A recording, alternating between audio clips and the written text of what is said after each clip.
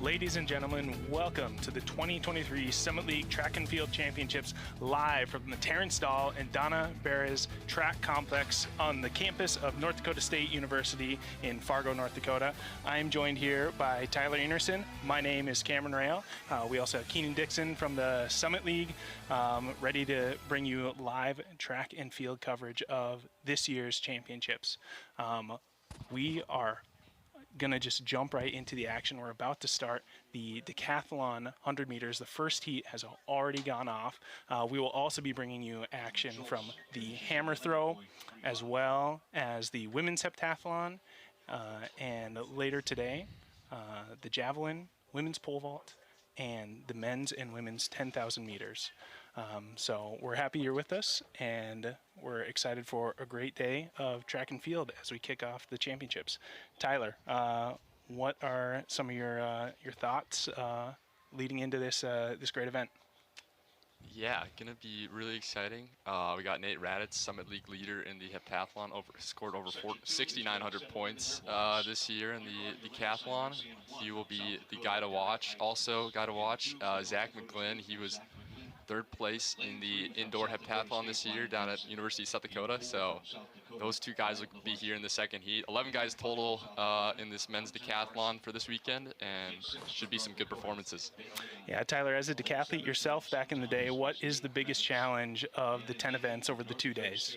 Yeah, I'd say just staying mentally in it. You know, you're not going to have all 10 events necessarily go well for you. So you got to, ride through the highs and lows, keep your composure, and just stay optimistic through it all. And, if you do that, you should be able to, put up a decent score, hopefully, and score some points for your team. Yeah, so like we said, we had Heat 1, 3 athletes in Heat 1 went off right as we were coming onto the broadcast. A number of athletes getting into the blocks here for Heat 2 for the first event of the decathlon. Yeah, we got a full heat here. All lanes will be filled.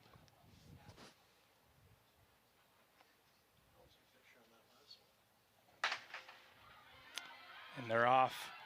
Strong start from all these athletes. Lebarski, I believe, is in the lead. I think Lebarski across the line first there. Yep, Lebarski first, 11:06. Raditz, Summit League leader in the decathlon, 11:13. Yeah, one thing I always find interesting with the decathlon is, you're obviously competing against the athletes in the heat or, in the field event, but you're really just competing against the clock or the standard. So, even if you seem like you might be out of the race, there's always reason to push for those extra points and stuff like that. So one of the exciting parts about watching the multi-events, I think, is you can see somebody who maybe isn't competing to win that event, but they're still giving it their all to get the most out of each performance. So right, exactly. Yeah, no, you could have a guy that takes second place or third place even in all 10 events, but could still end up winning the whole thing. So yeah, it's a lot of all 10 events. They all matter, and yeah, just gotta keep going. So all very fast times there too in that heat, all sub 11:4, which there's definitely probably a bit of a tailwind. We don't yet know what it was, but yeah, very fast times. I'm sure a lot of those guys are happy with their times. I think there's definitely a few PPs that came out of that heat there. Yeah, beautiful day here in Fargo. Just about an ideal day for track and field. Not too windy, which is always a bonus here. Yeah. In North Dakota. The sun's shining. It's warm. Haven't really felt that warmth for a long time. So we'll look to see some good marks and from all the athletes and all the events today. Yeah, and here I can just read through these times. People don't have them at home, but yeah, Lebarski top finisher in that men's 100, 11:06. Raditz, 11:13 in second. Eitens of South Dakota, 11:14. Benson, South Dakota State, 11:16. Zach McGlynn, North Dakota State, 11:18. His teammate Bryce Enerson, North Dakota State, 11:30. Ben Hadani, North Dakota, 11:31. Cameron Schultz, St. Thomas, 11:35. Townsend Barton, South Dakota, 11:39. Eric David, North Dakota, 11:67. And Garrett Severson, North Dakota, 12:38.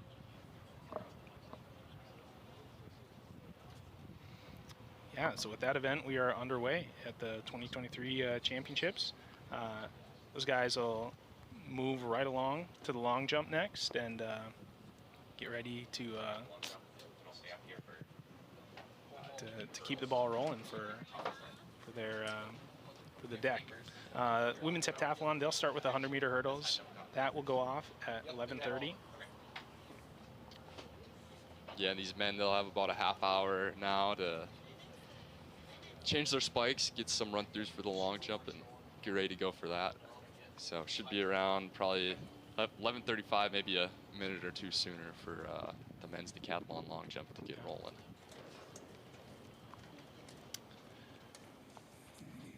Got some women's hammer going as well too. They started at 11 to kick off the championships along with the decathlon, so we will follow along with them here the best we can.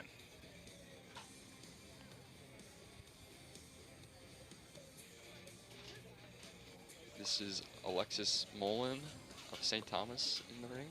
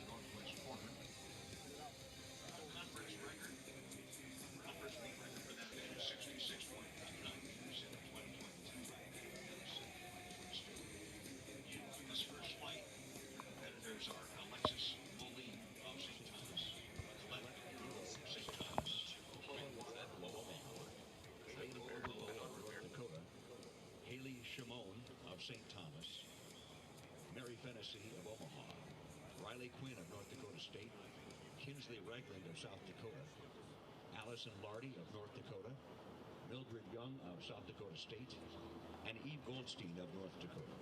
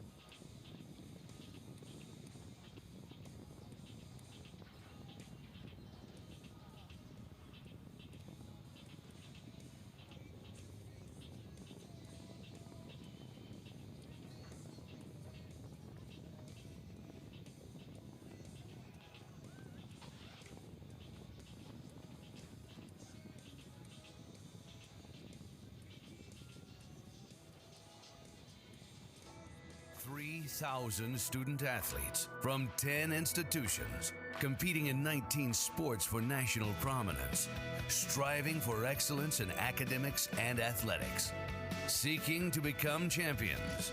Nearly 100,000 students and more than 800,000 alumni celebrate Summit League student athletes and their rise to reach the summit. The Summit League, where tomorrow's leaders strive to reach the summit today. When the game ends, we're just beginning. Sports Sunday. The award-winning WDAY sports team dives into the biggest sports stories throughout the region. Get to know the athletes behind the major plays. WDAY presents the best sports show in the region. When the game ends, we're just beginning. Sports Sunday. Sunday nights at 10:35.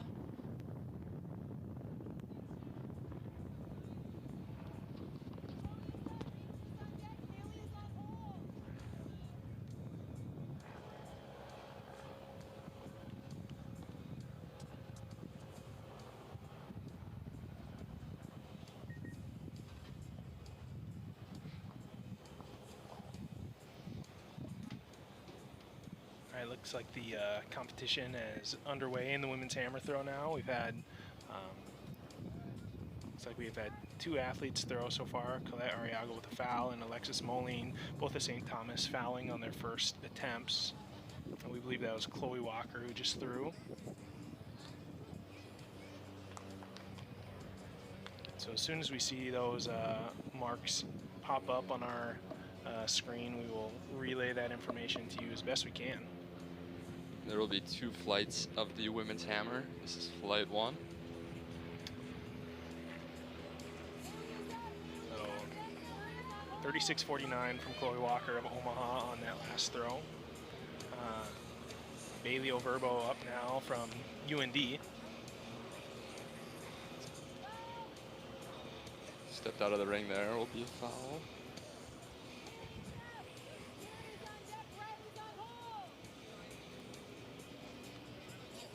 Haley Shimon, St. Thomas, into the ring now. So Tyler, we've seen 3 fouls already on the first attempts from 3 athletes. You think you could maybe just chalk that up to nerves a little bit, or just kind of getting comfortable in the ring? Yeah, I think that would be fair to say. I know, neither you or myself have ever thrown the hammer, but you've got a little experience throwing the shot put and the discus. Yeah, what could be some contributing factors to maybe fouls early in Right, could just be looking to get after it on the first one. It's kind of a double-edged sword because you can, easily foul. That might be what we're seeing here. And yeah, just nerves, Summit League Championships. First event basically of the meet. Just like in any sport, when you start out a game, start out whatever, it's going to be a little jittery, so very well could be that. But got a couple clean throws now from Walker of Omaha and Shimon of St. Thomas, so hopefully you can keep that rolling there. Yeah, Shimon just threw 43.85 on that attempt. Up now, it looks like it's Mary Fennessy of Omaha in the ring. To maybe kind of give it another like sports analogy, in baseball, when you have a no pitch count, you're up to bat, no balls, no strikes. Maybe you have you're more likely to really give her a swing for the fences sort of thing. That's kind of what you were saying with some of these athletes, maybe trying to set the tone on the first throw and really give it. Go for that PR. Right, and these athletes in this first flight, they likely have the not quite as far of throws as the second flight athletes will. So, to try to get themselves in the final, they probably realize, hey, I gotta really get after these 3 and try to just get myself to finals, and then we can go from there. So. Yeah. Mary Fennessy's throw was 47.68. In the ring now, we have Riley Quinn from North Dakota State. And these hammer throw athletes competing in a field just to the northwest of the track and field facility. So we do have eyes on them, but they're a little ways away. So we're going off the monitor just like you guys. And the women have pathletes. They will get started here in about 11 minutes. They are warming up now, getting ready for the 100-meter hurdles.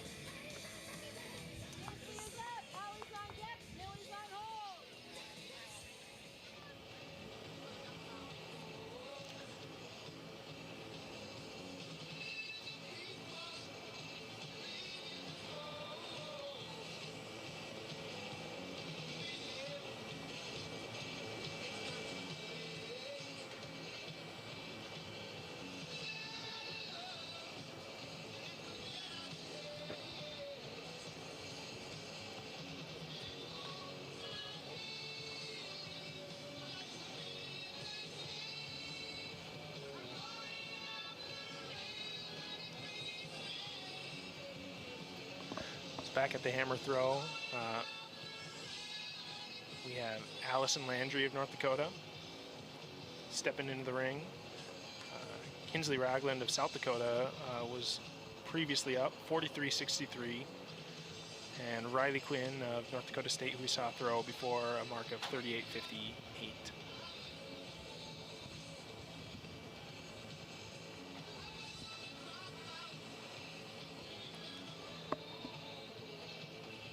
Yeah, one great thing about North Dakota State is, they've really, kind of created this this great culture of throws. Peyton Otterdahl from a couple years ago, an Olympian in the shot put. So from our vantage point, kind of looking north across the field, great group of fans over there. Outside of the track complex even, just to watch some hammer throw. So that's one thing I think NDSU has always done well is, creating a good atmosphere for these throwers to throw and really, have a good competition. That was Mildred Young, who just threw from South Dakota State. Allison Landry, who threw before. Her mark, 48.96. Young with a foul, so another first round foul. 2 more attempts to get a mark up on the board though, so.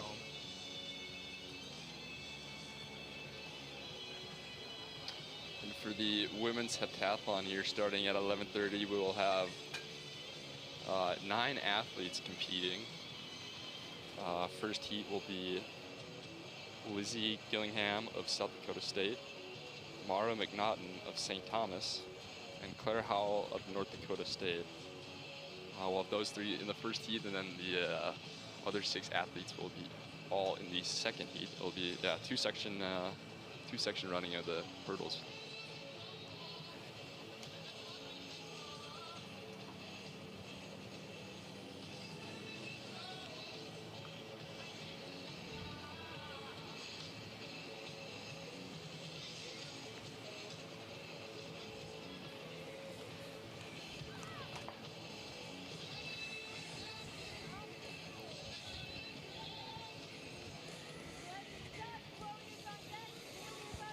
Was Alexis Mullen of St. Thomas throwing into the net side there, so that'll be your second foul, I believe.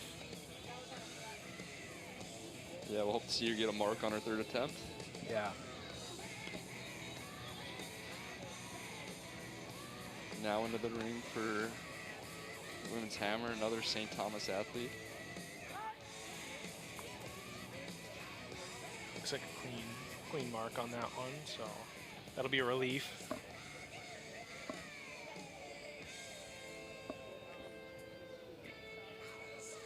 That was Argero of St. Thomas that was on that attempt. First mark for her, 41.04 meters, 134 feet, 7 inches.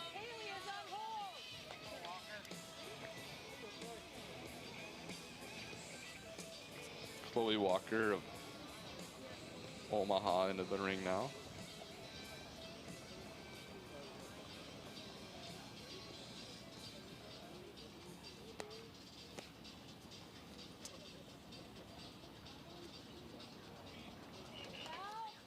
Another foul from Walker. Her first foul. She got a mark on the first throw, so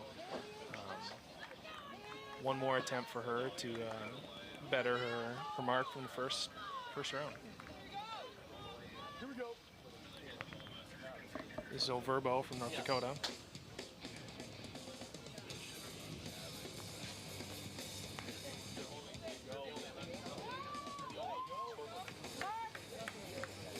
Clean throw from Overbo, UND. Heard some cheers there, so must be happy with that mark. And she should be, because that's her first mark of the competition. Yeah, I would have to think if when you foul the first round and then you get a good clean mark on the second one, it just has to be quite a sense of relief, and maybe you feel like the freedom for that 3rd attempt to really give her a really strong effort. To kind of like we were talking with that first attempt, maybe you really try and knock one out of the park if you're confident with how your second one went. Yeah, it definitely gives you the chance to get after it a bit. Beautiful day here at the Terrence Dahl and Donna Beres Track Complex here in Fargo, North Dakota. We'll hope for the good weather to continue throughout the weekend. There is a chance of rain, but we'll hope that can steer clear this weekend. And yeah, hope for good temps and fast times coming here. Less than 5 minutes away from the start of the women's heptathlon at 100-meter hurdles, and the men's decathlon long jump should be getting started about the same time or maybe just after as well.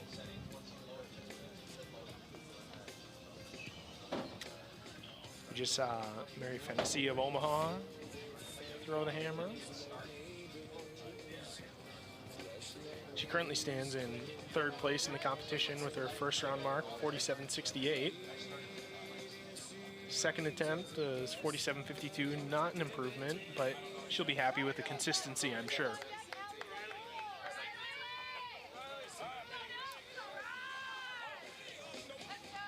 Riley Quinn of the Bison steps into the ring.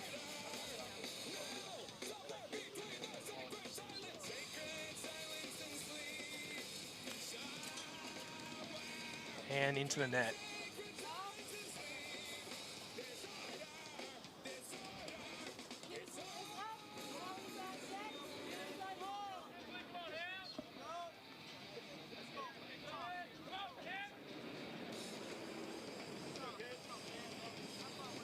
Kinsley Ragland currently stands 5th in the women's hammer, into the ring now.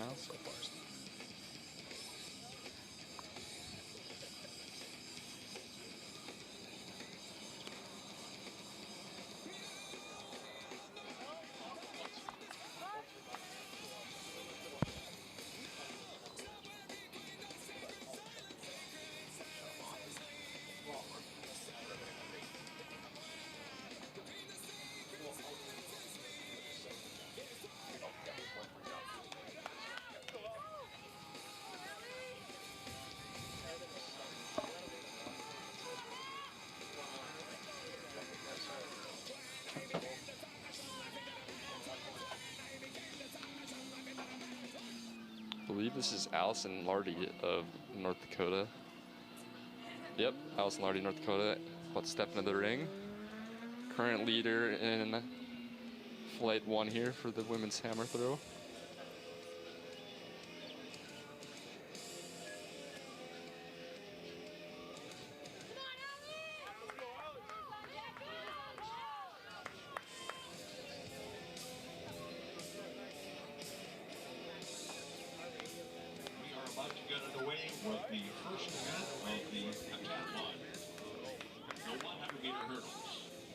Sections in this event. Section 1 is on the track with lane 4 from South Dakota State, Lizzie Gillingham. In lane 5 from St. Thomas, Mara McNaught. In lane 6 from North Dakota State, Claire Howell.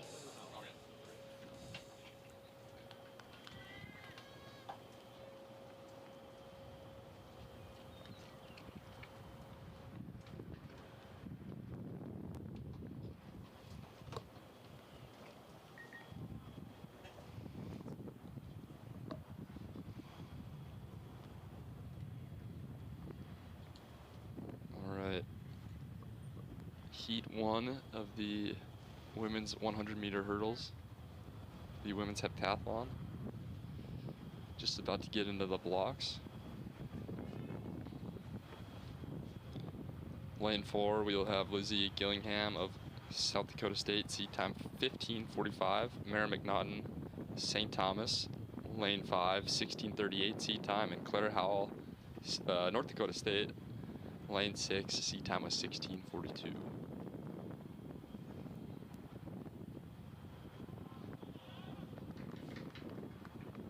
Looks like we got a bit of a tailwind, so these women will be looking to really get their day and their weekend started off well with a good time in the hurdles here. So stepping into the blocks and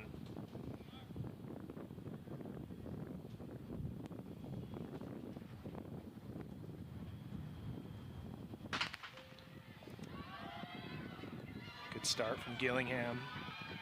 Away quickly. St. Thomas athlete clips the hurdle for McNaughton. And down goes Howell. She'll get up and finish to still get the points available to her in the heptathlon. Good race from Gillingham. And McNaughton did clip the hurdle there, but finished strong, 16:85. not the start that Howell would be looking for, but that's kind of the beauty of the multi-event style. She's got a couple more events where she can still make the most out of her championships. Yeah, it's not over yet. Obviously not how you'd like to start, but keep at it, keep going, and see what can happen. So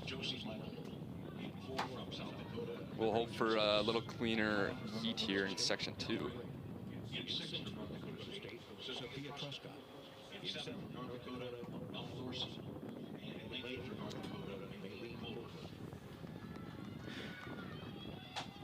Yeah, so that's kind of, I mean, one of the interesting things about the multi-event, even when, you know, an event goes as, you know,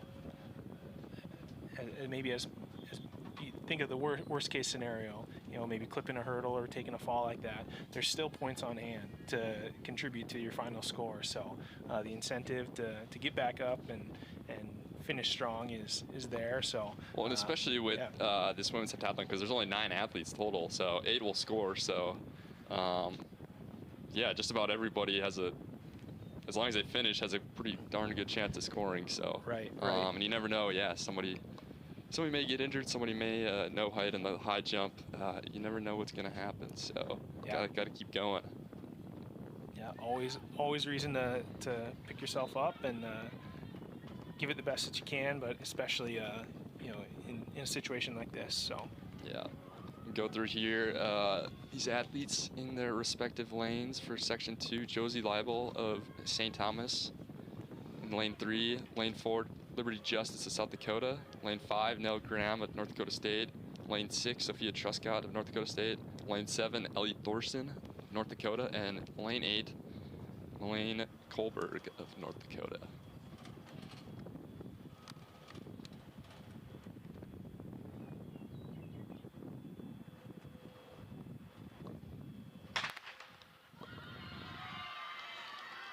Underway in section 2 of the 100-meter hurdles. Good running from the UND and the USD athletes out there. Nell Graham finishing strong for 3rd in the heat from North Dakota State. We'll get you those times as soon as we get them. Yeah, 14:14 for Liberty Justice of University of South Dakota. Lane Kohlberg of UND, 14:16. We are hearing some screams from down on the field, so one of those 2 performances somebody's very happy with. And Nell Graham, North Dakota State, 14:74.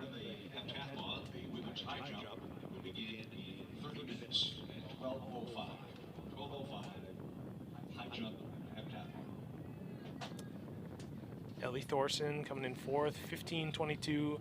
Sophia Truscott of NDSU, 15:36. And Josie Leibel, St. Thomas, 15:55. So kind of like we saw in the 100 meters from the men's, seems like really good performances to start off the multis in those sprint events. Yeah, and it's going to be a slight PR for Liberty Justice in the 100-meter hurdles. Her previous PB, 14:19 coming, and I believe that was 14:14. It was, yeah. 14:14, so yeah, 5 100ths of a PR. Kohlberg really, I don't know if she necessarily had the greatest start, but she came on very strong there, so we'll check here to see what her previous PB was.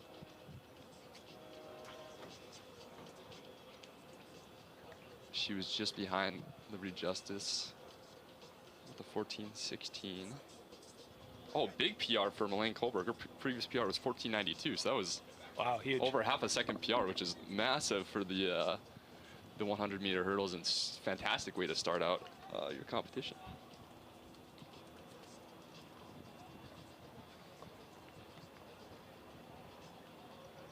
Oh, a massive PR for Nell Graham too. Her previous PB was 15:30, and she ran 14:74. So yeah, another over half a second PB.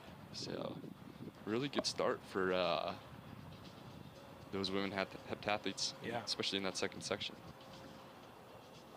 Yeah, that's exactly the energy and the performance I'm sure those ladies were hoping to capture in the first event of the championships for them. So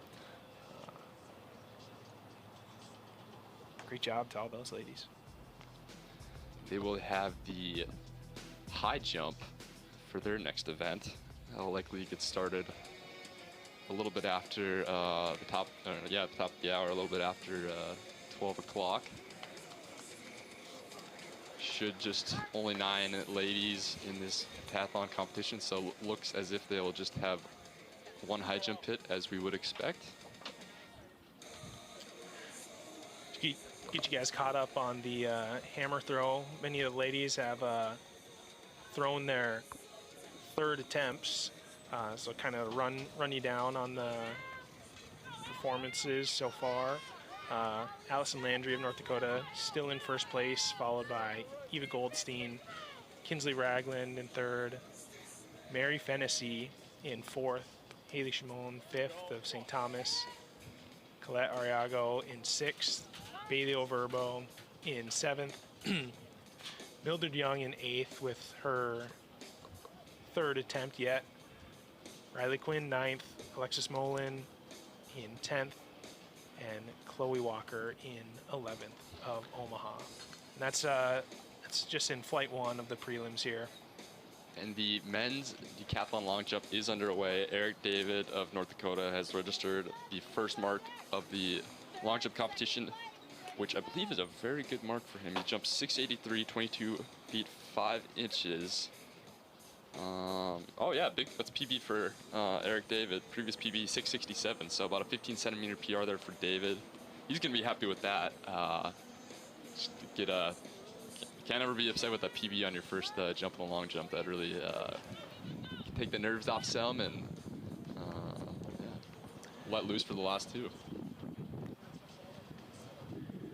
The long jumpers will be jumping with a bit of a tailwind, running down the runway the same direction they ran the 100 meters, so maybe benefiting a little bit in the speed and the distance from the wind. But you know, it's not as gusty as we are accustomed to in Fargo here, so it's you know, right. Sometimes the wind can, you know, make it more difficult to hit your mark going down the runway and stuff like that. Right, and I don't think any of these men athletes, or even women athletes for that matter, are going to be too upset with a little bit of wind.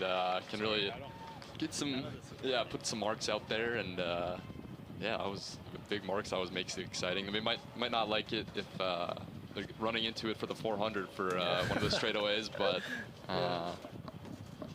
got to even out somehow, I guess. Right.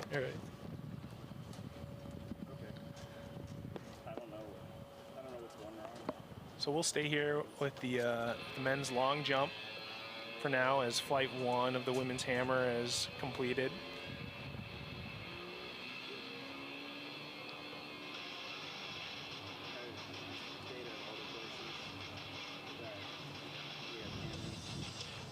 And I believe for the decathlon men's long jump, I believe everybody has jumped.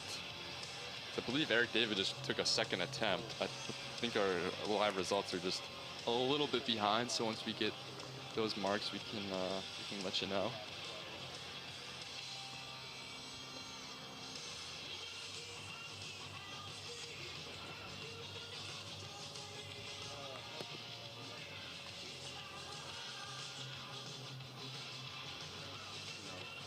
And it appears that they're now warming up for the women's hammer throw, section 2 of the women's hammer throw, I should say.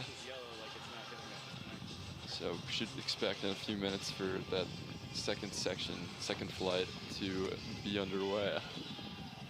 Allison Lardy of North Dakota, current leader out of flight 1, 49.93, 163 feet 9 inches. Lardy with very consistent throws, all within a meter. So she will look to get into that finals, the finals of the women's hammer. Is there another way we can put information to the JW players?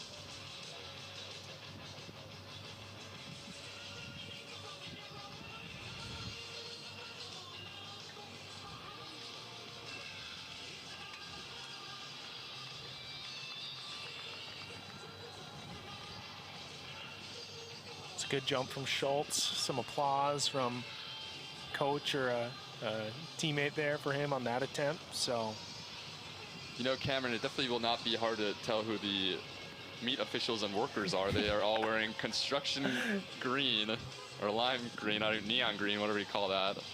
They're very visible, so. I like it. Yeah, I like it too. Yeah. I like it, yeah. It's a good look. Looks like they got quite the workforce, which of course is good too.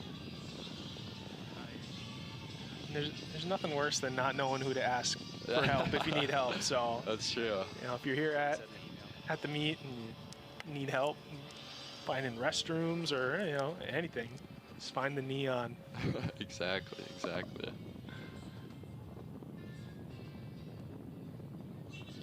So I may have spoke too soon. Maybe Eric David only went once, and that original mark that we said may not have been correct. They may have just needed a mark to get into the system. Okay. But Cameron Schultz is shown now as the only one to have gotten a mark. Eric David shows to have fouled his first jump, but 6:41 mark from Cameron Schultz in the men's decathlon long jump.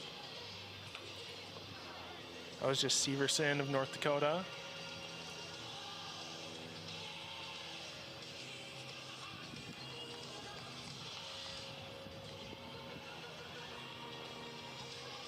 .599, 19 feet 8 inches for him there, and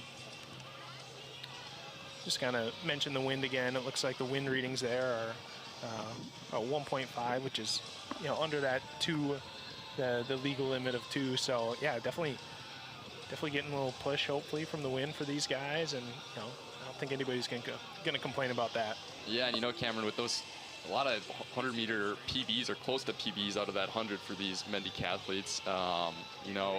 At the very least too, that's going to be a big confidence boost going into long jump, because if you got a fast 100, long jump's a lot about speed too. So if you can carry that speed into a jump, just got to get your foot down and can hopefully be close to a PB or maybe even get a personal best for the long jump as well.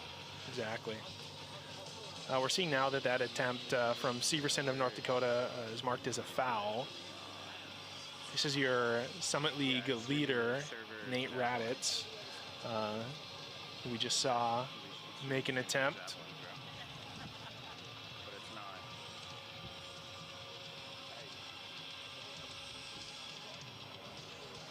The women heptathletes are now starting to get their high jump marks. So we got some action going on there on the south apron of the track and field complex here in Fargo.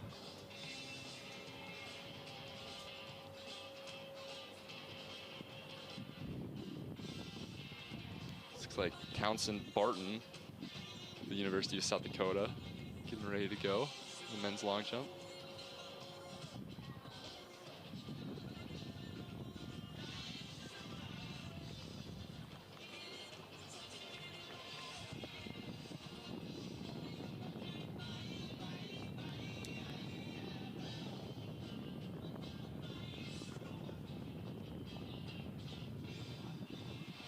Looks like Raditz, also a St. Thomas athlete, also foul on his first attempt. Barton, looks like that was a clean mark so far as we're seeing. 6:23, 20 feet 5 1/4 inches. So looks like we'll have Bryce Enerson up of North Dakota State.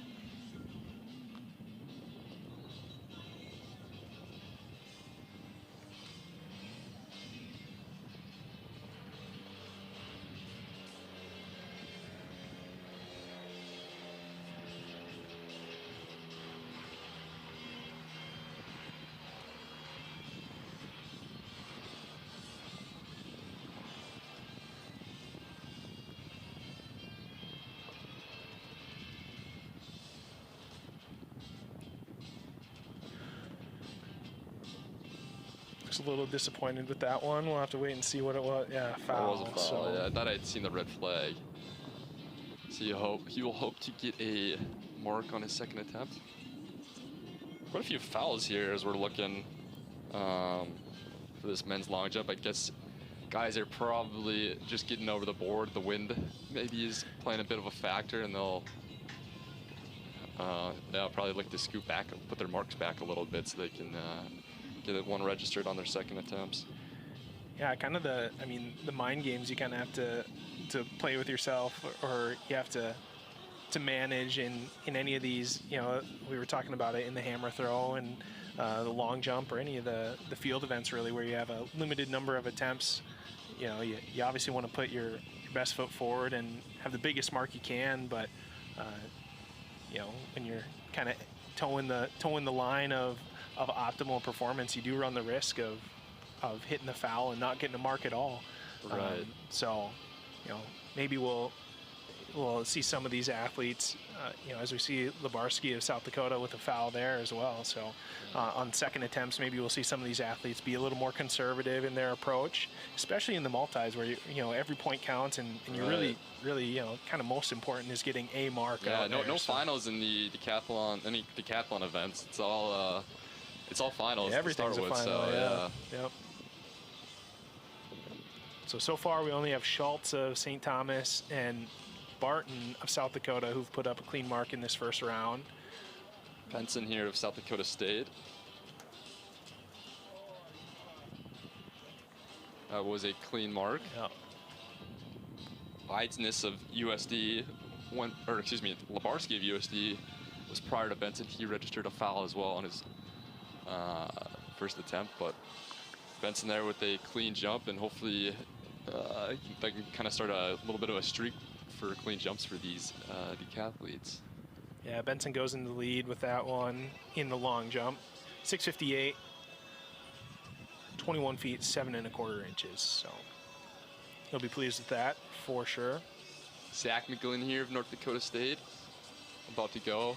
The bronze medalist at the 2023 Summit League Indoor Meet.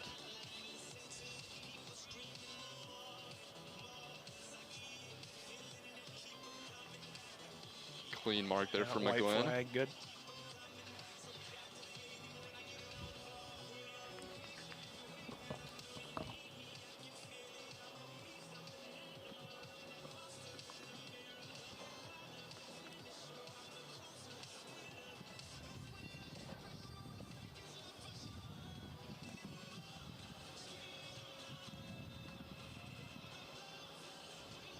Zach McGlynn, our new not legal leader, I guess, men's decathlon leader for the day so far. 676, 22 2 1/4 inch.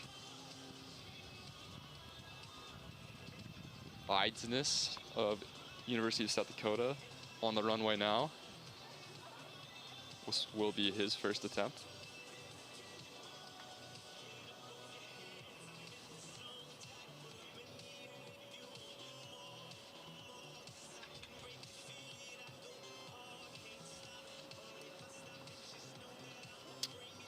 I believe a foul there for Eidsness as well. So he will look to get his first mark on his second attempt of this long jump competition. 11 guys in total for this men's Summit League, decathlon.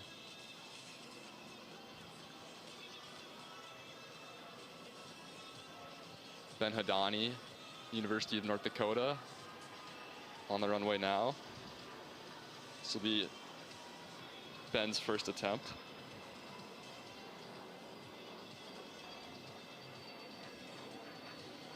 More action going on now down on the south apron of the track with the women athletes warming up some more and getting marks put down for the high jump.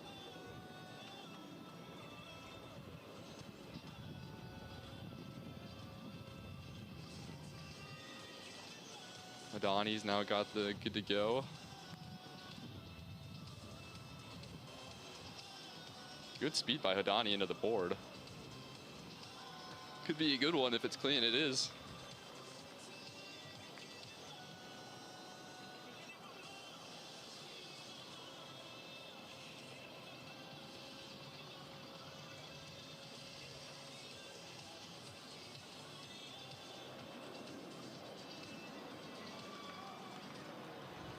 .657 for Hadani, 21 feet, 6 3/4 inch.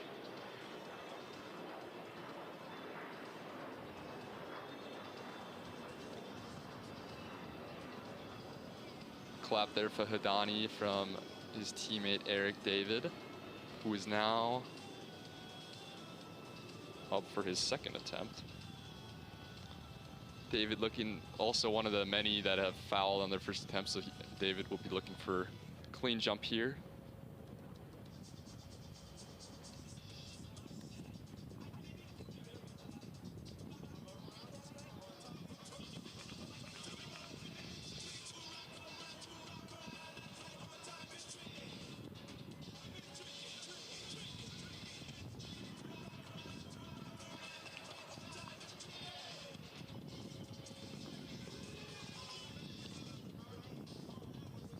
As we see Eric David here on the replay. Oh shoot, he did get a foul on his second attempt as well. So back against the wall a bit for Eric David in the men's decathlon long jump. He will need to get a jump in there for his third attempt in order to get a mark. Hadani, who jumped prior to David, was about a 9-centimeter PB for Hadani. Previous personal best 6:48, and he jumped 6:57. St. Thomas athlete just went, I believe that was Raditz. Or excuse me, I believe that was Schultz that just took his second attempt.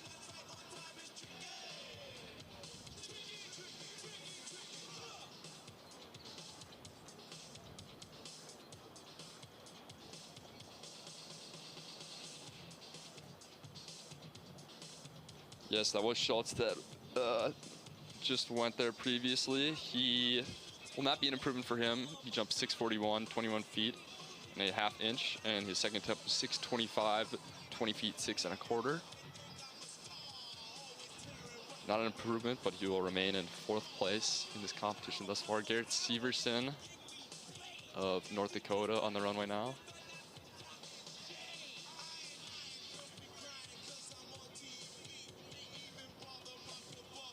Ooh, and a red flag there as well, I believe, for Garrett Severson. So he, along with his teammate Eric David, will look to get a mark down on their third attempts, both with 2 fouls on their first 2 attempts in the long jump.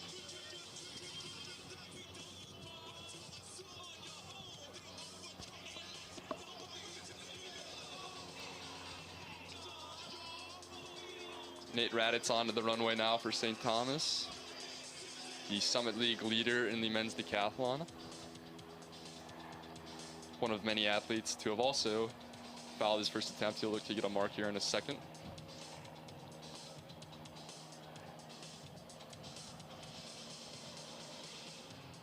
That is a clean mark there for Raditz. Coaches seem happy about it, which they should be. He's got a mark down now.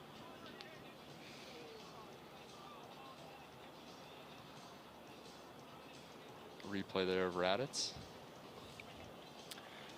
So Raditz is the, we mentioned it before, the league leader in the deck. Nearly 700, over 700 points up on the next completed decathlon mark from Paul Olson and North Dakota State. But Paul Olson not competing at these championships, picked up an injury just in the weeks leading up to the meet here. So 700 points to the second mark, nearly 800 points to the third mark that's been put up. Is 700 points a lot? Just put that into perspective for us as we see the USD athlete there, Barton, with an attempt. 700 points is quite a bit. That's the thing with the decathlon is, you may not even be beating somebody by that much in each event, but if you beat them every single time, a person every single time an event, after 9-10 events, you're going to build up quite a big lead. It's going to really accumulate. So, yeah, 700 points is quite a bit. It'd be interesting to see what that would convert to in some other events to see how much of a lead that would be. But there'd be quite a bit of time in some of the track events if you could convert that somehow. But that was a personal best, or excuse me, not personal best, but new leader there from Raditz, who jumped just a bit ago. 682, he's in the lead, just 6 centimeters ahead of McGlynn. And that 682 is good for 22 feet 4.5 inches. That's what it converts to. Bryce Enerson here of North Dakota State. Looks like a clean jump, so again, he had a foul on his first attempt, so you just got to be happy with a mark, you know? Yep. That's what a lot of these athletes, just got to be happy to get one down, and hopefully you can let one loose on the third one. As we wait to find out what that was. Oh, it is on the hot spot. 613, 20 feet, 1.5. Interesting, reads as a headwind they were running into, which I don't know if the wind has switched or something, but we're sure as they're running into a headwind. I click live streaming off. But 613 there for Bryce Enerson, 20 feet, 1.5 inch. Lebarski here of South Dakota, I go to streaming looking to server, get a and I click clean javelin jump. throw. It is clean, so he'll be happy there to get a mark. Yes, and it gives me the destination URL, which is correct. That I don't know. 649 jump there from Lebarski of USD, 21 feet, 3.5 inches. And yeah, another headwind there, negative 1.9. So I guess the wind is switched a little bit, or at least that's what the gauge is reading. So interesting to note for what's going on here, Cameron. Yeah. Wouldn't be surprised. Just decided to turn. And usually here in, the Fargo, North Dakota area, usually it's the, this morning we kind of had a southerly wind, and usually though it's a north wind or west wind or northwest wind of some sort. So maybe it's just going around the track and is gonna change everything up here. Even the wind had to warm up just to find its stride, I guess. Exactly. New facility, that's only have to expect that. Good jump there from Benson, 660. Slight improvement, I guess, from his first attempt, 21 feet, 8 inches. Until it turns yellow. Zach McGlynn here on the runway now for North Dakota State, currently in second in this men's decathlon long jump competition.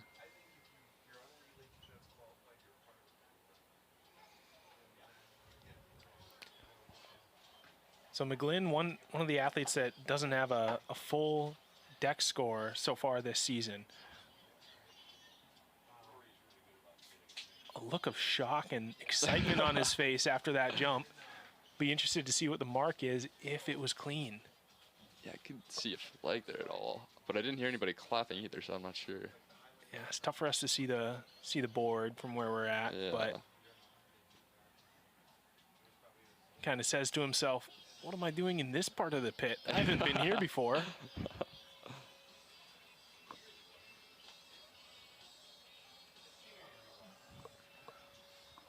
I'm interested to see what that was. Yeah. Oh, it was a foul. It must have just been by barely, though. Guess we'll never know. Yeah. His facial expression, though, he seemed like he would have been happy with it had. Yeah, so even when you foul a big one like that, does that just kind of maybe like reset your mind, kind of give you some different perspective on like, oh my gosh, I just jumped this far. If I was just on the board, I can do it. Right, exactly. But that's the biggest thing, is getting on the board and not getting over, which we've preached so far with these very few 3 attempts for everybody. Eidsness there, just one for the University of South Dakota. Looking for a first mark of the competition. So kind of going back to, good jump from Eidsness, 678, puts him into second. Yeah, wow.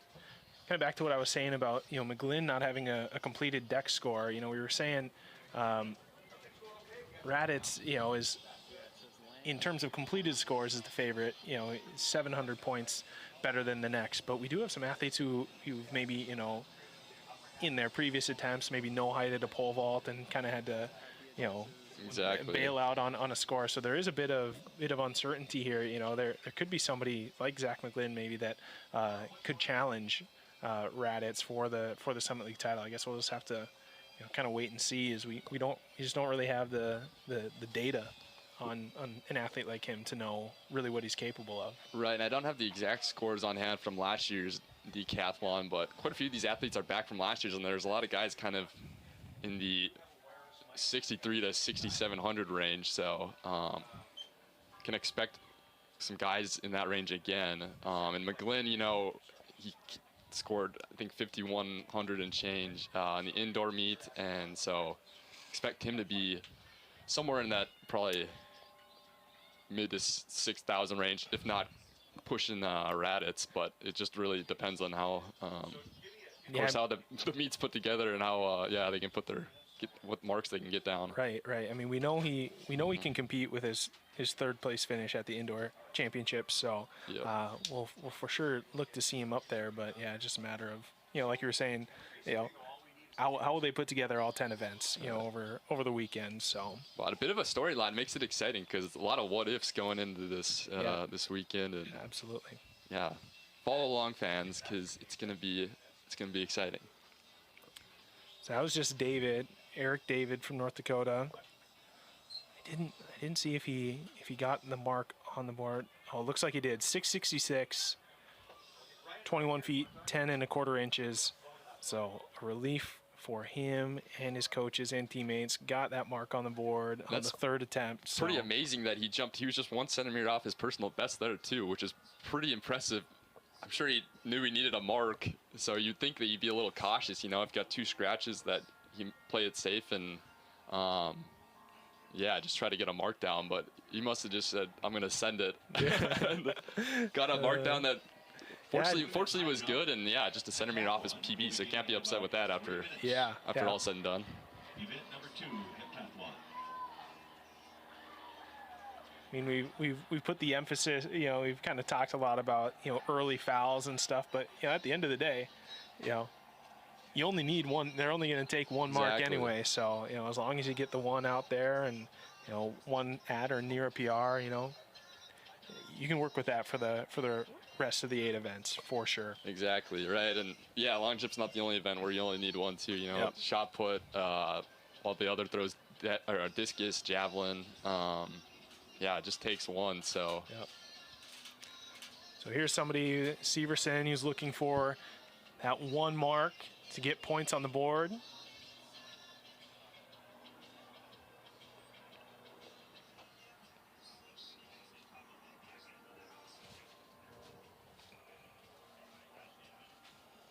Wait for the live result to come through.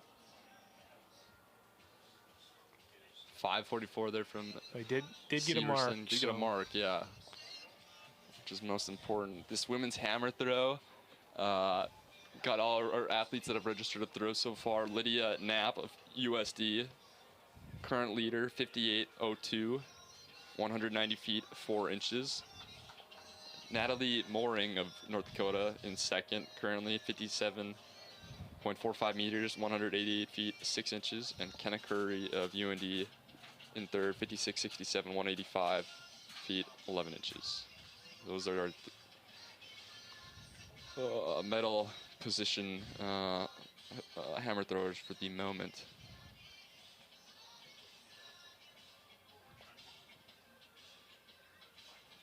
That was Raditz, who just won in the long jump. Didn't seem very happy.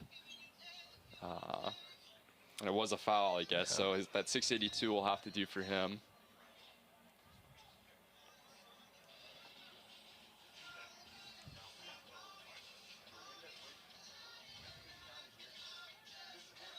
Townsend Barton onto the runway now for the University of South Dakota. Best jump so far of 6.23 meters, 20 feet 5 1/4 inch.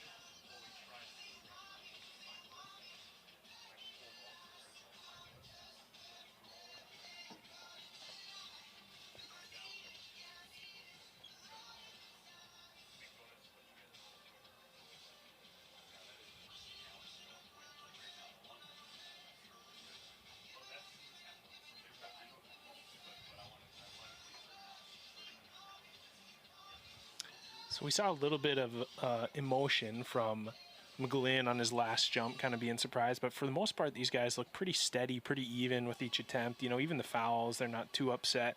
As we see Bryce Enerson on the runway here for his attempt. How much emotional energy management goes into a decathlon over these 2 days? Yeah, you gotta, I think it's important to be pretty even keeled as we see Enerson go here.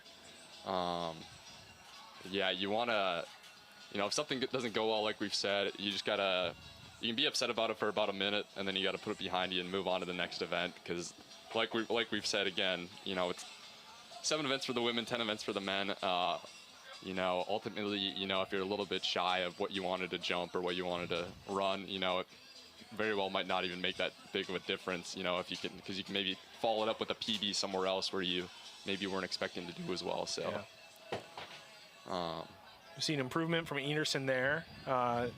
6:13 on his second attempt, 6:36 on that third attempt there. So, and the wind back again behind these athletes that's showing. So, don't know what's going on there, if they got a leaf blower going or something or what, but wind is going all over the place according to the wind gauge, at least, as we see Labarski on his third attempt there.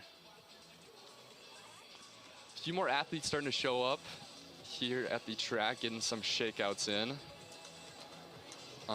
as running gets underway at some point this afternoon. Yeah, so the first running final will be the 10Ks tonight at 7 o'clock and 7:45.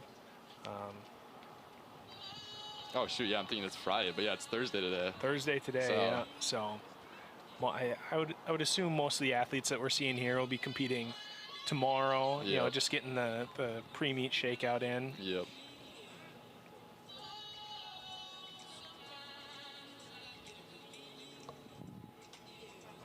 Here goes Benson from South Dakota State.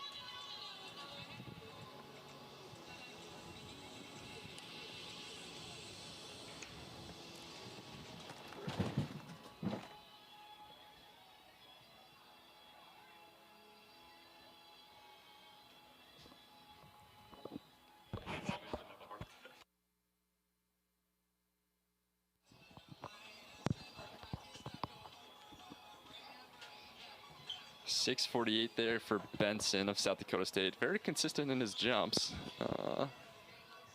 660, 21 feet, 8 inches will be his best.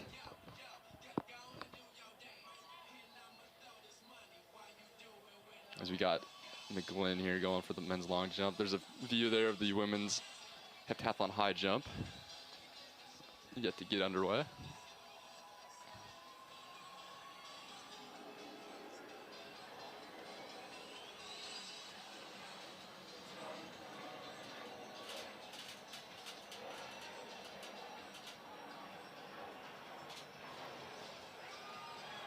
Ooh, good.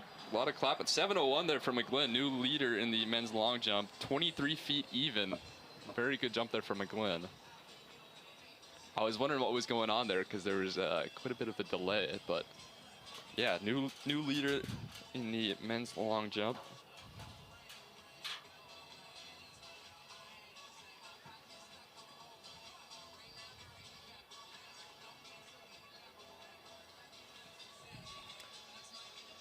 And if I'm reading this right, it looks like that jump from McGlynn not only puts him in the lead in the long jump, but would also put him in the lead in the overall competition in the decathlon. So moving him up 4 places. So from where he was at in the 100. So big jump for him on that third attempt. Yeah, definitely.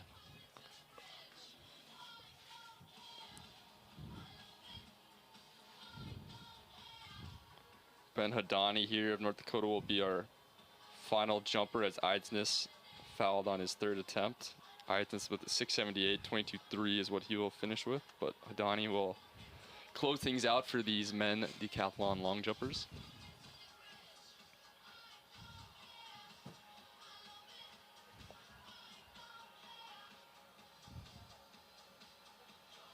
And I believe that is a foul there from Hadani. I believe I saw the red flag.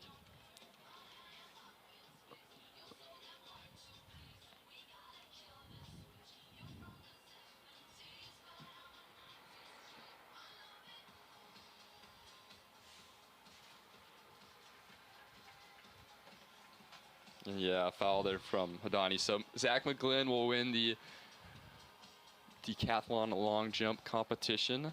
7:01, 23 feet even. Raditz, second place, 6:82, 22 4.5.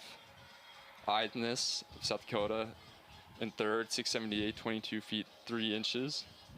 And we'll just read through, I guess, all these. There's only 11. So Labarsky in fourth place, South Dakota, 6:49, 21 feet 3.5 inches. Or excuse me, 21 feet 11.5 inches was his best, 6:69.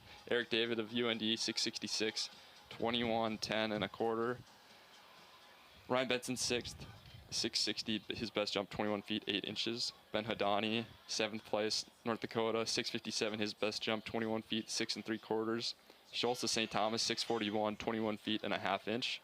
Bryce Enerson, 6:36 for 20 feet 10.5 inches for ninth place. Townsend Barton, 6:23, his best jump, 20 feet 5 1/4. And rounding out the decathletes is Garrett Severson for the long jump, 5:44, 17 feet 10 1/4 inches.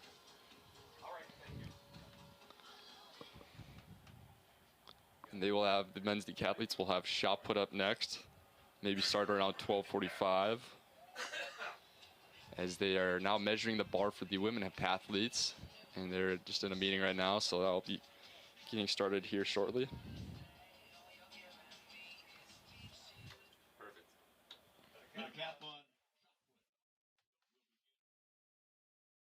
The passage of Title IX proved there's no force more powerful than a woman determined to reach the summit. Through 50 years of this legislation, female student athletes have broken new ground, lifted championship trophies, and earned college degrees. These trailblazers paved the way for today's athletes to perform and fill the stadiums where so many women before them fought to compete. The Summit League proudly joins our members in honoring those who've inspired the climb and those continuing to reach for the summit. When it matters most, turn to the most watched, most trusted news team in the region. The news leader, WDAY News. More people turn to WDAY News, first on the scene for breaking news and major local stories. The best coverage of local weather, taking the guesswork out of your forecast. Everything you need to know. Turn to the news leader, WDAY News, weeknights at 6 and 10.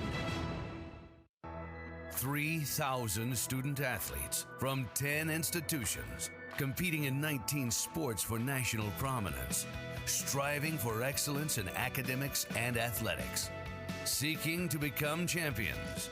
Nearly 100,000 students and more than 800,000 alumni celebrate Summit League student athletes and their rise to reach the summit. The Summit League, where tomorrow's leaders strive to reach the summit today.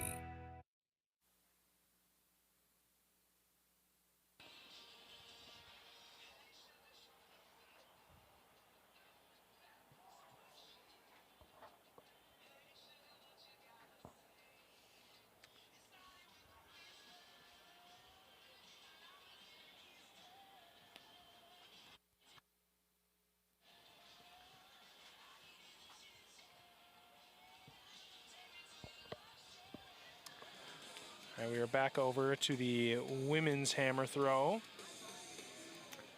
as we have the final couple of athletes finishing up their third attempts of this second flight.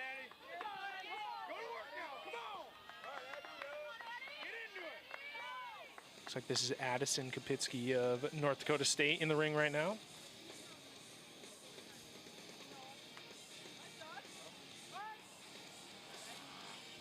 Take that mark. Kopitsky currently sitting in 7th place, flight 2, and 7th overall.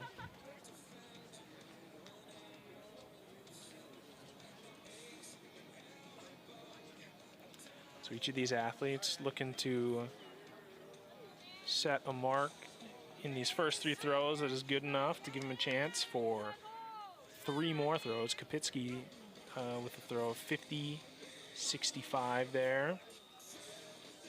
Not an improvement on her second round, 50-75. This is Robin of South Dakota State that just threw there.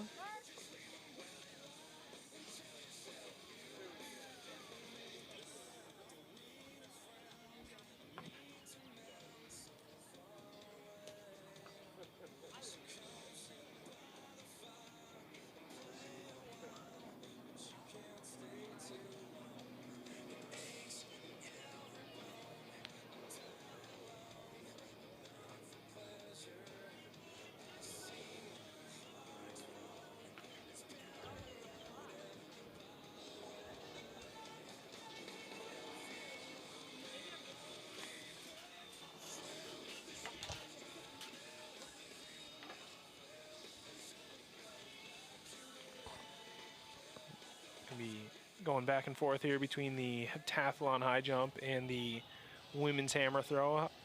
Heptathlon high jump just getting underway here, with the number of athletes passing on these early bars. That was Gillingham of South Dakota State with the clearance at 1.33 meters.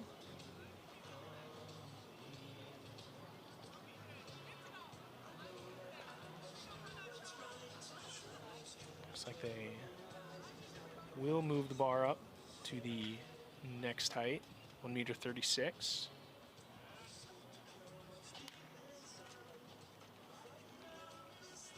Look to see a couple more athletes come in at this height.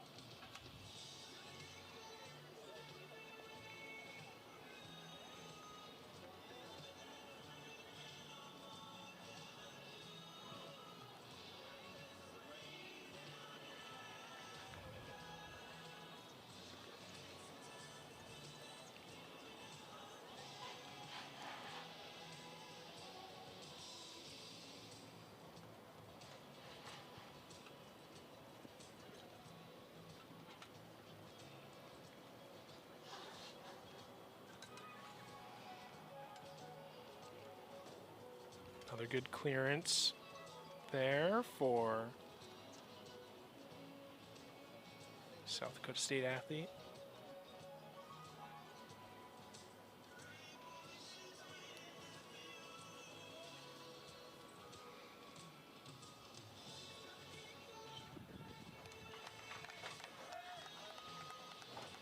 That was Howell over the bar at 136, so good clearances from Gillingham just before, and then Claire Howell of North Dakota State.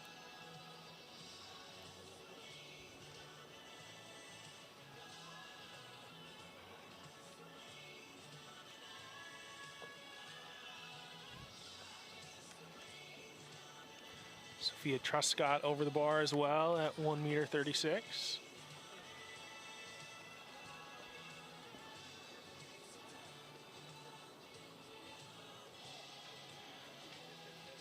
McNaughton now of St. Thomas, also over the bar. Good clearances, good early clearances for these heptathletes. We're just moving right along, not wasting any time.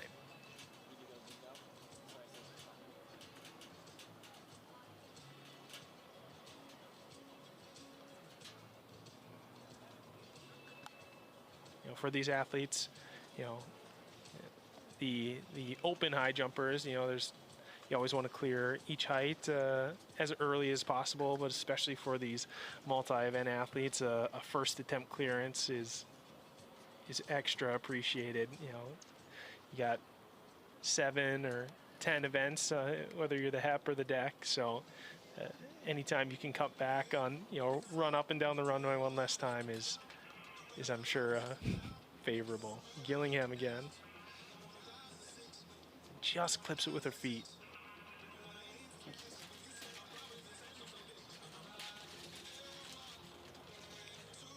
So that's the first miss we've seen in the high jump.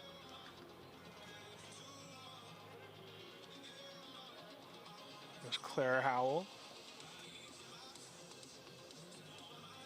And clear.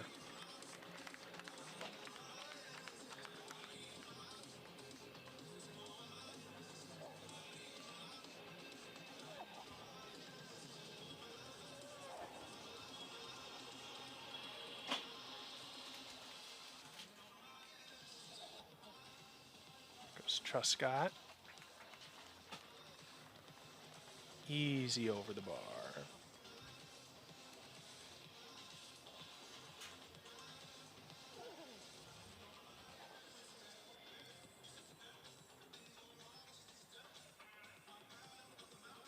This is McNaughton of St. Thomas. Just bumps the bar on the way up and over, so McNaughton and Gillingham will have their second attempts at 1.39 meters coming up here.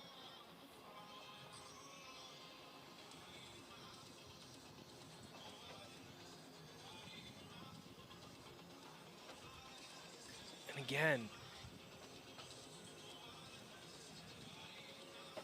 Gets over, but looks like she's just clipping it with her feet on the way down.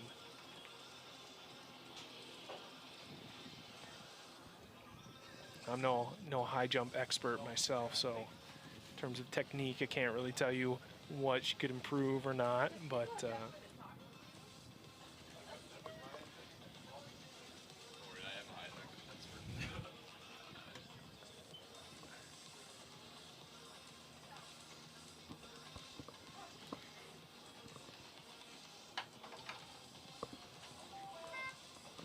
here's McNaughton gathering herself before her second attempt.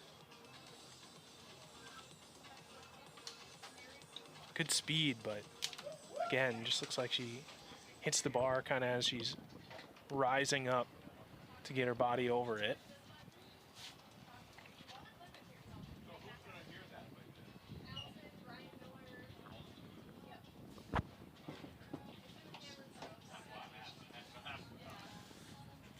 Gillingham and McNaughton each with one more attempt here at 1.39 meters.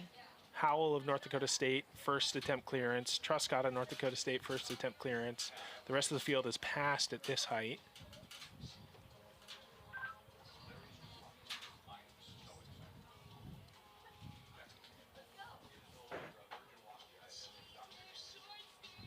It's Gillingham. And clear. Much better attempt that time. Obvious by the fact that she made it over the bar. And looks like she had some good clearance on that too. So, you know, if she can replicate that jump, you know, hopefully get a couple more heights out of an effort like that.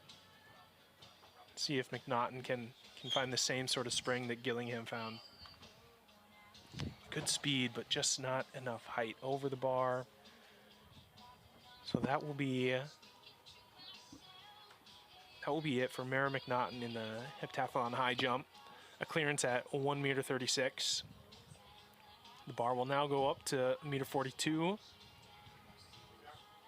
See Nell Graham of North Dakota State come in at this height, we believe.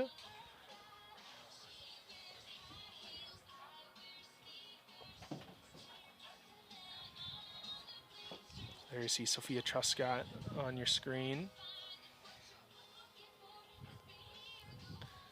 Pacing, visualizing, what is it going to take to launch myself over this bar at 1.42 meters.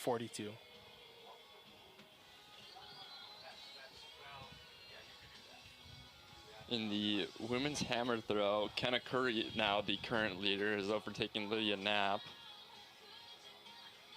58.57, 192 feet 2 inches for Kenna Curry in the lead. Lydia Knapp still with that 58.02 for second, and Natalie Mooring 57.45 in third currently.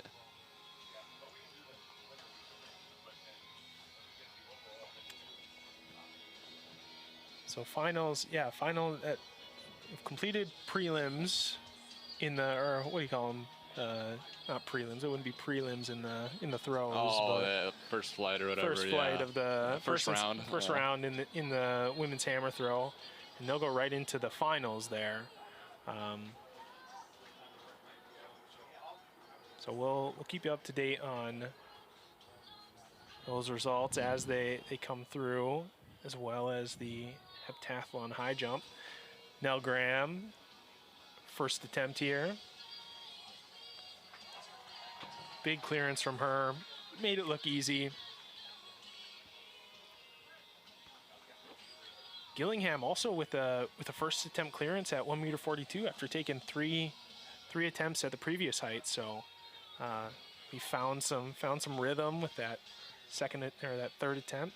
Oh, and then great clearance from Howell. Yeah, these ladies are making it look easy.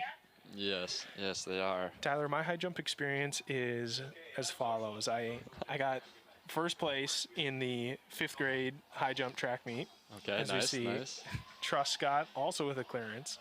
So I thought I was a high jumper. I was like, man, I am him. I'm a high jumper. And we get to the more serious middle school track, you know, 7th grade, and go out for the high jump. I don't think I cleared opening height of 4 feet once. And that was the abrupt end of my high jump career. Never again. You've had a bit more success in the high jump than myself, Tyler. So, I mean, you can maybe give us some insights as to, you know, what we're seeing in terms of technique. As you know, they're raising the bar up now to it's like 1.45 meters, so 4 feet 9 inches. Yeah, there's a bit of strategy, you know, for these multis, you know, with the high jump, because you know you don't want to come in so early to where you're going to be tired by the time you want to be, you know, trying to jump your PB or close to it, you know, but you also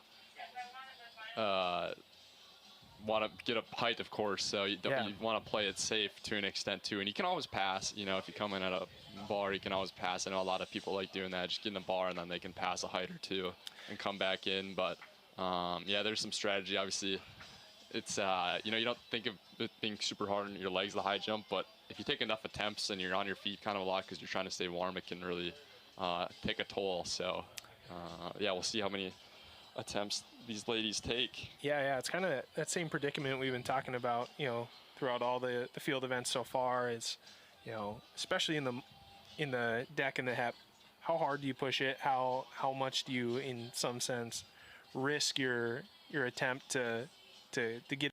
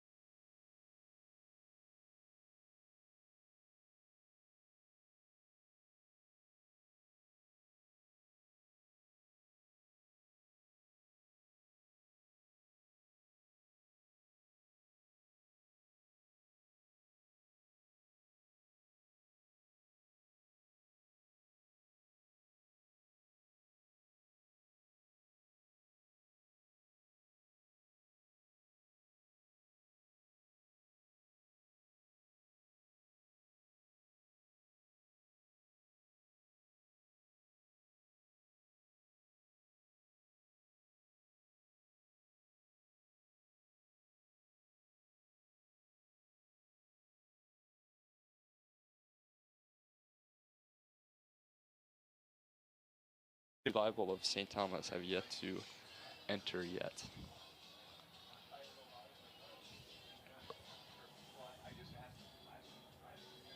So it looks like this is live. Oh, live, okay. Yep. First attempt at the competition here. Clearance there for Libel. Good jump.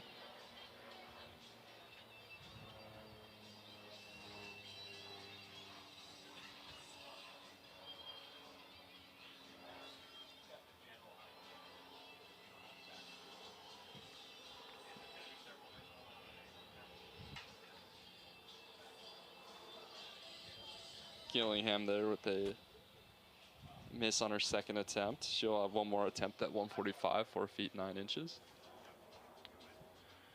We're starting to see some marks come in from the finals of the women's hammer throw as well. So a couple of 4th round fouls from Spears of North Dakota State, Duff of South Dakota State, foul from Kapitsky of North Dakota State. But improvement from Campbell of South Dakota and mark from Griffin of South Dakota, but not an improvement. So we'll keep tabs on that as we're watching the high jump as well here. The men's decathlon long jump should be getting going in about 10 minutes or so on the north side of the track. Oh, close. So that'll be it for Gillingham of South Dakota State. Clearance at 1.42 meters and then 3 misses at 1.45. So that'll be her high jump. Here goes Howell for her 3rd attempt.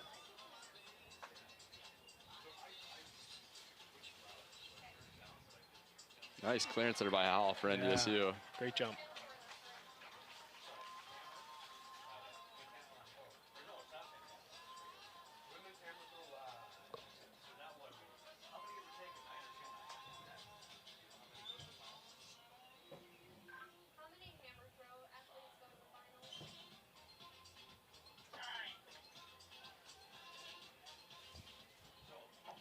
The bar goes up again. It's like Groundhog's Day. Clear the bar, raise the bar. Clear the bar, raise the bar.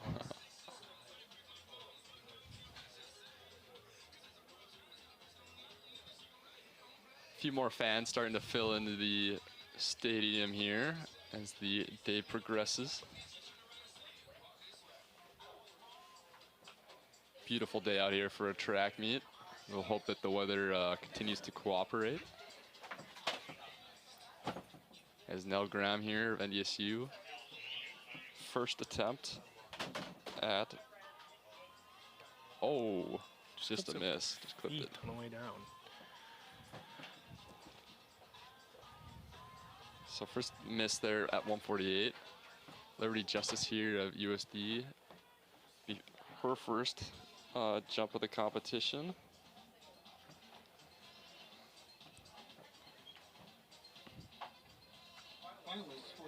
Pretty easy clearance there by Liberty Justice. You know, an important thing to mention too, Cameron, for these heptathletes as they go about their high jump is it really doesn't matter if they have two misses on an attempt or whatever. You just got to clear it, you know. In the open high jump, obviously you go by places, you know, attempts matter, but they're just looking to get points, and it doesn't matter. Points don't change if you clear it on your first attempt or your third attempt. Yeah. So Yeah.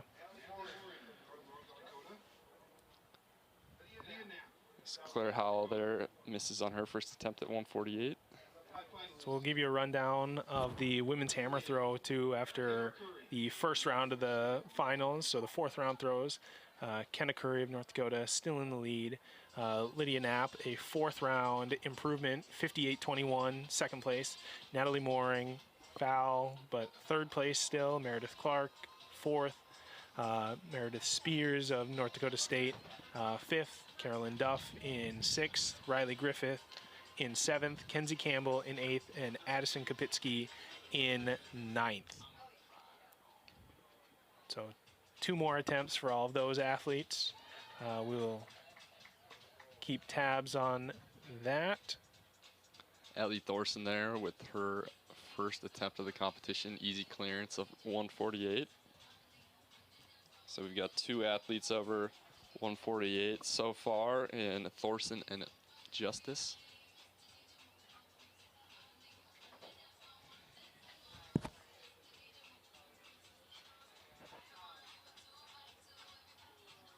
This would be Libel of St. Thomas.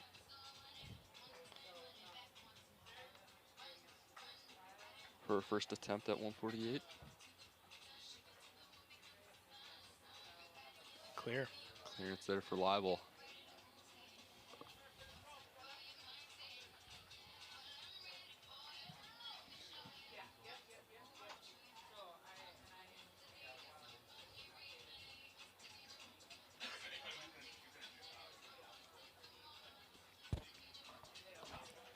Nell Graham getting ready for her second attempt.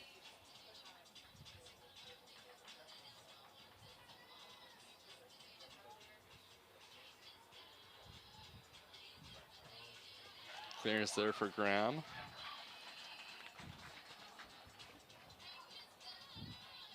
One of 4 athletes now over 148.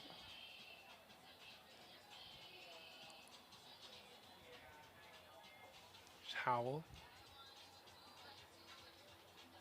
Completion of the men's decathlon long jump. The leader, jump of 7 meters. Missed there by Howell. She'll have 1 more attempt left. Yeah, Howell of the athletes that are, you know, still in the competition has the most attempts under her legs. So maybe showing a little bit of signs of fatigue, not quite that same spring that we saw in her earlier attempts. Here's Truscott. Hits the bar on the way over.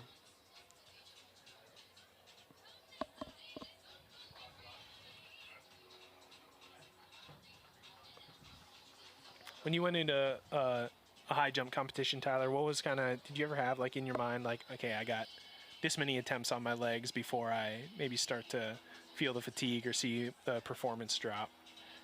Yeah, of course it depends on how many attempts it ends up taking for each height, but I would say, yeah, usually by the 4th or 5th height, you kind of start to feel it maybe a little bit, and then past that, it really seems to go down pretty quickly. Yeah, usually though, yeah, about 4 or 5 bars, usually you're pretty good, and then it can so maybe by the time you're hitting 6 or 7 jumps in the high jump, you're really just seeing kind of not the same sort of pop in the legs as right away. Yeah. It's not too bad for these women. Well, I shouldn't say that. It's definitely really hard, but fortunately for them, there's only 9 women jumping. You know, if there's more people, then there could be more time where you're just waiting between jumps, which you can really take a toll on your legs because you want to stay warm, of course. But you also want to stay off your legs, so it's kind of a double-edged sword there. But bit of a balance between the rest you need to recover to jump well and staying warm. So correct, exactly. Yeah. So yeah, these ladies are, they do have the benefit of being able to just kind of go one right after another and not waiting on numerous other athletes. So yep. But yeah, as we've seen here, these last few attempts have gone pretty quick. So maybe they would like a little bit more time just to kind of reset. Yeah, probably a bit of athlete preference. So right, exactly. But it looks like we saw out there with a miss. Yeah, so 3rd attempt misses from Howell and Truscott. So their high jump part of this competition will end with clearances by both at 1.45 meters. Holberg of UND should be joining the party here, coming in at 151. This next height, 4 feet 11 and a half, so just under 5 feet. Great. So we will have 4 jumpers. Liberty Justice has passed this height, so 4 jumpers will be attempting 151. Yeah, not a huge surprise there with the clearance that Justice had. So here goes Nell Graham. Very easy there. Another clearance for her. Graham. Coach Stevie Keller of NDSU very happy with that attempt there by Graham.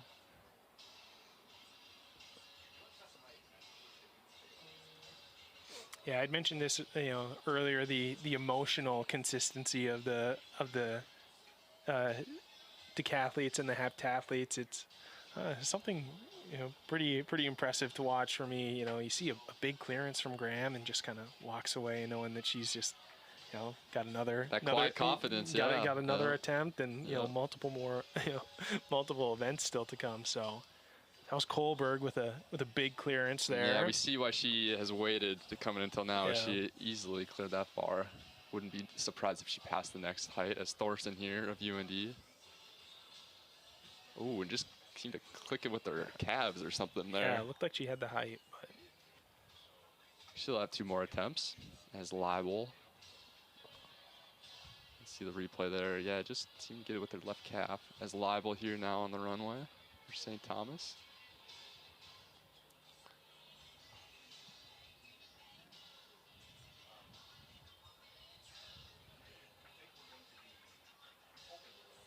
Less than a month ago, there were this Fargo, and of course this complex was covered in snow. So buried.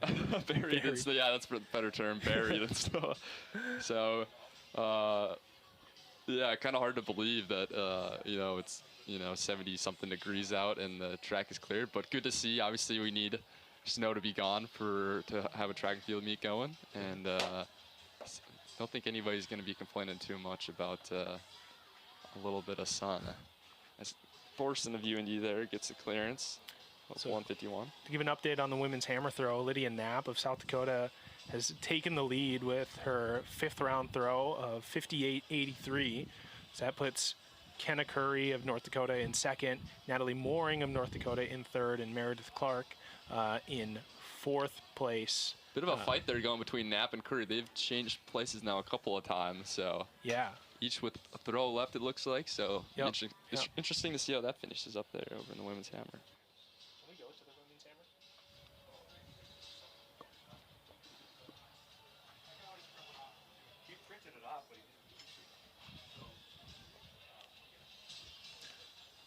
So we're going to try and get over to the women's hammer for that 6th and final round of throws. Hopefully. Yeah, here we go. This is good. So far in the 6th round, we have Kapitsky of North Dakota State with a foul, Campbell of South Dakota with a foul. Up here, it looks like this is Griffith of South Dakota.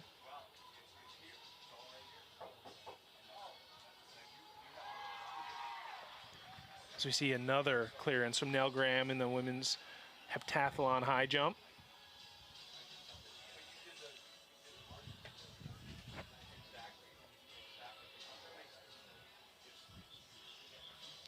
Justice here of South Dakota. Another clearance there for Liberty Justice. Lucky Huber happy with that one. So back at the hammer, Griffith of South Dakota, 6th round, 49.50, not an improvement. We have Duff here of South Dakota State. Good toss. Kohlberg here of UNU, women's high jump for the heptathletes. Clearance there for Kohlberg.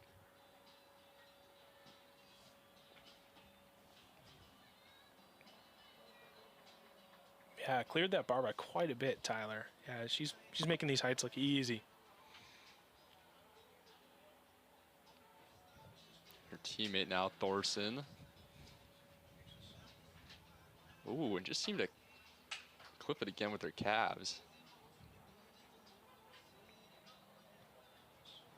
Catalin Duff with a 49.77 meter toss on her final attempt, 163 feet 3 inches. Here is Spears of North Dakota State. Currently in 5th place. Good clean throw.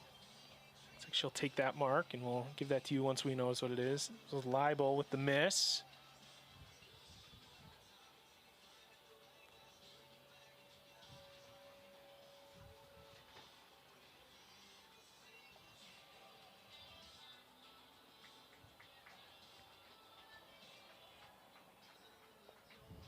.51.11 for Spears of North Dakota State. 167 feet 8 inches. I'll keep her in 5th place. Ooh. That'll be 3 misses there for Thorson, so she will be out of the high jump competition.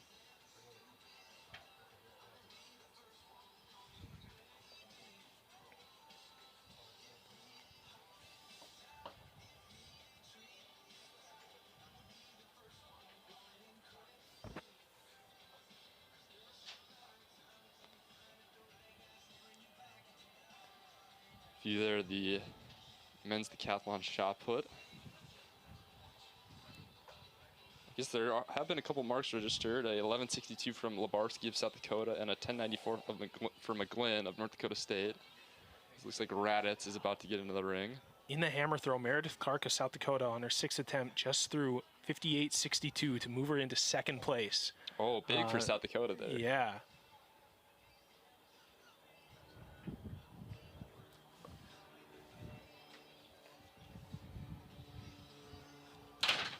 So it looks like we'll have Leibel again in the hep high jump. And miss there.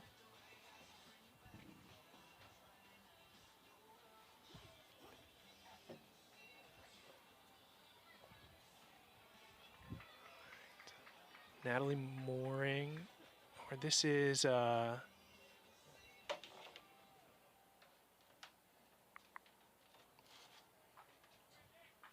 Knapp of South Dakota, current leader in the women's hammer, with her final attempt.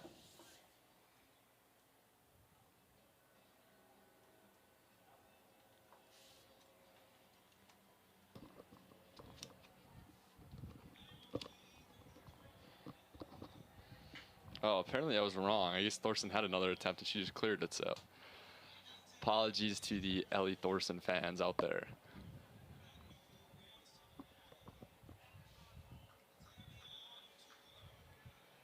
Just a plot twist.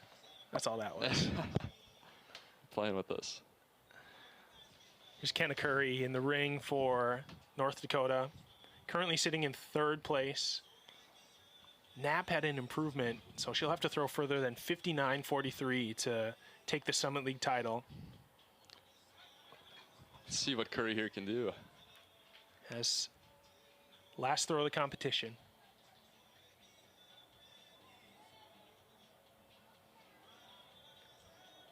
She'll take the mark as we see Leibel with a 3rd attempt clearance in the high jump.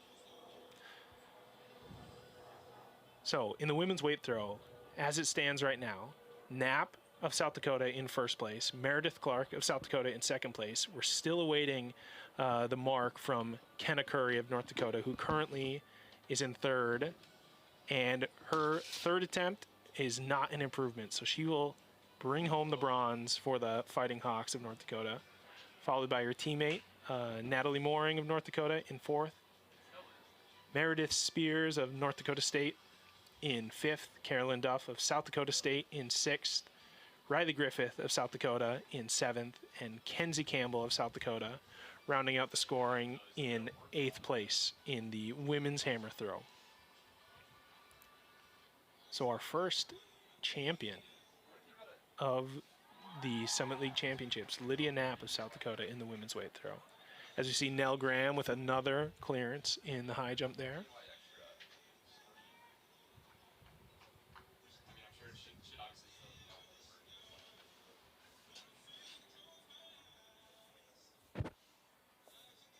Here's Justice. Clear again.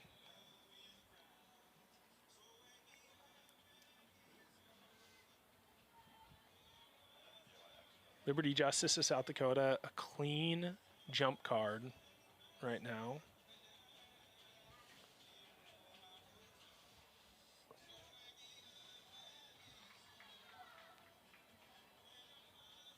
Kohlberg of UND, another clearance there.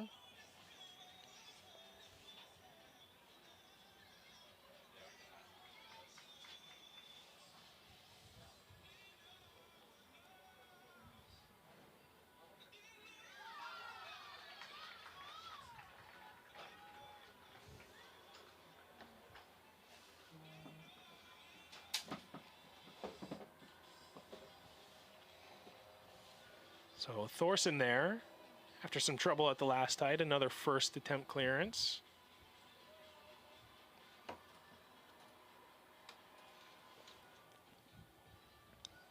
Let's go to Josie Leibel of St. Thomas.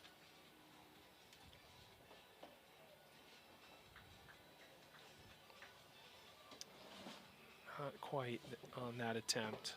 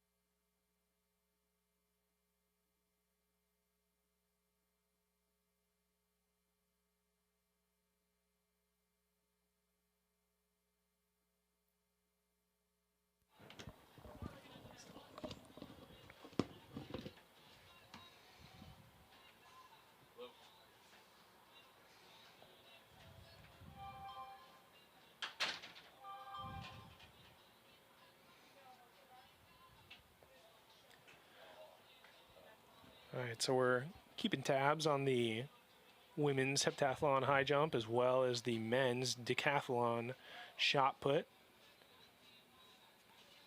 Looks like we're getting close to all of the 1st round attempts in the shot put as the women's high jump is going higher and higher. Oh, good attempt, much better attempt from libel there on her second attempt at this height.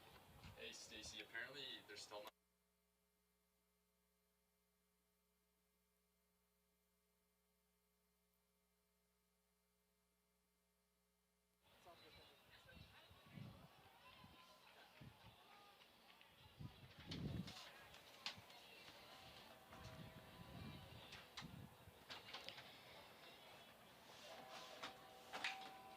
So here's Enerson in the men's deck shot put. Toss out past that first line there. So we were just told too that there was an update to the long jump results from the decathlon. A foul reversed, something along those lines. So not sure exactly which athlete that was, but we'll read down those results again here quick. So from the long jump, we had McGlynn of North Dakota State first, Raditz second, Eidsness of South Dakota third, Labarski fourth, Eric David of North Dakota fifth, Ryan Benson sixth, Ben Hidani of North Dakota seventh, Cameron Schultz eighth, Bryce Enerson ninth, Townsend Barton 10th, Garrett Severson 11th. So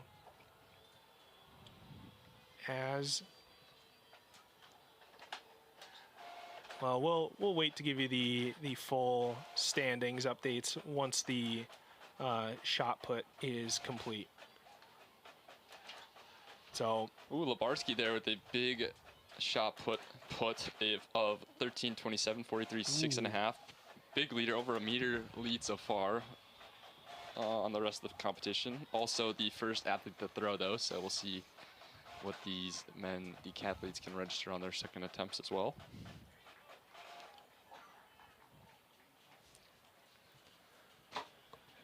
Now Graham here in North Dakota State with the miss. Zach McGlynn there, replay of his put. Should be a further throw for him. Should be pretty close to 12 meters, if not 12 meters there. 11.96 for McGlynn. That'll be about a meter improvement for him.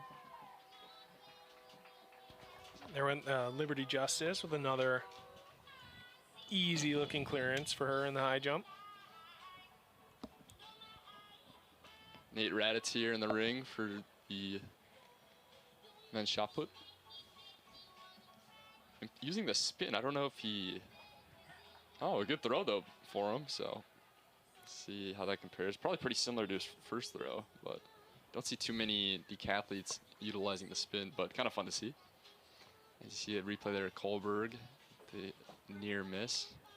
Yeah, does the spin just takes a little more technique, a little more practice, and that when you're having to juggle 10 events, Exactly. Yeah, more technique, and just ultimately don't have as much time to focus on every event. So usually keep it simple with just a glide of some sort. It's Thorson here.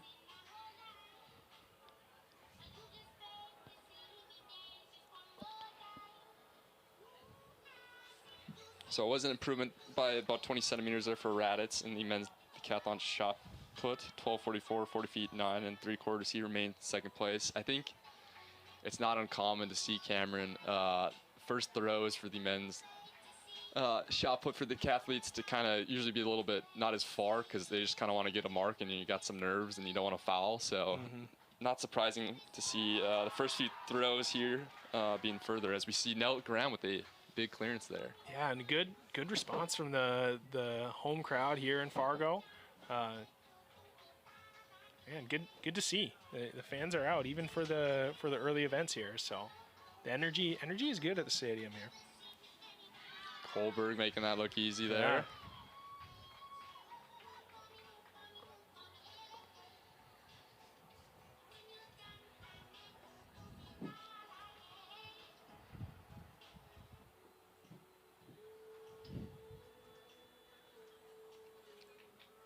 There's Thorson. So she'll have one more attempt after that second round miss. Townsend bar in there, the replay.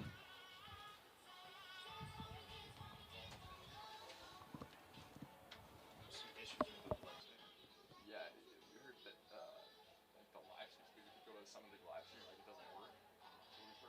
Yes, there's a new web page. I don't know her name. Starts with an L. She sits right there. She made a new web page for it. They are all streaming there now. Okay. We have it. Like I just looked at it. So Is that posted somewhere then for people to see, or? I wouldn't know. That would be Okay. that would be within your circle of Okay. year-round control. Okay, sounds good. We'll have to. I'll look for it. Okay. We'll have to. We can put it out. Make We'll find people it have the somehow. right link. So. Yeah, Awesome. I've asked her. And she'll know the link to give you guys. Okay. Awesome. Yeah, I'll go ask her. Yeah, I'll go ask her.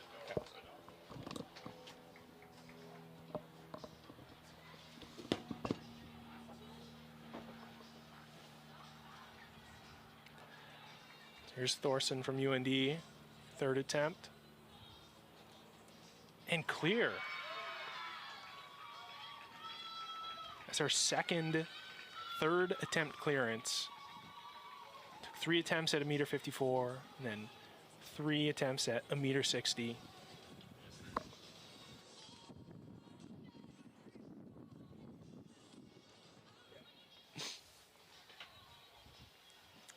Like Tyler had said earlier, it doesn't really matter what attempt you clear it on. As long as you get over the bar, you're going to be awarded the same number of points towards your overall score. So Thorson happy to be alive in this portion of the competition. So the bar's gone up to 1.63 m, Nell Graham on the runway now.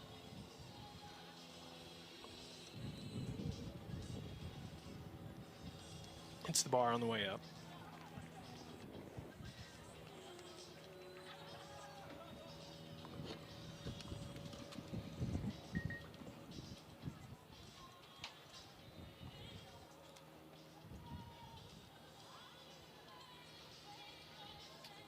Garrett Severson in the ring for North Dakota as Liberty Justice. The miss there. Yeah, her first miss of the competition.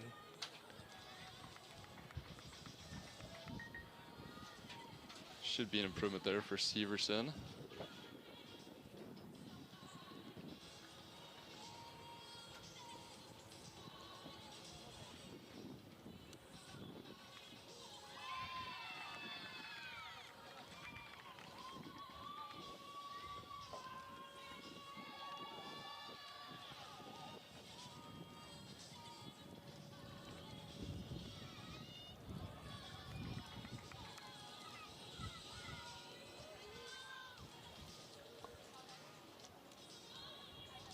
Thorson bringing the speed on that attempt.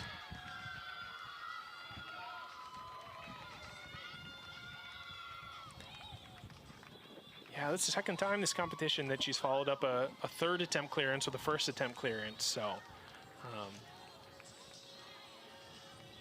yeah, proving us wrong up here in the booth. We thought she was out a couple heights ago, but we didn't realize she still had a third attempt. Not dead yet. Graham here getting ready to go.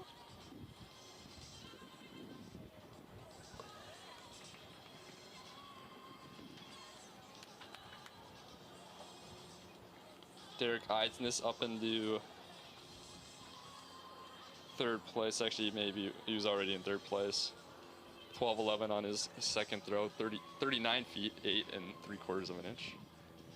Liberty Justice here in the high jump. Oh, it looked like she was over that. I don't know what happened. If there was some wind there or what. We'll see it on the replay here. Oh, Bryce Enerson with the throw there. good toss. Should be an improvement for Enerson. If we look at it, as we look at the replay, Justice up over the bar. Oh, just like the heel of her shoe. It looks like just Barely clips barely. it. And she she couldn't believe it either. Expresses some little bit of frustration.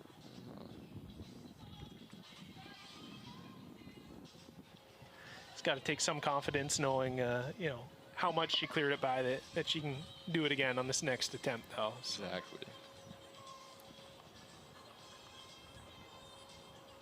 Third attempt coming up for Nell Graham here. Ooh, bar love there for Nell Graham. Oh my Good goodness. clearance there. A tale of two jumps, you know. You see Graham clearing it by the slimmest of margins, the bar deciding to stay up. And on the previous attempt, Liberty Justice, same amount of clearance, and the bar just says, nah, not today. But here she goes, her third attempt, unable to clear it. So that'll be... just seemed to get it going up, it looked like. Yeah, just getting it. She would have had it had she not hit it going up there, but that's sometimes how it goes. You can have a clearance where you basically clear it and just slightly nicked and the bar doesn't go down, and then, you know, as we've seen, there's been a few attempts where people seem to hit it more and it stays up somehow. So that's just how it goes sometimes. And as we see McGlynn here in the shot put ring going for his third attempt.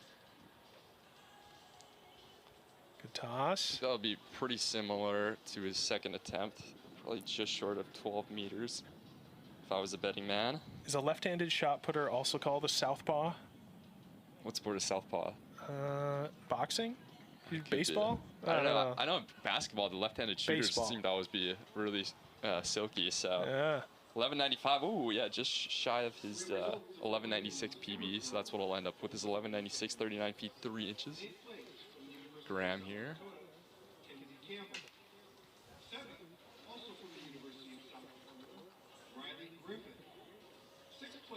Nell Graham will definitely be an athlete who will be in quite a few events this weekend on top of the women's heptathlon. I believe she's in at least 2 or 3 other open events, as we see Raditz here with the spin. Will be pretty similar to his other marks, I believe. Kohlberg here, women's high jump. Just a little flat on that jump. Into the third round of throws for the men's shot put.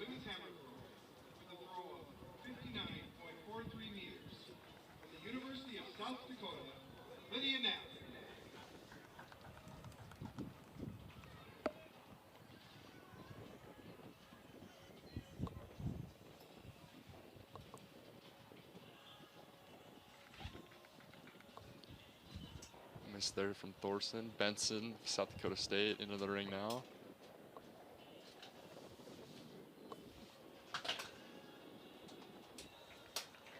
That'll be an improvement for Benson.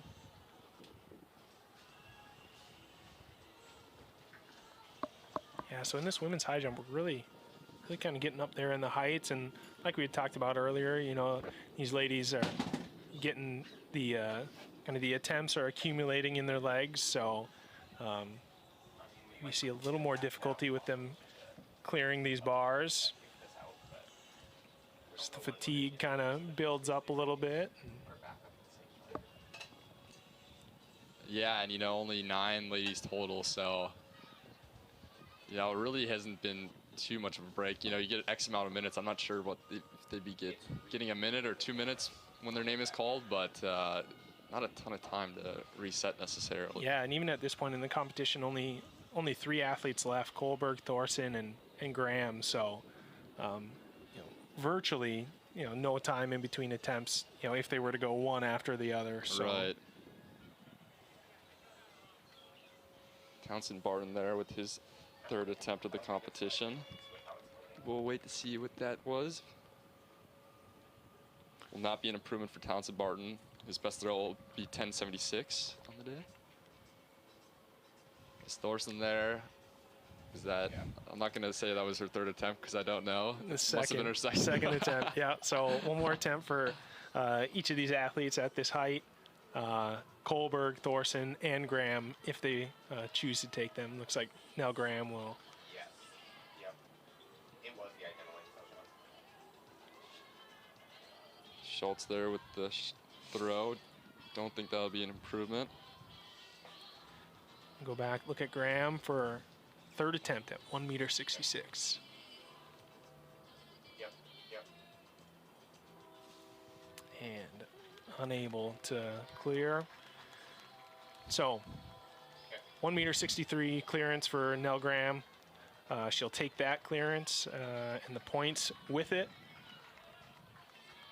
Yeah, I would have to imagine that would be, if not a PB, pretty close for Graham.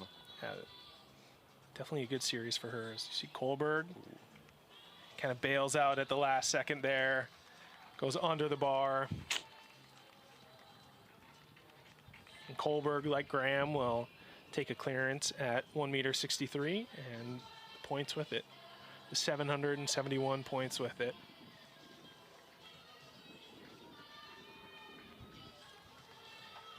Thorson. Also unable to clear. Tyler, that was a third attempt miss there for Thorson. So, you know, three heights ago, we thought she was done. We were wrong. She proved us wrong, and but that concludes the women's high jump in the heptathlon. We'll give you guys updated standings here in just a second, as we'll follow along with the men's decathlon shot put.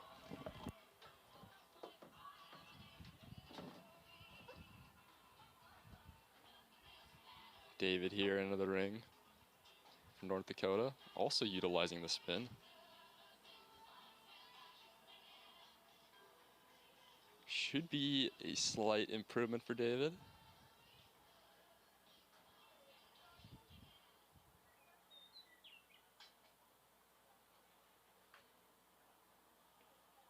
See the replay there. Just on the edge of that first line. Was an improvement.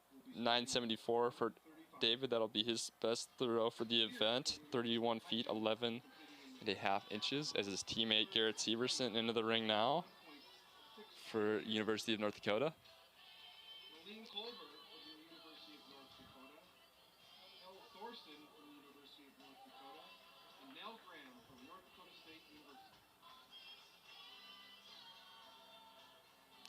Should be an improvement for Severson as well. About the same spot as David's ended up.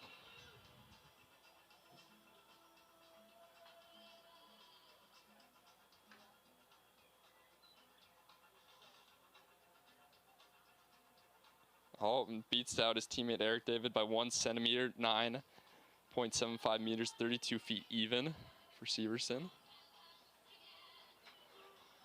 Eidsness of University of South Dakota into the ring now.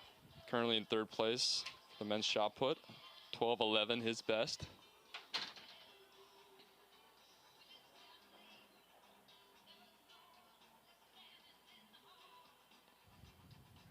Pretty aggressive on that throw. Will be similar to that 12.11 throw, I believe, if not a little bit further. As he was just past the 12-meter line.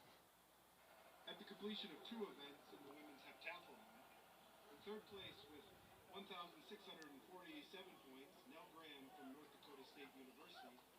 Currently second, Liberty Justice from the University of South Dakota, 1,695, and the current leader from the University of North Dakota. Bryce Enerson into the ring now for North Dakota State.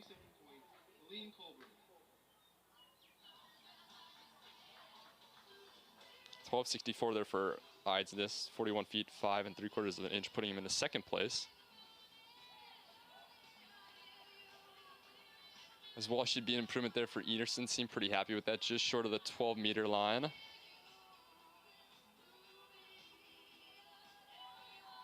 We expect to be maybe in that 11.90 range.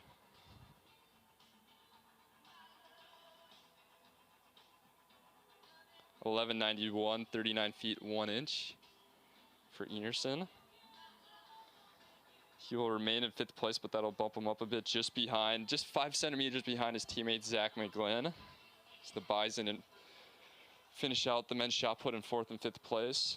We'll read through these men's shot put standings. Labarski, big second throw, 13.27, 43 feet 6.5 inches. He wins the decathlon shot put competition, followed by his teammate Eidsness, Derek Eidsness, in second of his best throw on his final attempt, 12.64, 41 feet 5.75 of an inch. Nate Raditz, the Summit League leader in the men's decathlon, coming into the meet. Third best shot put throw, 40 feet 9.75 of an inch. And McGlynn and Enerson there with their 11.96 and 11.91 throws, respectively. Benson in 6th, 10.79, 35 feet 4.75 of an inch for South Dakota State. Ben Hadani of North Dakota Best throw of 10.77, 35 feet 4 inches. Townsend Barton, 8th place, 10.76 meters, 35 feet 3 3/4 of an inch on his first attempt, which was his best. Cameron Schultz of St. Thomas, 10.48, 10.48 meters, his best, 34 feet 4 3/4 of an inch. And teammate Severson and David rounding out the field in 10th and 11th, 9.75 and 9.74 respectively.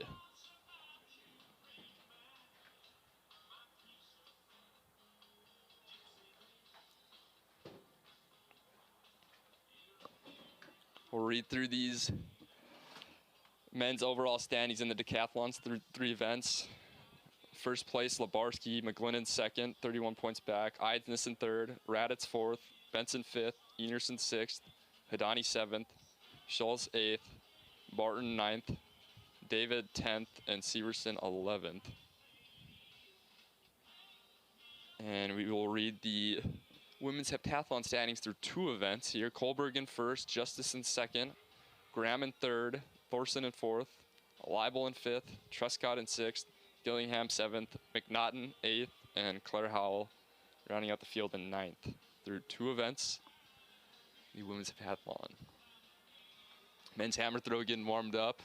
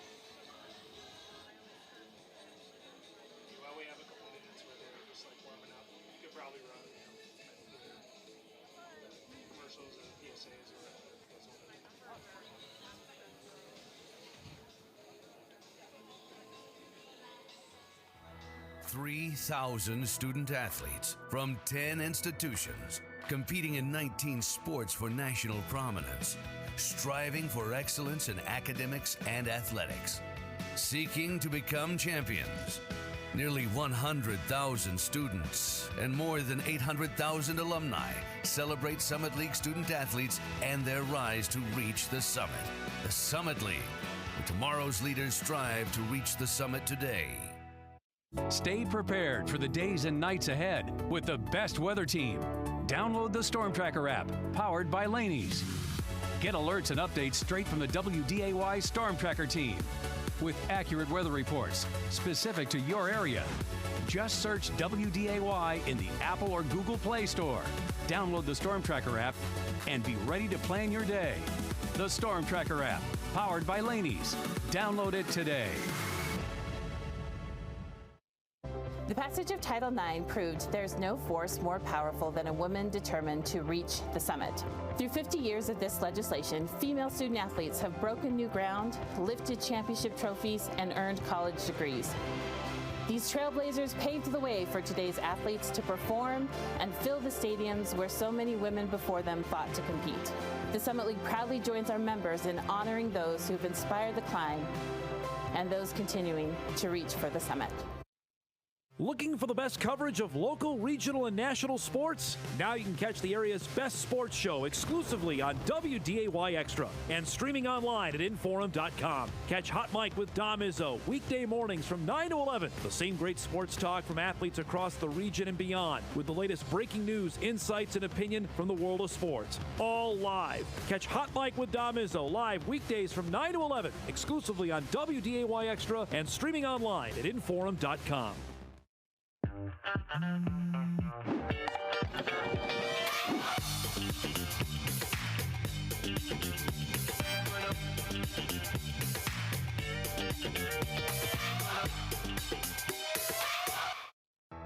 3,000 student athletes from 10 institutions, competing in 19 sports for national prominence, striving for excellence in academics and athletics, seeking to become champions. Nearly 100,000 students and more than 800,000 alumni celebrate Summit League student athletes and their rise to reach the summit. The Summit League, where tomorrow's leaders strive to reach the summit today. WDAY is your home for North Dakota high school tournament memories on DVD. Watch these student athletes at their best as they put it all on the line for their school and communities. Visit WDAY.com and click on the WDAY Deals tab. Every game is available for $25 plus tax, shipping, and handling. All the games you remember, only at WDAY.com. Buy your North Dakota High School Championship DVDs today. When it matters most, turn to the most watched, most trusted news team in the region, the news leader, WDAY News. More people turn to WDAY News, first on the scene for breaking news and major local stories. The best coverage of local weather, taking the guesswork out of your forecast. Everything you need to know. Turn to the news leader, WDAY News, weeknights at 6 and 10. The passage of Title IX proved there's no force more powerful than a woman determined to reach the summit. Through 50 years of this legislation, female student athletes have broken new ground, lifted championship trophies, and earned college degrees. These trailblazers paved the way for today's athletes to perform and fill the stadiums where so many women before them fought to compete.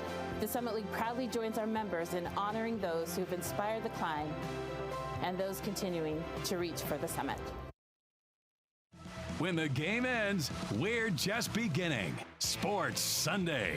The award-winning WDAY sports team dives into the biggest sports stories throughout the region. Get to know the athletes behind the major plays. WDAY presents the best sports show in the region.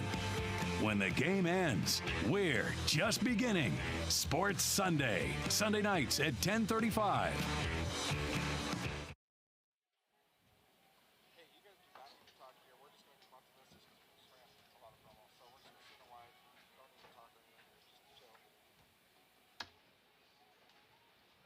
Thank you very much.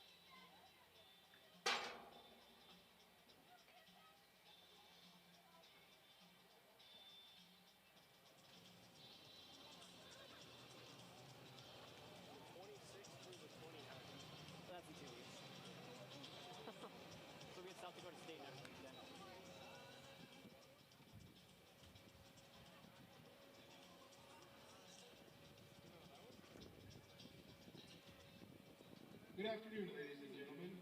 Please draw your attention just south of the finish line to our podium, our top 3 placements in the women's hammer throw. Assisting with the distribution of medals, good friend to all women's sports, Hall of Famer Linda Horn. In third place in the women's hammer throw, the University of North Dakota with a throw of 58.57 meters, Kenna Curry.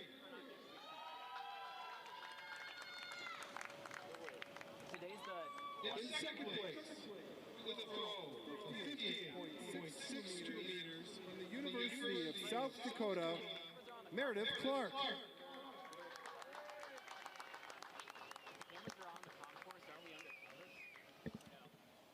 And your champion in the 2023 Women's Outdoor Hammer Throw, with a throw of 59.43 meters from the University of South Dakota, Lydia Knapp. Let's give these ladies a round of applause for their great accomplishment.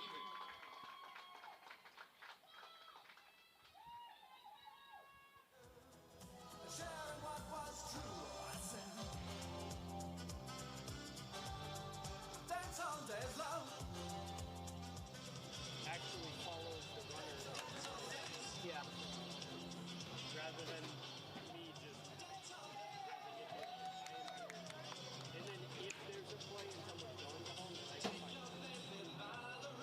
I don't think we have the manpower for that. But even if I just walk down on one play, yeah. We don't have the manpower to work 4 cameras fit. Lydia, congratulations. You come in second place in this event last year. You win this event this year. How good does this feel? Feels pretty good. Long time coming, I guess. Your first time winning a Summit League title in an event, indoor or outdoor. You talk about the long time coming. What is the work that goes into preparing for an event like this? A lot of work. I don't know, just a lot of repetitions of the same thing in order to feel comfortable with it in a competition. You get a big throw in your 5th throw to take yourself to the top. Then Meredith gets a big throw in her 6th throw to take herself into second place. A big start for South Dakota to go 1-2. How important is that to your title defense? Oh, I think it's really important. I think Meredith did a really good job because she had a huge PR. So I think that did more than me, I think. But Lydia, congratulations. thank you.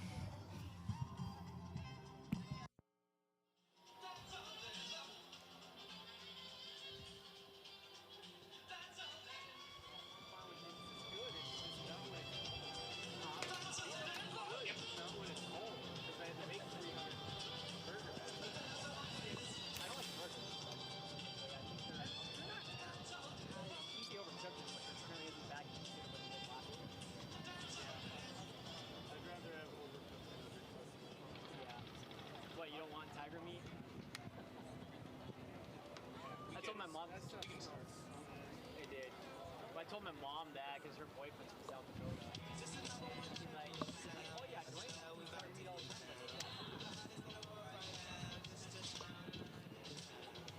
time. All right, after a short break, kind of transition of events, we are getting close to the start of the men's hammer throw, as well as the women's heptathlon shot put and the men's decathlon high jump. So a little flip-flopping of events, the multi-event athletes, men going from shot put to high jump, and the women go from the high jump to shot put, and we'll follow along with the men's hammer throw as they try to sort through the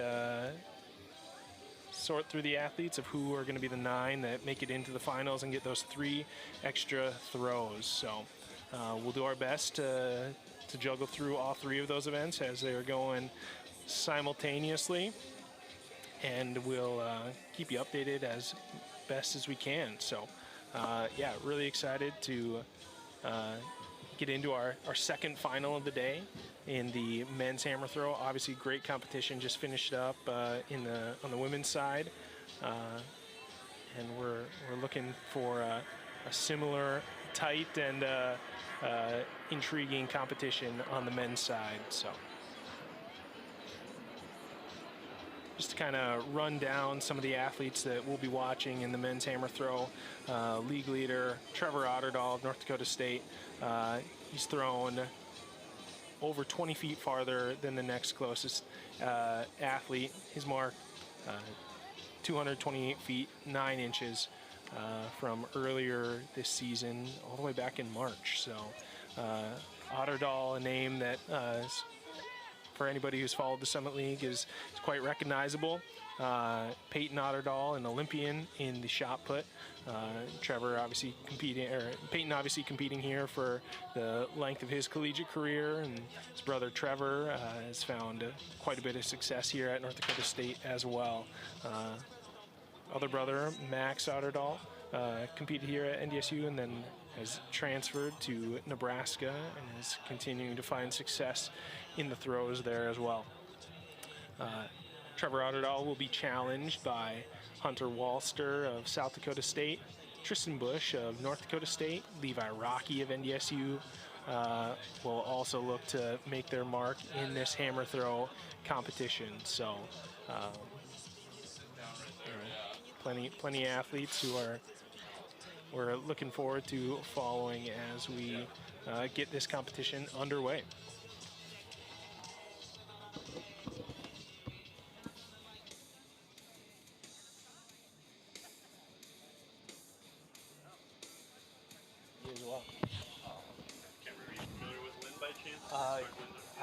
I know the name, yes. Well, don't worry, I'll fill you in.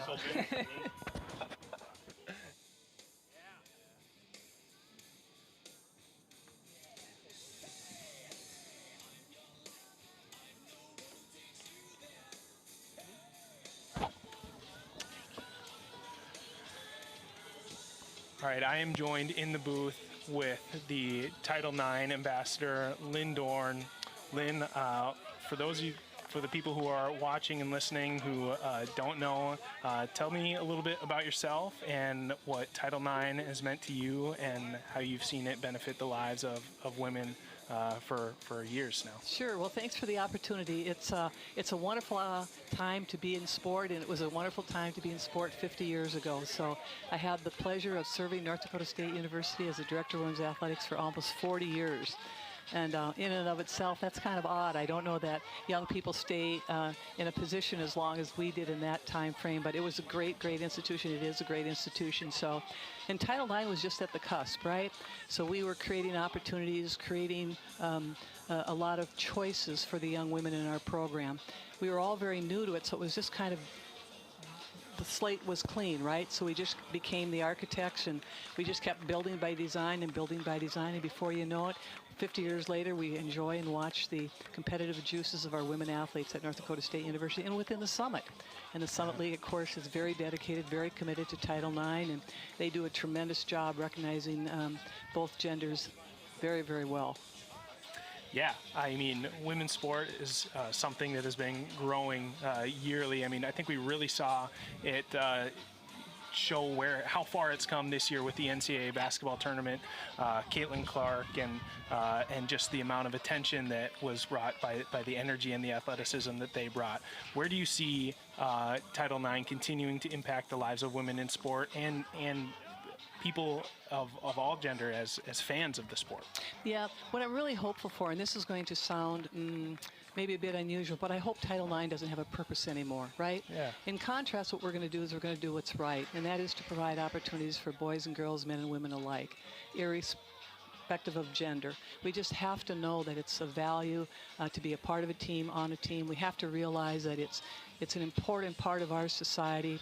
Important part of being an American is to represent your red, white, and blue, to represent your high school, to represent your college. So I really hope that Title IX is not necessary anymore. And in fact, it's too bad that it had to be legislated in my mind's eye. But it was, and it did, and it served a great purpose. And so for today, for the young men and women that are here, I hope they never have to be told stories about, well, gosh, we had to, do this and do that. That's not what we're intending to do. We're intending to enjoy and live in the moment. And that's what you want to do, is just live in the moment, because it's the best time as ever.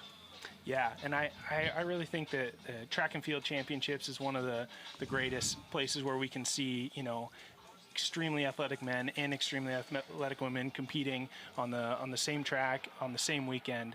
And man, what a great opportunity to be inspired by whatever performance that we see. Absolutely, and bring out your kids, right? Let the little girls look, let the little boys watch, let them run the track, let them just play for the sake of play. And sometimes I don't think as a society we're doing that enough.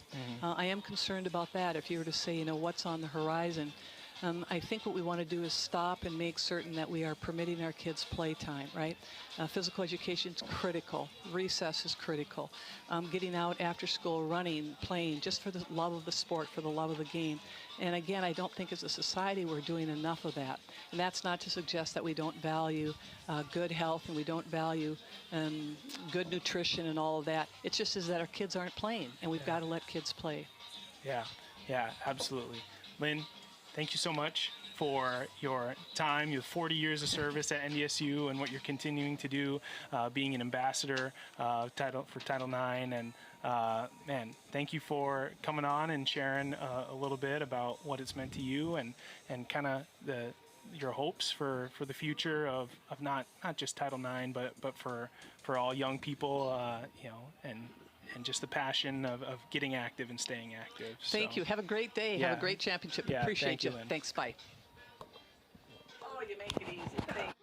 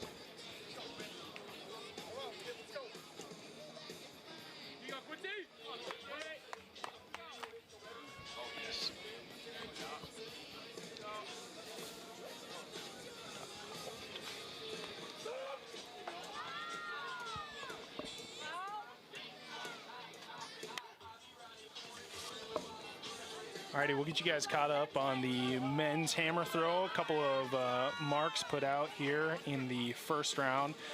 Trevor Otterdahl with a throw of 63 meters 45 is currently in the lead. Tristan Bush of North Dakota State in second, 62-19.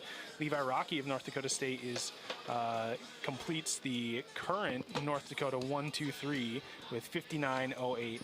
Caleb Jones of South Dakota State in fourth.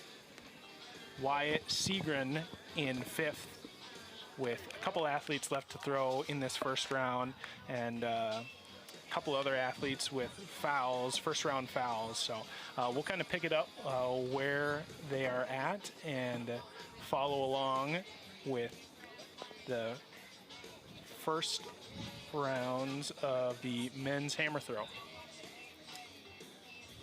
Looks like the men's decathletes are still warming up in the high jump, and we're getting close to getting started in the women's shot put over there. So we'll try and keep you posted on that as we can, as we see Mitchell Mefford of Oral Roberts step into the ring for his first attempt.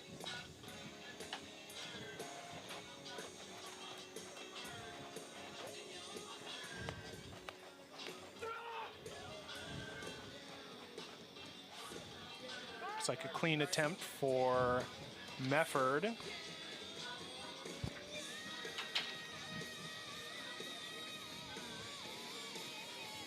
Interesting to note, Tristan Bush, who sits third right now in the men's hammer, that's already a personal best for Bush, even though they're only on their first set of throws. So good start to the meet so far for Tristan Bush. Yeah, great start.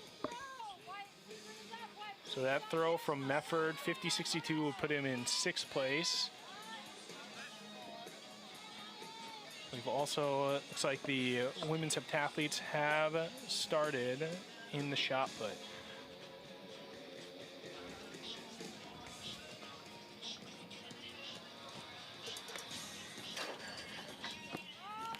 So into the net there for Seagren of South Dakota State. So after round one, Trevor Otterdahl, first place. Hunter Walster of South Dakota State, second place. Tristan Bush of North Dakota State.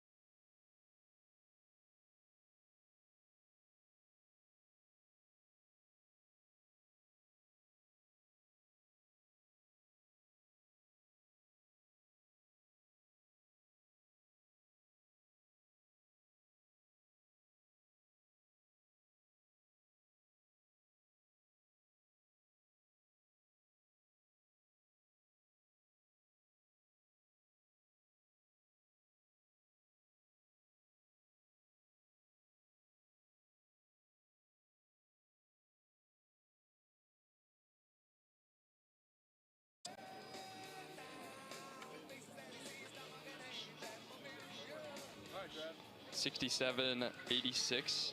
About over a 4-meter improvement there for Trevor Otterdahl. 222 feet 7 inches.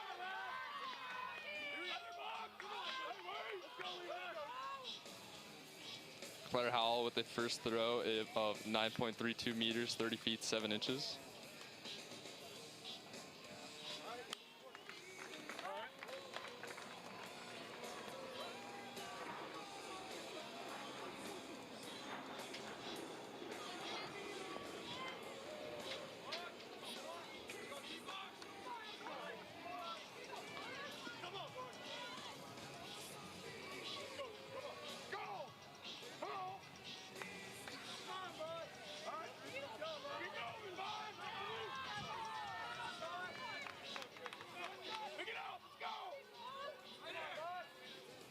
Tristan Bush into the ring for the Bison. His second attempt. He'll foul that one, step out of the ring. Ellie Thorson, North Dakota. That'll be outside the sector. The men's decathletes getting warmed up on the south apron of the track. And ready to do some high jumping.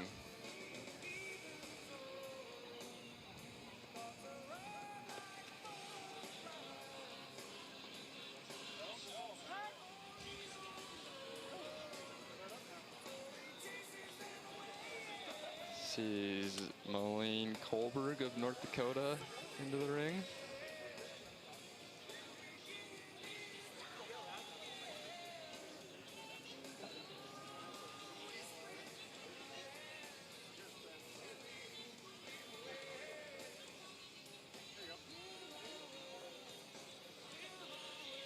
A foot shy of that 12-meter line. See the replay there. Still a very nice day here at the Terrence Dahl and Donna Barres Track Complex, hosted by North Dakota State University.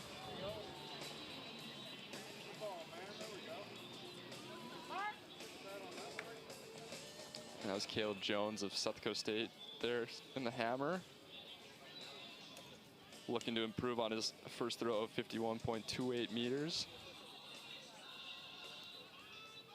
Leibel of St. Thomas seems happy about that throw there. That will be an improvement for Caleb Jones of South Dakota State in the hammer. 51.85 is new. His best throw so far, remains in 5th. Or excuse me, that was McNaughton. That was McNaughton who was in the throwing shot put there just a moment ago. 888 on her first throw.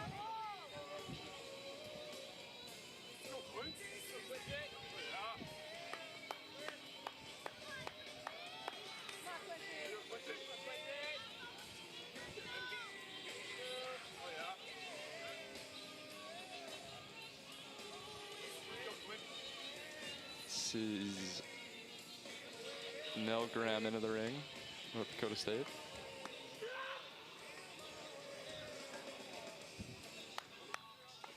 Or excuse me, I think I've been saying that first line is 12 meters. I believe that's 10 meters, so that's right around 10 meters there for Graham. See there on the replay.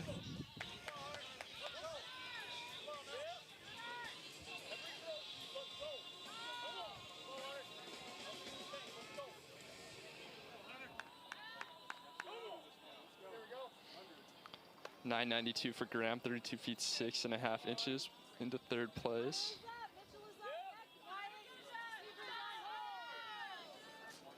Hunter Walster there for entering the hammer ring, as Sophia Truscott here for the shot put ring. Right around that 10-meter line on throw. It's Walster there, lets one rip. Does not seem ecstatic about that throw. Currently in second place.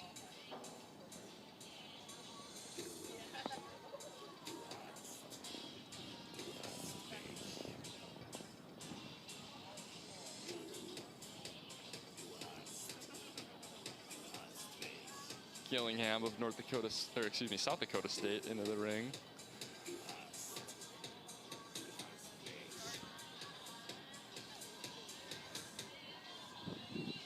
First, second throw. Currently the leader in the women's shot put.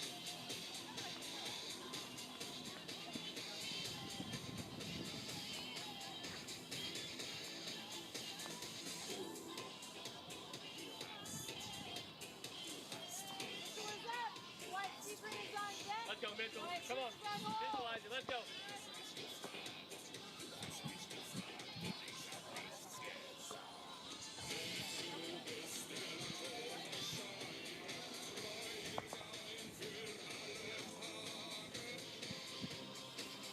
Mitchell Mefford of Oral Roberts in the ring now.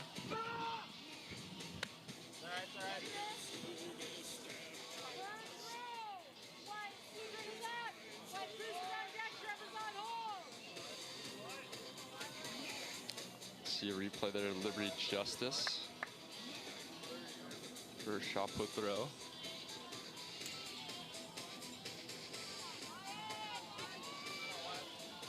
Wyatt Seagren, South Dakota State. Up next for the men's hammer.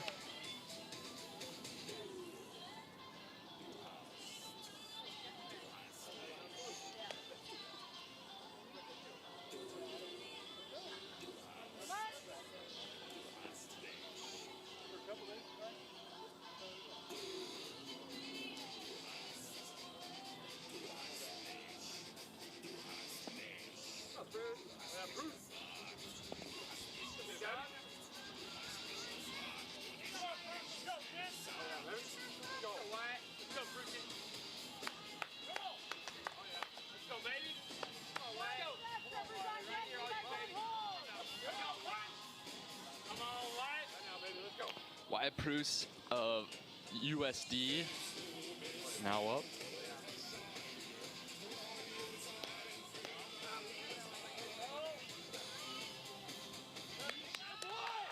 Ooh, happy about that one. That was his third attempt. His fouled his first, 49.87, 163 feet 7 inches. His second and only marked throw. So expect it to be further than that.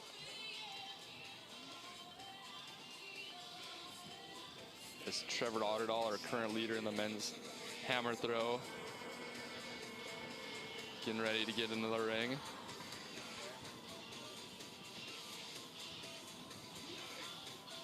Wyatt Pruce moves up a couple positions. He is now in 6th place for the University of South Dakota.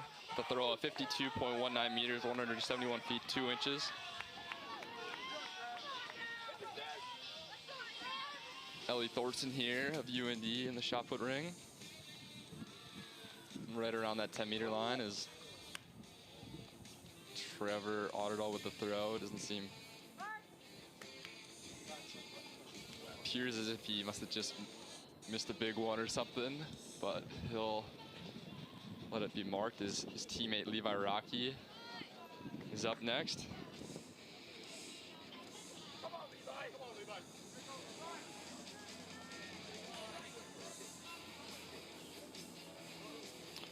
67.43 for Otterdahl in his third attempt. Just 40 centimeters shy of his second attempt. He'll, of course, remain in first. Levi Rocky now up, currently in fourth place.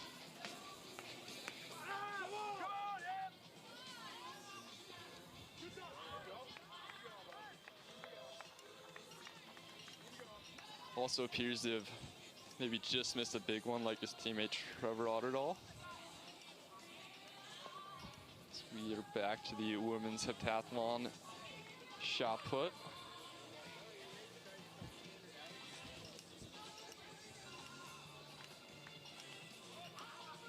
Lizzie Gillingham still a leader in the women's heptathlon shot put, 11.03 at meters, 36 feet 2¼ inch. In the second round of throws for those women.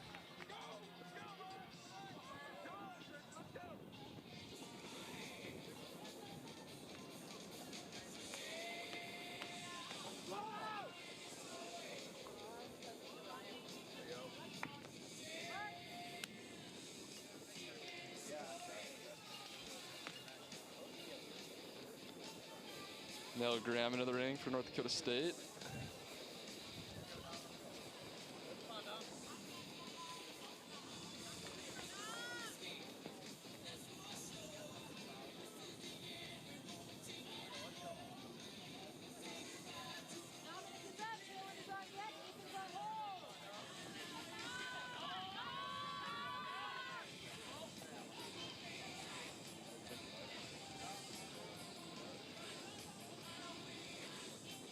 Dominic Etherington in the ring.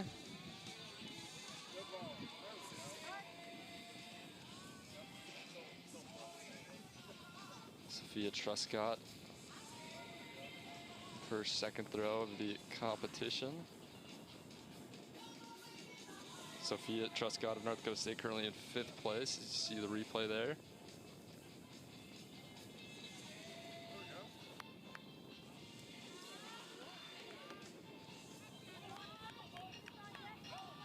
Back to the men's hammer throw. South Dakota State into the ring now. Caleb Jones, his third attempt.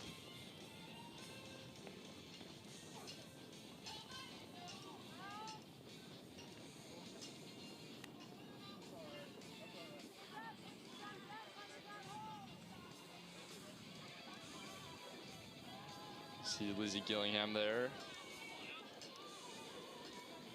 Her third throw, third and final throw. So we are now starting third round for the women's heptathlon shot put.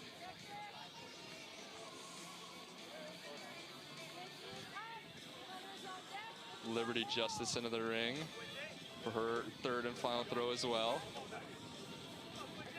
University of South Dakota athlete. 10:34, her best so far. That likely will not be an improvement, which appears just shy of that 10-meter line. So we see the replay there of Justice.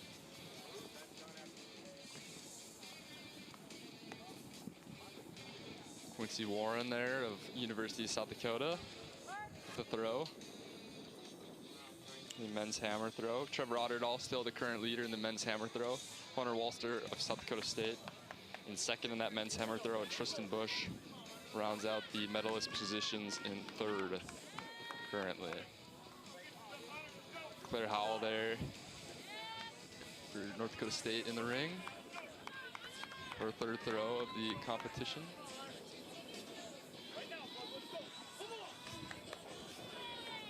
Will likely be an improvement there for Howell.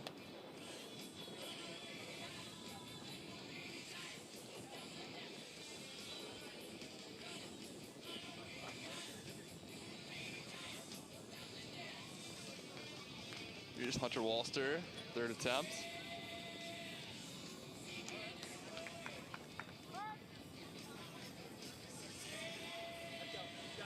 So we see McNaughton in the ring for shot put.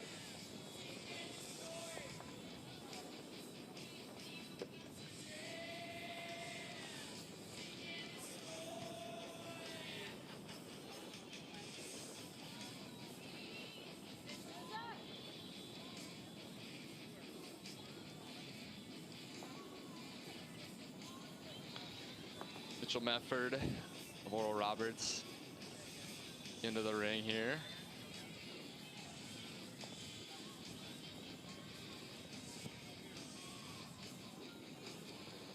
These men hammer throwers are competing just north, in a field just northwest of the track complex. You can see the track just in the background. Replay there of Ellie Thorson, the throw. The UAD fans seem happy about that. So see a fist bump from, I believe that's a coach of hers.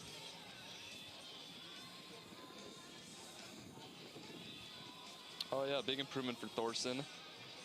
10.72 there, previous best was 10.07 on her second. So over a 2-foot improvement there as her teammate Kohlberg of UND looking to improve on her third and final throw as well.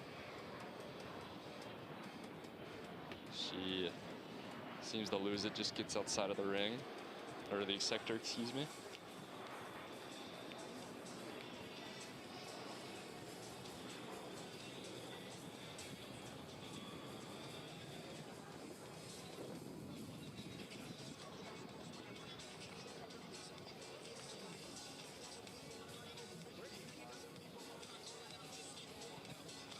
Josie Leibel of St. Thomas up now.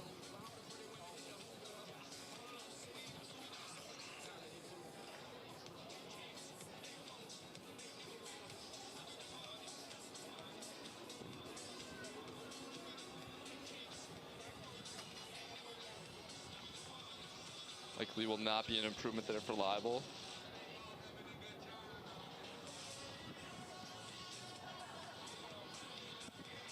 We see Garrett Severson there with the first jump of the men's decathlon high jump competition with the scissor kick of a clearance. See the replay here.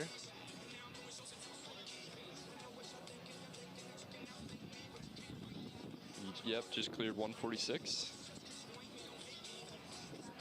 He will be the only person jumping in the men's decathlon high jump until Townsend Barton joins him at 1.58 meters. So, but Severson will pass the next height.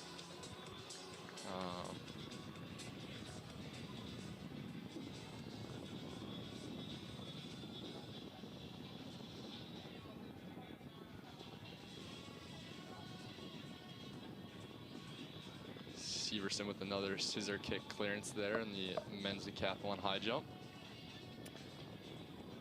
Tyler, is that something you often see where, like we were talking about earlier, just wanting to get a mark up on the boards where an athlete will just set the bar so low that where they know they can just scissor it as like an extra warm-up, or what do you think's going on there? Yeah, it could be for warm-up purposes. I'm not sure. I know Severson was not competing in the indoor heptathlon, so he may be, I don't know if he's new to the whole multi-scene or not. I don't believe he was around last year. So maybe, yeah, just maybe not as familiar with the high jump and looking to get some more reps in and kind of get warmed up. As we'll see what he attempts here. If it'll be another scissor, yep, it will be another clearance there. It could just be down to, you know, not having quite dialed in the technique. You know, a lot of these multi-athletes are, you know, either sprinters or hurdlers, right, and not field event athletes from high school, and so they have to pick up and learn not only high jump but pole vault and the discus and the shot put too. So maybe it's just kind of making the most of the situation and getting marks up on the board. You think? Oh yeah, for sure. And you know, like we've talked about, you just got to get some points. So You know, some points is better than no points, so you definitely don't want to risk. It doesn't matter what attempt you clear it on, and it doesn't matter how you clear the bar, as long as the bar stays up there. As long as it stays up and you get over the points. Exactly, yeah. exactly. So, and yeah, like we mentioned too, only 11 guys in this whole competition, so I guess you only had to beat out 3 guys to get in scoring position. So, you know, still all these guys are really good athletes, but a little bit easier than if there's 20 guys jammed into this thing. So, as we see Townsend Barton there with the Townsend Barton, if you did not see, just cleared his first attempt.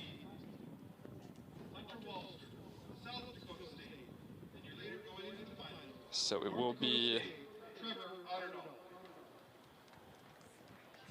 Townsend, Barton, and Severson that'll be jumping these next couple bars on just those 2 until we get some other athletes to join in on the action. So it looks like we have our finalists for the men's hammer throw. They'll be starting their final 3 throws here shortly. So the finalists are Caleb Jones of South Dakota State, Mitchell Mefford of Oral Roberts, Wyatt Pruce of South Dakota, Quincy Warren of South Dakota, Dominic Etherington from South Dakota State, Levi Rocky of North Dakota State, Tristan Bush of North Dakota State, Hunter Walster of South Dakota State, and your current leader, Trevor Otterdahl of North Dakota State. So once they start their final rounds of throws, those 9 athletes, we will keep you posted as to how those progress. Yeah, we can run here through how the women's heptathlon shot put ended up positions. Lizzie Gillingham finished first in the women's shot, 11.20 meters her best throw. Thorson of UND in second, 10.72 meters her best throw. As we see Severson here with another scissor attempt clearance. Excuse me. Sophia Trescott in third in the women's heptathlon shot put. That's where she finished, 10.61 meters. Justice in fourth, USD 10.34 meters. No Graham with an improvement on her third throw. 10.22 meters is where she finished in fifth. Josie Leibel, sixth for St. Thomas, 10.09 meters. Claire Howell, 9.32 meters for North Dakota State in seventh. Colberg of North Dakota, 9.15 meters for eighth place. And rounding out the women's heptathletes, Mara McNaughton, 8.88 meters. So those women will have the 200 meters up next, and that is the last event they'll have for the day, and then they'll come back and finish up with those other 3 events of theirs tomorrow. So a little while ago, we saw Caleb Jones of South Dakota State throw the hammer. That was an improvement for him. It moves him up into 7th place, 53.36. We just saw on the screen Mitchell Mefford of Oral Roberts throw. So we'll give you his mark, let you know if that was an improvement here in a second. Man, Tyler, I gotta say, pretty impressed with the scissor kick clearances. Oh, for sure, yeah. Can we hand out, do we have the power to hand out an unofficial Summit League record for scissor kick clearance in the decathlon high jump? Yeah, no, I think that would be fair. He's made quite a few clearances already, and even 161, you know, that's over 5'3". That's not super low by any means. It's jumping over a lot of people, you know, that are probably at this meet watching. So, as we see Severson getting ready to go here. Second attempt.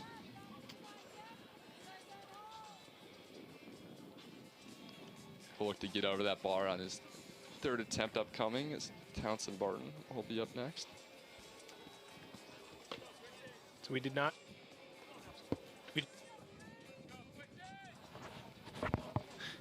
see an improvement from Mefford in the hammer throw, and then that was followed up by a foul by Wyatt Pruce of South Dakota. In the ring now, Quincy Warren of South Dakota takes a bit of a spill, which will register as a foul.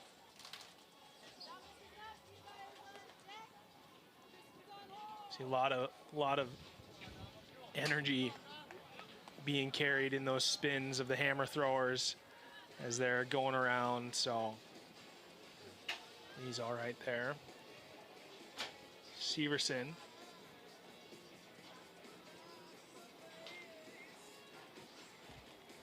And a miss on the third attempt for the scissor.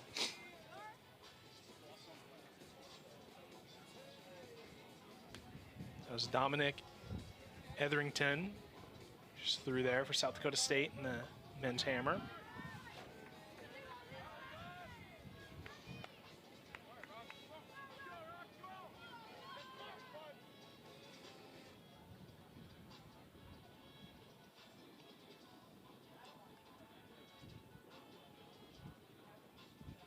Etherington, not an improvement.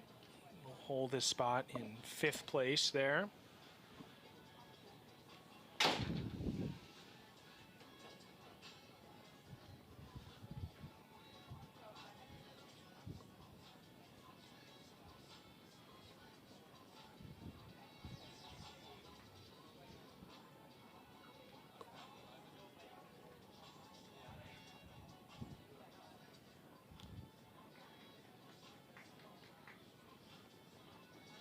So it looks like the bar is at 1.67 meters for these decathletes.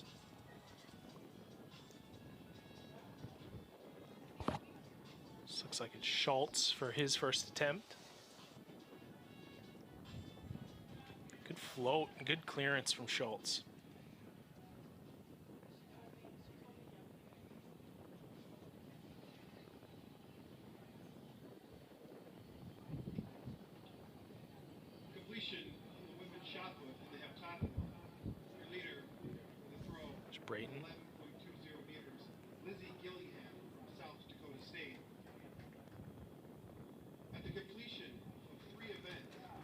Nicks the bar on the way down, but it stays up. Good clearance for him.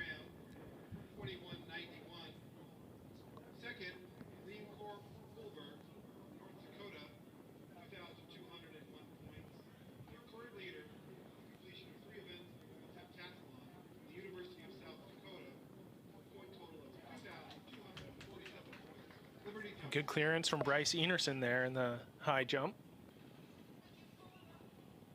Always feels good to get the first one out of the way.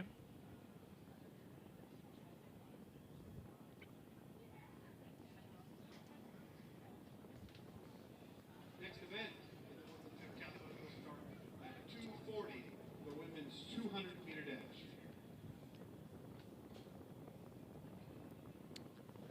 We'll keep following along with the men's decathlon high jump here, as well as the men's finals in the hammer throw. And we will await the final event of the day for the women's heptathlon, the 200. That'll go off at about 2:40. A long run up in the high jump and a first time clearance for Eric David from UND.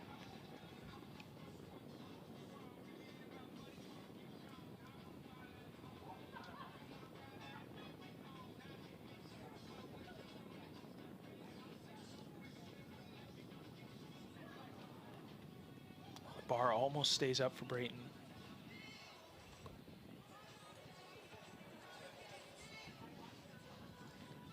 Got his hips way over the bar, just brushes it on the way down. If he can get a little deeper into the pit, he should be clear on his next attempt.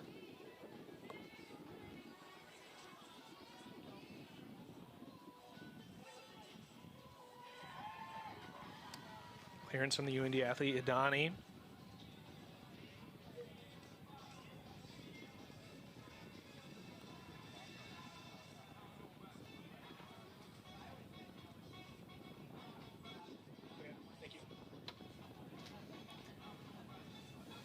Goes Enerson. Another good clearance from him.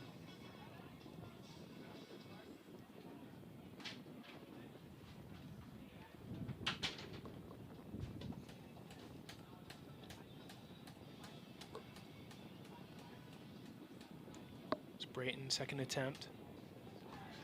There's the clearance he was looking for on first time.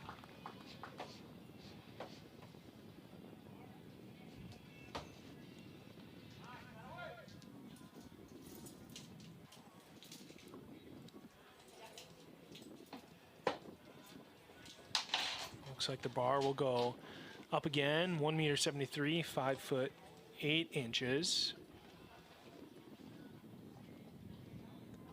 You should look to see Nate Raditz come in at this height.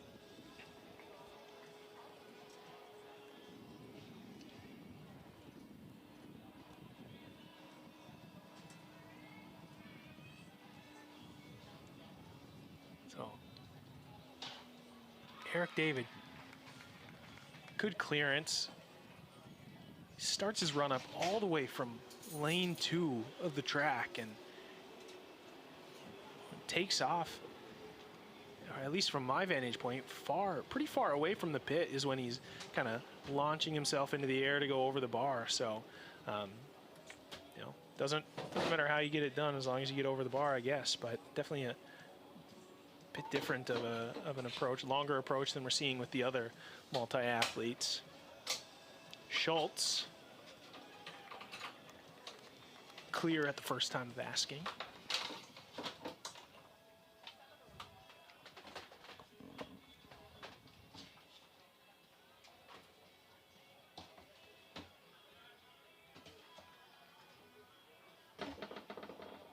Here's Barton.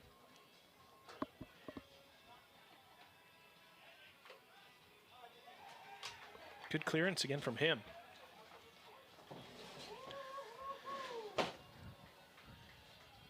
So watch the replay. Looks like he gets good height, but if anything, it's the depth of the jump that's could come back to bite him. Sidani. Good form, good flip of the feet at the end.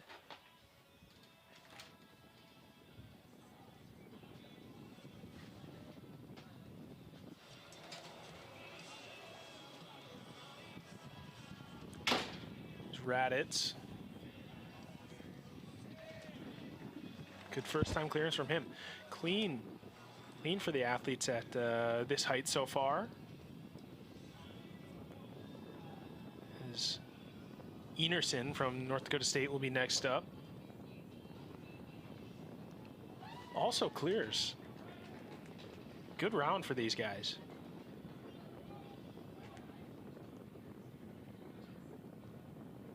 So no misses at 1.73 meters.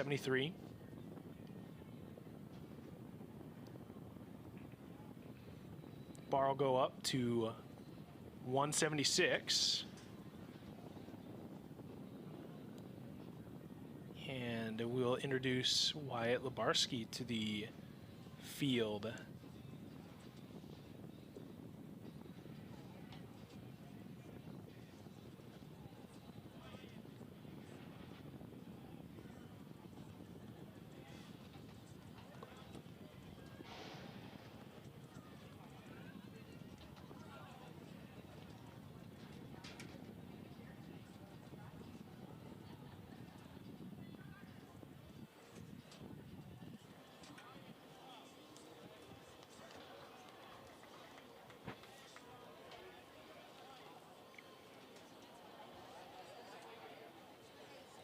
So we're going up to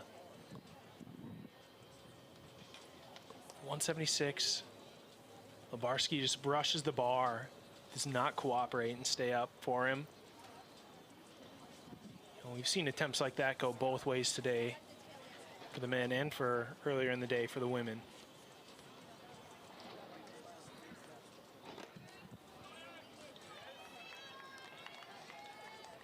So here's UND's Eric David, the long run up, the long takeoff, and the swish of a clearance.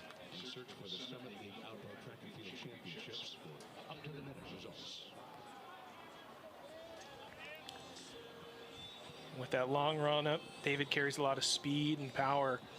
He transfers to his jump over the bar. Schultz. Clear as well. Really good attempts from all these men so far.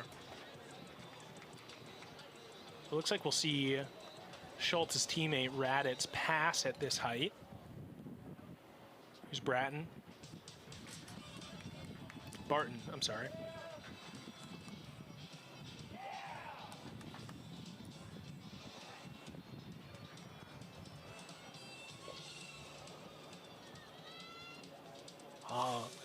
got at the apex of his jump, he was over the bar, but just came down, and it kind of what we're seeing with Barton is he's got the height for the jumps, but if he can transfer a little bit of that energy into depth over the bar, it could translate to higher heights. Sedani, big arch to the back to kind of wriggle himself over the bar there. Good attempt.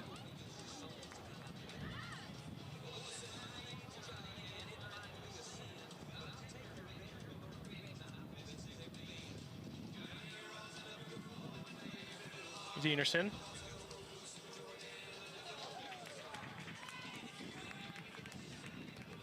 And he's clear.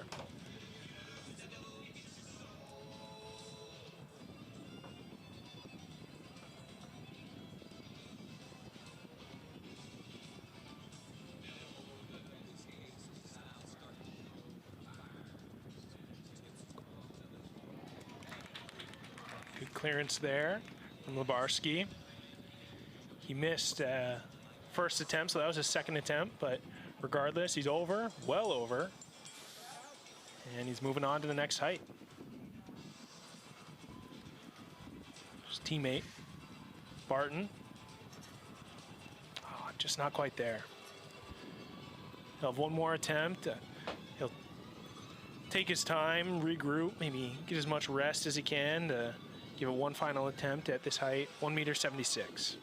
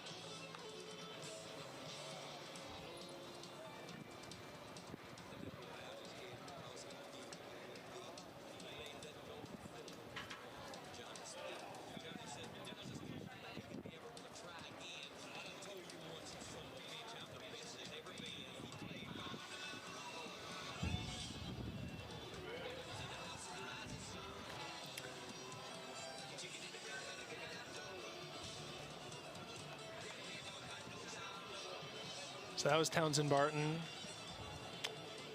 We just saw third attempt missed there, so we'll move the bar up. Looks like at 1.79 m, we're looking to add Ryan Benson and Derek Eidsness into the fray of the competition. Here's Lebarski.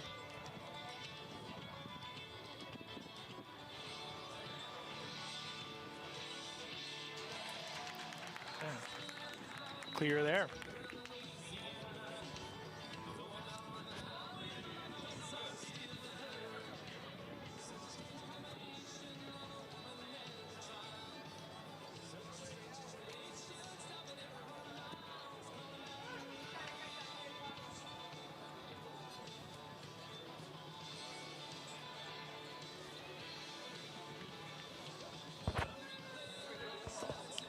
Here's David.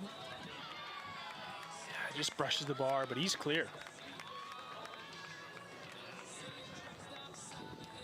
Eric David, 4 for 4 on first attempt clearances for him so far.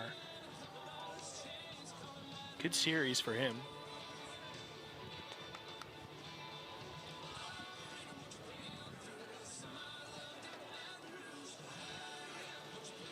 Here's Schultz.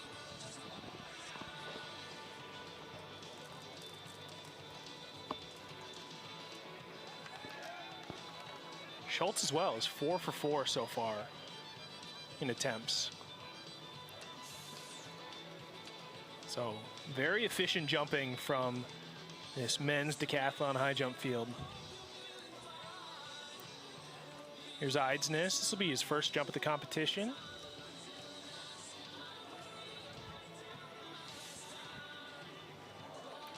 Well clear, well clear.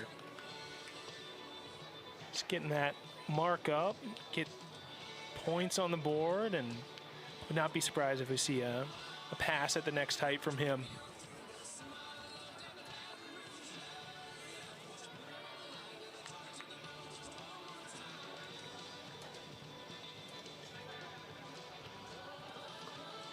Hidani. Oh, not quite that time.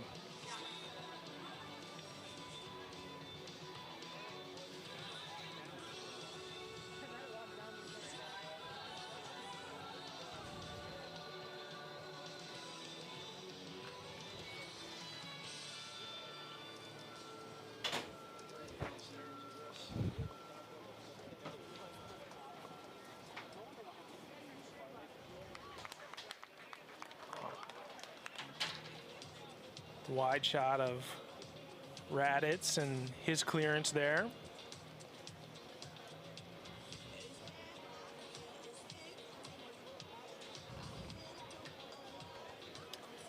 North Dakota State athlete Bryce Enerson.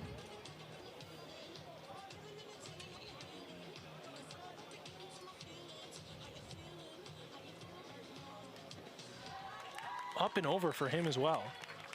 5 for 5 for Bryce Enerson. Like I was saying, just real efficient jumping all across the board for these athletes. Not messing around.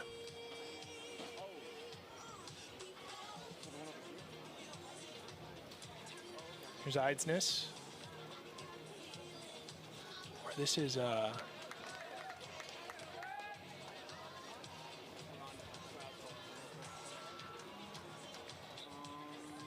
Benson. Apologies, that was Ryan Benson of South Dakota State. Good clearance for him. That was his entrance into this high jump competition. Back to Hidani, the North Dakota athlete, second attempt. Brushed it on the way over.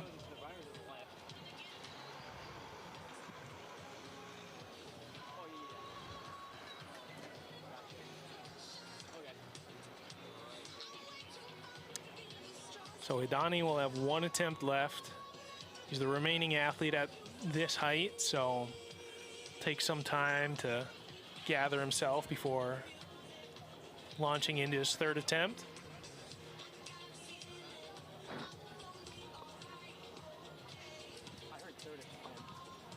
Track is really feeling like it's starting to come alive with teams showing up to get their pre-meet workouts in.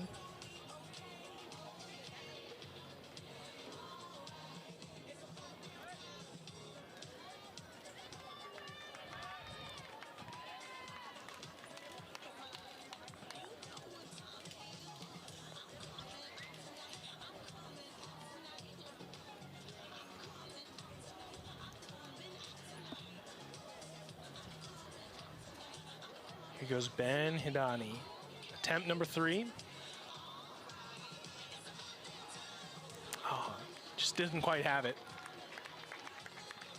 So that'll be the high jump for Hidani for the day. And the bar will go on up. 1.82 meters, 5 feet, 11 and a half.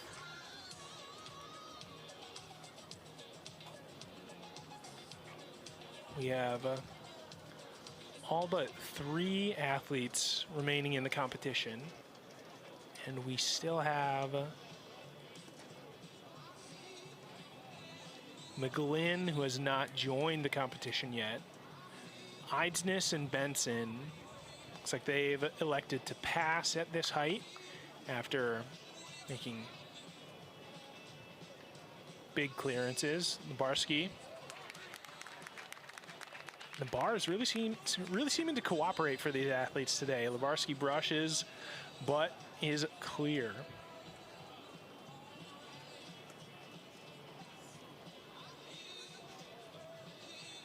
There's that long run up from Eric David that I was talking about earlier, all the way back from lane 2.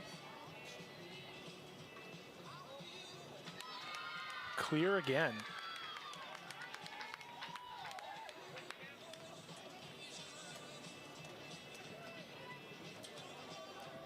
Give the bar a little tap. Let the bar know you're there. Not messing around, and on to the next height. Schultz now.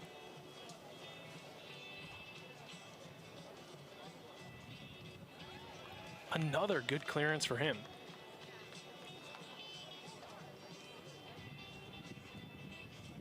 Five for 5. Eric David from North Dakota, 5 for 5. Cameron Schultz from St. Thomas, 5 for 5. Bryce Enerson, 5 for 5 so far on attempts. Guys aren't messing around.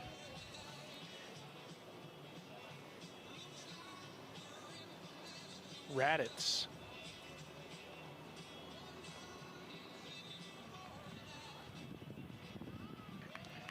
He goes 3 for 3 on attempts, no misses.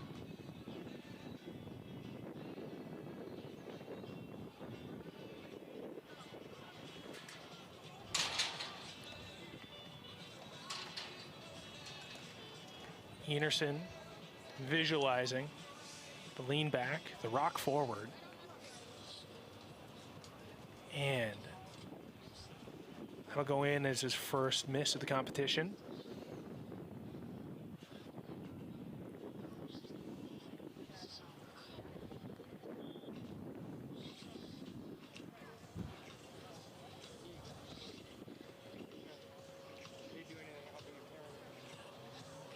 Not the same quality of jump from Enerson that we saw in his first 5 attempts.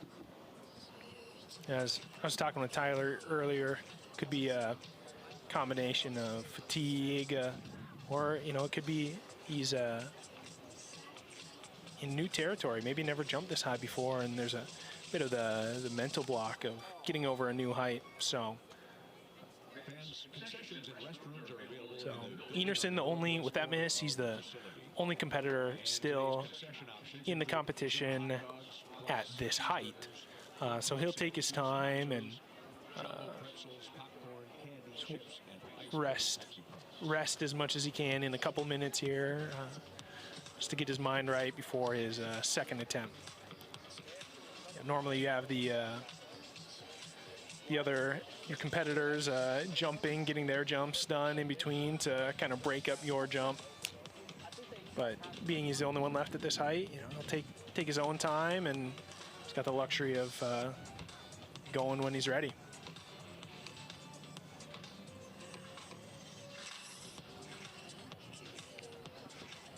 Enerson finds his mark, toes the line, little finger wiggle, relax the body.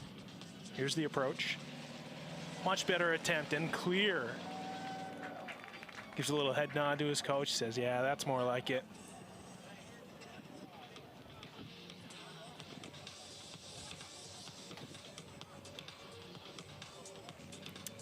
So as they adjust the bar, we will give you an update on how the men's hammer throw completed.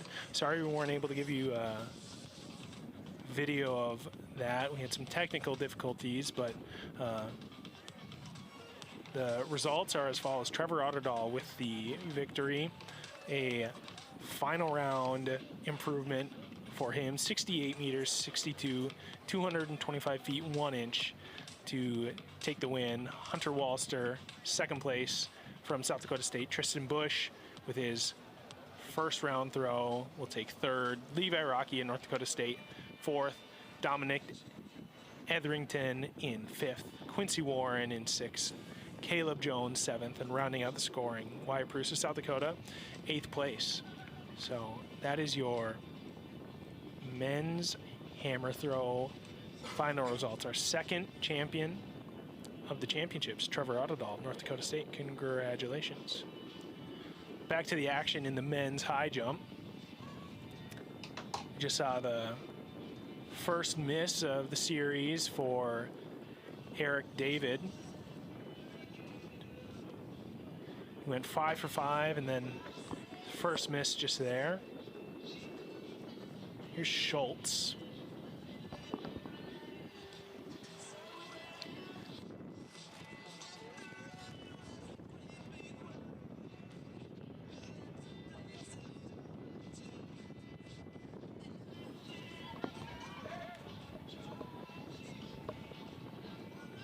So Schultz with his first miss. He was also 5 for 5 in his first 5 attempts. And, you know, maybe we're starting to see these guys kind of hit their limit of that getting close to the 6 to 7 jumps as they're losing some spring. That was Eidsness way over the bar. Just kicked it on the way down. Yeah, definitely had the hip height there. That's very safe to say. He's got at least, you can get his, you know, not up the calf issue or feet issue, he's got at least another 6 inches in him. Raditz here.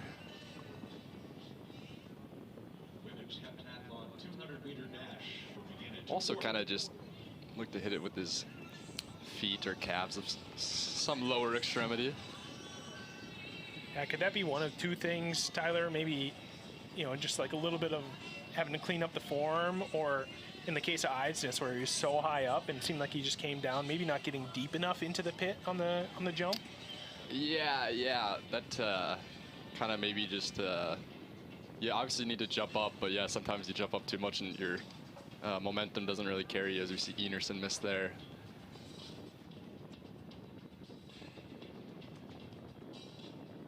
But yeah, I think Eidsness and Raditz, those are two pretty dang good attempts for misses. I think we'll be seeing them clear their next attempts. Just minor stuff you got to clean up. Yeah, both Eidsness and Raditz came into the competition later than anybody else who's currently still in it. So as you see Benson cleared.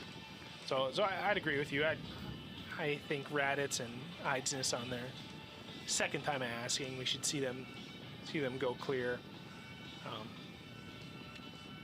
Barsky there with the easy clearance. Good clear from him.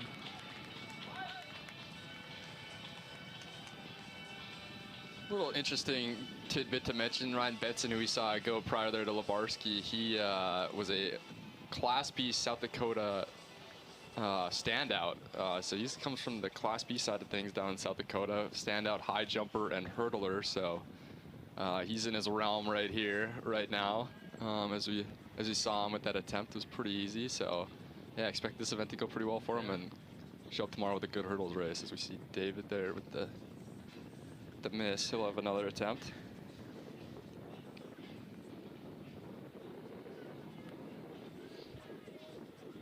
Yeah, so I almost wonder if maybe we're hitting kind of the upper limits for the athletes like David, Schultz, and Enerson, who came in, you know, a little bit earlier than the rest of the remaining athletes. So yeah, not just high jump fatigue, but overall fatigue too, because you know, these guys started at 11 a.m. So they're getting close to 4 hours here, being out here in the, you know, for a lot of them, probably pretty warm weather. They're not used to the warm weather, and then just a lot of time on the legs so far. Yeah. So getting kind of towards the end of the day, if you will, and yeah, just feeling the tiredness as you'd expect after 4 events into the weekend already.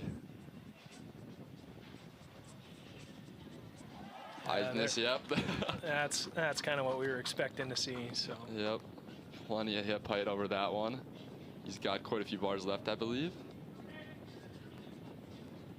I mean, they've been out here for 4 hours, but you know, there's no lunch break. No lunch break in the decathlon, you know. Exactly. So, yeah. I know. No really AC break either. If they're getting a little warm. I think some shade is about the best they can find. How do you manage nutrition and fueling over such a long event like this? Because I mean, for the average person who's maybe, you know, working some sort of desk job or something, I mean, you ask me 4 hours, you know, if I'm just sending emails, I need some food after 4 hours of just sending emails, you know. So. Right. Yeah. No, it's definitely you got to eat. Try to eat. I know a lot of people try to eat a big meal, you know, a big breakfast, to kind of try to last them throughout the day, and maybe even going back to the day previous to have a big supper the night before. Sure. Just kind of get you into that first day. But I know a lot of people try to, you know, maybe have a PB&J or some sort of sandwich after the long jump, because then they got, you know, maybe a half hour before shot put starts, and shot put isn't as strenuous on the body, so you're not too worried about yakking anything up. Yeah. So yeah, I know a lot of people usually try to get some fuel in there. after a long jump, but still not it's not going to be a 4-course meal or anything. Right, so. right. Oh, good clearance from David there. And yeah, even tomorrow will get to be, day 1's fairly long too, but day 2 is usually the longest. And so yeah, that's also a tough go to win the fuel. Kind of depends on maybe how good of a pole vaulter you are, because if you're coming in early, maybe we'll just wait until pole vault's over and then try to eat. Otherwise, if you might try to eat maybe in between or after discus or before discus or something if you're going to be coming in later on the pole vault, because then maybe have a little bit more time to digest the food. So a lot of it, I mean, that's probably something that you guys just have to, through trial and error of doing a deck, you just find what works and what doesn't, and exactly. But there's some sort of solid. It's not just Gatorade and water all day. Yeah. There's some sort of solid nutrition that these guys are having. So. Yep. Yeah, and you need it. I don't know how many calories the average person burns doing a decathlon, but I think it'd be quite a few. Yeah. More than the 2,000 calorie that the recommended. Diet. Yeah, the recommended. Yeah. Radich just kind of. Yeah, Radich out. The bar. Out. That was his third attempt miss there. So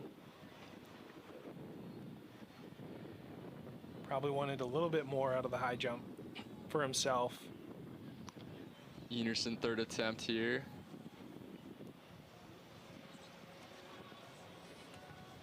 Just misses it. He'll be done. I believe that's a personal best, though, for Enerson, so can't be too upset with that. As, yeah, we lose Raditz and Enerson there. Down to just, well, 4 guys that are still in it, plus McGlynn has yet to come in. He'll be coming in at the... It's coming in at 191. Yeah, 191. Wow. That's... All right. Dog. But yeah, McGlynn's jumped over 2 meters, though. Wow. It's, should be more than capable, as he, I'm sure, knows. That's why he decided to come in there. But yeah, 5 guys left in total in the competition. Labarski here looking to go. Clear the track for the 200-meter dash. Oh. We have hurdles on the track that need to be removed and bodies that need to be removed. We've got the 200-meter dash for the women's pentathlon coming up in just about 3 minutes. Please clear the track. A little bit of logistical gymnastics going on out there, as athletes and teams are getting their pre-meet workouts in, but we got a track event coming up here pretty soon. Which so. I even forgot about when he said clear the track. I was wondering what for, but not to disrespect the women heptathletes, but no other track events going on, so you kind of forget that they got to finish out the day. So yeah, they'll have the 200 meters coming up here. Eric David with the shades on.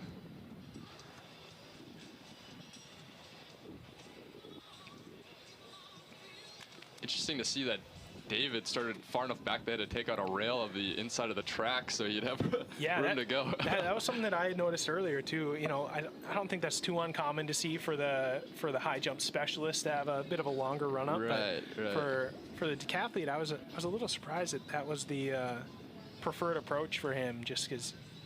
I mean, like we were talking about, every attempt, every step you take, even if it's just 10 more meters, right. You do 10 more meters 10 more times, that's a lot more meters that you ran. So exactly, yeah, no, it all adds up. His Eidsness there joins his teammate Labarski with a clearance over that height. We have 2 sections. Section 1 is on the track. In lane 4 from St. Thomas will be Josie Klein. In 5 from North Dakota State. Here's Benson. And in lane 6 from St. Thomas, Mark McNaught. Benson very happy with that clearance. Hey, we'll probably want to go to the 200 if we can. Thanks.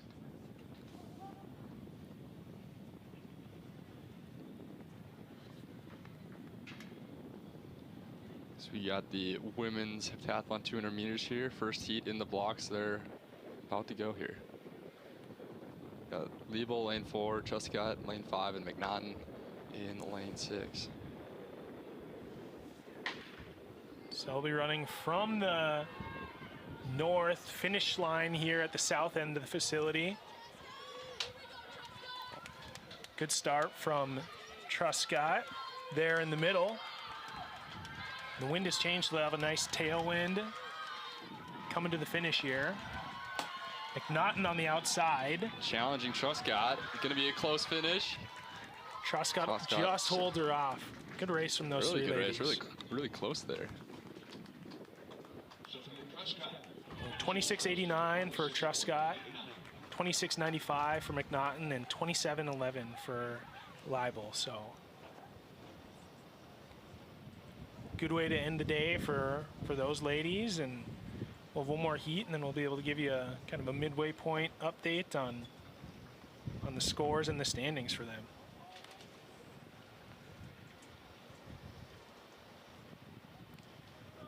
Yeah, and another reminder that these women are going for points, so even if they got the lead, in the end, they're not going to try to let up at all. They're going to try to finish hard, because every 10th counts. Yeah, right, exactly. Every 100th. Yeah, so. U4 from North Dakota, Malene Holder. U5 from North Dakota State, Larry Howell. Lane 6 from South Dakota is Liberty Justice. Lane 7 from North Dakota, Elle Thorson. And outside lane 8 from South Dakota State, Lizzie Gilligan. So we see Zach McGlynn there doing a little warm-up pop-up. He'll be joining the party here shortly.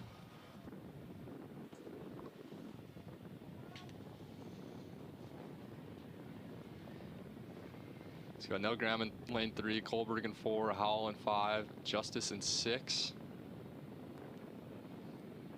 Thorson in lane 7 for UND, and South Dakota State's Lizzie Gillingham in lane 8 for this heat of the second heat of the 200.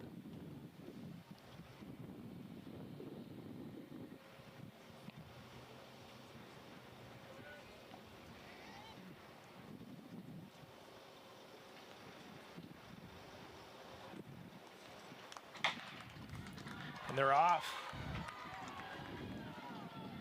Nell Graham, quick out of the blocks, has made up the stagger already. Justice looking strong in the middle, and Gillingham on the outside. Nell Graham pulling away from the field here. Flying down the home stretch. Pretty fast there, 23.97, very fast by Nell Graham. I don't know if she's entered in the 200 or not, but I'm sure Stevie Keller's really... Maybe he's wishing she was now, yeah. Nell Graham, 23.97 for the win in Heat 2. Liberty Justice of South Dakota, 25.21. Kohlberg of North Dakota, 25.35. Howell of North Dakota State, 25.53. Gillingham, 25.59. And Thorson, 25.78. Yeah, that'll definitely be some big points for Graham. As we see McGlynn here with the first bar clearance. There it is. Just like everything, nice to get a bar under you and get the nerves out, get rolling. But yeah, we'll give you an update on those heptathlon scores after day one here shortly.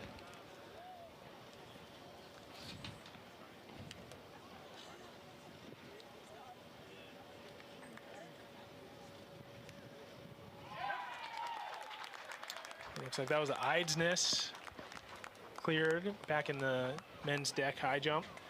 So McGlynn is clear over 191. Eidsness is clear over 191. Lebarski with a miss at 191.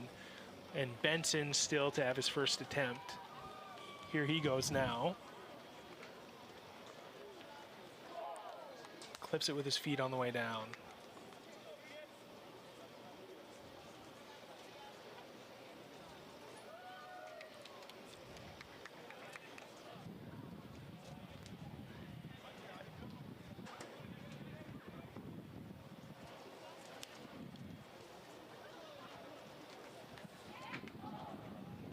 Nearly over for Lebarski. So while I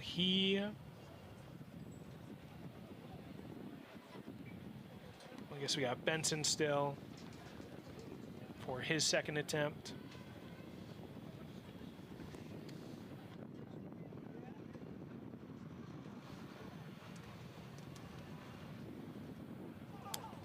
Benson just brushes it. So we'll finish up the final 2 attempts for Benson and Lebarski at this height. Then we'll give you the updated day 1 standings of the heptathlon after that impressive 200 meters.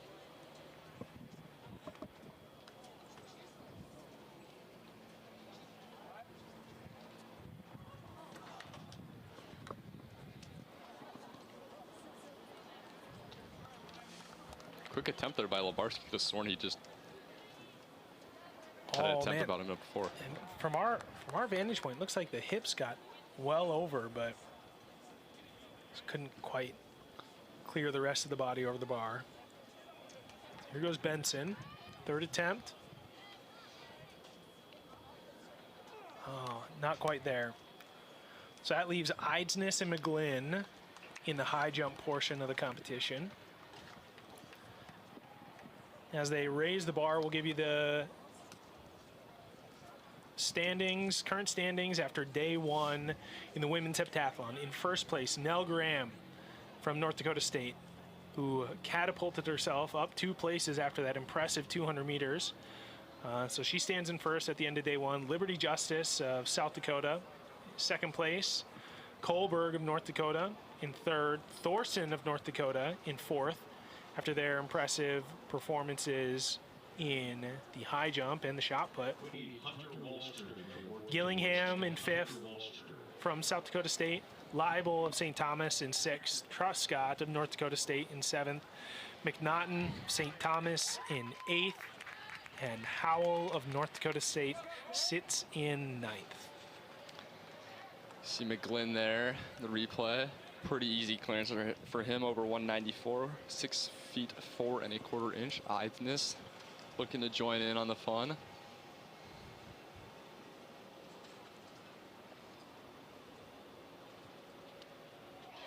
He got it, nicked it with his calves maybe, but again, plenty of hip height for Eidsness there.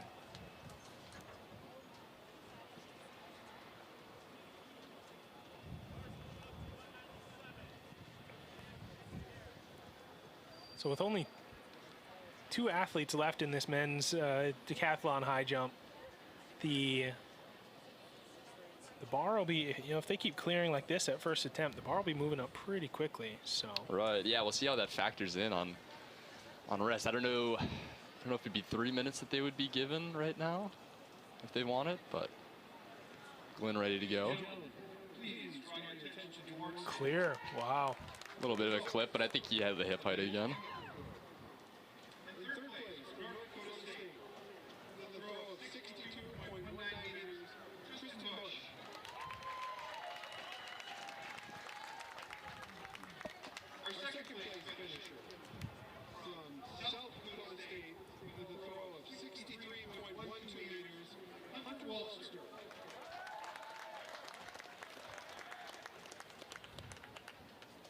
And your defending champion from North Dakota State with a throw of 68. Here's Eidsness. Oh, well clear again. Yeah. It's a good battle here between Eidsness and McGlynn. Yeah, USD faithful are loving it. Here we see the hammer throw medalist, Trevor Otterdahl, with the win.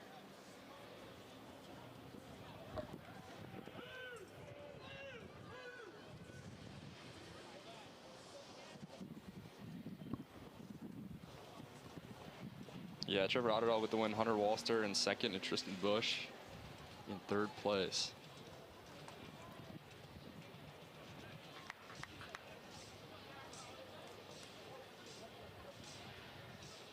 McGlynn here. Easy clearance over 2 meters, I believe. Yeah, 2 meters, so. Next bar for McGlynn might be a PR bar, and he definitely has the room for it. Sorry. Getting into some pretty big boy jumps. Yeah, 2 meters is no joke. Oh, wow. Definitely had the hip fight again for Eidsness. From Eidsness, yeah.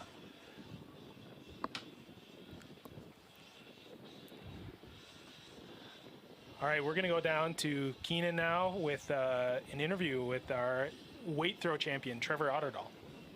Trevor, you go back-to-back in this event. How nice is it to do it here at home?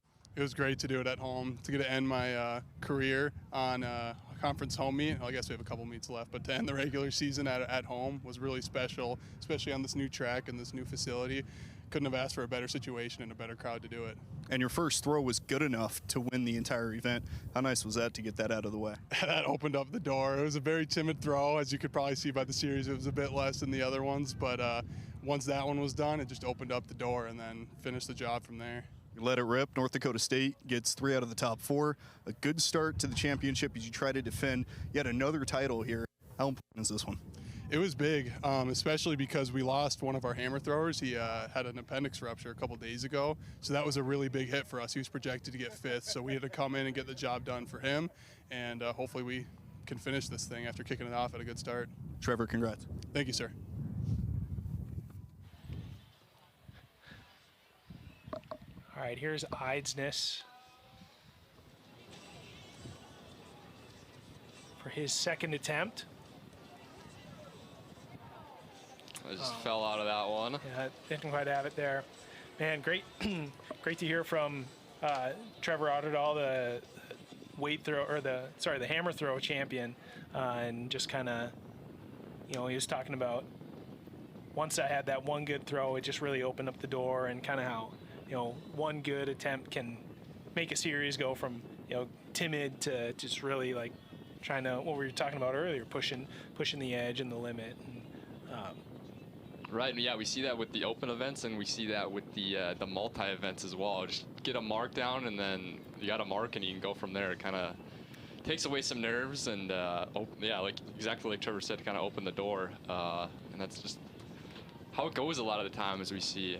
But yeah, and as also Keenan and Trevor were talking about there, already starting to see the points become, added into the team scores, even though we're only a few hours into this 3-day meet weekend. It's already starting to add up, and kind of very, very early sight about how team standings might be. So yeah, it's pretty clear that Trevor's got his own personal goals and for this meet, but he's already thinking about the team title. So it's obviously something that's very important to him and the rest of the NDSU team. So it'll be fun to watch him in his remaining throwing events.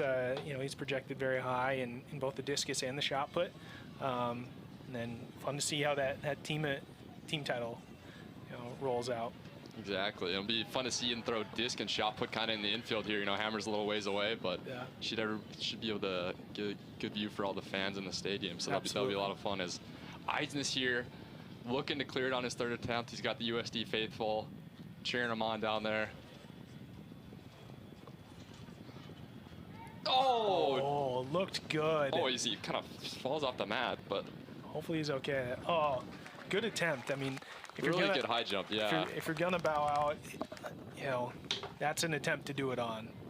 Man, again, kind of had the hip height, at least had a few inches of hip height clearance, but just kind of didn't get into the pit as far as you'd hope to get over it. But really great competition there from a lot of the high jumpers so far. But yeah, especially Eidsness, really good show there, and we still got McGlynn left, so we'll see what he can do here. See if he could get if it's not a PB on 203, it'd be close, I believe. So see what he can do.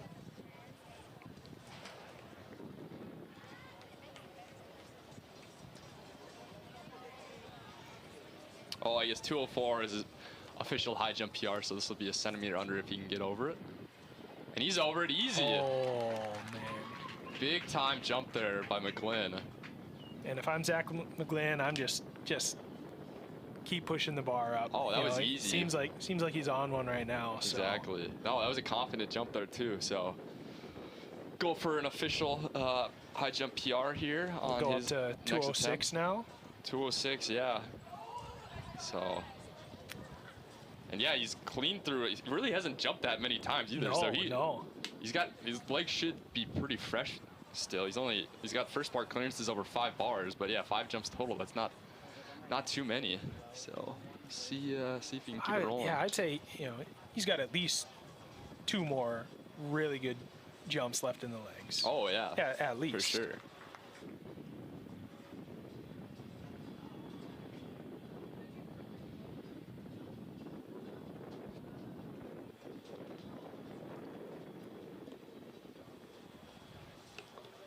He's going again already. He's rolling. That was easy. That's what I'm talking about. 209. Just wait, keep 206. Excuse me. Yeah, 6 feet 9 inches. New personal best for McGlynn in the high jump. He's on a very big score pace so far. Just keep it going.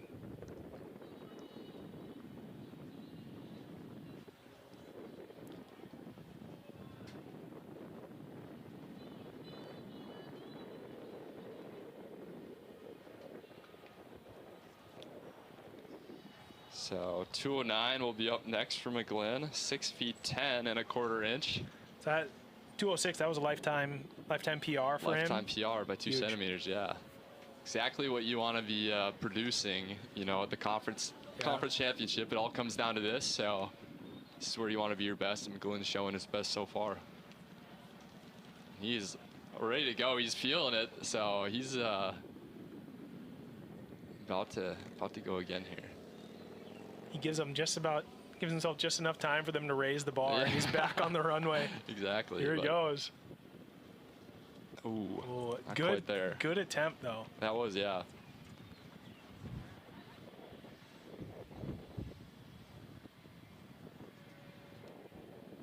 Yeah, not too far off there. At this point in the competition, is there some thought in your mind that says, you know, I've already distanced myself in this event from my competitors a little bit. I know I'm gaining points on them. That, you know, does he call it good? Is that call what it you're good? saying? Yeah. Does he maybe just save himself these 2 jumps to, you know, I don't know, save the legs a little bit, or? Yeah, you know, I think I'm pretty sure each height right now, I'd have to check, but I'm pretty sure each height is about 50 points or so, which is a lot of points for each height. And, you know, as we were talking, he really hasn't jumped that much, so I would be surprised if he bowed out, unless maybe he starts feeling a cramp coming on or something, but haven't really seen any signs of that. So you think maybe that's something him and his coach talked about before, like maybe put him on something like a pitch count, like a jump count, like, hey, we'll go as high as you want, but if we're taking, you know, if we're the only one left in the competition and we've taken more than 12 jumps, that's it, you know, just depending on. Right there. Oh, almost had it there for McGlynn. I don't know, you know. He can definitely get this next one. After that attempt, you know, you gotta go throw again. whatever what I said out the window. You know, you go for it again. Yeah, absolutely. Yeah, that was close there. That was the first one was close too, but that one was even closer. So we'll see what he can do on his 3rd attempt here. Oh man, he knows it too, and you know, kind of going back to the long jump, we saw him give a little bit of emotion, and you know, of all the competitors so far, it seems like, you know, he's given us the most visual indicators of how he's feeling about his performances. So. Yeah, definitely the most animated competitor we've seen so far. a lot of competition left for these decathletes, and day 2 can bring out a lot of emotions. But so far, McGlynn is definitely the leader in that category for sure. But yeah, 6'10" and a quarter inch is what McGlynn has one attempt at. 209.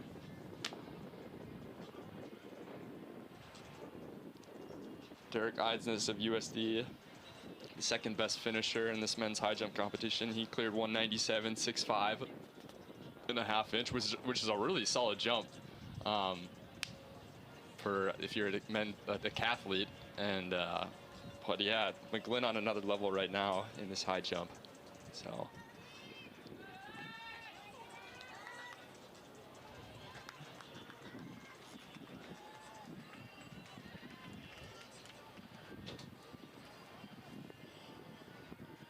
Oh, just kind of into it there on the 3rd attempt. Not quite there, yeah. McGlynn will clear that sometime in his future. I'm pretty confident about that. But man, super fun high jump competition to watch. Yeah.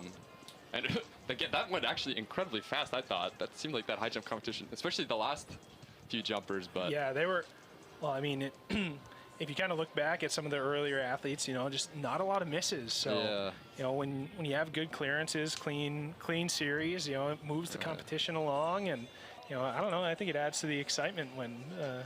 So. Oh yeah. Anyway, no. yeah. Exactly.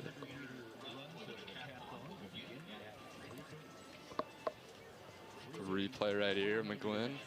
That would have been 206, Yeah. I believe. Yep. So that was his clearance, his PR clearance for McGlynn there, and happy to walk away with the points that come with it. These decathletes will have the 400 meters remaining. Kind of a cruel way to end day one, don't you think, Tyler? But oh, it is. It is. Yeah, you know, depending on how fast you are, I'm sure some of these decathletes are wishing they were finishing up with a 200 like the women heptathletes, but they get the honor of going an extra half a lap around the track. So, yeah, they'll look to finish as hard as possible. They're not going to let up at all. They're trying to get as many points. And yeah, they'll look to conclude their day one on with a fast 400, and then yeah, maybe some other athletes will be competing in the open javelin if some of these decathletes are good jump or javelin throwers. Otherwise, they'll rest up and yeah, get ready for day two. So after event 4, the high jump, the decathlon standings are as follows. Zach McGlynn in first place with 3,100 points. Derek Eidsness in second place with 3,013 points. Wyatt Labarski of South Dakota in third place with 2,968 points. Nate Raditz in fourth place with 2,880 points. Ryan Benson of South Dakota State, 2,774 points. Bryce Enerson of North Dakota State is in sixth with 2,706 points. Ben Hidani of North Dakota in 7th, 2,631 points.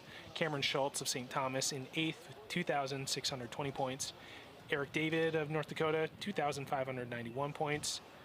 Townsend Barton in 10th with 2,513 points. And Garrett Severson is in 11th place with 1,990 points.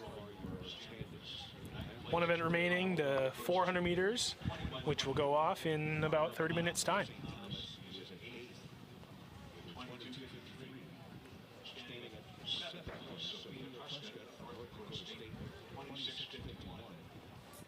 Sixth place at the moment from St. Thomas, Josie Leibel has 2,674 points.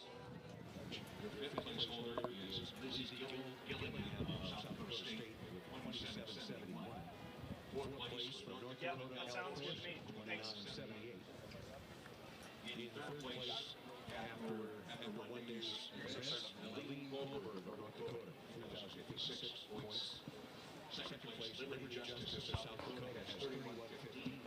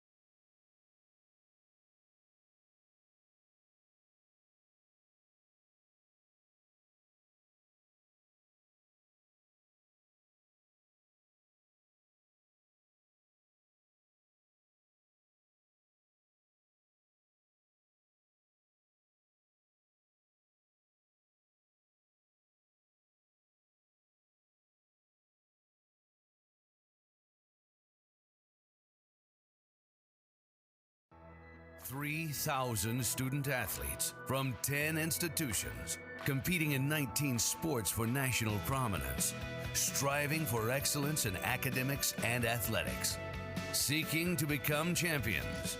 Nearly 100,000 students and more than 800,000 alumni celebrate Summit League student athletes and their rise to reach the summit. The Summit League, where tomorrow's leaders strive to reach the summit today. Stay prepared for the days and nights ahead with the best weather team. Download the Storm Tracker app, powered by Laney's. Get alerts and updates straight from the WDAY Storm Tracker team. With accurate weather reports specific to your area. Just search WDAY in the Apple or Google Play Store. Download the Storm Tracker app and be ready to plan your day. The Storm Tracker app, powered by Laney's. Download it today. The passage of Title IX proved there's no force more powerful than a woman determined to reach the summit. Through 50 years of this legislation, female student athletes have broken new ground, lifted championship trophies, and earned college degrees. These trailblazers paved the way for today's athletes to perform and fill the stadiums where so many women before them fought to compete. The Summit League proudly joins our members in honoring those who've inspired the climb and those continuing to reach for the summit. WDAY is your home for North Dakota high school tournament memories on DVD. Watch these student athletes at their best as they put it all on the line for their school and communities. Visit WDAY.com and click on the WDAY Deals tab. Every game is available for $25 plus tax, shipping, and handling. All the games you remember, only at WDAY.com. Buy your North Dakota High School Championship DVDs today.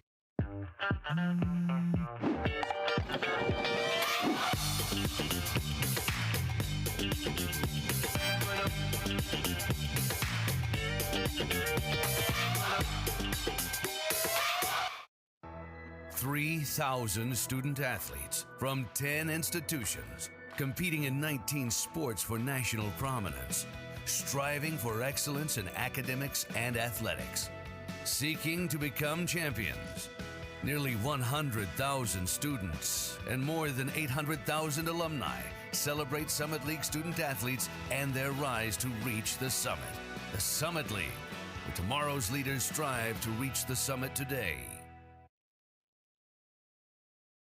Welcome back to the Terrence Dahl and Donna Beres track complex on the campus of NDSU.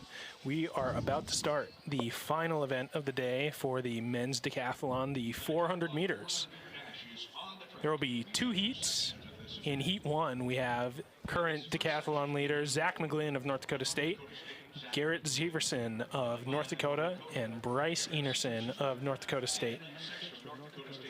Tyler, last event of the day for these decathletes.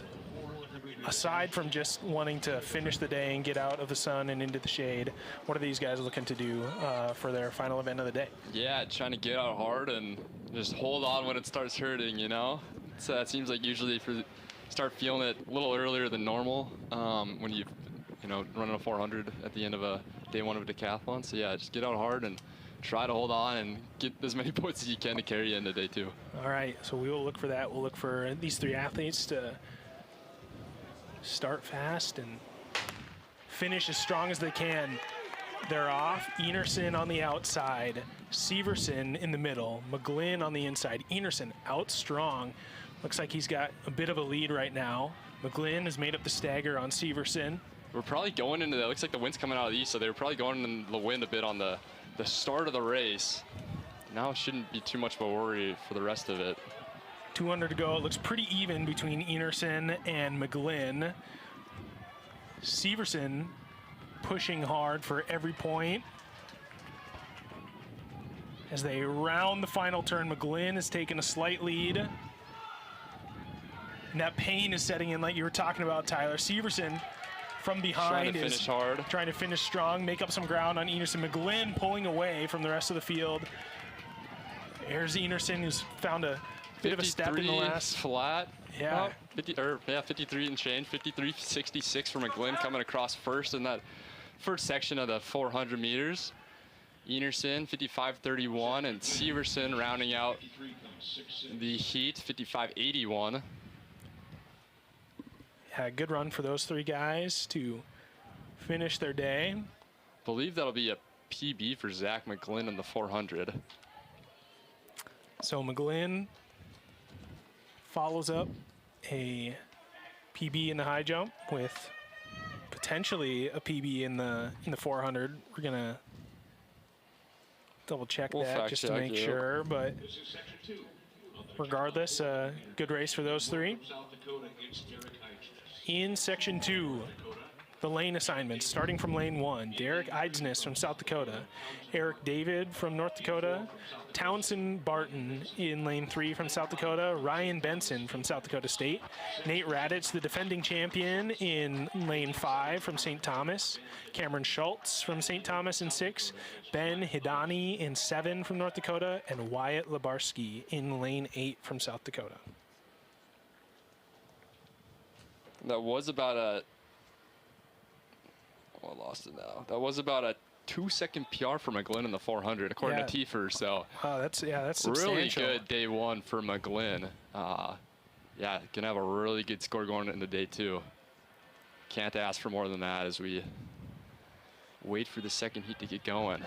Gonna be a little bit faster in this heat. They got some bit more of some speedsters in here, plus just full heat in general. So, should be good.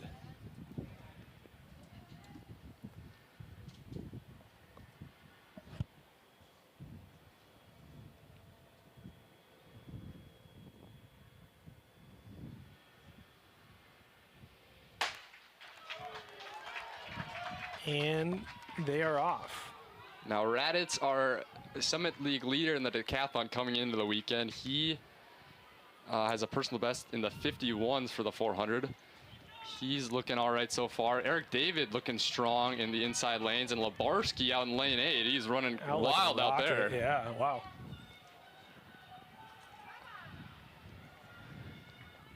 Let's see how their bodies handle the quick start. Lebarski took a commanding lead. Let's see how he's able to hold on. Lebarski looking good still. Everybody's starting to feel it some. Yeah. Schultz finishing strong there in lane 6. Raditz coming on strong as well. St. Thomas will finish pretty similar, 2-3. Oh, tough finish for David there from UND there, the last final 50. 50.73 for Lebarski and first. Schultz, 50.96. 2 guys under 51. Expect Raditz to be right behind you. 51.15.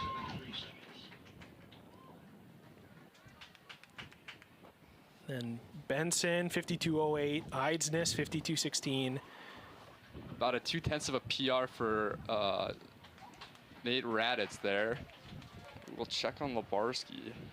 Eric David in 6th, 52.61. Townsend Barton, 7th, 53.95. And then Ben Hidani, 58.52 for 8th in that heat. Lebarski just shy of his personal best in the 400.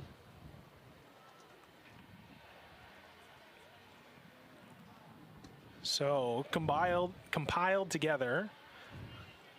Lebarski 1, Cameron Schultz 2, Nate Raditz 3, Ryan Benson 4, Eidsness 5, Eric David 6. McGlynn's effort was good enough to get him 7th overall. Townsend Barton 8, Enerson 9, Severson 10, and Hidani 11 for the 400. So that completes day 1. And check this out, we got a very close day 1 scores altogether. Top 3 only separated by 23 points. McGlynn still holds on to the lead after the 400. 3,754 points. Lebarski 5 points, only 5 points back overall after day 1. 3,749. And his teammate Derek Eidsness only 23 points back from leader McGlynn. Eidsness has scored 3,731 points after day 1, with Raditz, Summit League leader, like we mentioned, coming into the weekend. 112 points back from McGlynn, the overall leader. Raditz with 3,642 points. Going to be a show tomorrow. It's going to be really exciting. Looking a little bit at some of the individual, events coming on day 2, it looks like Raditz has a pretty good day 2 in terms of pole vault, discus, and in a solid 1,500 under 5 minutes for him. So he should by no means feel like he's out of it. 112 points. That's right in there. It doesn't take much to go right or go wrong for one of your competitors, and you've made up that gap. So exactly, and you know what they say, day 1 is for the athletes, day 2 is for the decathletes. So we'll see who the decathletes are come tomorrow. But we got some of these guys that have proven they're true decathletes. So it'll be interesting to see anybody's game, really. So it's gonna be a lot of fun, and this is ultimately everything factors into the team score too. So if these guys can even just fight for one position better, it could end up being pretty impactful for their team. Looking ahead to tomorrow a little bit, Tyler, what event for the decathlon kind of stands out most to you? What's one that we should watch for tomorrow? Yeah, I would say for the pole vault and 1,500, I guess, are the two. Pole vault, there's a lot of differences in personal best from who can jump what, and then that's that and the 110 hurdles are the 2 big point scorers for the decathlon. So yeah, even if you get an extra bar or 2 on a competitor, that could really help your chances. And then in the 1,500, it all comes down to the 1,500. If it's close and you can just really grind away and get a few seconds better than your competitor, or just stay within a few seconds from a guy you're trying to hold off in the overall scores. That's another big event. You got to be able to finish it out too, just like you want to start it, and we've seen that these guys can start it. So yeah, so we'll look to see some maybe big moves in the pole vault. If the pole vault competition tomorrow is anything like the high jump we got from the decathletes today, it should be pretty interesting and fun to watch. So yeah, we'll be excited to follow them tomorrow, as well as all the other athletes. But we're not done today. We got the javelin throw coming up in about 30 minutes, starting at 4 o'clock, I believe. Yep, so javelin will come up at 4 o'clock. The women's prelims, I guess, the first rounds for the javelin throws and the final, as well as the women's pole vault at 5, and then the men's javelin will go off at 6, followed by our first track finals of the championship. The men's 10K will be at 7, followed by the women's 10K at 7:45. So plenty of track to come still. Yeah, and for those that aren't here, which I would imagine is basically everybody, I don't know why you'd be here and watching this live stream, but if you are, we appreciate you. It is very warm down on the track, and we were just looking at the forecast. Doesn't look like it's going to cool off too much for the 10K. So it'll be a grind running that for those athletes, but. Yeah. Forecast showed still like 80 degrees by 7 o'clock, so that could definitely be a factor for those races tonight. But we're going to take a break here, as there's 30 minutes about until the javelin will start, and we'll be back with more action then.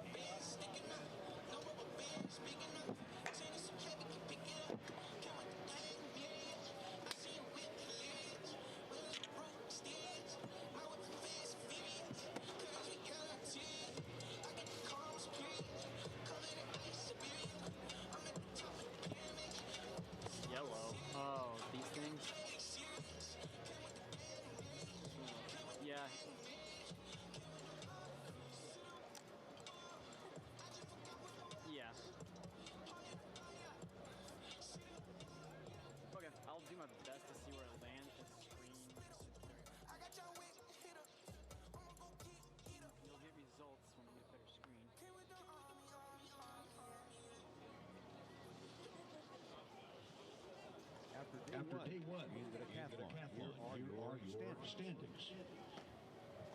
In 11th place with 2557 points from North Dakota, Garrett Severson. In 10th place from North Dakota, it's Ben Hadani with 3,096 points. 9th place from South Dakota, Townsend Barton has 3,155. In 8th place from North Dakota, Eric David, 3,289. In 7th place, it's Bryce Anderson from North Dakota State, 3,292. 6th place is Cameron Schultz of St. Thomas with 3,391. In 5th place from South Dakota State, Ryan Benson. So where are they starting though? So the cones where they're in 4th place like, from St. Thomas, growing, Nate but Raddatz, like 3,642. 3rd place. After one day of competition, Derek Eidsness from South Dakota, 3,731. 2nd place, Wyatt Levarsky of South Dakota with 3,749. And leading after one day of competition in the decathlon from North Dakota State, Zach McGlynn with 3,754 points. Just 23 points separating 1st and 3rd place.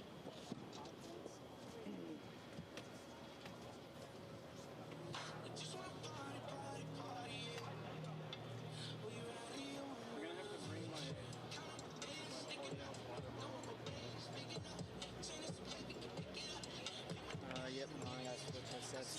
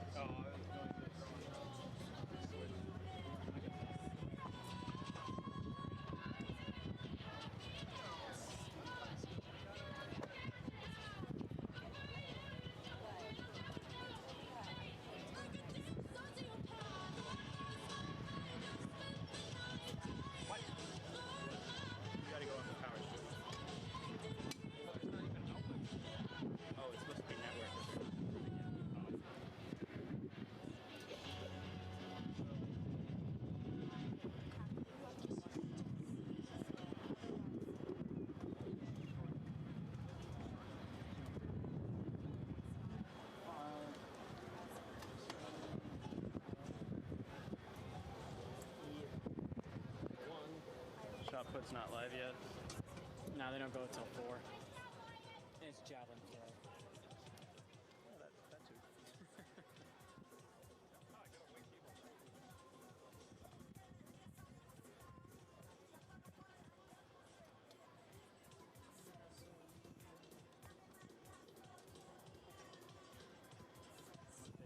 Is somebody going to run that camera? I'm running 3. No. But we should leave it. Yeah, no one's going to run it yet. Do you want the hand?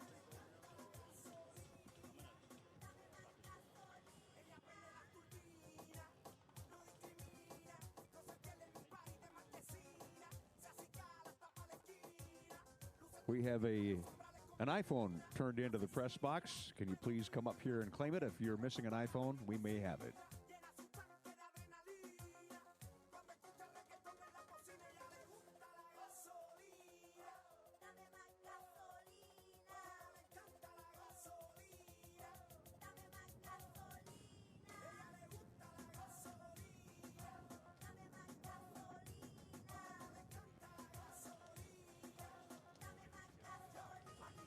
Cassia Katie. St. Thomas, Cassia. That's your phone.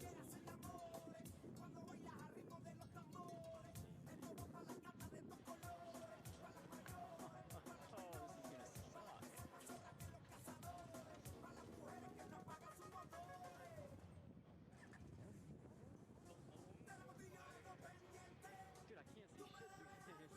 This is going to be interesting. It's really not that bad. Everybody else is dying.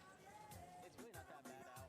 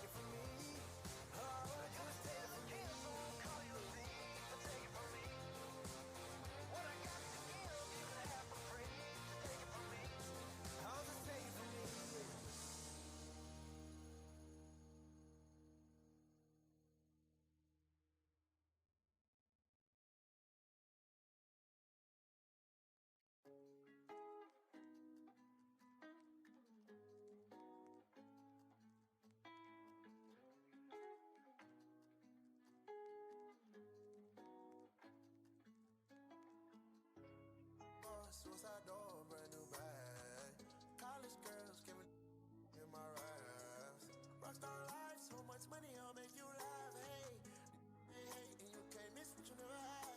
Hey, hey, off the juice got me tripping. Cut the coupe, Walker roof is missing. Ice, lemonade, my neck was tripping. Ice, lemonade, my neck was tripping. Addy boys got some 60s in my bag. Lips sealed, ain't pillow talking on no rag. In my earlobe, got 2 carats, VVS. Got a penthouse near Rodeo, off of stress. All this money, when I grew up, I had nothing. Filled with backstabbing, my whole life is disgusting. Can't believe it, gotta thank God that I'm living comfortably. Getting checks I don't believe, but she say she done with me. Burn some bridges and I let the fire light the way. Kicking my feet up, left the PJs on a PJ. Yeah, I'm a big dog and I walk around with no leash. I got water on me, yeah, everything on Fiji. Oh, suicide door, brand new bag. College girls giving in my raps. Rockstar life, so much money, I'll make you laugh. Hey, hey, hey, and you can't miss what you never had. Hey, hey, off the juice got me tripping. Cut the coupe, Walker roof is missing. Ice, lemonade, my neck was tripping.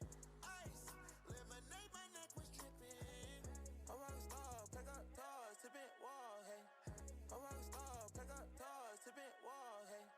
I was 15, I was 16 with my dog, hey. I feel nauseous.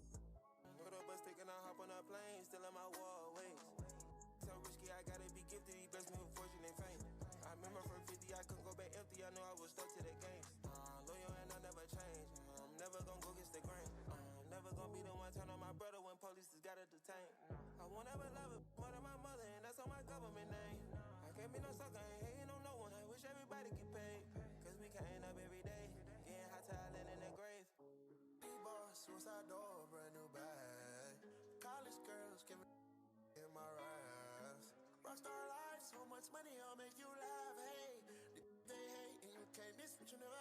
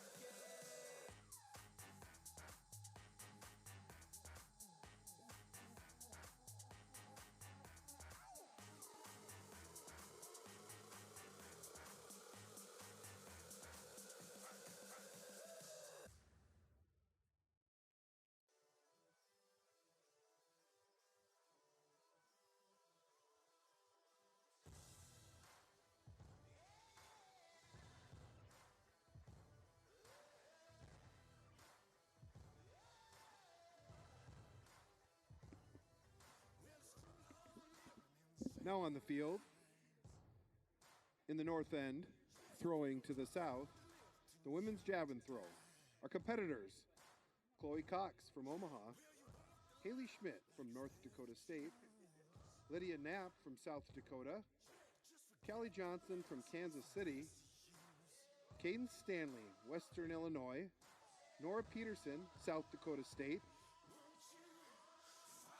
Chardonnay Davis, Western Illinois, Alexander Seacrest from North Dakota State coming in with the season best throw of 49.58, Juliana Schmidt, Western Illinois, Elise Olseth, University of North Dakota, Anna Swanson, St. Thomas, Jennifer Parent, North Dakota State, and lastly, Brianna Schoenbrook, South Dakota. Good luck.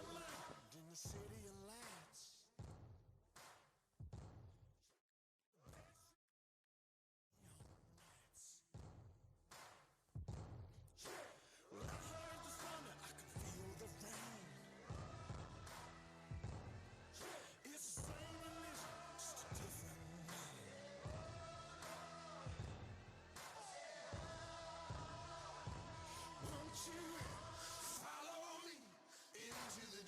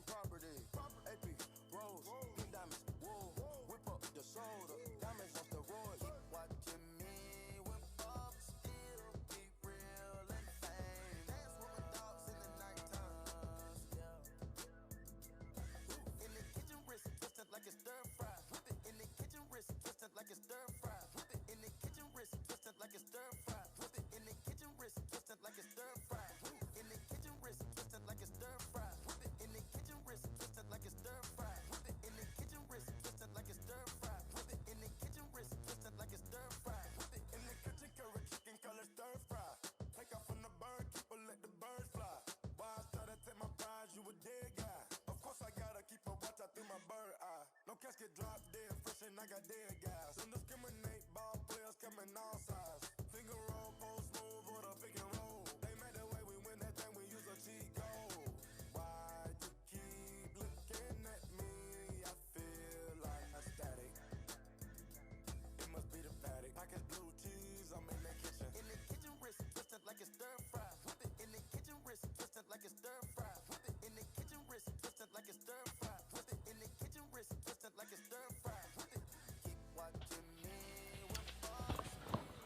All right, and we are back following the live action for the women's javelin throw. You just saw the first throw of the competition. Brianna Schonrock of St. Thomas. See it again there on the replay. Solid way to start off this competition. So we'll be following along with this women's javelin throw as the only current final that is live, so shouldn't miss a beat here.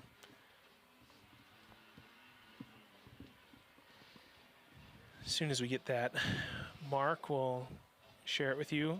Up next on the runway is Jennifer Parent of NDSU. Waiting patiently for her turn. So that first throw from Schoenrock, 41 meters 50. So we have 13 athletes entered into this javelin final. Parent comes down the runway. Just that Spiritas. Good throw from her. Each one of these athletes will get 3 attempts to put themselves in the top 9 athletes to get 3 more throws for the final. So we'll be keeping track of how that progresses. That throw from Parent, 40 meters 60. So not quite as far as Schoenrock. Up here we have Anna Swanson from St. Thomas.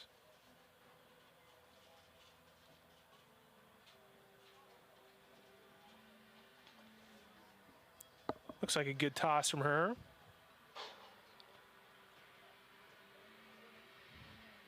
Are we looking at the, Tyler, are we looking at the yellow lines as kind of the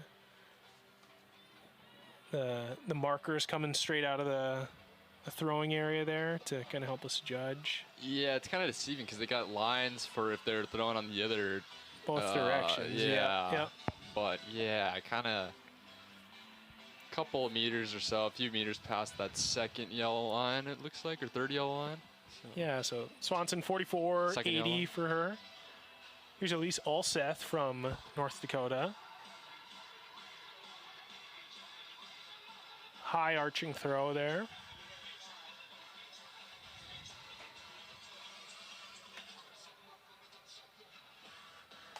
Ulseth, an accomplished multi-athlete,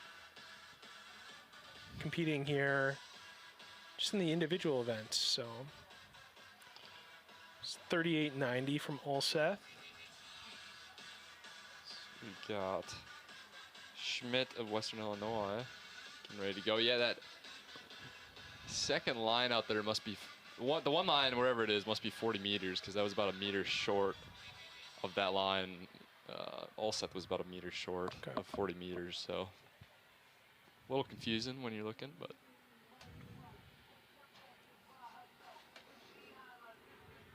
There goes Schmidt down the runway from Western.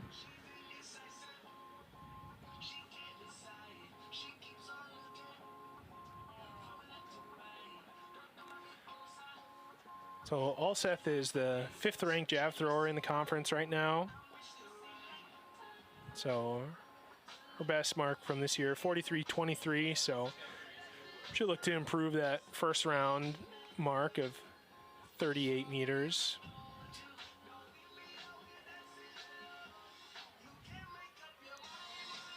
That throw from Schmidt, 18.49.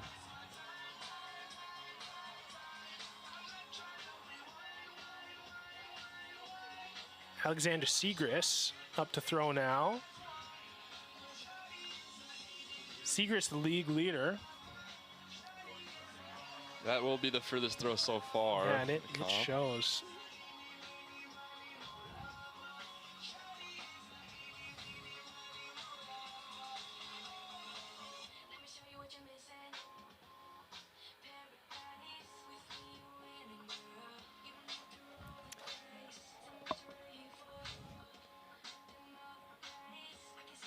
Making the meet officials work for that one. Getting a little jog in to get out to the mark. 47-17 for Segris there, into the lead by over a couple meters. A good toss from her.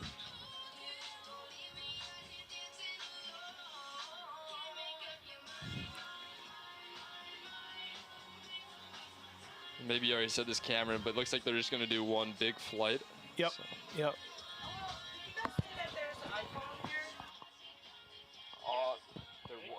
I think it was already grabbed, though. Oh, okay. Yeah, you can double check if you go through there, though. Oh, okay. It's on the other side. Yeah, you can go through there if you want. Thank you.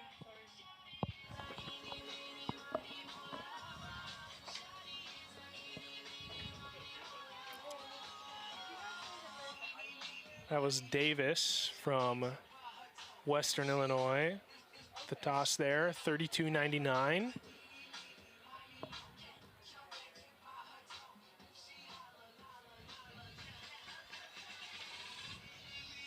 Nora Peterson of South Dakota State up next on the runway.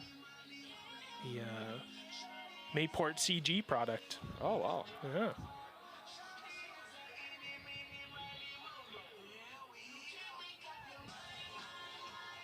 Good toss from Peterson.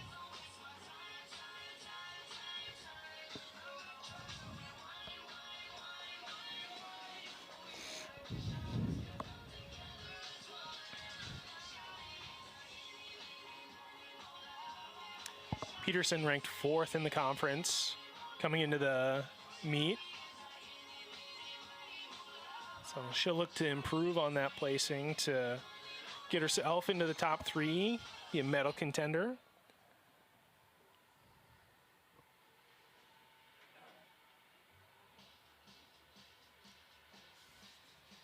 It's Candace Stanley from Western.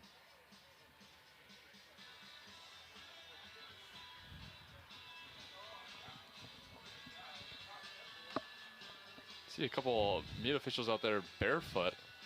It's bold. Well, very bold. Hopefully nobody's impaled in the foot. To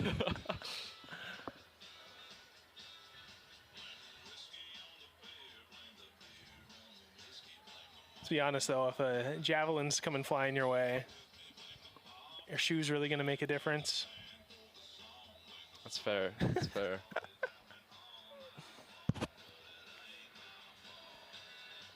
In Kansas City, this is Callie Johnson.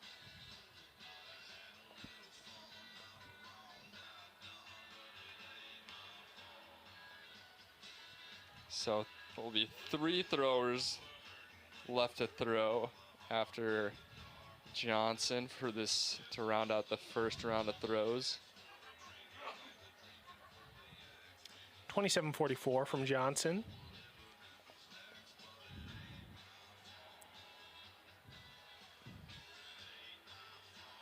I believe this is our women's hammer throw champion. Yeah, Lydia Knapp, she previously earlier today won the hammer throw for the women. Up to throw here.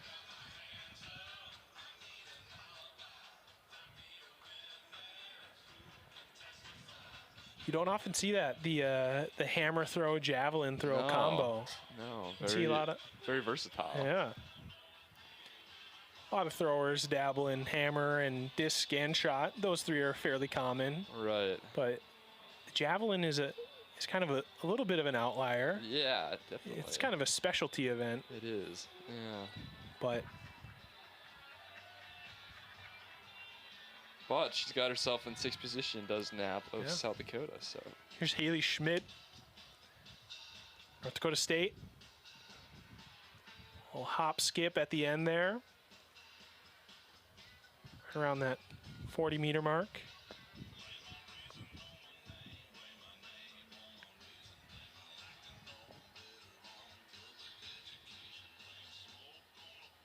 39.56 from Schmidt. Puts her up into 5th place.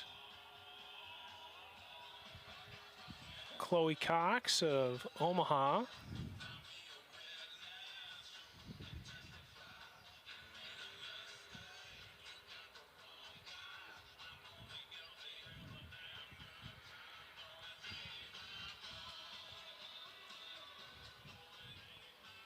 You know, Cameron, I wonder if the wind is playing much of a factor in this javelin throw. It looks like it must be kind of a tailwind for them. I don't know if that would impact them very much or not. But not a ton of wind, fortunately. We know nobody likes it to get too windy, but yeah, we'll see. Don't have a great view of the javelin necessarily. This can't really tell they're flying, but seem to be doing okay so far. So. Yeah, what are you looking for in kind of the flight path of the jav? Yeah, you know, there's definitely a happy medium, as far as I know, but yeah, definitely don't want to obviously just chuck it straight at the ground, but obviously don't want to let it soar. So trying to find that maybe the tops of some trees in the distance. I don't know if that's what they would be aiming for, but standard 45-degree launch angle? Or? Something like that. Yeah. I don't know. Not enough of an expert to know, but. We've entered into the second rounds. So that was just Jenna Parent, NDSU. Before her, we saw Schoenrock of St. Thomas foul her throw. Not an improvement on that one for Parent. 39-34, but so she'll stay in 4th place. This is Anna Swanson of St. Thomas.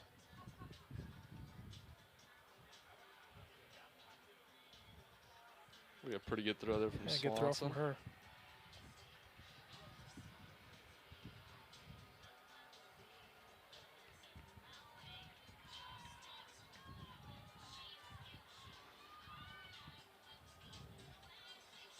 Not be an improvement for Swanson, but she'll remain in 2nd. We got Ulseth from UND up. Ulseth currently in 6th place.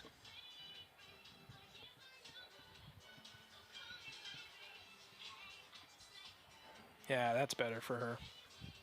Past that 40-meter line, so that will probably bump her into at least 4th, if not 3rd.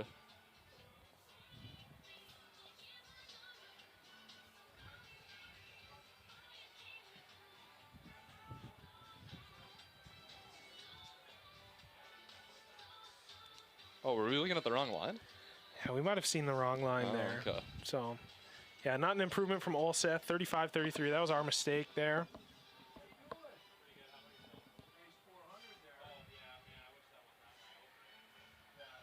This is Schmidt from Western Illinois, Juliana Schmidt.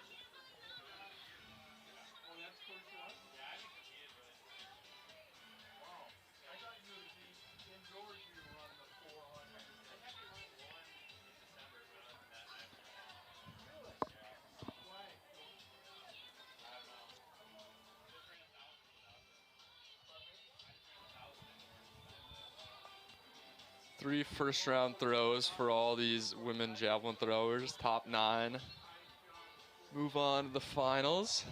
And following the women's javelin, the men's javelin will be starting up sometimes afterwards.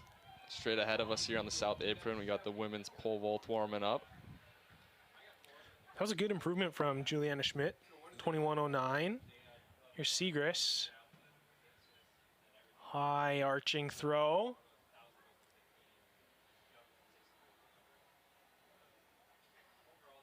Segrist, the current leader, 47-17 with her first round.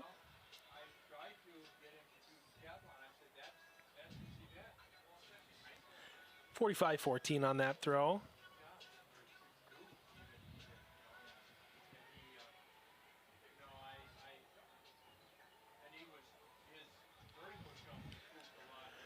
Chardonnay Davis for Western Illinois on the runway.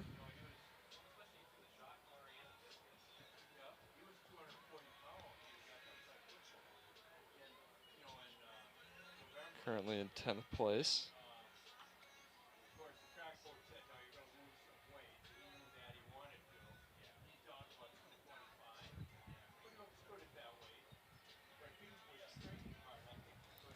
.32.02 from her.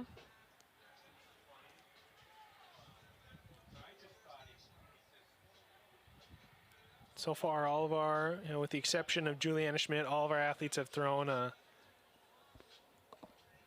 their second throw is not improved on their first. Nora Peterson.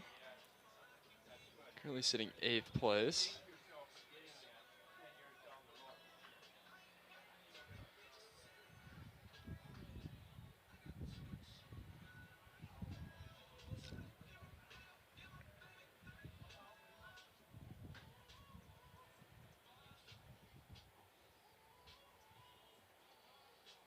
There we go. 41.10. So that'll put her up into 4th place for Peterson from South Dakota State. Good improvement on that throw. Caden Stanley of Western. Up again.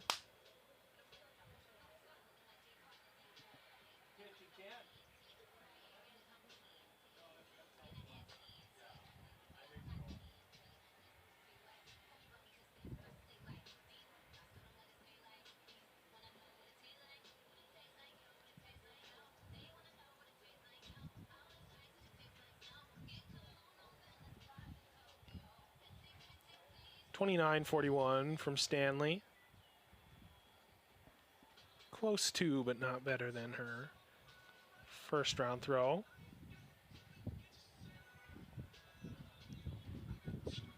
Johnson from Kansas City.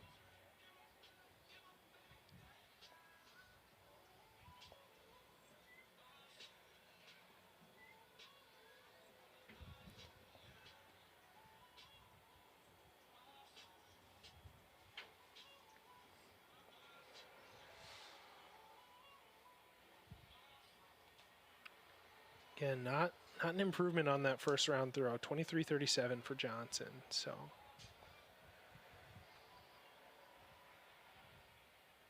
Lydia Knapp, USD now up. Pretty short approach.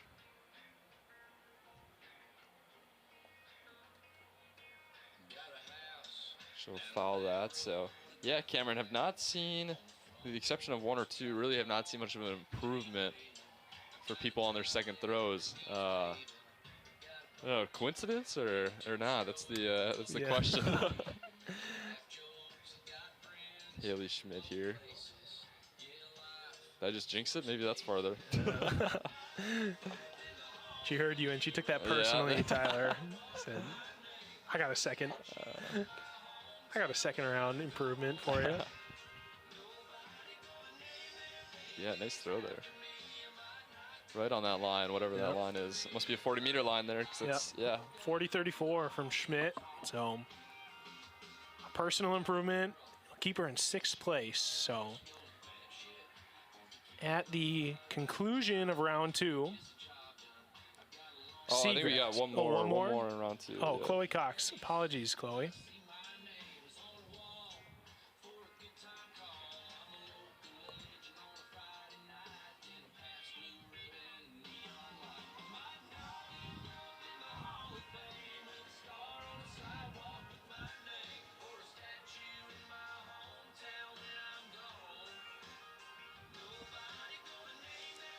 .33.68 for Chloe. So now, at the conclusion of round 2, the descending order list is as follows. First, Segrist from North Dakota State. Second, Swanson, St. Thomas. Schoenrock, St. Thomas. Peterson. 5th, Parent. Schmidt in 6th, as we see Schoenrock take her 3rd round throw. 7th is Ulseth from North Dakota, Knapp of South Dakota in 8th, and Cox of Omaha in 9th. Those would be your finalists. But there's one round to go. So Schoenrock fouls her 3rd round throw. She'll stay in 3rd place.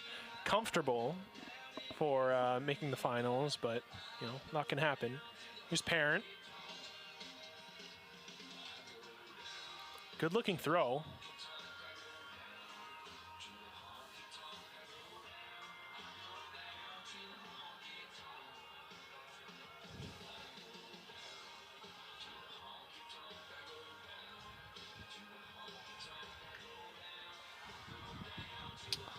Not being improvement for Parent. 36.53 on that throw, 119, 10 inches. Will remain in 5th.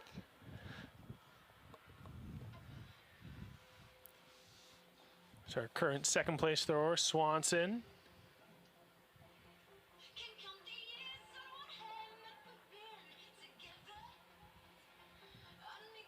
Good throw from her. A little smile. Seems happy about that one.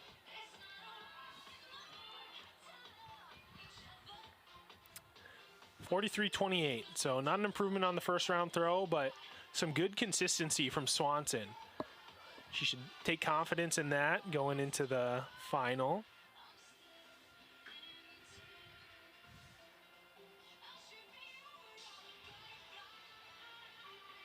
Lee's all set. The throw there.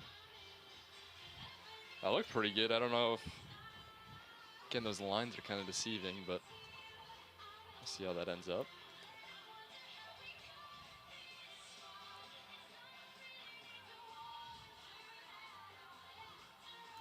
Yeah, 38.51. So yeah, much closer to what her first round throw of 38.90 was. And I mean, if you're sitting in that, if you're feeling pretty good about making the finals, you know, I know she's in 7th place, so maybe a little bit of nerves about the throwers beneath her, but you know, just even to regain some of that same form that you found in a previous throw has got to be, you know, a lot of confidence that you can take from that going into your final 3 throws. Yeah, for those that make finals, another, yeah, like you said, final 3 throws. So, well, should be some more opportunities. Just gotta make it there. That's the key. Right. That was a third throw from Juliana Schmidt of Western Illinois. 1977 from her, so kind of split the difference from her previous 2 throws. Yep, 20.01.09 for her best throw, and for her 3. So here's the leader of the competition, Alexandra Segris. Looking to further her lead. Maybe outside the sector there. Yep, that one will be go in as a foul.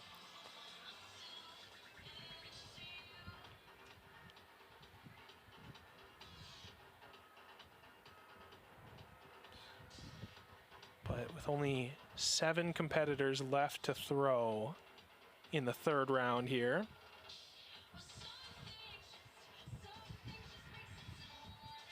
Segris is sitting in first, should be comfortable that she'll make the final, so she'll have 3 more attempts.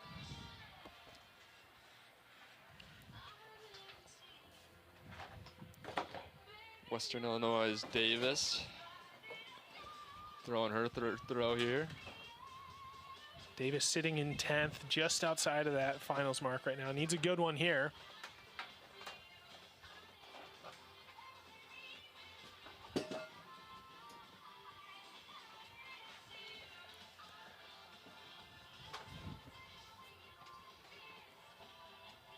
So we're looking for anything. That was 31.04, so not an improvement. She'll stay in 10th and miss out on the finals. It's Peterson, currently in 4th place from South Dakota State.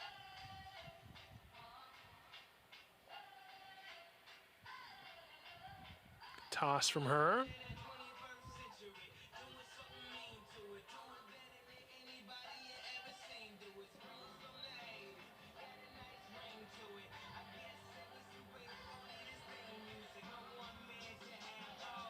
And Peterson kind of splits the difference as well between her first 2 throws. 38.76 on that one. Her best through her first three is 41.10. Yeah, so definitely some positives to take from that. Consistency is always a good thing. Stanley with the throw there. Foul. So that will end Stanley's competition. She's in 11th right now.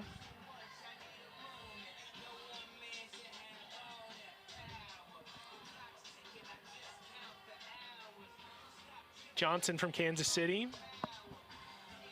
She'll need a big throw to get into finals contention.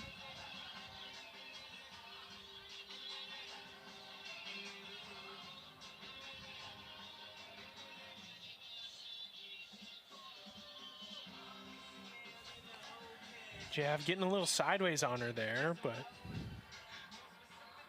yeah, 24.90, so.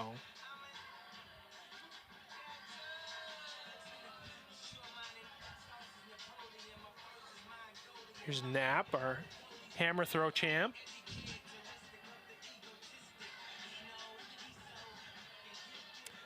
Doesn't seem too happy with that one.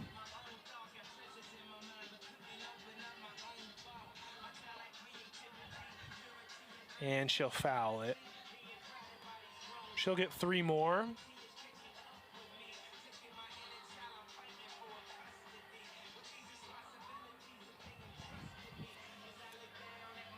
Here goes Schmidt from North Dakota State. Some more air under that, it looked like. She's small round of seemed applause. to be smiling there. Yep. Beyond that 40-meter line.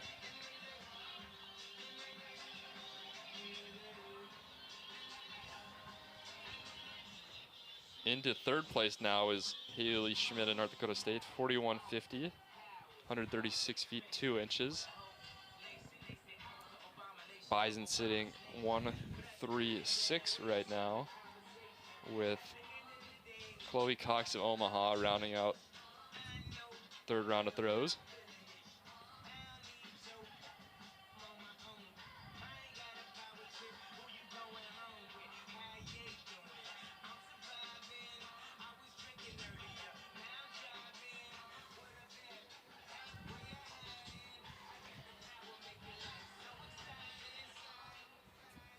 So 33.64 from Cox. Good consistency from her. Not an improvement on the first round, but she will take that throw. Her best throw from round 1. And her 9th place current standing into finals. Looking to improve and get into scoring position. Yes, Cox from Omaha will be joined by Knapp, who's currently sitting 8th. Allset from UND, currently sitting 7th. Parent, North Dakota State in 6th. Peterson, South Dakota State, currently sitting 5th. Schonrock of St. Thomas in 4th. Schmidt now into 3rd place, as we saw in her last throw from North Dakota State. Swanson of St. Thomas in 2nd place, and Seagrass of North Dakota State in 1st, going into finals. Yeah, and Seagrass only a freshman, so maybe feeling a little bit of the pressure. First outdoor conference meet for her, but you know, she's got a 3-meter lead on 2nd place, so you know, not can't be too upset with that. Yeah, definitely a lead that you could be comfortable with, but not a lead that could. Right, anything can happen in the finals. Yeah, it's conference weekend, so. And I don't know, whatever it is about the javelin, you know, it seems like the type of event that if you hit it just right, oh yeah, if you big connect PRs on it, can always come. You know, a little bit different than say, like the shot put. You know, for whatever reason, like the jab just the javelin's just just a small little thing, and that can be a 10-meter difference, or at least 5 or 6 meter difference. Exactly. At the very least, so yeah, she'll definitely want to improve on that mark. So 47 meters 17. She's thrown 49 meters 58. Back all the way on March 30th at the Bobcat Invitational. So we'll be looking to capture that sort of form again here in the finals. Swanson, who sits in second place, has a season's best of 46.37. So she will definitely be looking to, throw at least that far and for sure into the 47s, get herself a PR and challenge Segrist for the win. So exactly, yeah, it'll be fun to watch here. Even looking at third, Schmidt, has thrown 45 meters this season already. So she'll be looking at Swanson in second at 44.8 and be saying to herself, I've thrown that far. I can throw that far again. So it's a little bit of the internal dialogue that could be going on for some of these athletes.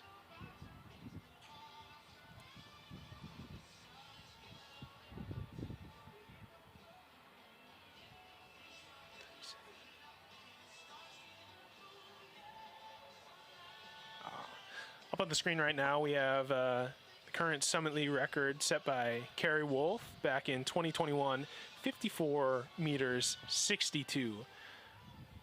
So, even something else that Segrist and these other athletes could be chasing, chasing an individual title, chasing the competitor next to them. But they've also got this mark set by Carrie Wolf that they're chasing after a bit of history. So. Exactly, and yeah, who knows? I don't know where these any of these ladies sit on the going into regionals in a couple of weeks, but if they're on the fringe, looking to improve and get themselves into regionals, or if they're already looking likely to go, at the very least improve their spot and carry that momentum into the first round of NCAAs. So Schoenrock, who is currently in fourth with her throw of 41 meters 50, coming into the championships was only ranked 10th. So she's found herself in a bit new territory. Has improved her season's best mark by 5 meters. So. Yeah, I guess I didn't realize. Yeah, Schmidt and Schoenrock. Yeah, they're tied. Currently. Oh wow! Oh yeah. So yeah. I think that would go to the next best throw. So, which I guess is how it's listed, because Schoenrock, her other 2 throws are fouls. So Schmidt, right, if it were to be ended now, I believe would get 3rd place based off of her. Right, so throws. I mean, so Schoenrock, even if she's unable to improve her best, she's even looking to get a throw further than Schmidt's second best. Exactly. Assuming Schmidt wouldn't be able to improve on her best as well. So, yeah, layers. Yeah. Layers. Be interesting to keep an eye on.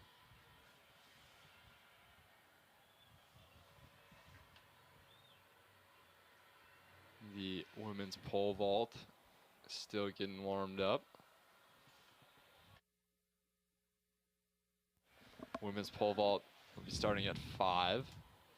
So about 20 minutes that'll be getting underway. And then, yeah, the track events for tonight, the 10,000 meter run, men guns going off at 7, and the women to follow at 7:45. So still over a couple hours away from then, but going to be here before we know it. Yeah, we'll have a nice string of competition leading up to those 2 finals. Obviously, the finals of the women's javelin going here, which will bring us almost right up to the start of the women's pole vault, which will segue nice into the men's javelin, which will bring us nice into kind of the culmination, tonight. Exactly. with the 10Ks. Track under the lights. I don't know if that's. I don't know if there's any lights. I don't know if that's technically what. Luckily, we're far enough north that I think still have a bit of sunlight. Yeah, should be good, I think. Yeah.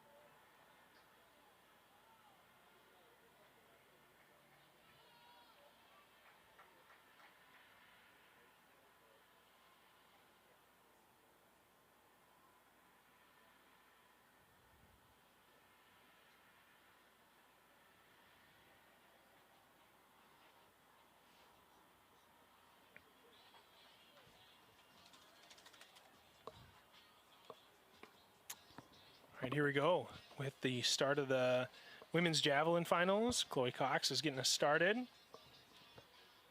3 more throws for each of these 9 athletes. She will foul that one.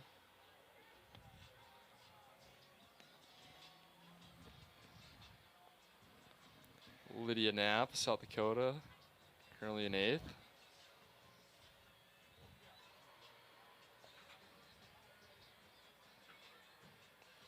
Just steps over the line to foul that one. She wasn't happy about something, that throw.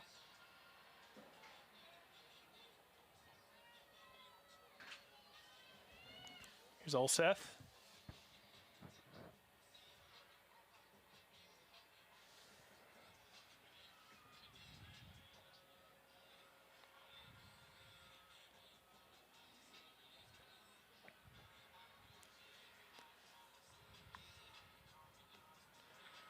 I feel like sometimes when you get into the finals, you see athletes getting a little more picky about their throws because they kind of know, like, I gotta have the one. You know, I'm looking for one throw. So if I don't get it, you know, I don't know. Personally, I would just keep the mark. But you know, maybe it's I feel as if worth. most of the time the officials aren't even paying attention. They just mark it no matter what. But saves a few seconds maybe. As parent. Yeah.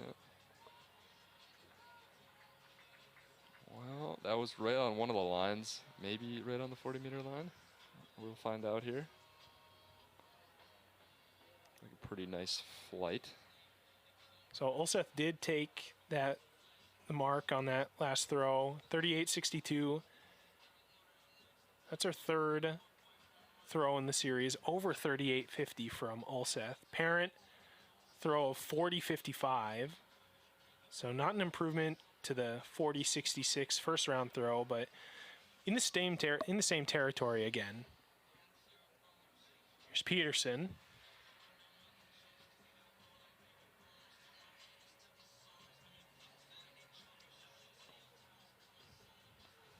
Don't think that'll be improvement there. Might have just came off, kind of pulled on it a little bit.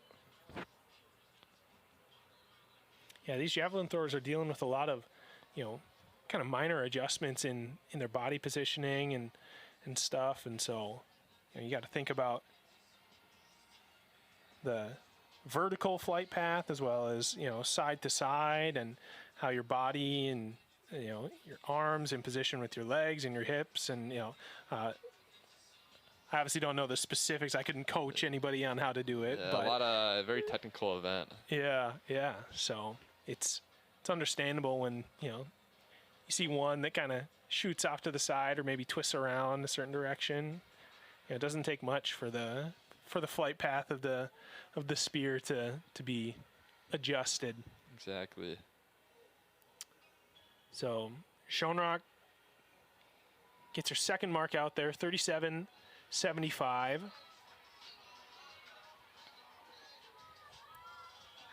Schmidt here of North Dakota State on the runway now.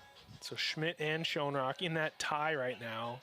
Same distance, but the edge going to Schmidt on a better 2nd throw. I think that'll be an improvement. I have been deceived before, though, so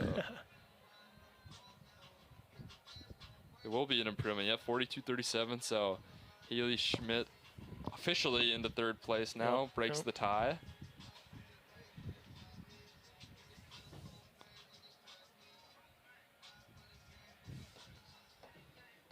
Here's Swanson.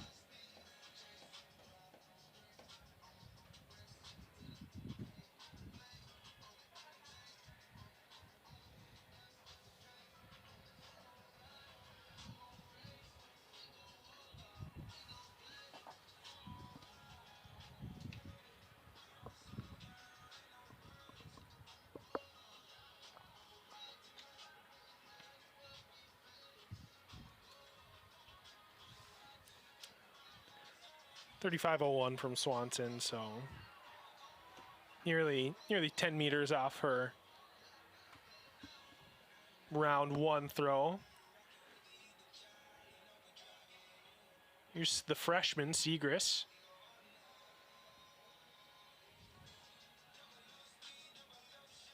Definitely got some height under the throw.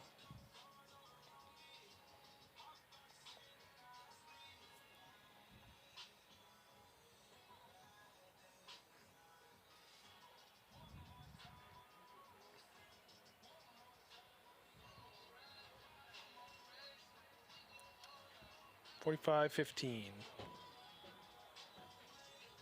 So slightly better than her second round throw, but still behind that first round throw, 47.17.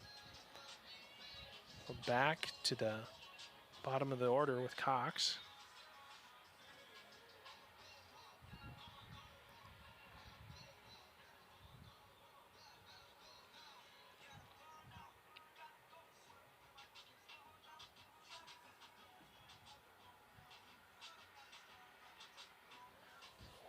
Cox will look to make nearly a 4-meter improvement if she wants to jump into the points. 33.12 is not an improvement from her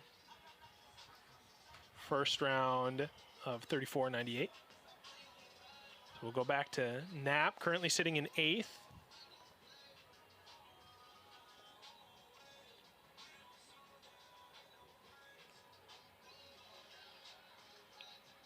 She'll foul that one as well. So 4 straight fouls for Knapp, some of them on purpose. But 38.83 her first throw. Yeah, her best so far. If she can just throw 7 or 8 centimeters further, if she throws 8 centimeters further, she'll be ahead of all sets, based off the current standing so far.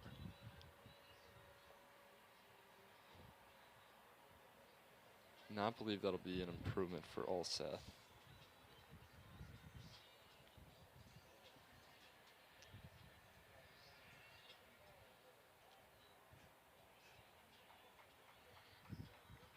.38.37. So good consistency from her. All but one of her throws over 38 meters. But I'm sure she's really hoping to target something more in the 40 to 42 meter range.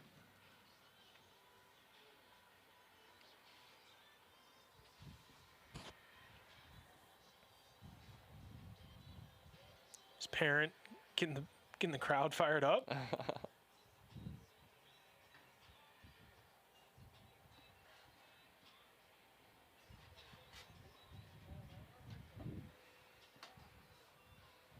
Yeah, it's definitely quieted up around the track here, other than the javelin and pole vault athletes and spectators. Yeah, everybody seems to be done today for their.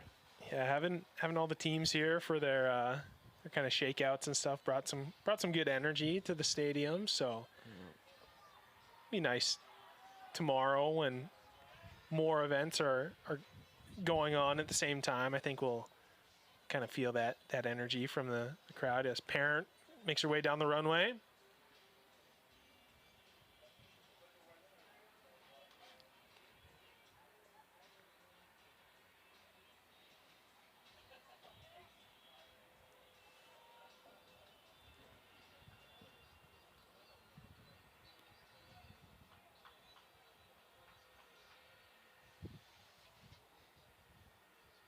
We get a nice shot there of the javelin crowd. Peterson up next. No improvement for Parent on that one. Many of these athletes, just about all these athletes, best throws are from their very first throw of the competition.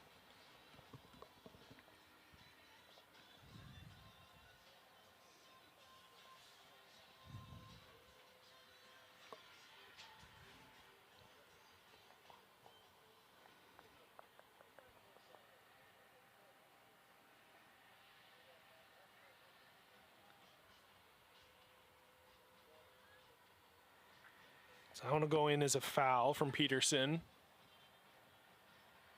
Schoenrock sitting in 4th place currently.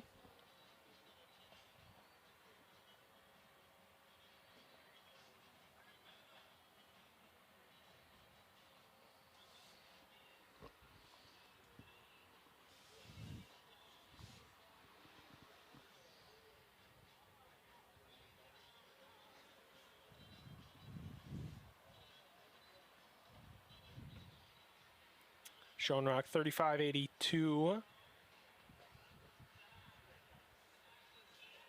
No improvement from her. We have the current top 3 left from this round 5. Here's Haley Schmidt of NDSU.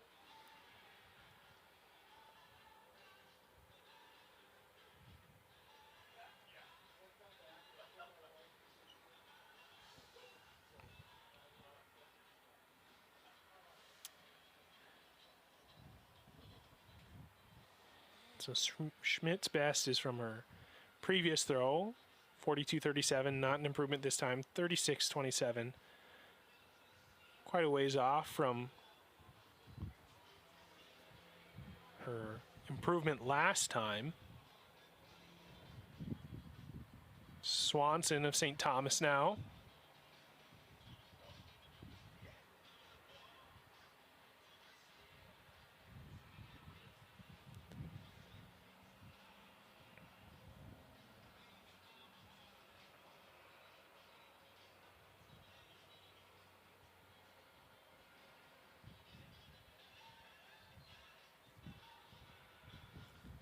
$38.77.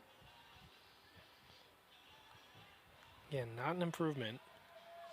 You have to wonder if a lot of these athletes are really just kind of almost pressing, really trying to find that extra performance, you know, asking that little extra from their body, and maybe just the tension of that is, you know, maybe what's kind of holding them back a little. Right. Especially the javelin being such a technical event. It's kind of almost one that you need to finesse more than power through to get the results that you need. For sure. See the replay of Segrist.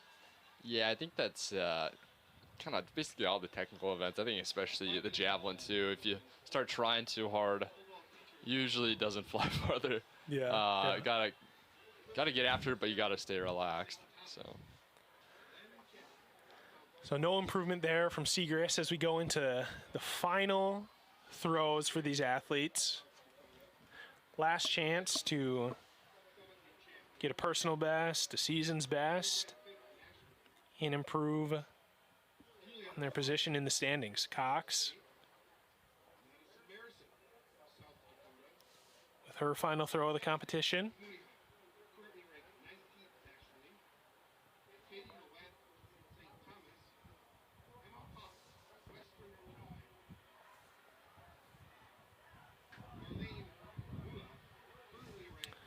$32.75 from her, so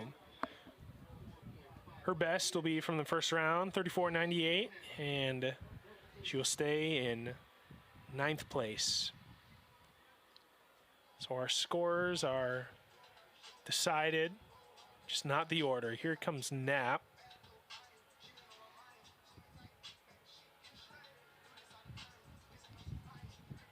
Don't know if that'll be an improvement there.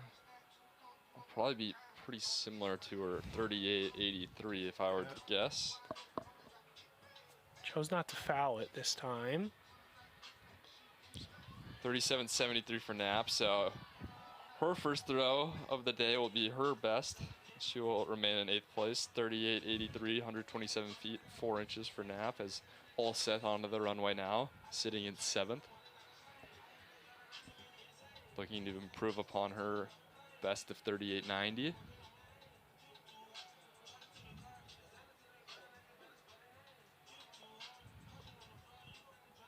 I don't know if that'll be an improvement either. And she'll foul it. Oh, foul, okay. So she'll remain in 7th, so our 7th and 8th place scores are decided. Parent of NDSU, currently in 6th onto the runway now.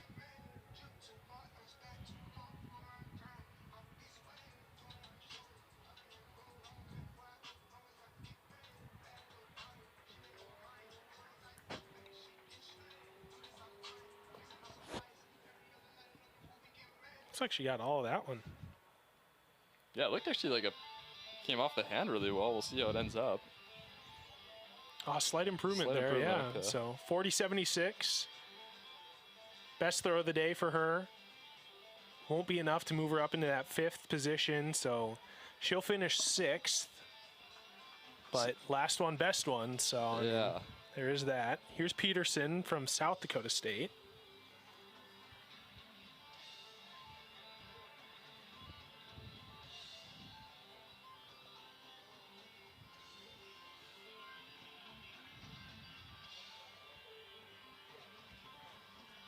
Don't believe that'll be an improvement either. So we have not seen a shakeup so far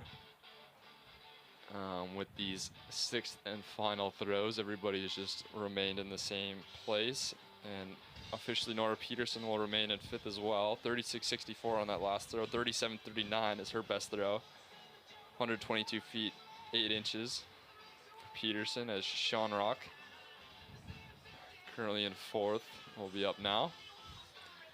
So last chance for Sean Rock to put herself into the medal positions.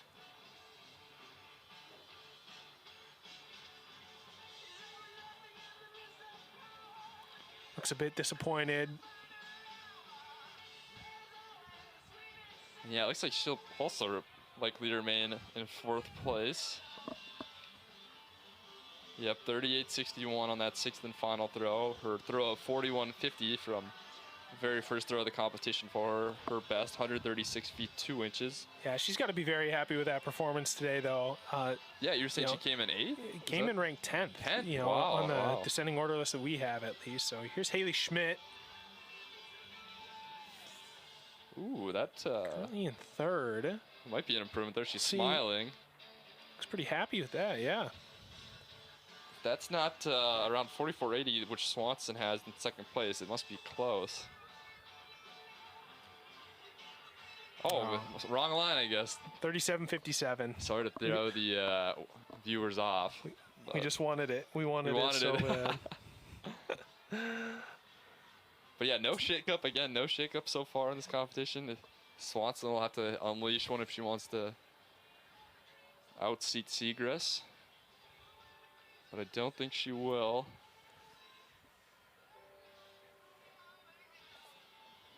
Hangs her head a bit.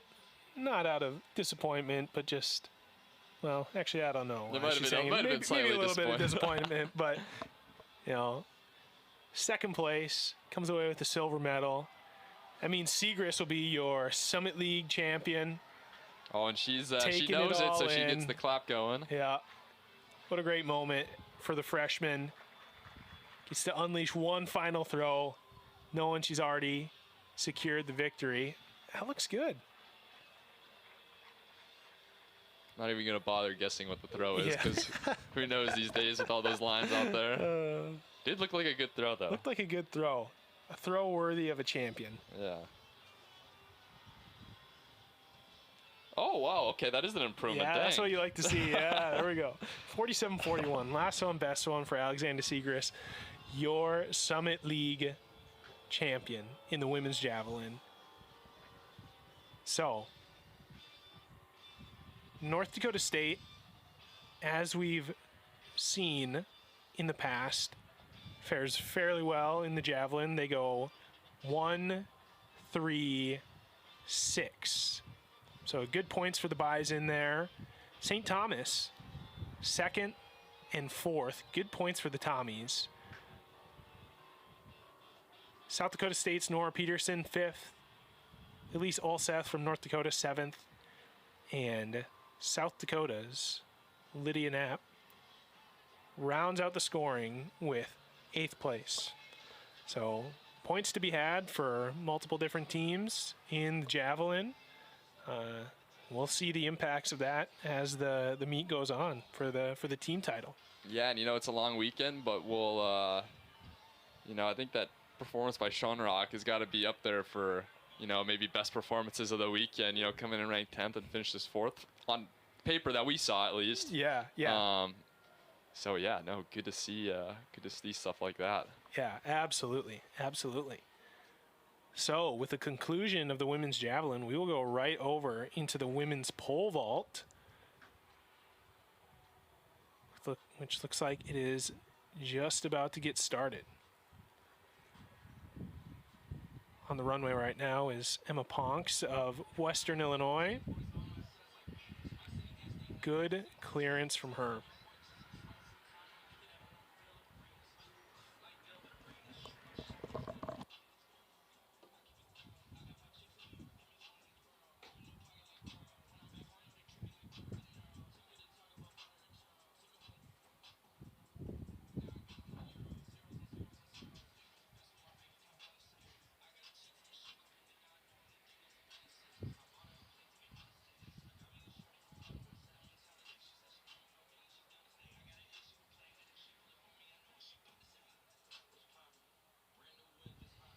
Katie Nolet of St. Thomas with the clearance over 330, 10 feet 10 inches.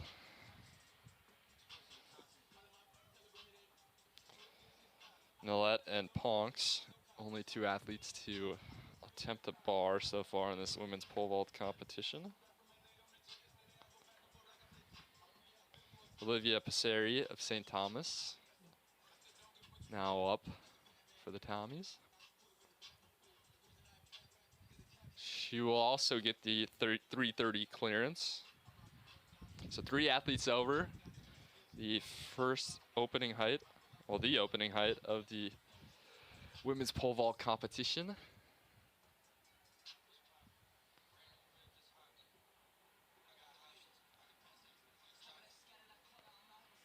So we will see head official Eric Van Erp alert the meet workers to raise the bar.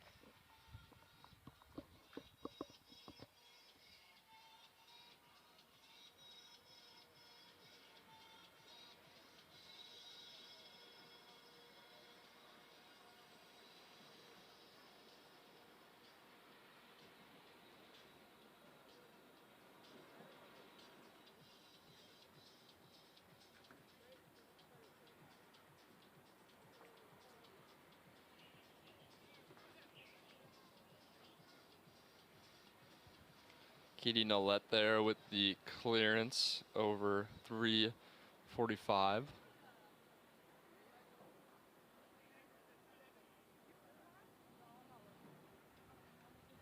Ladies and gentlemen, please draw your attention to the awards podium, just south of the finish line. For the results of the Summit League 2023 Women's Javelin. In third In third place from North Dakota State with a throw of 42.37 meters, Haley Schmidt.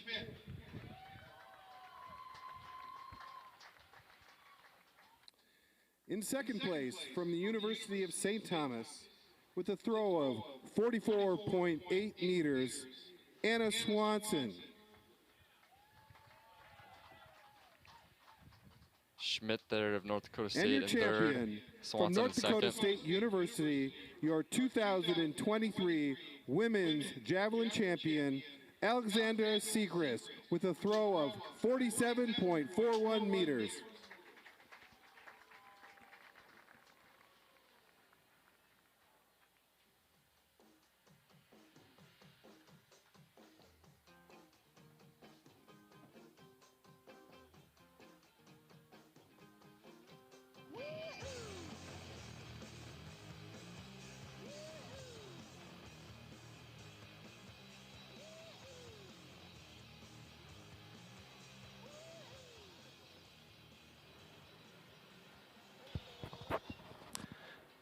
All right, we are going to go down to Keenan with an interview with our women's javelin champion, Alexandra Segrist. Alexandra, congratulations. How does it feel? Your first Summit League championship, and you get the title. It's super exciting. I mean, it's great to be a part of such a great program here and on a brand new track. So it's really exciting, and I'm just ready for the rest of this meet, the rest of this weekend, rest of this season. So. How big was that first throw for you? Go out 47.17 and blow yourself away from the rest of the competition on the opening throw. It was good. I was happy to have a good start to that meet. It made me have some good energy going through the meet, and yeah, felt good. Good start to the meet, good start to the championship. You feeling pretty good going into the rest of the week? Yeah, we have regionals in 2 weeks, so I'm feeling good going into that and hoping for the big throw on that one. So. Congratulations on the win. Thank you so much. Yeah, great throw from Segrist, and to win championship as a freshman is something pretty special. And obviously she's got big goals, talking about regions in a couple weeks, so we'll keep following her and the rest of the athletes that get the chance to compete even after this Summit League championship. So yeah, congrats to her and the rest of the athletes in the javelin there. And So where is regionals at this year? honestly, I couldn't tell I you. think NCAA's is at Texas, I want to say. I don't know where regionals would be at, but. I'll have to do a quick little search there for you. In the meantime, we have continued action in the women's pole vault. Emma Ponks over 3:45 there on her second attempt. We have 6 athletes over 3:45. Every athlete still in the competition. 6 athletes yet to enter, so 12 athletes total entered in this women's pole vault.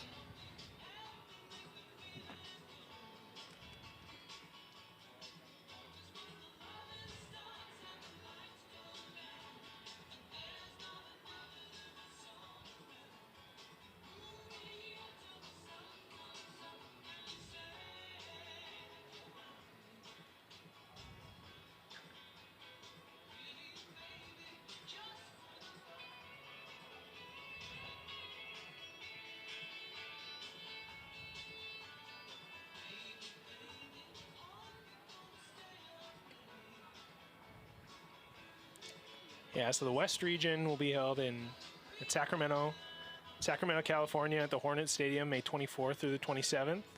And yeah, you were right. NCAA championships this year will be down in Austin, Texas at Mike A. Myers Stadium, June 7th through the 10th.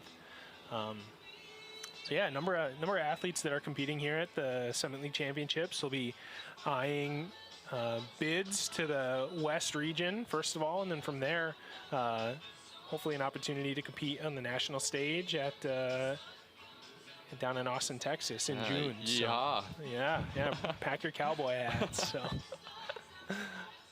JC Johansson up now for North Dakota State.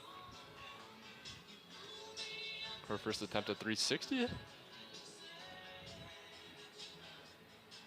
No clearance there from Johansson. She'll have 2 attempts left though at 3 meters 60.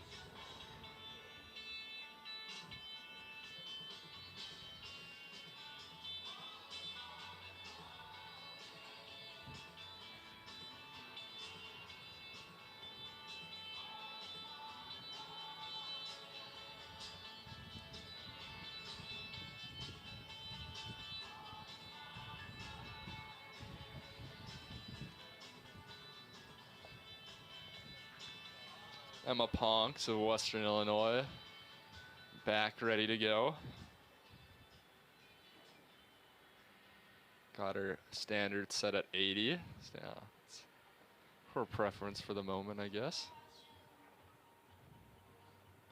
Her first attempt at 360, 11 feet 9 3/4.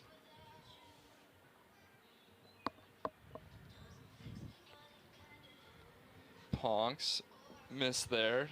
We'll have 2 attempts left. So nobody yet over 360 in this women's pole vault competition.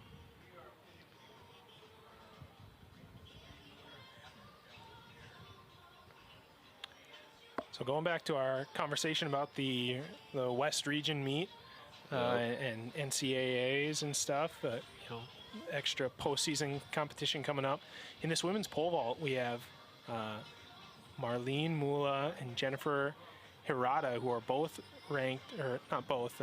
Marlene is ranked 3rd in the region, and Jennifer is ranked 4th in the region. So there's 2 athletes that, you know, 2 elite athletes. Yeah, there, we'll get to see compete today here just in a few short minutes in this women's pole vault competition that are ranked very high in the region and legitimate contenders to go down to Austin, Texas in June. So yeah, I believe one of them maybe got runner-up at NCAA's this indoor season too, if I'm not mistaken. We'll have to fact check that. But so I mean, USD, you know, has produced quite the foray of pole vaulters over the last couple of years. Probably most notably Chris Nielsen, Olympian and World Championships medalist. So yeah, Olympic silver medalist. Yeah, even. Yeah. Wow. So I mean. And their coach, Derek Miles, bronze medalist, I believe, at Beijing 2008 Olympics, if I'm not mistaken. Yeah. So, yeah, they got some vaulters that know what they're doing. So. Yeah.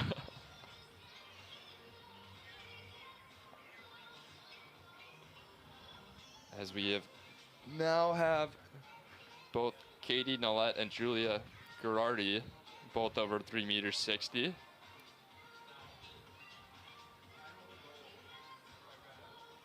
Elena Fallick, first attempt at 360. We really got a lot of bend out of that pole, it seemed like. But she's over 360 as well. So 3 athletes over 3 meters 60. Still 6 athletes that have yet to enter the competition. All 6 that have yet to enter the competition are University of South Dakota athletes.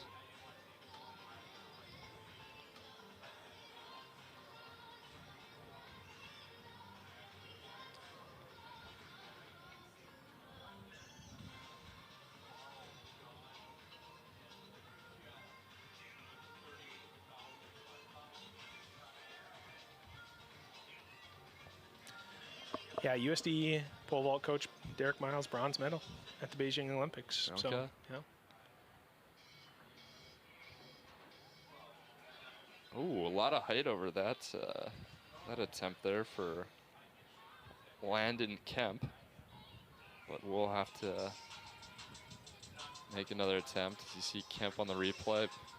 Well over it, just not quite far enough into the pit. Yeah, USD actually has 4 of the top 16 regionally ranked athletes in the pole vault. So Mula Hirata, 3rd and 4th, as I mentioned earlier. Cassidy Mooneyhan, 13th. And Jaden Garrett, 16th. So depth in there. Yeah. You know, so looking forward to watching them, you know, vault here in a little bit. But in the meantime, get back to the current action. Olivia Passeri there of St. Thomas. Her first miss of the competition. We'll have 2 more attempts to clear that bar of 3 meters 60.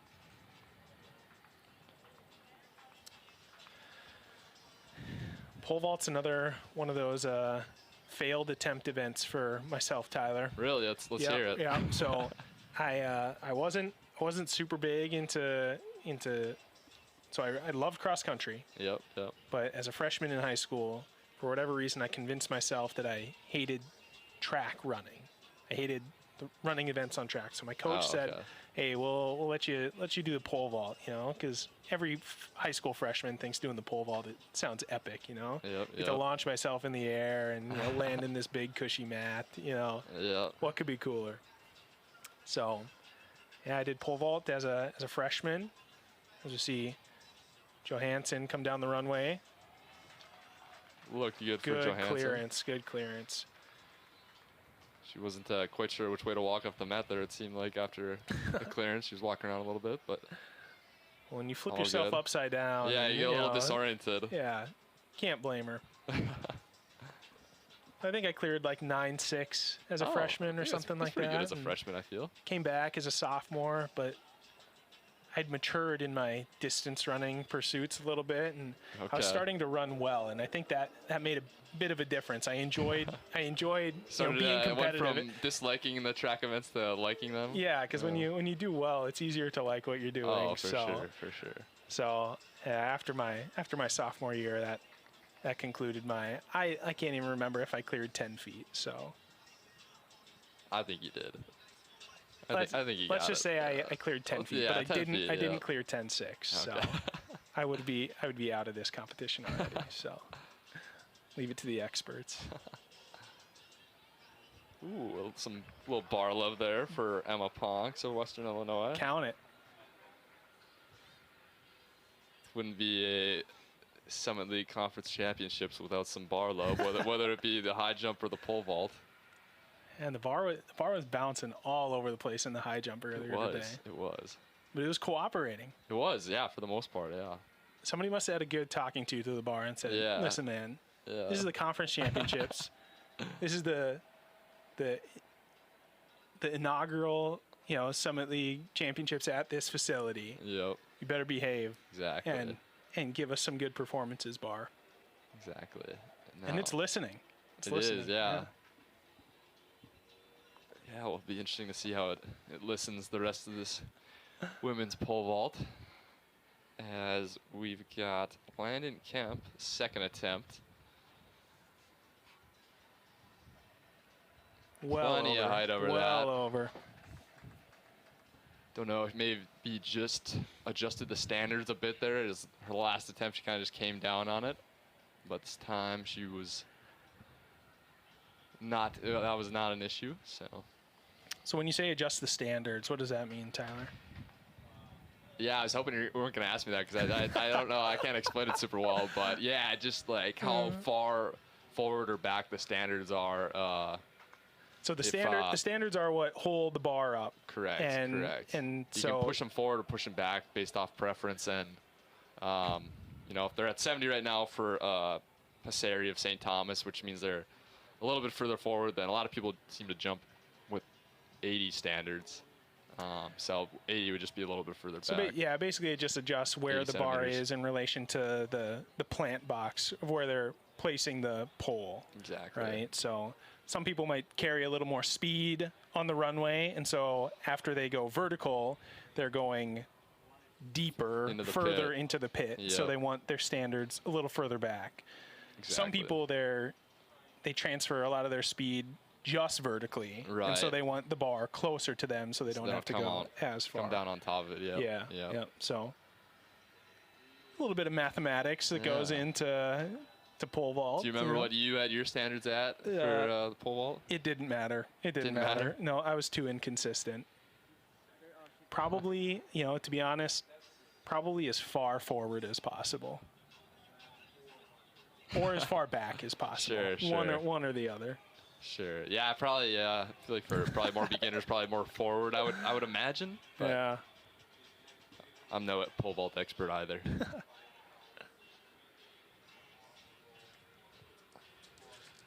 As we, adjusting the standards currently, and the St. Thomas athletes look to be digging through a large, very big pile of poles that they've brought along, and that's not even an actual, or is that a pole? Oh, I guess it is. It's very short though. So that might just be for some drills. Or wait, no, never mind. I guess it's just deceiving. I guess that is an actual. So that Passari's the only one left at this height. So potentially maybe changing the pole that she's using for her final attempt here, or what do you think's going on there? Yeah, I would think if anything she would be going up on poles, you know, as you get going in the competition, you might be bringing a little bit more speed, might be warmed up, so you might be kind of blowing through some of those other poles. So you need to either get on a little bit longer of a pole or stiffer of a pole or both, I guess. Not sure what she changed to. So the poles that they're using to jump over, to launch themselves over the bar, not all poles are created differently. They vary in length as well as stiffness. And so yep, exactly, on weight. Yeah. So and you know, each pole responds a little bit differently to the height and weight of the athlete, as well as the speed, so the power, like the energy that they're being able to transfer into the pole. Yep. So, you know, lots of different reasons for why somebody might change to a stiffer or a softer pole. Oh, and that attempt looked much better, but not quite enough for. Definitely brought good speed into it. Yeah. Yeah. But yeah, no, definitely want to bring as much speed into the vault as possible. And if you bring more speed, you can get on a bigger pole. And ultimately, if you can get on a bigger pole and you're bringing the speed, you can hopefully hit some higher heights. I guess that's kind of the very basic rundown of it. But yeah, Passari now out of the competition. She finishes with a 3.45 meter clearance, 11 feet 3 3/4 of an inch.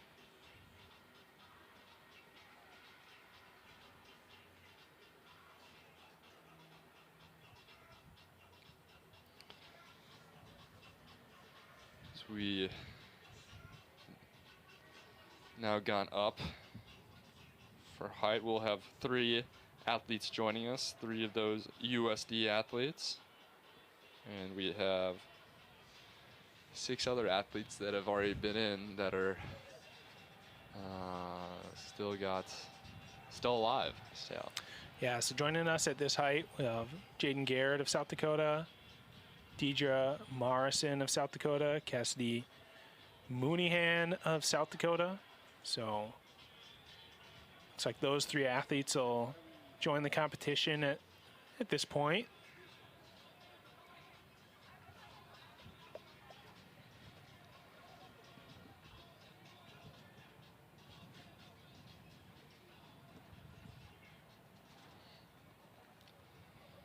Johansson of North Dakota State. This will be her first attempt. At 375, 12 feet 3.5 inch.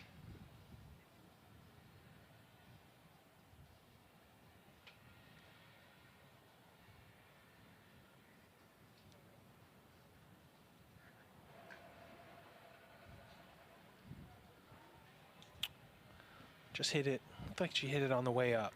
So that's kind of what we were trying to explain a little bit earlier, where maybe if she could replicate that jump exactly on her next run, maybe she would want the standards of the bar adjusted. Yeah, push back a little bit. Yeah, I think she was at 75 there. Maybe try 80. Maybe, I guess that's something we'll have to keep an eye on when she goes next. And if she does move to 80, then we might as well be down there coaching. Yeah, sign us up, right? Ponks here of Western Illinois. Second athlete to be attempting 375.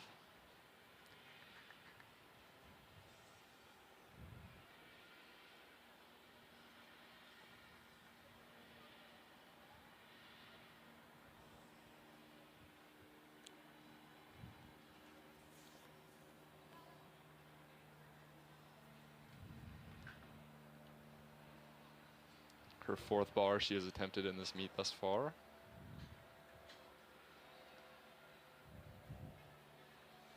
Missed there for Ponct. She'll have 2 more attempts left.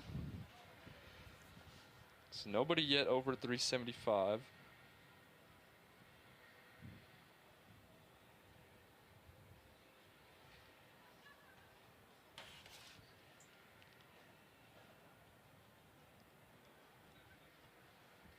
Men's javelin. A few athletes starting to do some stretching, get a little warm-ups going. It'll be starting here in about exactly half an hour, 6 o'clock. As Nolette of St. Thomas here. First attempt, 375. Good attempt. Close there. Yeah, she'll have 2 more. 2 more goes at it.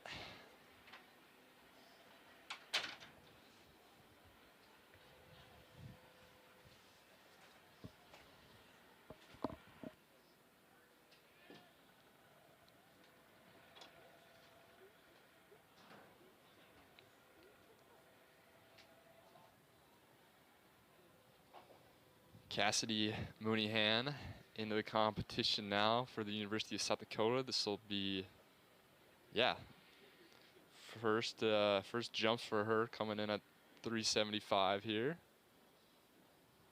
It's like a good run down the runway.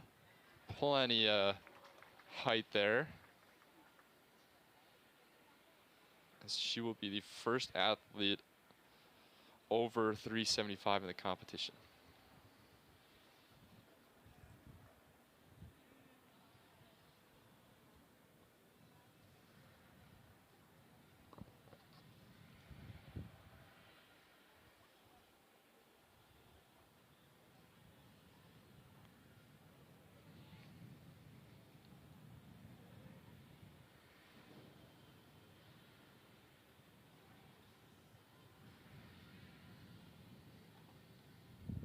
Also first attempt here of the competition for Deidre Marison of South Dakota. She's also over it. She joins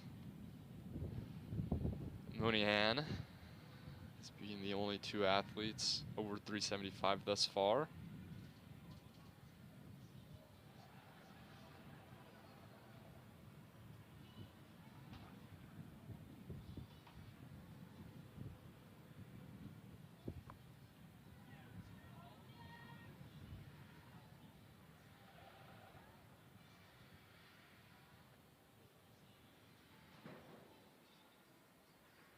Julia Girardi of North Dakota State.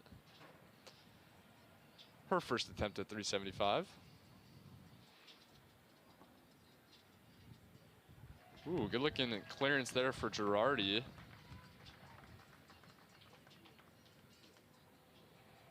There's 3 athletes over 375 now.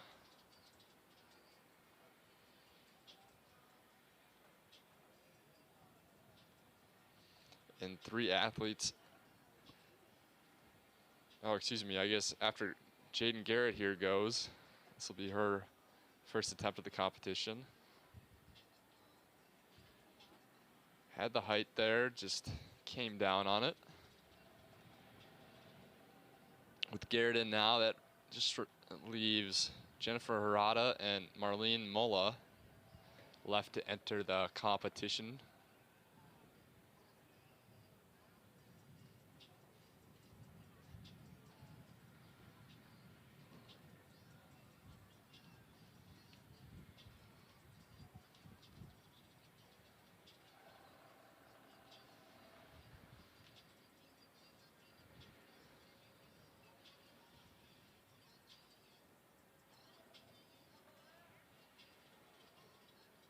Elena Fallick, South Dakota, up now.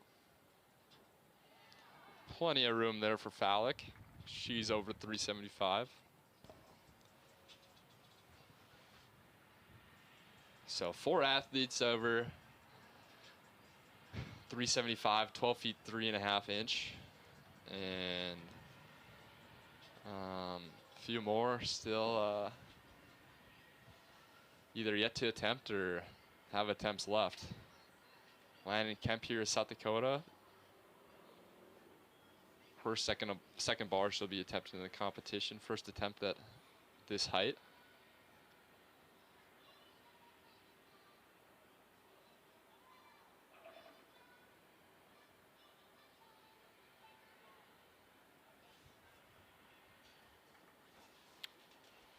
Just brushed it on the way down.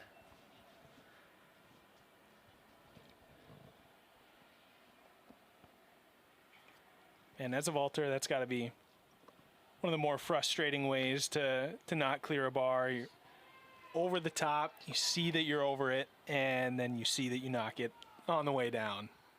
Yeah, I almost feel as if every vaulter should get one of those as clearances if they want in a competition. Because, yeah, I mean, you cleared it, but you didn't clear it. Like a wild card clearance. Right. Like, I'm going to choose to, like a challenge flag. Yeah. It's like, yeah, I cleared this one. Yeah. Just give it to me. I'm going to take it and stay alive.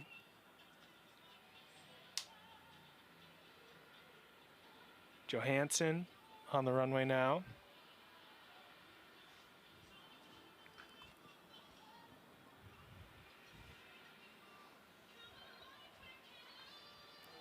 It's not quite the height on that one. I mean, I guess you could say that about any missed bar. Not quite the height on it, but.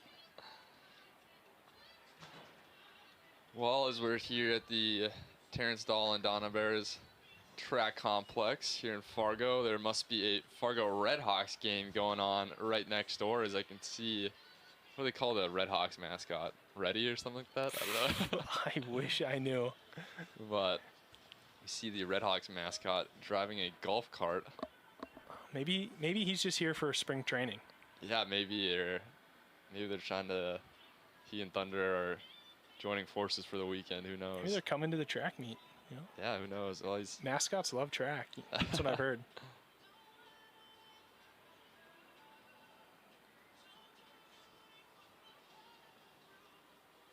So here's Ponks. If the freshmen were able to clear this, it would be a season's best. From what we could see, a PR too. Falls out of that one a bit.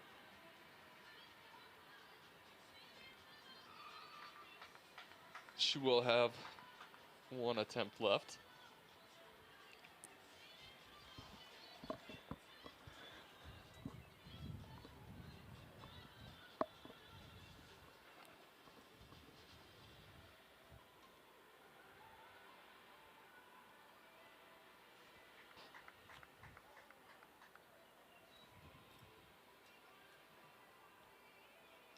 Katie Nollette of St. Thomas up now. Second attempt. She gets over it. Coach is pumped about that one.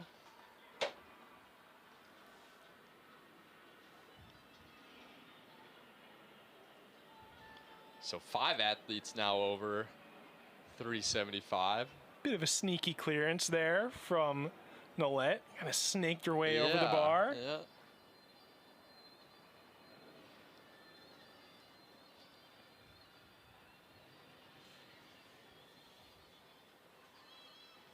This is Jaden Garrett, second attempt. Over that pretty easily. Over. So for Katie Nollette, season's best, 3 meters 55. So that's 2 seasons best for her.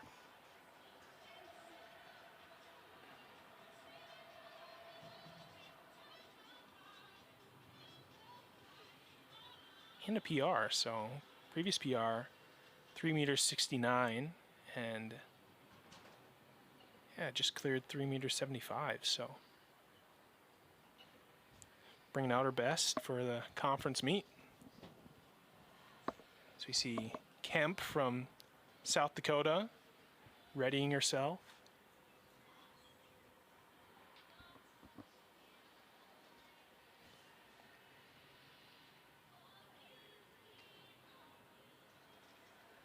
That'll be miss number 2 for Kemp.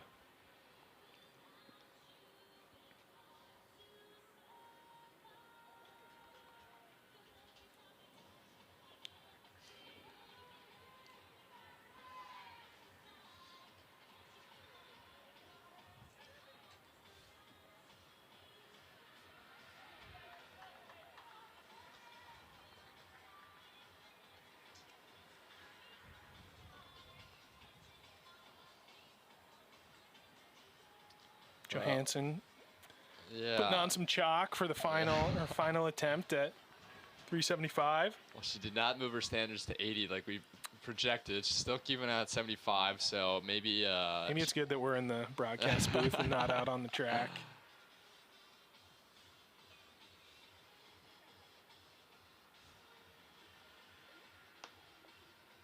Men's javelin warming up now, doing some picking on the infield. Getting underway in 20 minutes. There's Johansson here on the runway. Ooh. Oh my goodness, that is some bar love right there. You love to see it. That is some bar love. Yeah. That was incredible, actually. Wow. Oh, let's watch that replay. Oh, great shot. Wow, she just about grabbed it there. She like put it back up on the standards. Whatever it takes, Tyler. I guess whatever it takes. It's championship season. Whatever it takes. Yep. That's permissible within the rules, of course. Yeah, which she put her hands on the. I don't know if that's technically illegal or not, but if they don't do anything about it, I see this again here. I don't know.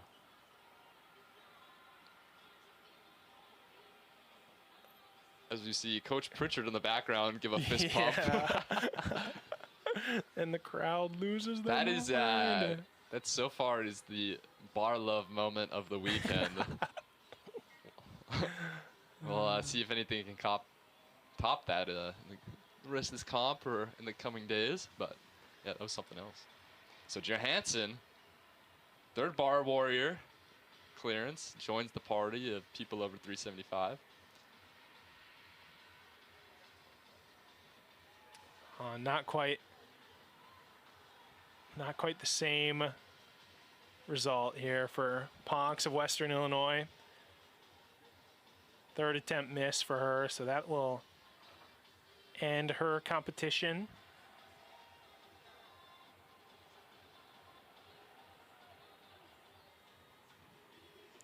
Equaled her season's best for Emma Ponks from Western Illinois, so good performance from her.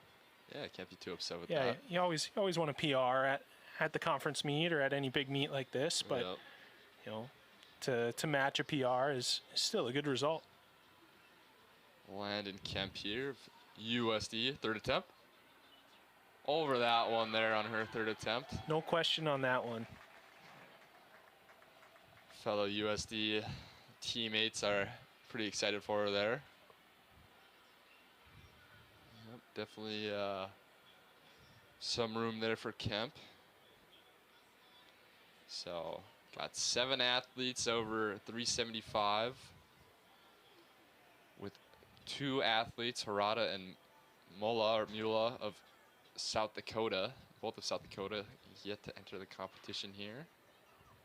Harada will be coming in at this next height, which is 390, and Mula will be coming in at the falling height of 405.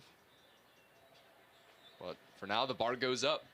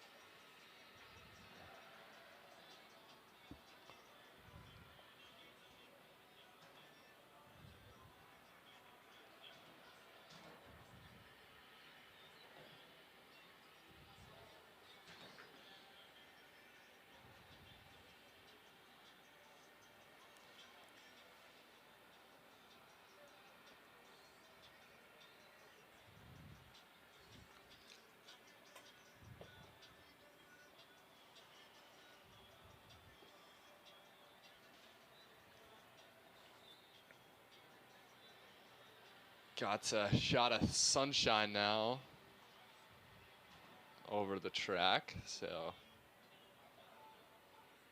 a little bit sunnier there now. 5:45 is the time. Javelin will be starting here from the men in about 15 minutes with the 10,000 meters for the men just over an hour away.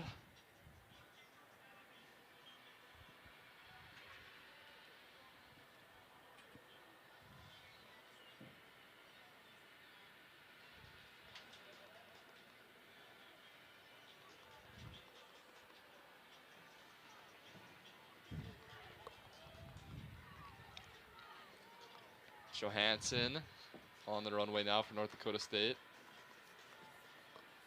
Big third bar clearance for her on her last attempt.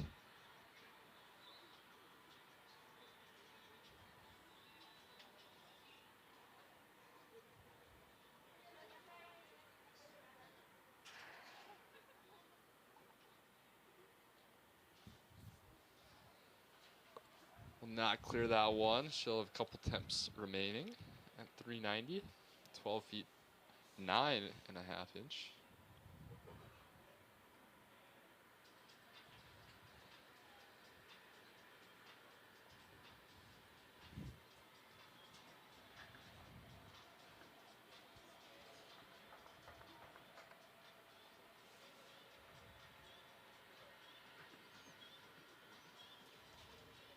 Nolet here of St. Thomas.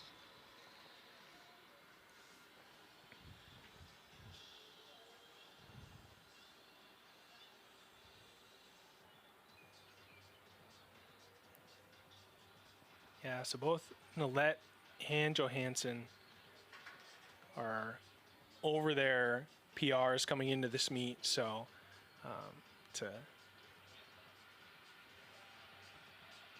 continue to set even another PR at the next height, you know, not unheard of, but they're definitely in challenging territory of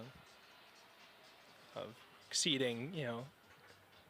Yeah, and you know, going up what they've done, yeah. Going up 15 centimeters each bar, that's quite a bit. You know, it's 6 inches basically, Yeah. which is you know, that's a pretty big jump from bar to bar. Pretty significant, yeah.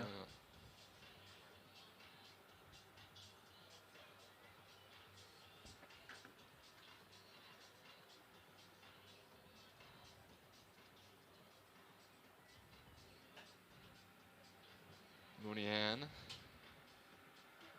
of USD up now. Clearance Beautiful. there for 3 meters 90.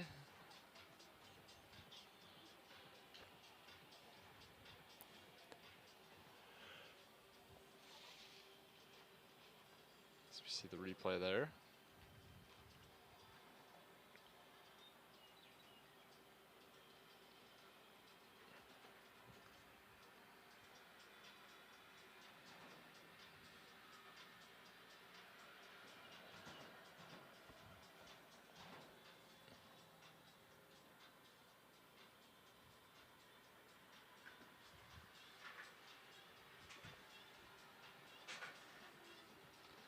Marison of USD.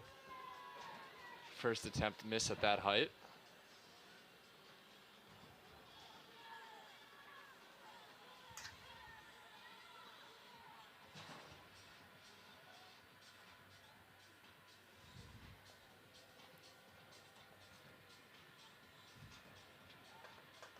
Girardi of North Dakota State on the runway now.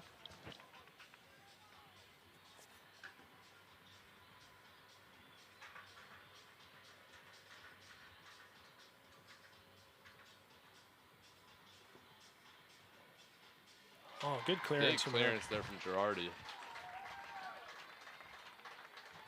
She's over 390.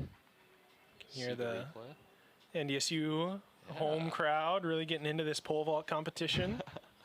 Yeah, really good looking vault there for Girardi.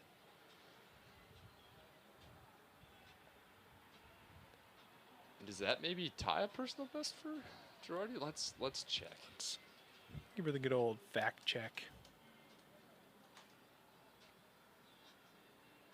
Ah, 391. So right there though. Yep. Right there. Yep.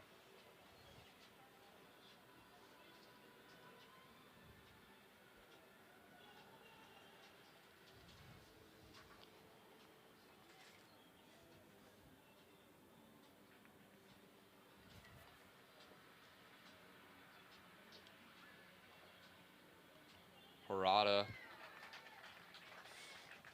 Good clearance. It's safe from to her. say, yeah, she's got at least a couple bars left in her. Easy. So Marlene Mula, only athlete yet to enter the competition. She'll be coming in the next height. It's Jaden Garrett here for South Dakota. Her first attempt.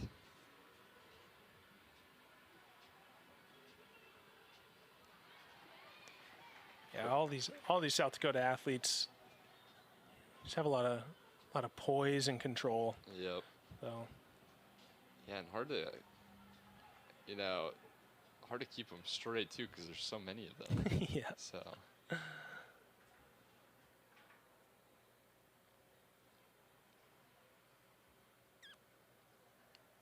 This is phallic.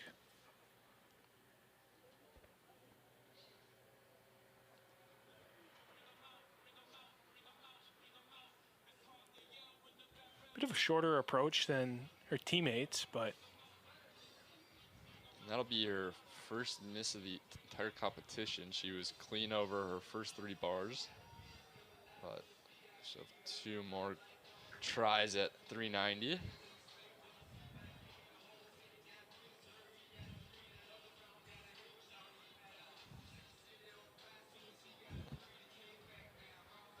Yeah, you know, Cameron, there's really been, I like the music so far, but there's been quite the variety of tunes.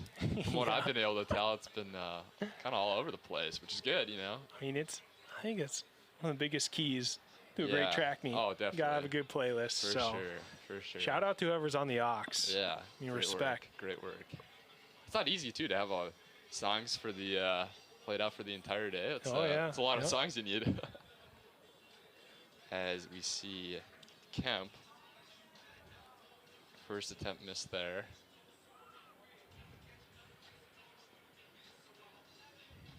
So 4 athletes over, 3 meters 90, and we have 5 athletes that will be going on their second attempts here, with Johansson of North Dakota State being the first of those 5.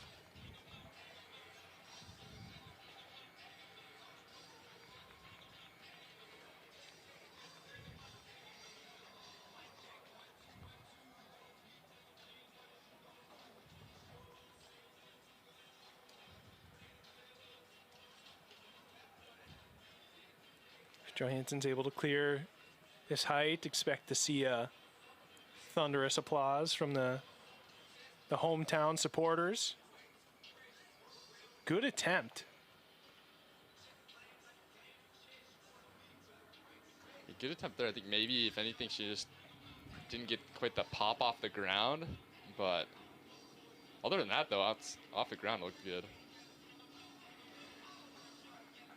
Yeah, after seeing the side shot there, maybe not quite the height that it seemed like she had got from the view that we have, but right.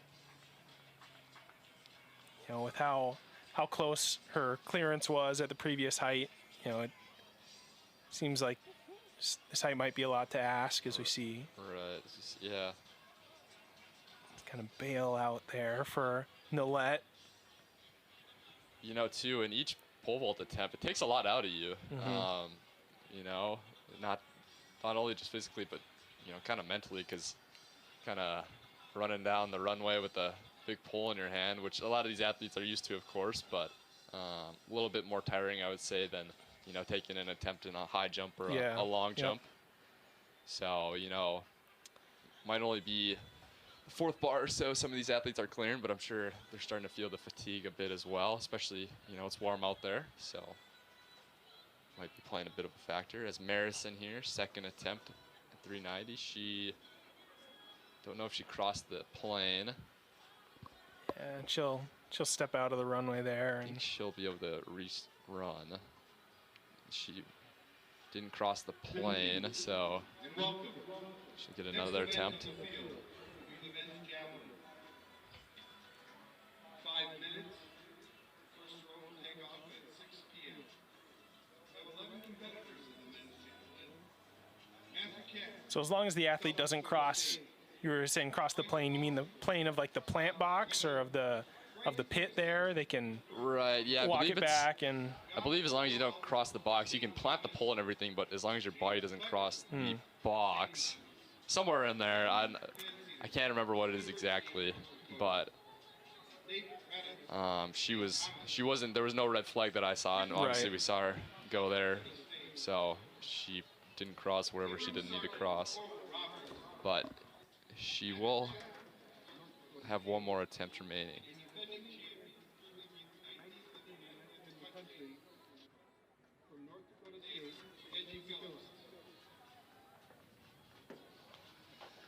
Elena Fallick here of University of South Dakota. Her second attempt at 390. 12 feet 9.5 inches.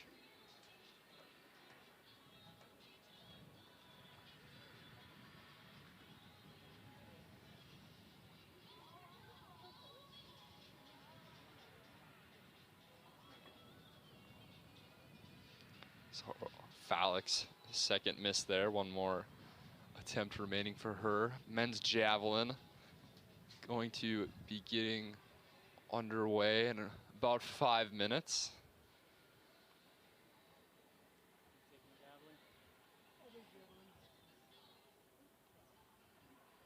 $11 athletes entered in the men's javelin throw.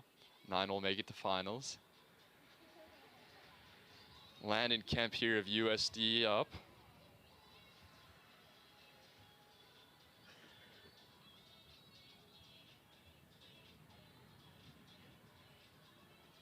She will not take that one up, just run through it.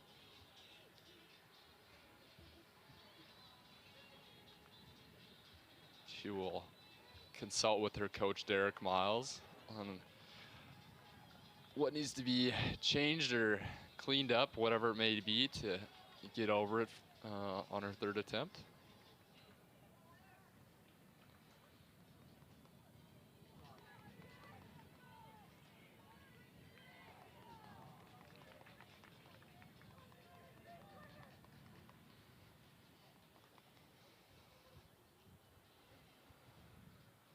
JC Johansson here on the runway for North Dakota State, her third and final attempt at this height.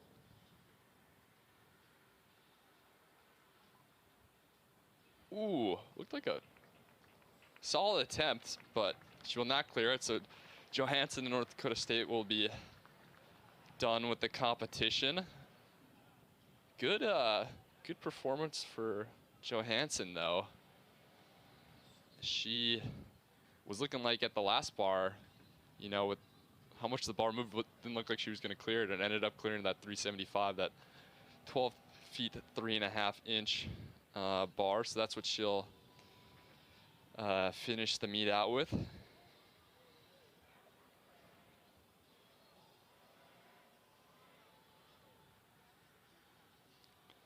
Katie Nallette on the runway now, St. Thomas athlete.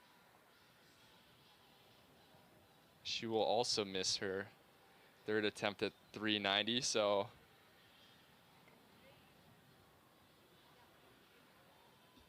a couple more athletes tired from the competition.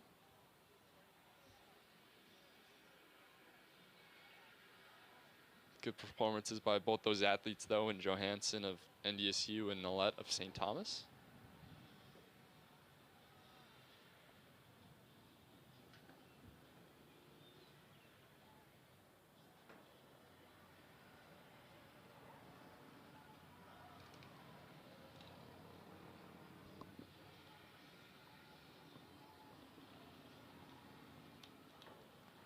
Deidre Marison for USD falls out of that one.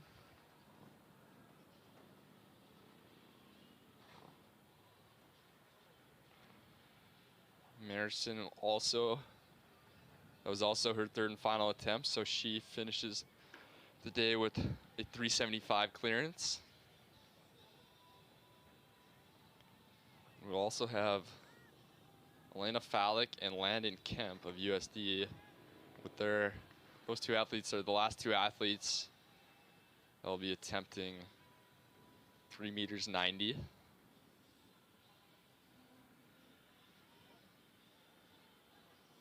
believe this is, yeah, Fallick.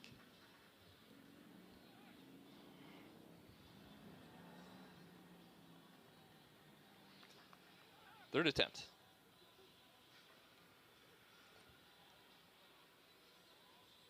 Oh. And everybody thought she'd cleared it.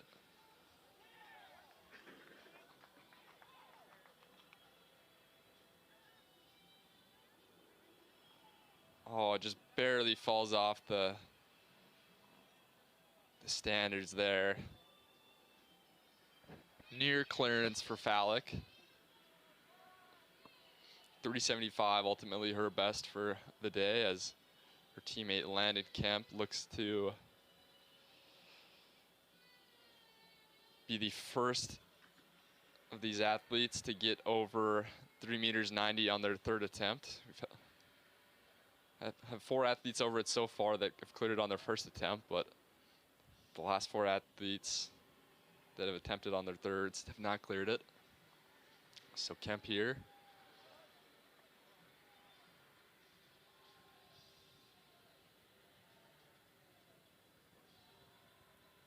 Oh, and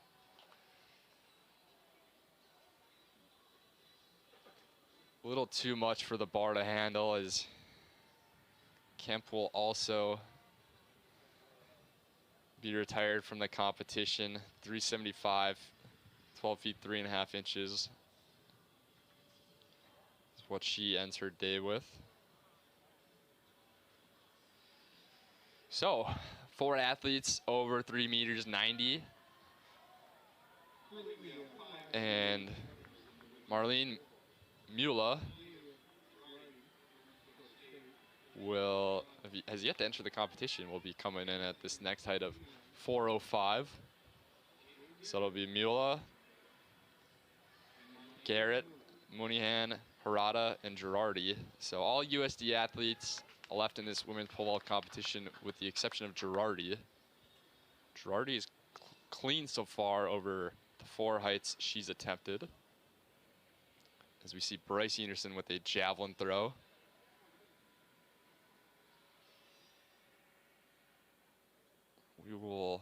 That javelin throw is underway here. Let's see if we can get some marks here. 47.11 for Enerson on that attempt.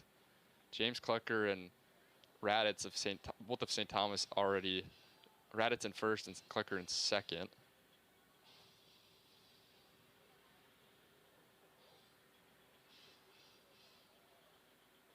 As we see Bryce Paulson of South Dakota with an attempt.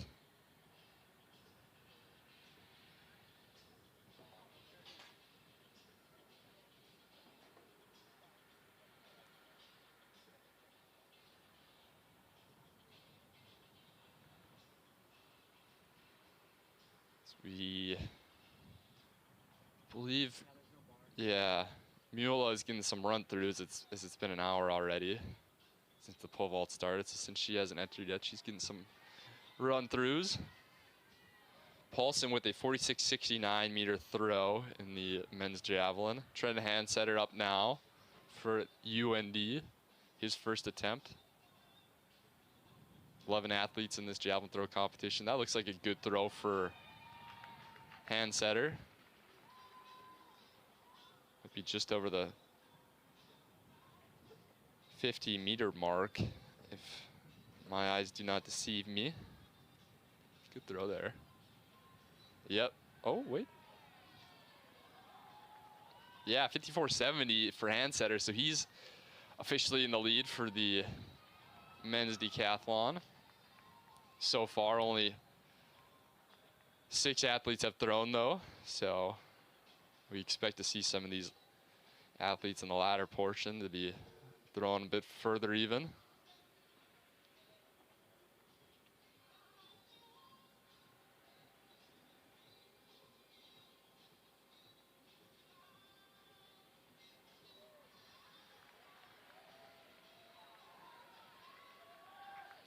So you see the replay there for Josh Dolezal of St. Thomas. Dolezal with a 52.20 meter throw. He puts him in 3rd place for the moment. Matt Kraft, North Dakota State.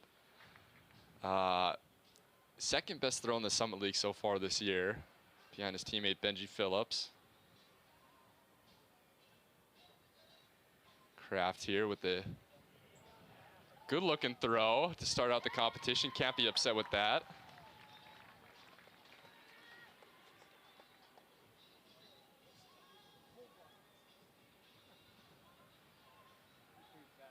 We'll wait to see what that is marked at. But I would expect that to put him in the lead. Yes, and Matt Kraft with a 66.59 throw, 218 feet 5 inches. In the lead now, at least for the moment.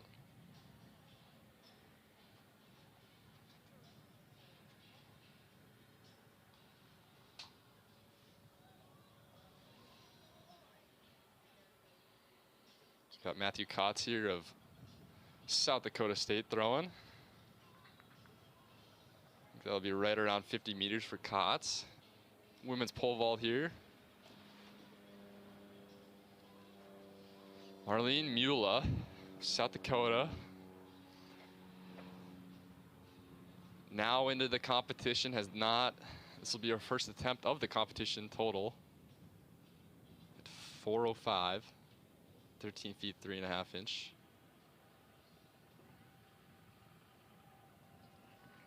And we see why she has waited to come in until now. Pretty easy clearance there. Men's javelin, Abraham Sargent of Oral Roberts. They launch there.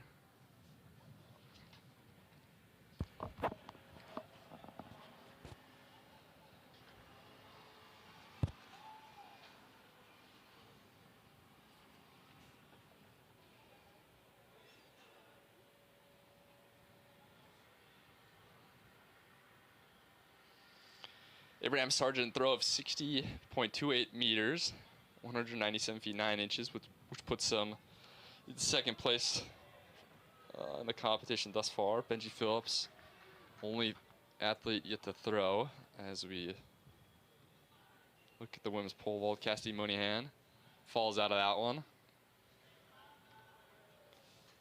Absolute launch from Phillips. I think that'll be behind Kraft though so far. I think Kraft will be a bit further, probably maybe 63 if there for Phillips. We'll wait to see what the mark is, give or take. See the replay here. Phillips 63.48, 208 feet 3 inches.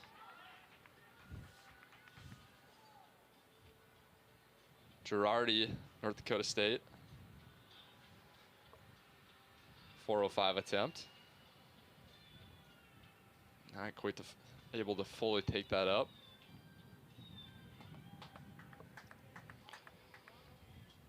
Raditz here is a replay of him. His first throw has him in 5th place at the moment. Wait to see what his second throw ends up as, which is a big improvement for Raditz. Holy cow, 58.53 in the javelin, 192 feet even, so he bumps up to 4th place. Some pretty dang big throws so far in the men's javelin competition. Yeah, the multi mixing it up with the jav specialists. Big PR for Raditz too, 5-meter PR. His previous PB, 53.46 meters, so got to be happy with that.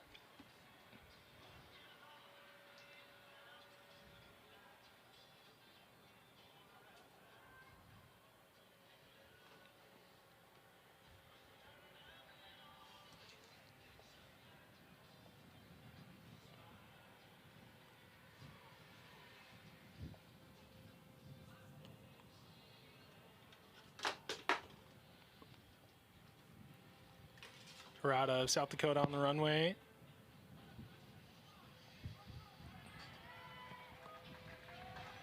Clear. Tristan Hanna here is the replay. 52.16 meter throw, 171 feet 1 inch.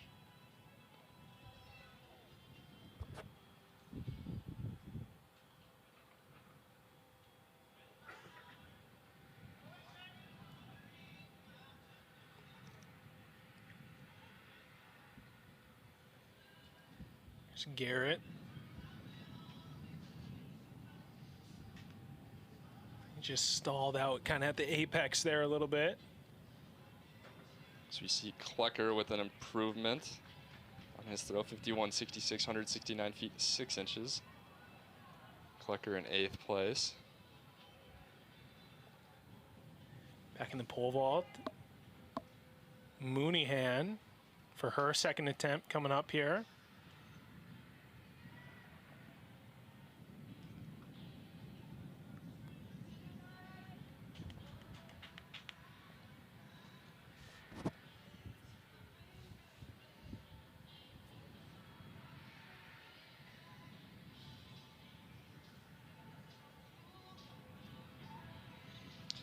Enerson with the throw just now on the javelin, 43.82 will not be an improvement as we see Mooneyhan. Ooh, just grazed the bar.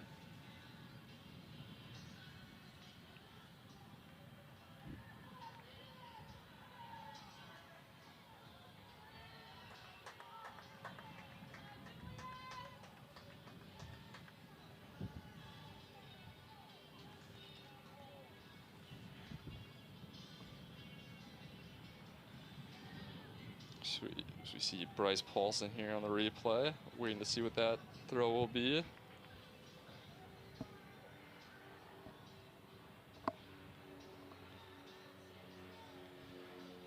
No improvement for Paulson there either. Girardi. Not quite.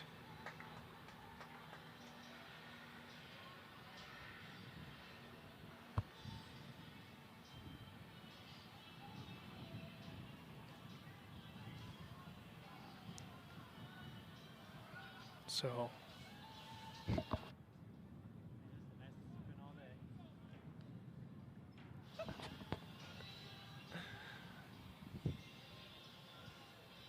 Girardi of North Dakota State sits in 3rd place. 1 attempt remaining for her at 4 meters 5. As we see Josh Dolezal of St. Thomas there with the throw. We'll wait to see what that is as we're back to the women's pole vault. Yeah, this is Garrett on the runway, Jaden Garrett of South Dakota. Just nicks it on the way up. Doesn't really give herself a chance to have a clean clearance.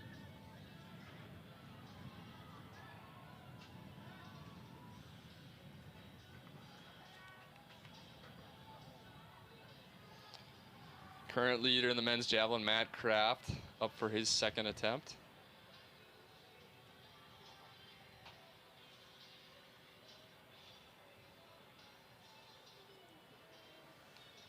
Wow, big throw for Kraft. Over 70 meters there, huge throw. And that's gonna be a PB for him as well. Holy.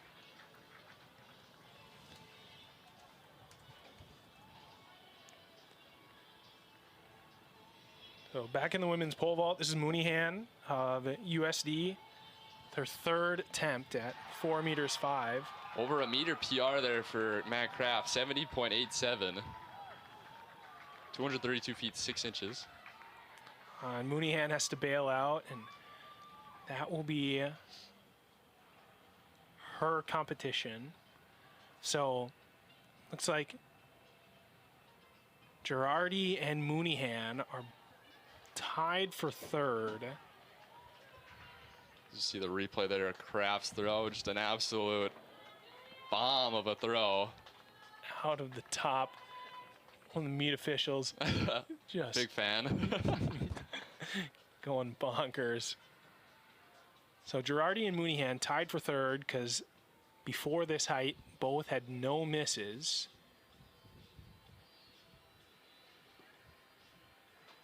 Oh, a real solid attempt for Girardi.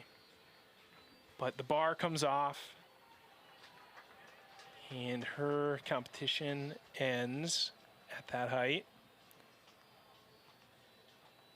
Abraham Sargent up for Oral Roberts in the men's javelin. So we see a replay there from somebody. I think that was, excuse me, not Hannah. I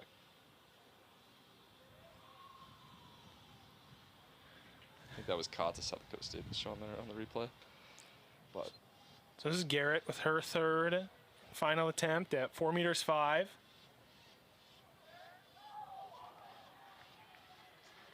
Oh, doesn't have enough to make it over the bar. Frustration.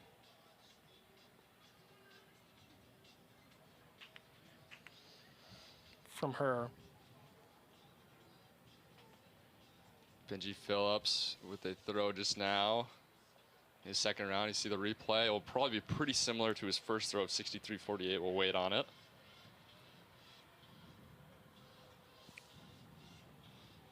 .63.24, so consistent so far is Phillips.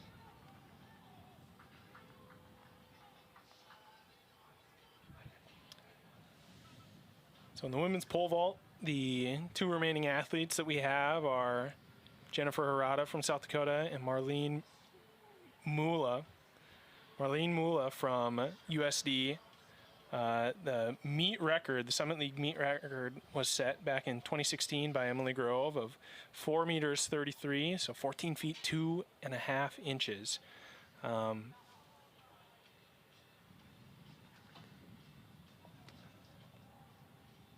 Both of these athletes have jumped above or near that meet record previously this season. Harada's jumped 4:45, and Mula has jumped 4:34. So potential that could be threatened. Just have to wait and see where both of these athletes take it, if they're looking to maybe jump up a couple bars or if they'll just take it in increments. We've got Hannah here on the runway for South Dakota State. Currently in 7th place. Maybe a slight improvement for Hannah. We'll wait to see.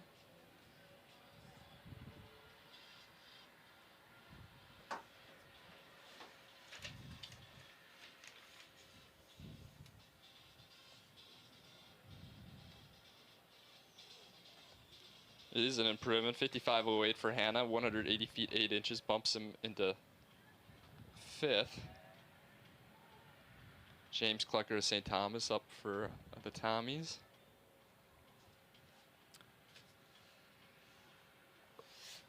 So back on the pole vault. Well, here we'll see this attempt in the javelin first.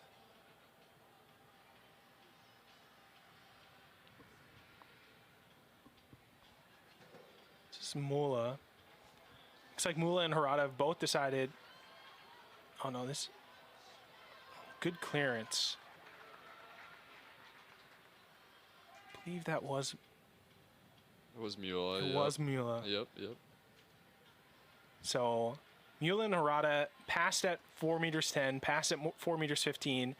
That was a clearance for Mula at 4 meters 20. So they're looking to get this competition going a little bit. Mula has only jumped twice so far in the competition, 2 clearances, so got a lot of jump in her legs left, you'd have to think. Harada also, before this jump, only 2 jumps, 2 clearances, so.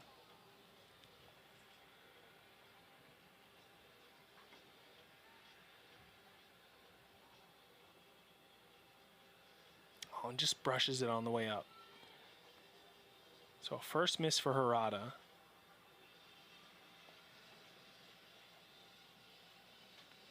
Looks like her shoelace is untied. Runway now, South Dakota Bryce Paulson up to throw. We currently have 2 remaining competitors on the women's pole vault. Green Mula, which is cleared forward by 2 meters. Jen Harada.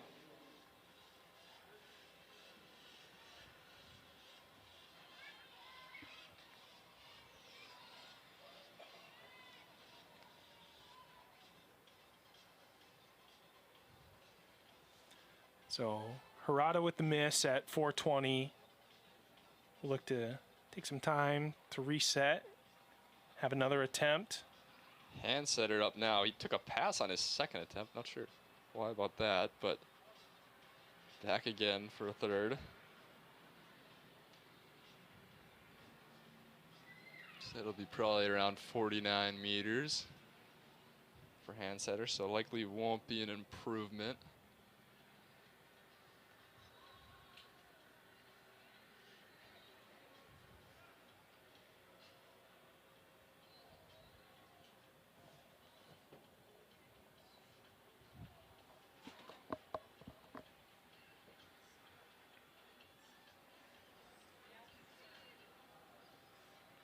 Josh Dole's all here for St. Thomas on the runway. Currently sitting 7th, his third attempt.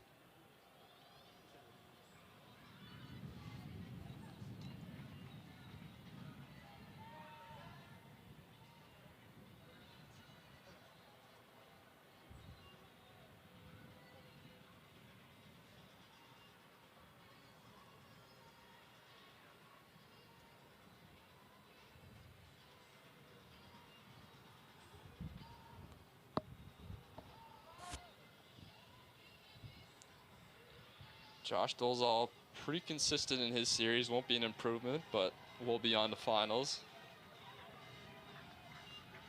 As Matt Kraft, our leader, personal best on his last throw. We'll see what he can do here on his third. The officials are back a ways, getting ready for him to launch one as we see him go here.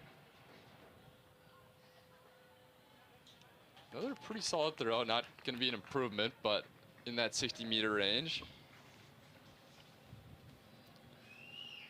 Yeah, just as far as any of his competitors have thrown so far in this series. So Harada back on the runway for the vault.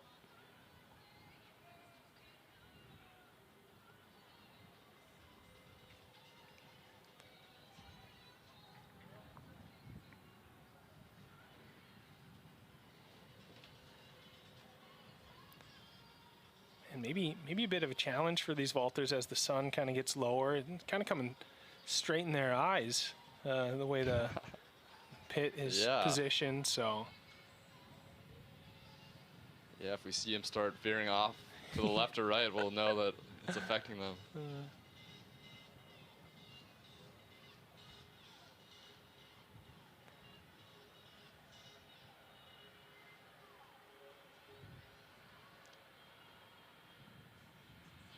There, good clearance from Harada, yeah.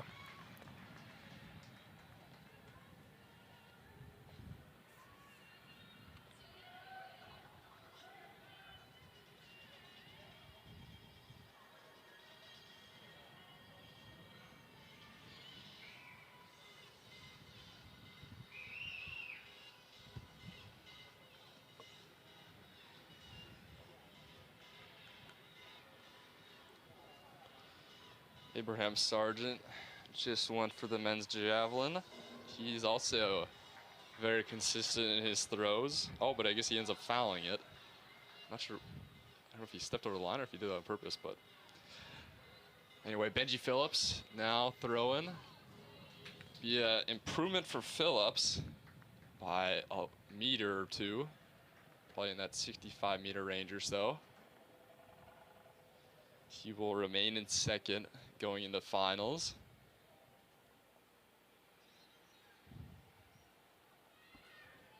$65.70 for Phillips, so about a 2 meter, just over a 2 meter improvement. So Kraft and Phillips of North Dakota State, 1 and 2 respectively, going into finals.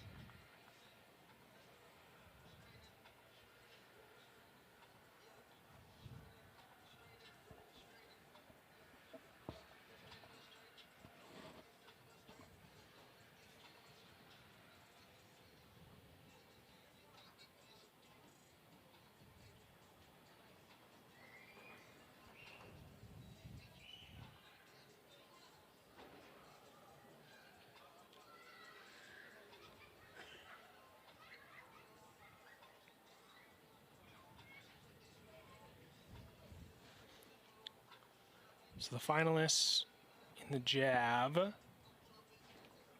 Matt Kraft, Benji Phillips, Abraham Sargent, Nate Raditz, the multi, Tristan Hanna, South Dakota State. Trenton Hansender, North Dakota. Josh Dolezal, St. Thomas. James Klecker, St. Thomas. And Matthew Katz, South Dakota State. This will be the 9 individuals who've earned 3 more throws.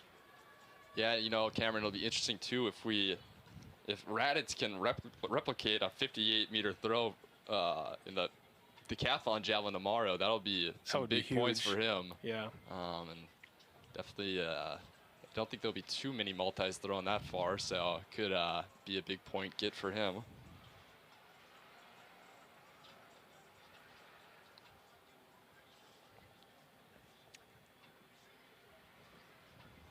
So it looks like we're up to 4 meters 25 in the women's pole vault. Mula.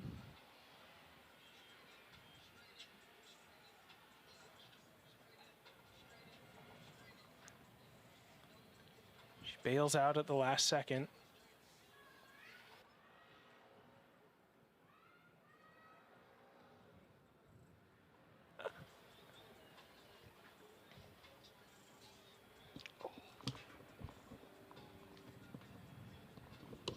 So I think it was Mula that we saw. Maybe it was a different athlete that we saw do that once before. Do the complete run up, kind of stop right at the last second, and then walk it back for another attempt. You know, so many mind games with the pole vault. Yeah, and just kind of bails out on that attempt. You almost have to not think about what you're about to do. Launch yourself 15 feet in the air, you know, with only a pad of foam to land on underneath you. If you start to think about it too much, you maybe have second thoughts right at the last second, kind of like we saw with that last attempt. Harada will give it her attempt, coming here soon.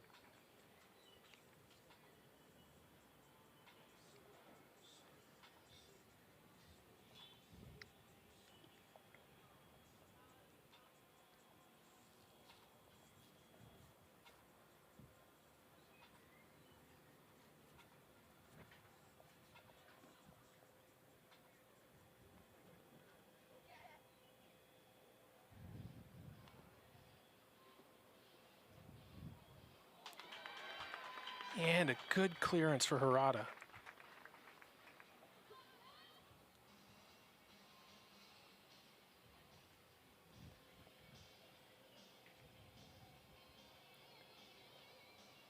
Good clearance, kind of hits it with her hands as she's going over.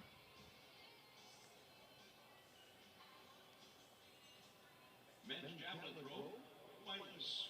And we've had them lined up down in the javelin area, and we'll have them step forward so you can recognize them as we announce the 9 finalists. Matthew Katz of South Dakota State is one of our finalists. James Klecker from St. Thomas is a finalist. Also in the finals, Josh Dolezal of St. Thomas. Trenton Hansender of North Dakota. Tristan Hanna of South Dakota State. Nate Raditz of St. Thomas. Abraham Sargent of Oral Roberts. Benji Phillips of North Dakota State. So you see Mola And Matt Pratt of North Dakota State. Those are your 9. testing her standards, making her way back to the runway for her second attempt at 4 meters 25.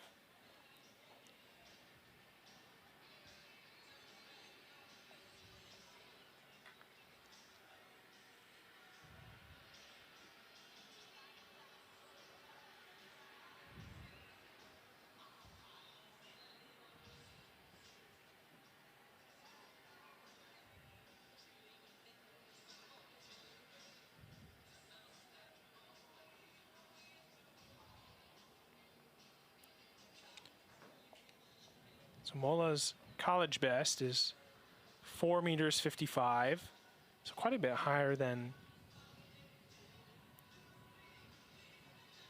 she's at currently.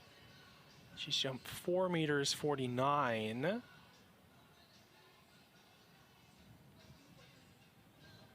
Just a couple weeks ago at the USD tune-up.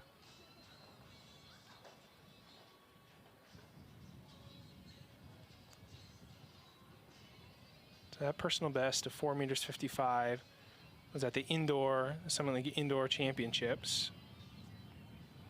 So a little bit different conditions jumping indoors than outdoors.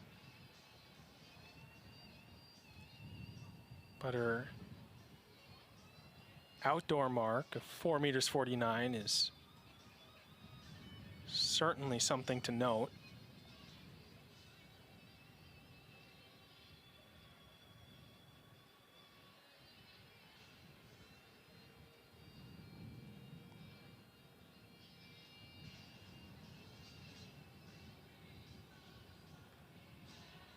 Oh, I'm seeing on the live results that they had actually passed at 425 and 430. So Harada's clearance was at 435.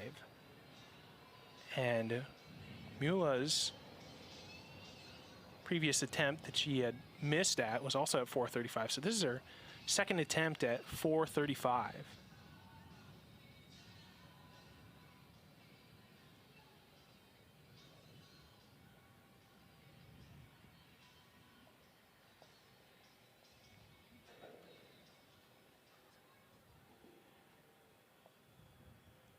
Go back to the javelin here.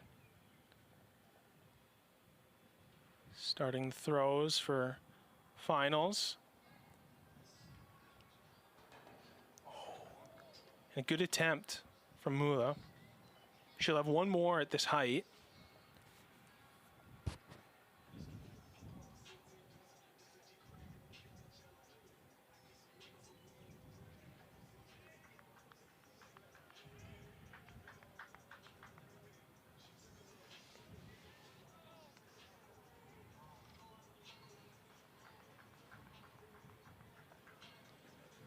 So here's Klecker from St. Thomas on the javelin runway.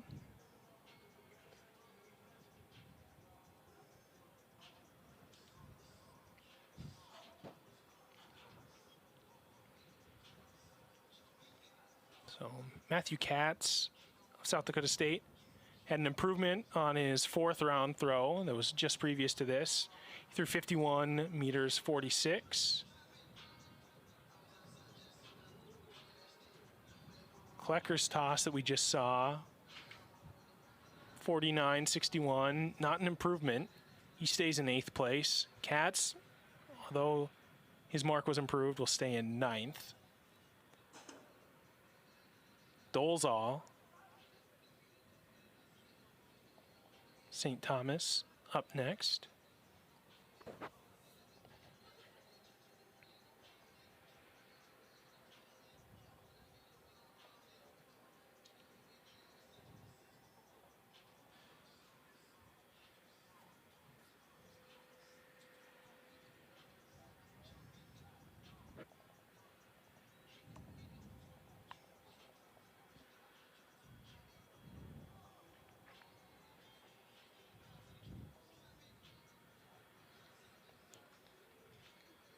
Dolezal, his throw just over 50 meters. Not an improvement. Looks like Hansender has chosen to pass his attempt, so it'll be Tristan Hanna from South Dakota State up next. We're back on the women's, yeah, there's Hanna about to throw.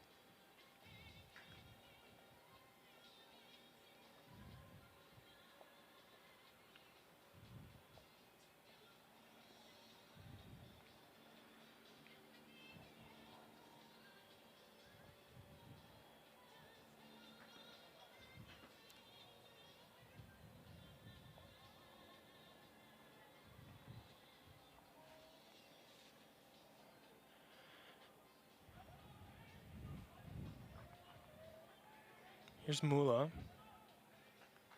USD getting ready for her 3rd attempt.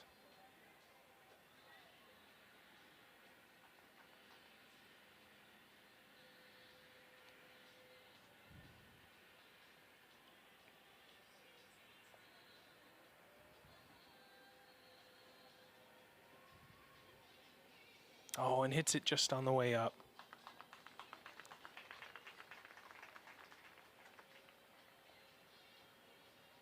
So that's it for Mula. 3 misses at 4 meters 35, leaving just Jennifer Harada as the sole competitor left in the competition and your Summit League champion with a new conference record, 4:35.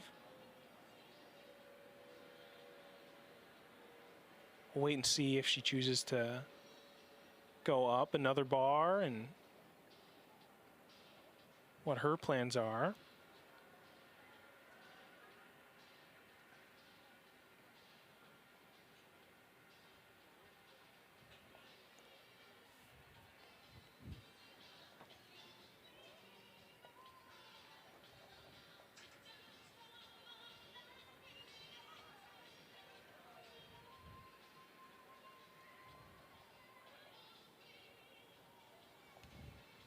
And you see there, Harada celebrating with her teammates, Summit League meet record.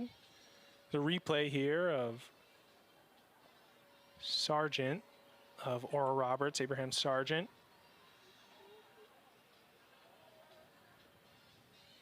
(61.41). Just over 200 feet for the second time today. Consistent, but not an improvement. Go to Benji Phillips.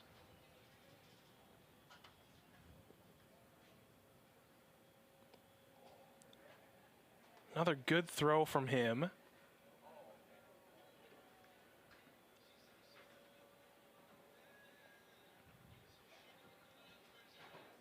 Over 60 meters again.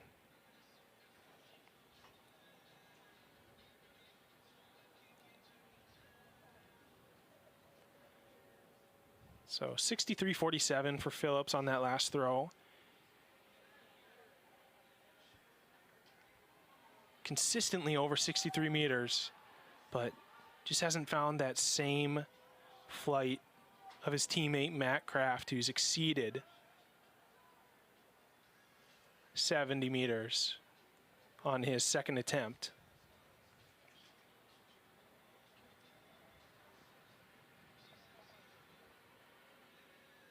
Oh, excellent. Kraft out over 70 meters again.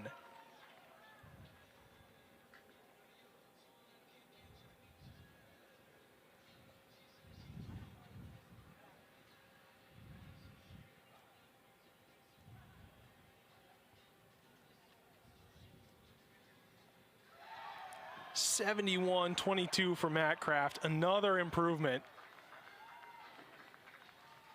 Teammates just as excited as he is. He's got 2 throws left.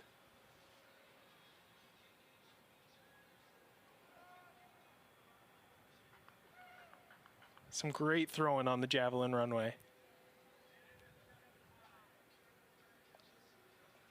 There's Katz of South Dakota State.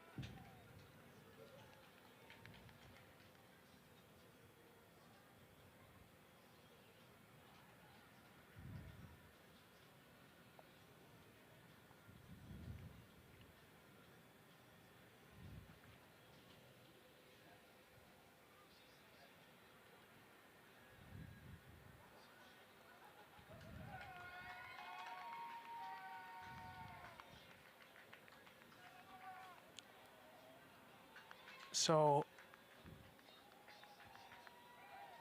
Mula is back on the runway. I could have misspoke, but I thought for sure she had 3 misses at 4:35. Regardless, looks like she's only had 2. Is back on the runway for her 3rd attempt.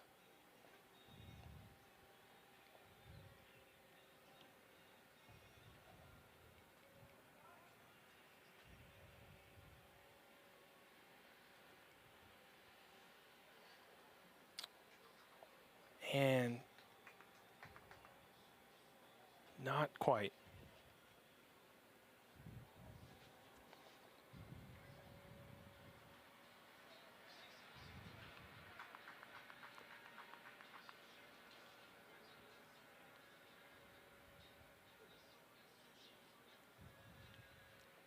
It's a replay of Dolezal.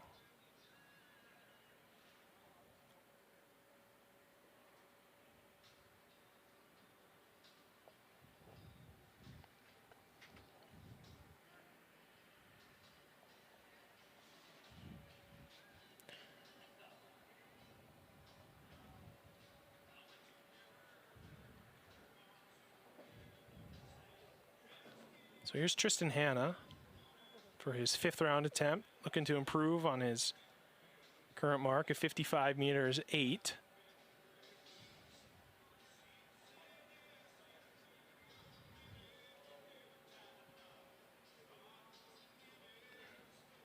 Looks like sector foul.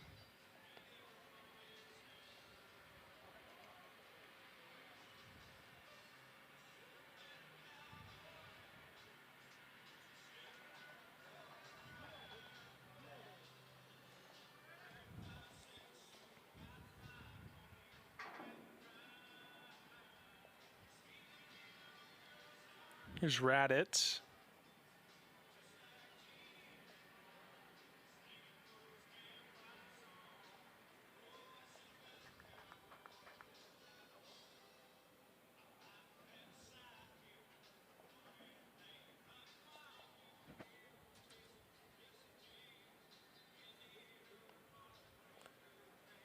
Round 5, 49-45. So he'll stay in 4th place.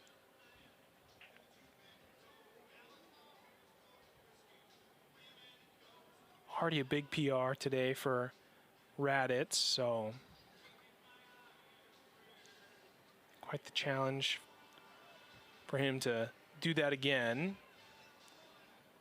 Catch Sargent in 3rd, who's thrown 61.86 so far today.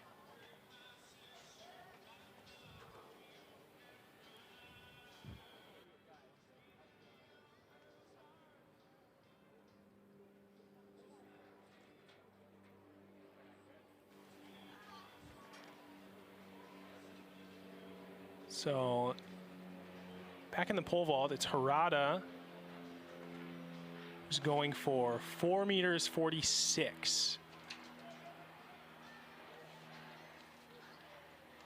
Should be a new lifetime best. Bails out on that one.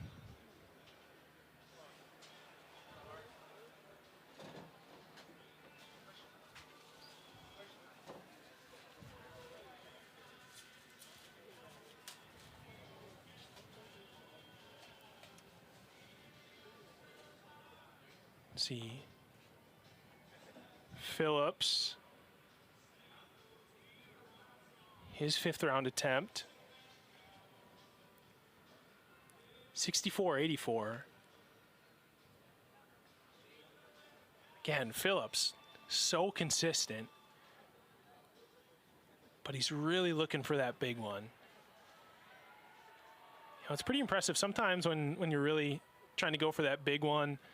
The consistency kind of lacks, you know, things aren't quite there, but Phillips obviously chasing his teammate Matt Kraft, who's around 71.22, but his consistency hasn't lacked. Kraft,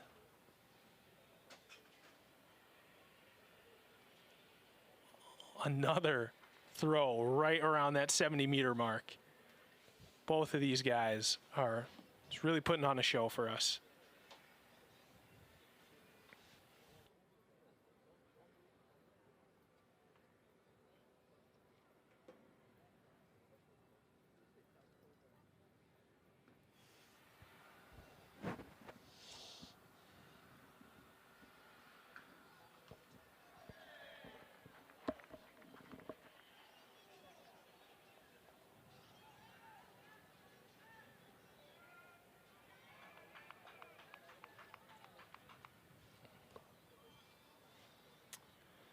We're back to the top of the order in the men's jav for the 6th round, 6th and final round throws.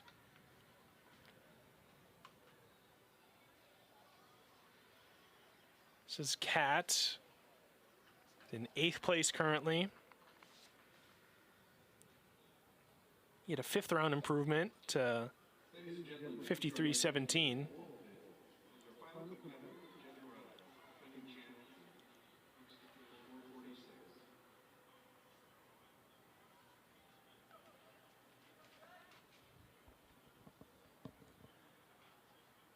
So not an improvement for Katz. He'll stay in 8th.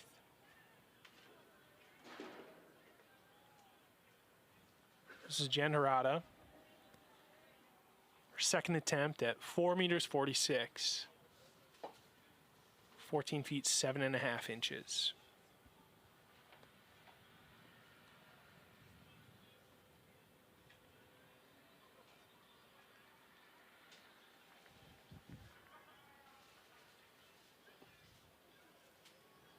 Oh, went a bit sideways there. Got into the standard. It was a good attempt otherwise.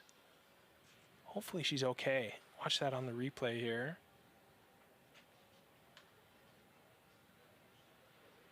Yeah, it looks like she's kind of brushed it with her hand.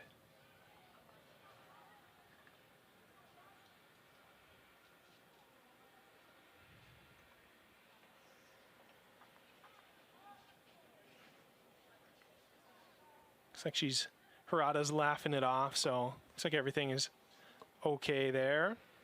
Back in the jab, we go to Josh Dolezal. Currently in 7th.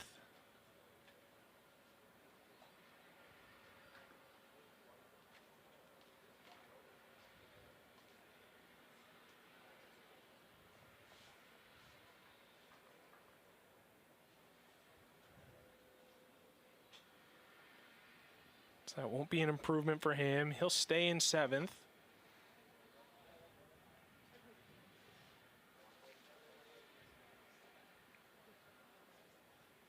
It's like hand sender of North Dakota. Chosen to pass again. Maybe dealing with a little bit of an injury, so he'll stay in 6th. That'll move us on to Tristan Hanna.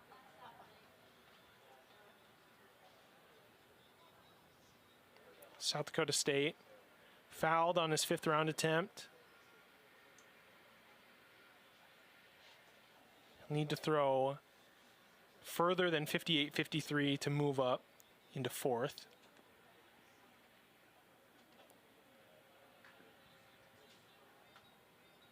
Looks like he just got under that one a bit and sails outside of the sector line, so that'll be a foul. Tristan Hanna finishes in 5th. Raditz, after a big PR and 5 more events to go tomorrow, will pass on his 6th round attempt, staying in 4th. So our medalists are decided. Abraham Sargent, Benji Phillips, Matt Kraft. Sargent will look to throw further than 65-70 to try and move up, or further than 71-22 to try and take the lead on his final throw.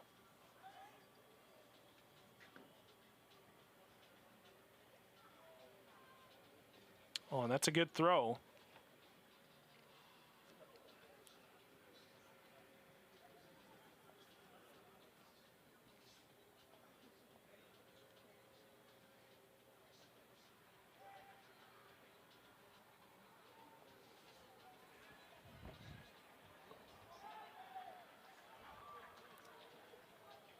Sargent, an improvement, 62-32 for him on his final throw.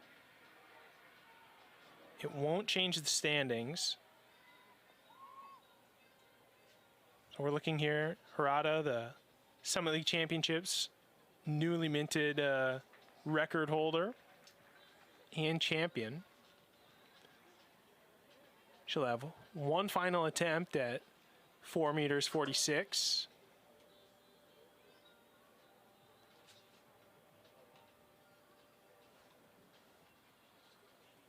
We just see the replay of Benji Phillips, his final attempt. Another improvement for him, 66-76.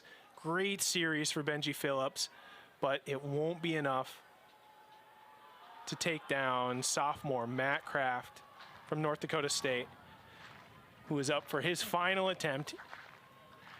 Similar to what we saw in the women's javelin, the final throw is already the champion.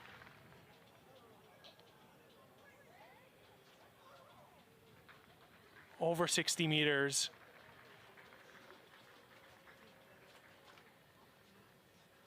But great series for Matt Kraft as well. He comes away your Summit League champion. 3 throws over 70 meters. Winning throw, 71-22. Benji Phillips second. His furthest throw of the day, 66-76. Abraham Sargent from Oral Roberts, 62-32. That is your top 3.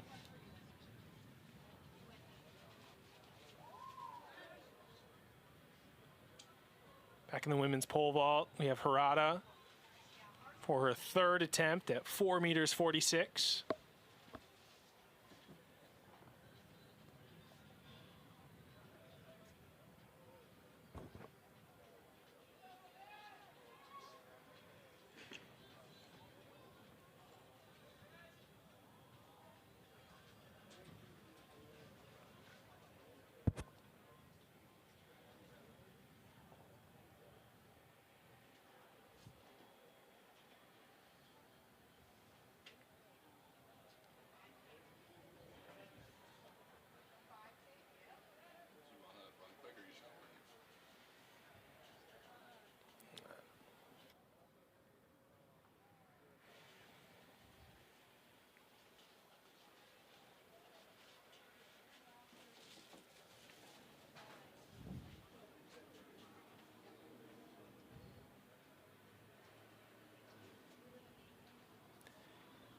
Rada down the runway. And she decides to bail out, so valiant attempts from Harada at 4 meters 46. Wasn't meant to be on the day, but she'll walk away a conference record holder, conference champ. And a regional meet to focus on now, so. Just a few short minutes, we will have the men's 10K take the track. Regarding tomorrow's schedule, everything on that schedule is moved up 1 hour. So instead of beginning at 11 a.m., action here will begin at 10 a.m. The schedule you have, bump everything up 1 hour tomorrow. We're hoping to avoid any weather issues or delays.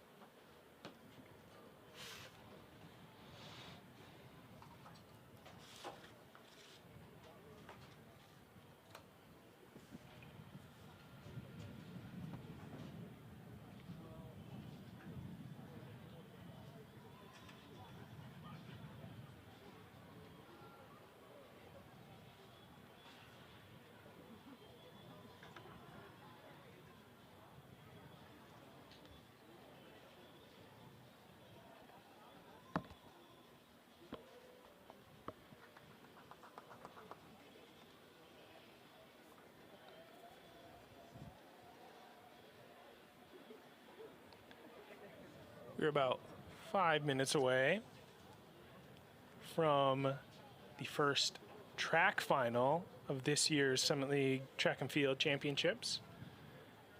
It'll be the men's 10K. You have 17 athletes entered into this race.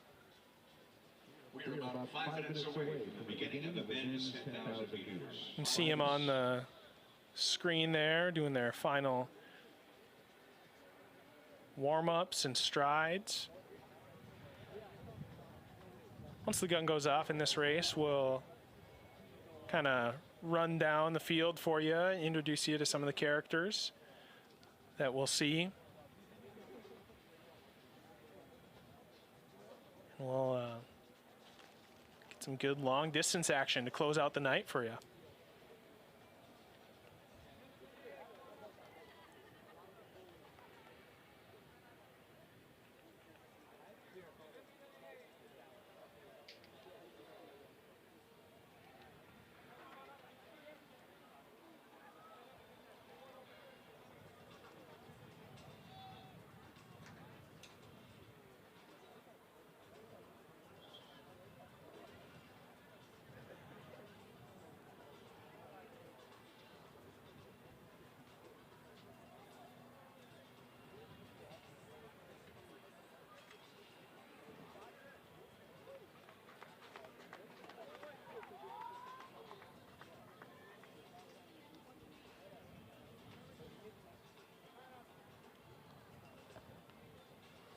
So you see the athletes starting to gather on the start line. It'll be 25 laps of this beautiful, newly surfaced track at the Terrence Dahl and Donna Beres Track Complex.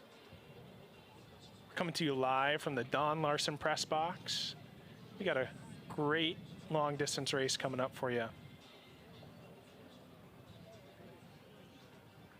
can see right now the athletes are shaded by the press box and the grandstands, but the sun is shining bright around the rest of the track. Temperatures are hot, quite a bit warmer than maybe these athletes would prefer. 82 degrees. It's just about 7 p.m. and still quite warm. It's a slight breeze that'll help keep things cool for the athletes out there. Looks like we have some water that they're going to set up on the back stretch. This 10K race, 6.2 miles.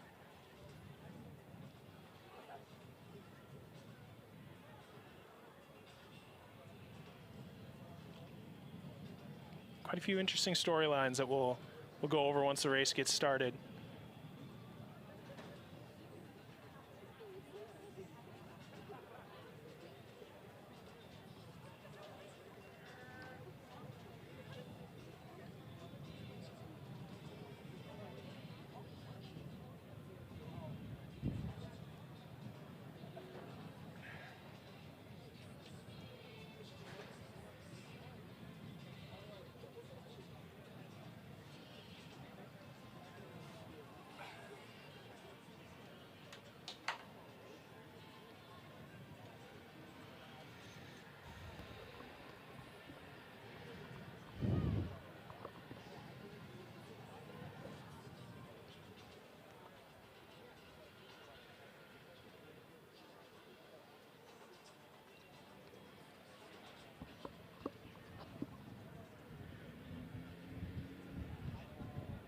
Ladies and gentlemen, the men's 3,000, 10,000 meter, men's 2,000 meter run is on the track. Here are your hip numbers. St. Thomas, wearing hip 1, Charles Cabot. Wearing hip 2 from South Dakota, Charlie Babcock. Wearing hip 3 from South Dakota State, your defending champion, Ben Olson. Hip 4 from North Dakota State, Jacob Canova.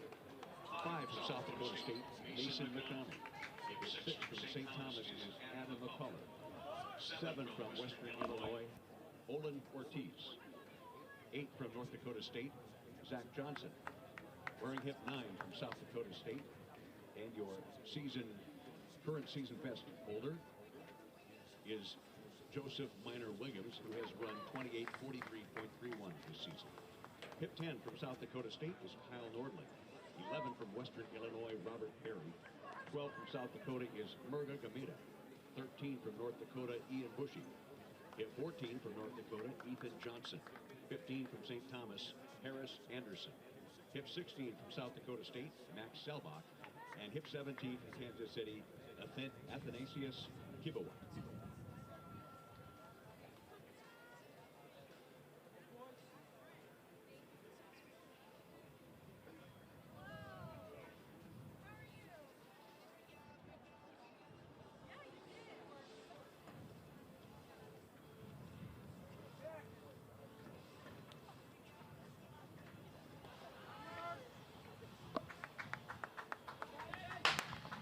And we are underway in the men's 10K. Got about 30 minutes of racing coming at you. So strap in. We're in it.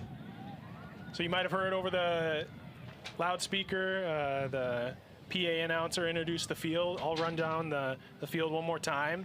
You have Charles Caven of St. Thomas, Charlie Babcock of South Dakota, Ben Olson of South Dakota State, your defending champ, Jacob Knodel of North Dakota State, Mason McDonald, South Dakota State, Adam McCullough, St. Thomas, Olin Ortiz, Western Illinois, Zach Johnson, North Dakota State, Joseph Minor Williams, South Dakota State, Kyle Nordling, South Dakota State, Robert Perry, Western Illinois, Murgagmeda, South Dakota, Ian Bush of North Dakota, Ethan Johnson, North Dakota, Harris Anderson, St. Thomas, Max Selbach of South Dakota State, and Anastasius Kibiwat of Kansas City. Now, Cameron, tell me about this 10K, because with the exception of a few people, I'm thinking this isn't their main event that they're here for this weekend, and not a lot of people seem to focus on the 10K. Is that correct? Yeah, it's a bit of an interesting assortment of runners here. So, I mean, we have guys like Joe Minor Williams, who's the current league leader. He's the South Dakota State school record holder. He's sitting there in 3rd place right now. He's a 10K guy. You know, okay. In the lead, you have Jacob Knodel and Zach Johnson from North Dakota State. Jacob is 7th all-time in NDSU history. Zach Johnson, 8th all-time in NDSU history. Those guys are 10K runners. Okay. So, yeah. So, men's javelin. In 3rd place, Cole Roberts with a throw of 62.32 meters, Abraham Sargent. 2nd place from North Dakota State with a throw of 66.76 meters, Benji Phillips.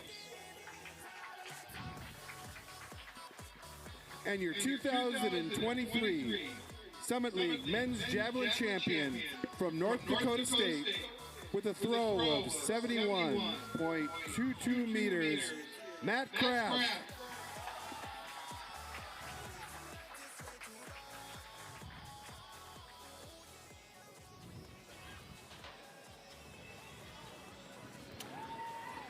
So just to finish what I was saying, you have athletes like that, but then you also have, you know, guys like Max Selbach, who's taken the lead now and tried to inject some pace in the race, who doesn't have a 10K to his name. Ian Bush from North Dakota doesn't have a 10K to his name. So some guys, this is the first time ever running the 10K.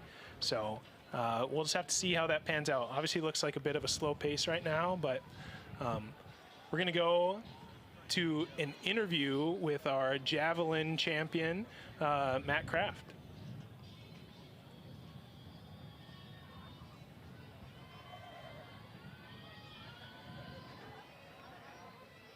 The win, 3rd place in your first Summit League championship, 2nd place last year. How much motivation did you have coming into this one? I mean, I was really highly motivated in the off season. You know, it never feels good. Last year, kind of a waiting game to see if I made regionals. It kind of left a bad taste in my mouth, so just worked really hard in the off season to get back to where I am now. And that hard work showed. You improved by almost 10 meters off of last year's mark, the only one to go over 70 meters today. How good did that feel? It felt amazing. It was a really fun atmosphere, having all the teammates over there to support me. So I got to give a lot of credit to them. Yeah, it was just a lot of fun. You're in pretty good position moving forward. Congratulations. All right, thank you.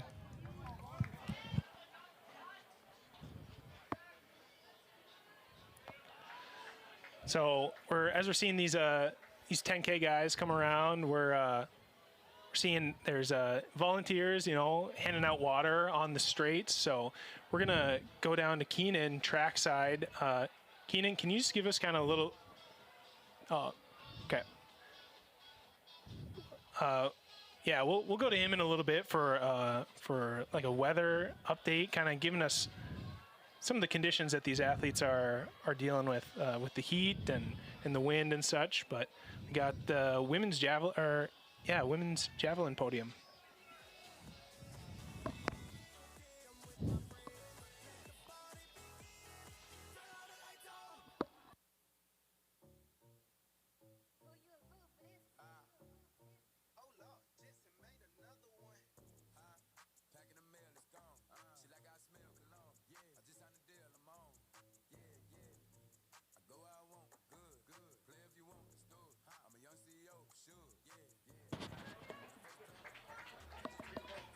Joseph Minor Williams is your leader from South Dakota State.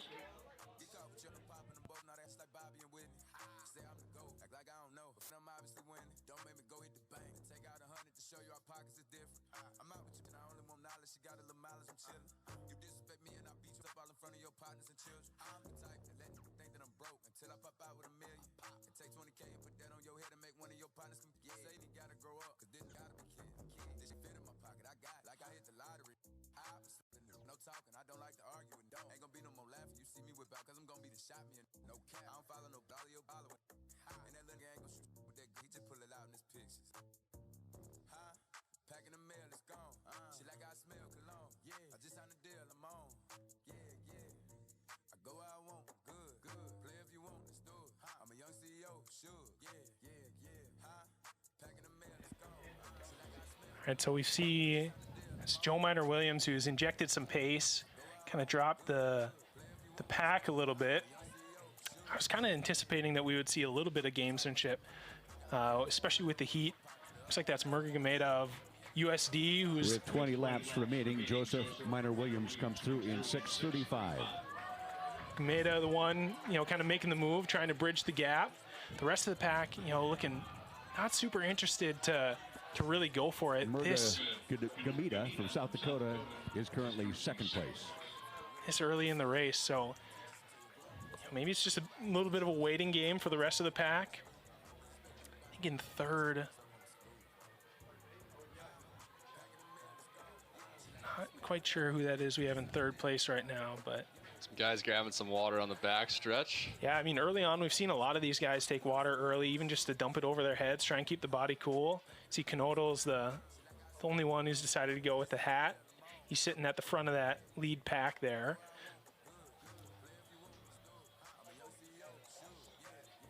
And these guys, Cameron, they're not wearing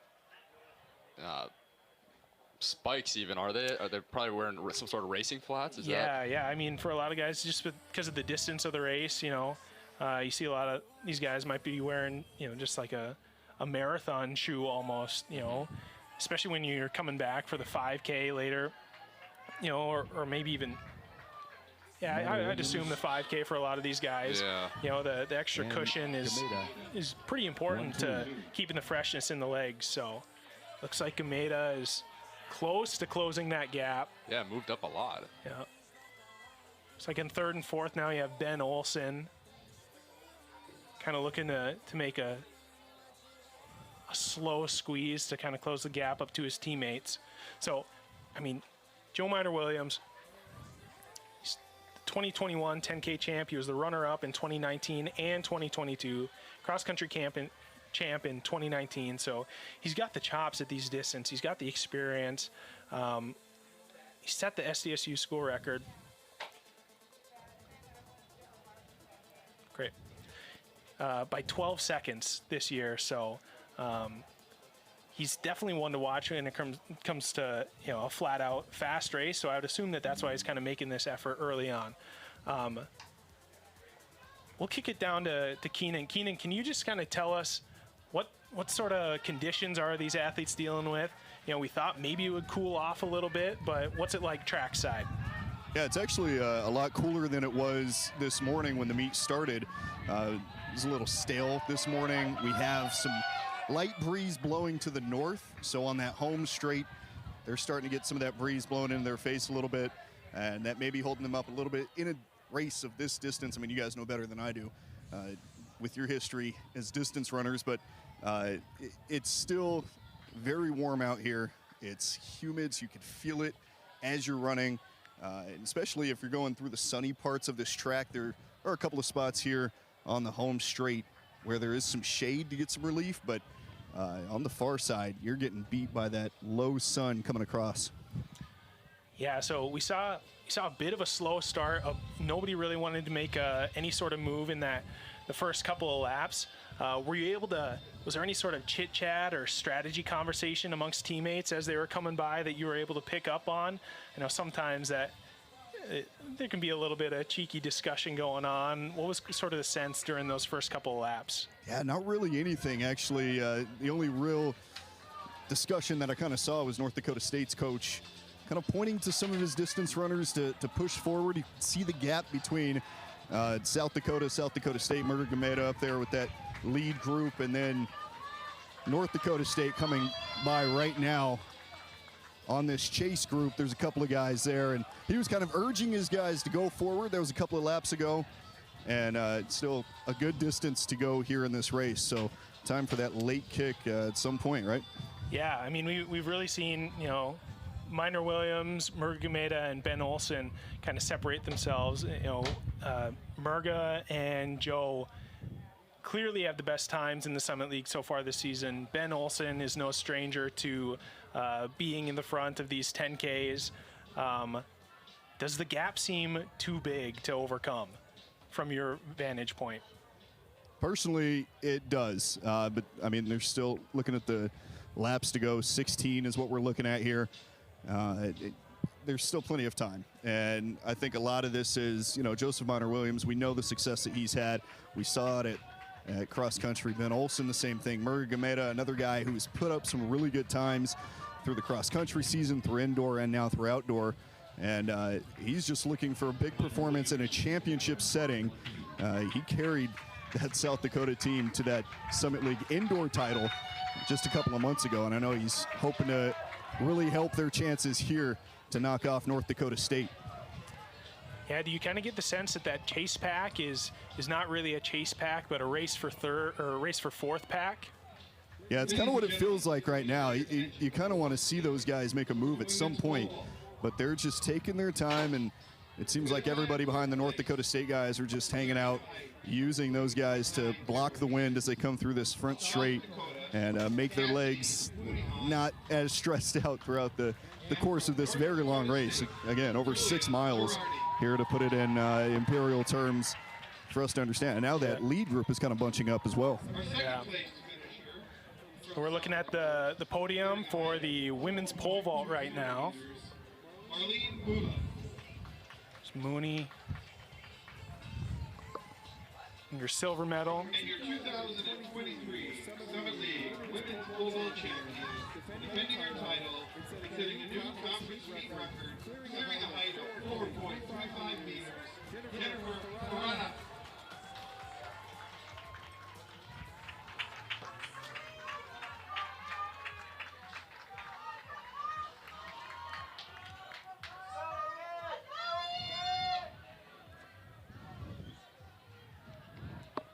So, Jen Harada, Summit League meet record, back-to-back champ for her excellent performance today, 4 meters 35.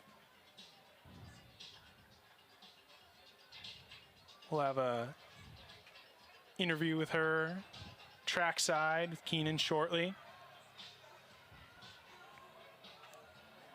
see this pack of 3, Ben Olsen, Joe Minor-Williams, Murray Gameda, really separated themselves from the rest of the pack. Yeah, about a 90-meter gap I'm guesstimating right now. Yeah, really it seems like for the chasers, kind of the only hope that they have, as we have a nice shot of them, is that maybe those top 3 will play a little bit of cat and mouse. Maybe they'll try and slow things up, you know, thinking about their own race that they have to deal with and allow for the chase pack to kind of creep up. But if the chase pack has any hope of that happening, they got to stay foot on the gas, you know, even with 14 laps to go. So that chase pack, led by West Fargo native Jacob Knodel running for North Dakota State, and Moorhead native Zach Johnson, also running for the Bison. Right behind them is Max Selbach of South Dakota State. He does not have a time in the 10K. He's one of those athletes that I was kind of mentioning earlier who've, you know, really stuck to other events, you know, but is primed and ready. Yep. He is 10th in South Dakota State history in the 5K. He was 9th in the 10K in 2022, 7th in 2021, and 3rd in cross country in 2021. So this is not his first 10K he's ever run. He's a salty vet, you might say, but his first this season. So looking to have a strong kick, I'm sure, to close out the race. Yep. But it'd be interesting to note too where these 3 guys stand as far as how even split they're running each lap, because we know that can play a big factor too. If you're even splitting the laps, it's a heck of a lot easier on the body, it seems to be physiologically, than if you're speeding up and slowing down. And there's been some guys, you know, that have caught up, some maybe even Minor-Williams has slowed down a little bit, who knows, but it'd be interesting to figure that out.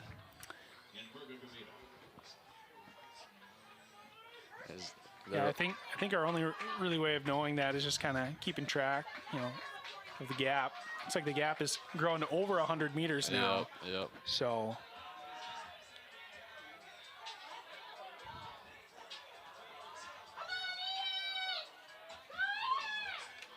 what about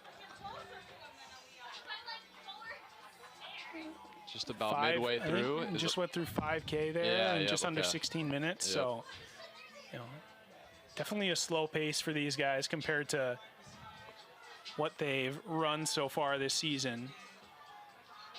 But could make for a really exciting finish. These guys got some legs left in them if they're running a bit slower. I'll tell you what, though, it still looks pretty dang fast for 30 laps.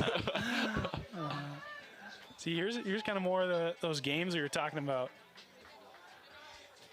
All right, we'll go down to Keenan with the Summit League champion and record holder in the women's pole vault, Keenan. That's right, guys. Pole vault record holder. You go 4.35 today, break the record. How good does that feel? It feels really good to just come out here and compete with my friends and my teammates, so it's a fun time. Seemed a little back and forth battle between you and Marlene. It's kind of been that way all season. Two very talented pole vaulters, two of the tops in the country. How much does she push you to be better? I think Marlene pushes me a lot. Obviously, we respect each other both a lot, and I think we push each other. She gives me advice, I give her advice, and I think it's just a great team dynamic, and the rest of us all do that. All 8 of us, we help each other through everything. So. After missing last year's outdoor championships with injury, you're back, you win again, just like you did 2 years ago. This is something that you've definitely worked for, hasn't it? Yeah, it's been a long road. I'm really happy just being able to compete and being here with my teammates and traveling again. It's really great. Jen, congratulations. Thank you so much. So we see Ben Olsen to the lead now.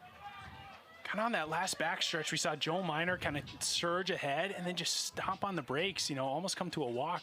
You know, it could have been to maybe help with some of the water or, you know, cooling himself off, but that's kind of that cat and mouse sort of games that I was talking about. But it seems like Ben Olsen wants nothing to do with that. He's fine to just press on, and it'll be interesting to see how both Gameda and Minor Williams respond. So the chase pack is coming past us. It looks like Selbach is taking the lead of that, and Knodel and Zach Johnson, as well as Babcock, are just happy just to sit in tow. And looks like there's a St. Thomas athlete there as well that is kind of broken away from the rest of everybody else. So that's 8. That's the scoring 8.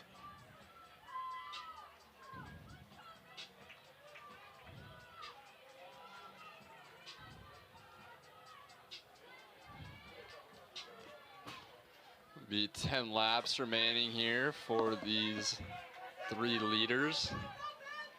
3K left. Or excuse me, it's not 3K. 4K. 4K, yeah. 4K left. I guess this is a 400-meter track after all. That's Olsen, Gameda, and Minor Williams. Yeah, Gameda just sandwiched in between the 2 SDSU teammates. He seems happy just to do whatever the Jacks do. He's not gonna just match moves. Now kind of just taking over the leads here, I guess. Is really bunched up now. Yeah, there they running go. alongside each other. Walking again.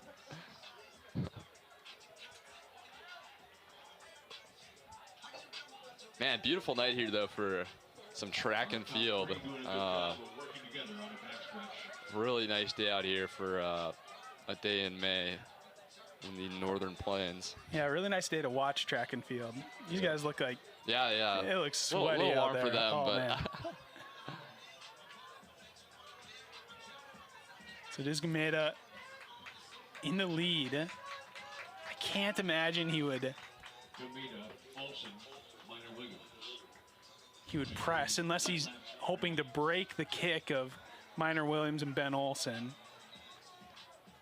Yeah, we know Minor Williams has got a kick, that's for sure. Especially in these longer races, he seems to really excel. Yeah, I mean, he's dangerous because I'm sure the other guys have good kicks too, though. I mean, Minor Williams has the fastest time in the league so far. Yep. And he's got a lethal kick, you know, so. Where do you, with a couple laps to go, would we expect people to kind of start winding it up, or with how much left do you think they're gonna pick up the pace? Yeah, I mean, I would expect those top three, at least one of them has to think that they can't outkick the other two. Right. I'm not sure who, but one of them I'm sure would, as we come up to 8 to go, 2 miles to go, maybe now. Certainly in the chase pack, I would think that their pace would just continue to kind of ratchet down.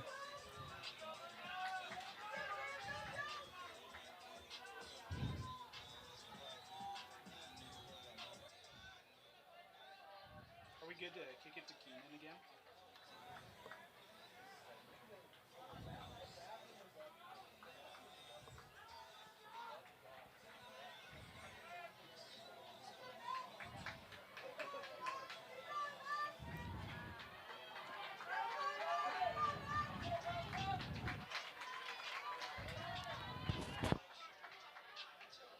See what number the...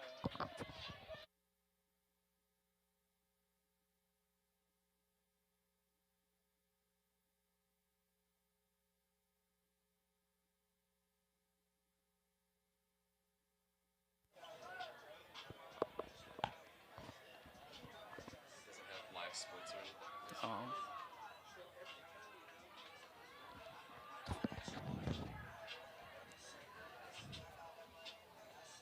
So 7 laps to go. Still, Olsen, Gameda, Minor Williams.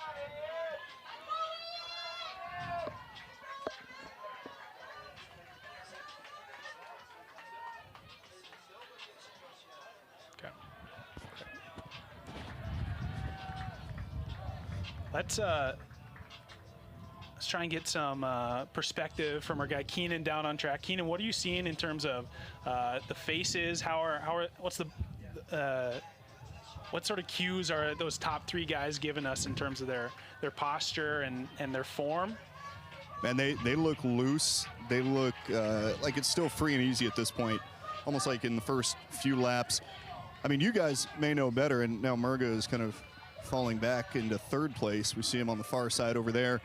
But the distance and the amount of time that you have to spend kind of running in this small group of 3, how do you kind of maintain and stay with that group as opposed to falling off the pace a little bit? I mean, it's been a blistering pace so far by these 3. Yeah, it's a tough balance between kind of just like relaxing and not thinking too much and having to be aware, especially as they're kind of racing in what you might think of as like a yo-yo, where we're seeing Joe Minor Williams, take a couple meter lead, and then Olsen and Gameda have to kind of sprint ahead to close the gap. But then we see Minor Williams maybe stop on the brakes or try and get somebody else to lead it. So it's definitely how the race is playing out. It's a tough balance between relaxing and not thinking about how many laps you have left and staying awake and alert enough to be able to match moves. As you see, Minor Williams has made that surge, and Ben Olsen and Murga have covered it, but now the pace is slowed down yet again. So really interesting tactics that we're seeing here. Yeah, and I will say Minor Williams looked the most pressed as he was coming down this front straight and going right past me here into turn 1. Murga Gameda looks the most relaxed. He can, he's breathing easy at this point. He doesn't have a ton of sweat on him, and Ben Olsen behind him is probably the 2nd most relaxed out of that group right now. So it'll be interesting to see if Minor Williams can maintain this little kick that he's put on in the last couple of laps. Yeah, Tyler and I were talking. It's interesting because Minor Williams has had success kicking 4 wins before, but obviously he's the fastest, has the fastest time in the conference this season. So, you almost wonder if these surges that he's putting in are him kind of showing his cards. Maybe he doesn't believe that he has the kick to stick with Murga or his teammate Ben Olsen. So, it will be pretty interesting to see how this front pack pans out. Keenan, the rest of the scoring points have seemed to be decided that the chase pack will call them 4, 5, 6, 7, and 8 right there. What are you seeing in terms of kind of body language from those guys? Yeah, it seems like these guys are a little more winded at this point.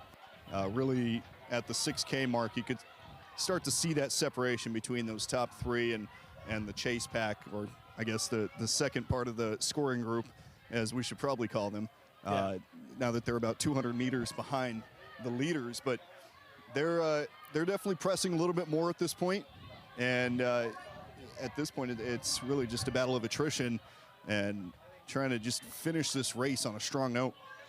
Yeah, it looks like Knodel, who did, I'd say, a good portion of the leading in that scoring pack early on, is a stride or two off the back. Selbach of SDSU has been kind of pushing from the front. We had mentioned that he's scored in these championships in the past, but he has no 10K time to his name for this season. So you think, maybe that's in his mind a little bit of, I haven't ran this distance before. I gotta assert myself and really wear these other guys out. Yeah, I think they're really trying to push here. And I mean, this chase group right now, it's a group of 5 guys, coaches and fans and fellow teammates are really pushing them along, trying to get them to the finish line here. And now with just under 4 laps to go at this point.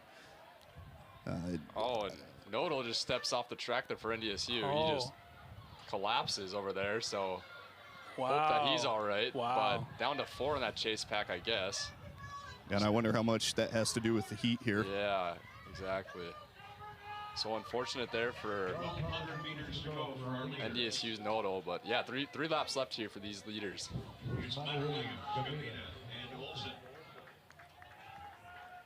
Olsen our defending champ. fell off a step, and then Minor Williams just slams on the brakes again. Olsen right back into it. Here we see Knodel on the track. Coaches and they're showing him. Teammates there to help him. Made it to the lead now. Yeah, Nolan Fife, the distance coach for South Dakota, as Murga was coming around here into turn 1, was really giving him a ton of encouragement, saying stay awake, stay ready, and get ready to go here in these final few laps. And we see on the screen Gameda just shaking his hands a little, maybe just priming the arms for a big kick here. Oh, this is great.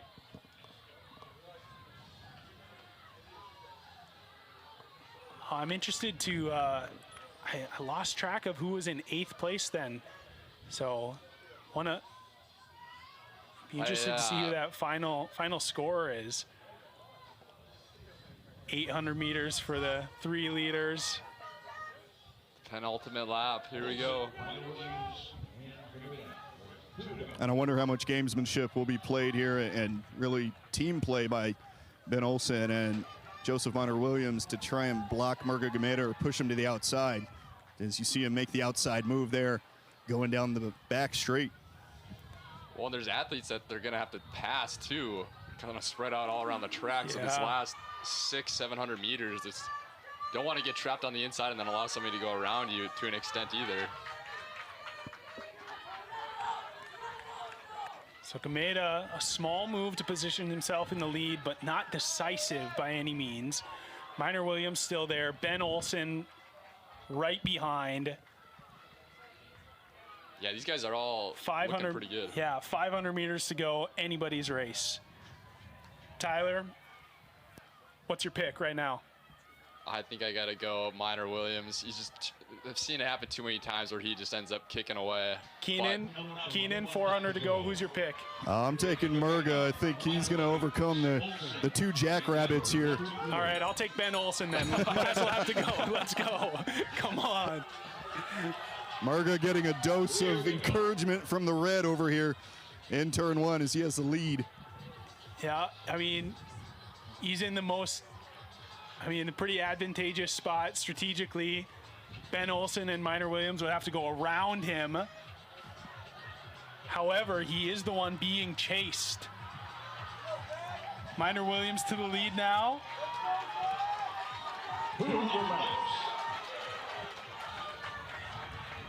Olsen and Gameda not out of it yet. Oh, Grenada's looking good. Olsen seems like he's gone. Minor Williams, Grenada looking relaxed. Oh, this is going to be a... Oh, Minor Williams pressing. The grimace. An all-out sprint. Oh, my. Grenada. Minor Williams, is this an 800? Minor Williams holds him off. Grenada frustrated. That close. Wow, I wonder what that last 200 was. My goodness. Ben Olsen, third place. Where's the rest of the points? 31 minutes of racing, and that's what it comes down to, a couple of meters. Unbelievable. What a race. Looks like Zach Johnson, strong finish for him over the last 2 laps. Hometown kid, good finish for 4th. Selback of SDSU, 5th, and a sprint for 6th.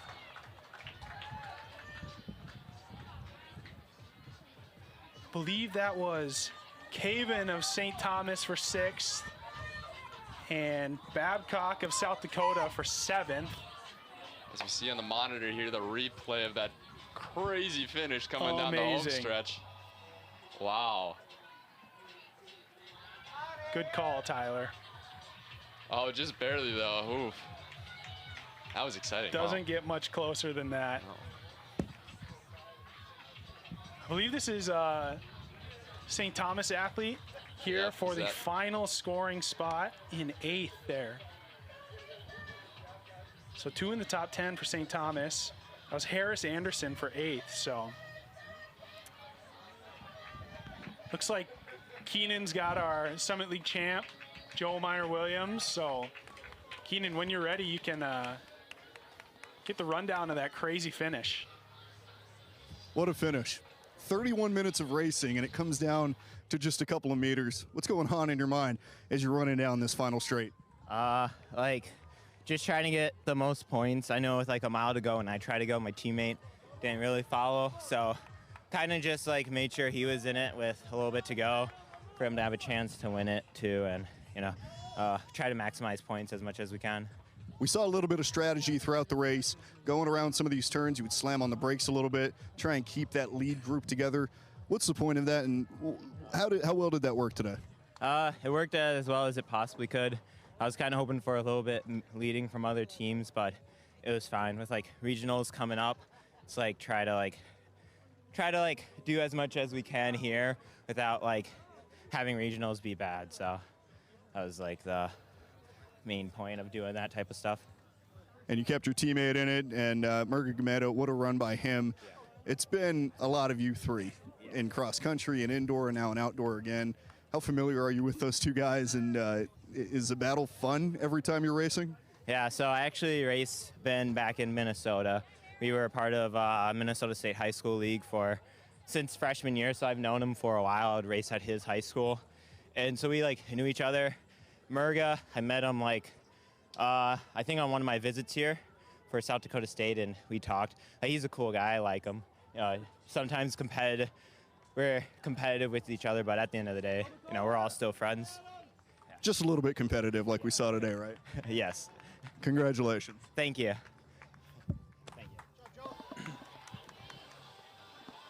Man,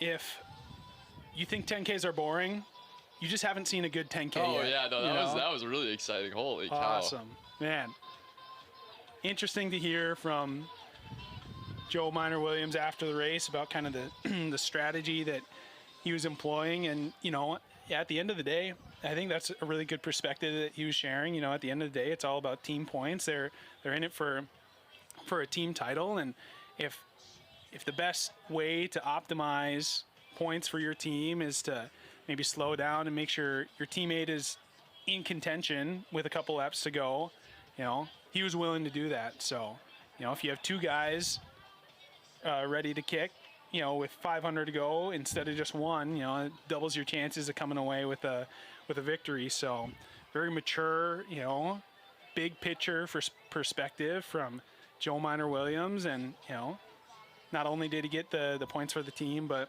got the win for himself. And, kind of classic fashion, Tyler. You know, you were saying pretty much the whole race. We've seen it however many times before. Yep. He just kicks away and finds a way to get the job done. So Joe Miner Williams adds 2023 Summit League 10K champion to his already illustrious trophy case. So, man, just to kind of run the results down for you guys after there's a lot of excitement going on. Joe Miner Williams with the victory, 31-13. 31-13-38. Murugumeda second, 31-13-55. Just a couple of tenths separating them after 6 miles of racing. Ben Olson, third, rounding out the podium, 31-19. In fourth place, North Dakota State, Zach Johnson, 31-47. Max Selbach of South Dakota State, 31-53 in fifth. Charles Caven of St. Thomas, sixth. Charlie Babcock of South Dakota, seventh. Harris Anderson of St. Thomas, eighth. Mason McDonald, South Dakota State, 9th. Robert Perry, Western Illinois, 10th. Kyle Northling of South Dakota State, 11th. Ian Bush of North Dakota in his first 10K, 12th. Olin Ortiz of Western Illinois, 13th. Ethan Johnson, North Dakota, 14th. Anastasius Kibiwat of Kansas City, 15th. Adam McCullough of St. Thomas in 16th.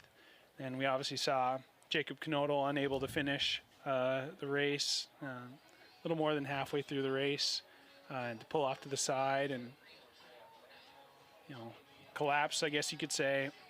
Looked like he was tended to by the medical staff, and we wish him all the best. Hopefully he's just a little bit of heat getting to him, and he's able to come back and, you know, be healthy for the 5K if he's entered into the 5K. But most importantly, healthy overall. Wish him the best. Right. So, yeah, that'll conclude the track for the events. Well, just all the events for the men. Still got the women's 10K coming up here in a few minutes. So, man, if we could get just half of an exciting of a race as that 10K, I'm all in. Yeah, so women's 10K set to go off in about 10 minutes here. 7 minutes here. So we will check back with you guys in a couple minutes to bring you all the action from that.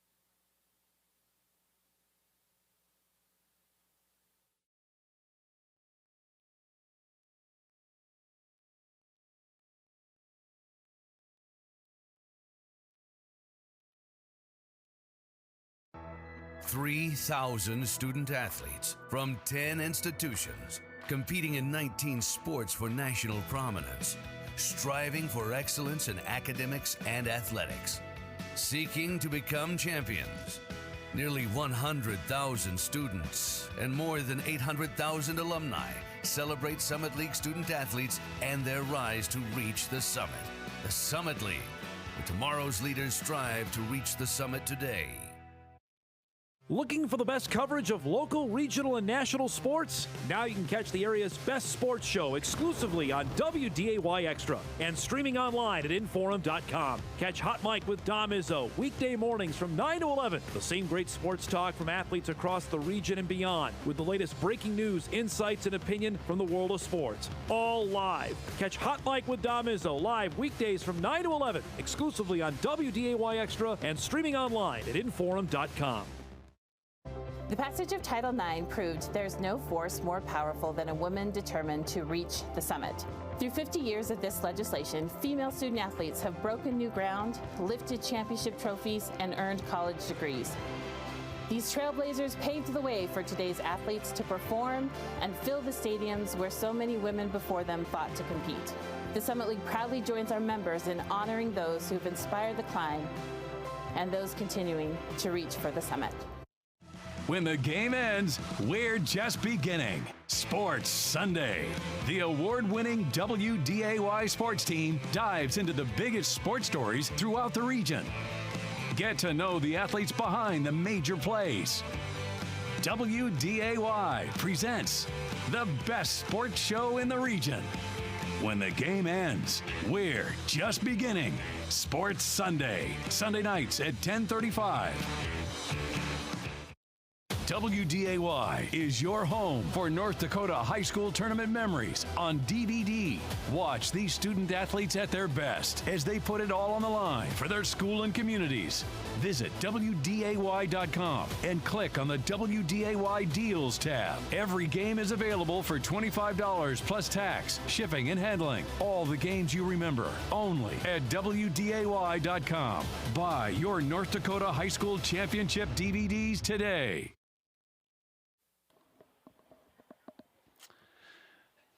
All right, we are back for the final event of the day, the women's 10K. So we got a good field here.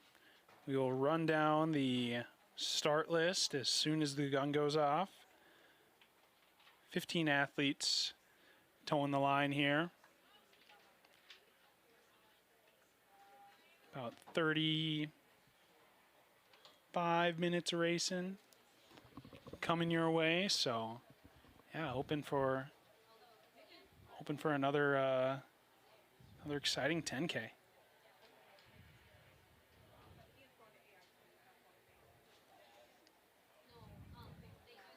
Looks like we got a little bit of a breeze. 80 degrees, cooled off a little bit. Yeah, it does feel cooler, I'd say, now than it did at the start of the men's 10K, as one would expect about an hour later. Almost an hour later. Next on the track, the women's 10,000-meter run. Conference meet record in this event is 35:18.59, set in 2015 by Amber Eichhorn of USD.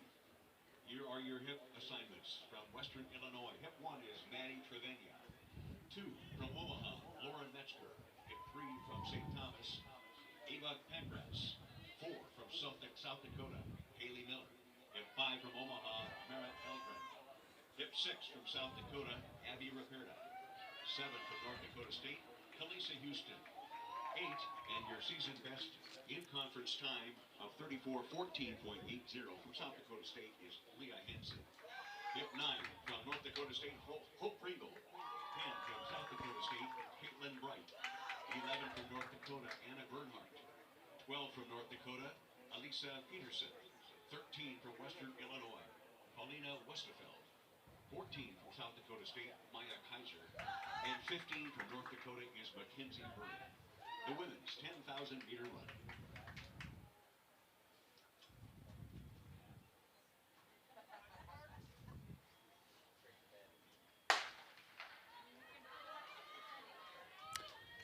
We are off in the women's 10K. So to run down the start list, Maddie Trevenza, Western Illinois, Lauren Metzger of Omaha, Ava Pankratz of St. Thomas, Haley Miller, South Dakota, Margaret Elgren of Omaha, Abby Raperda of South Dakota, Kalisa Houston of North Dakota State, your Summit League leader, Leah Hansen from South Dakota State, Hope Pringle from North Dakota State, Caitlin Bright from South Dakota State, Anna Bernhardt from North Dakota, Elisa Peterson, North Dakota, Pauline Westerfeld, Western Illinois, Maya Kaiser, South Dakota State, and Mackenzie Burrian of North Dakota. And it looks like straight from the gun, we have 3 athletes who've separated themselves already. Unlike the men's race, seems like these ladies are not messing around. They're ready to get down to business. So it looks like Raperda of South Dakota, Kalisa Houston of North Dakota State, and your league leader, Leah Hansen of South Dakota, with Elisa Peterson of North Dakota kind of in the gap before the rest of the pack. So in third place, we have Leah Hansen right now. She was second in the 10K in 2022, first in 2021.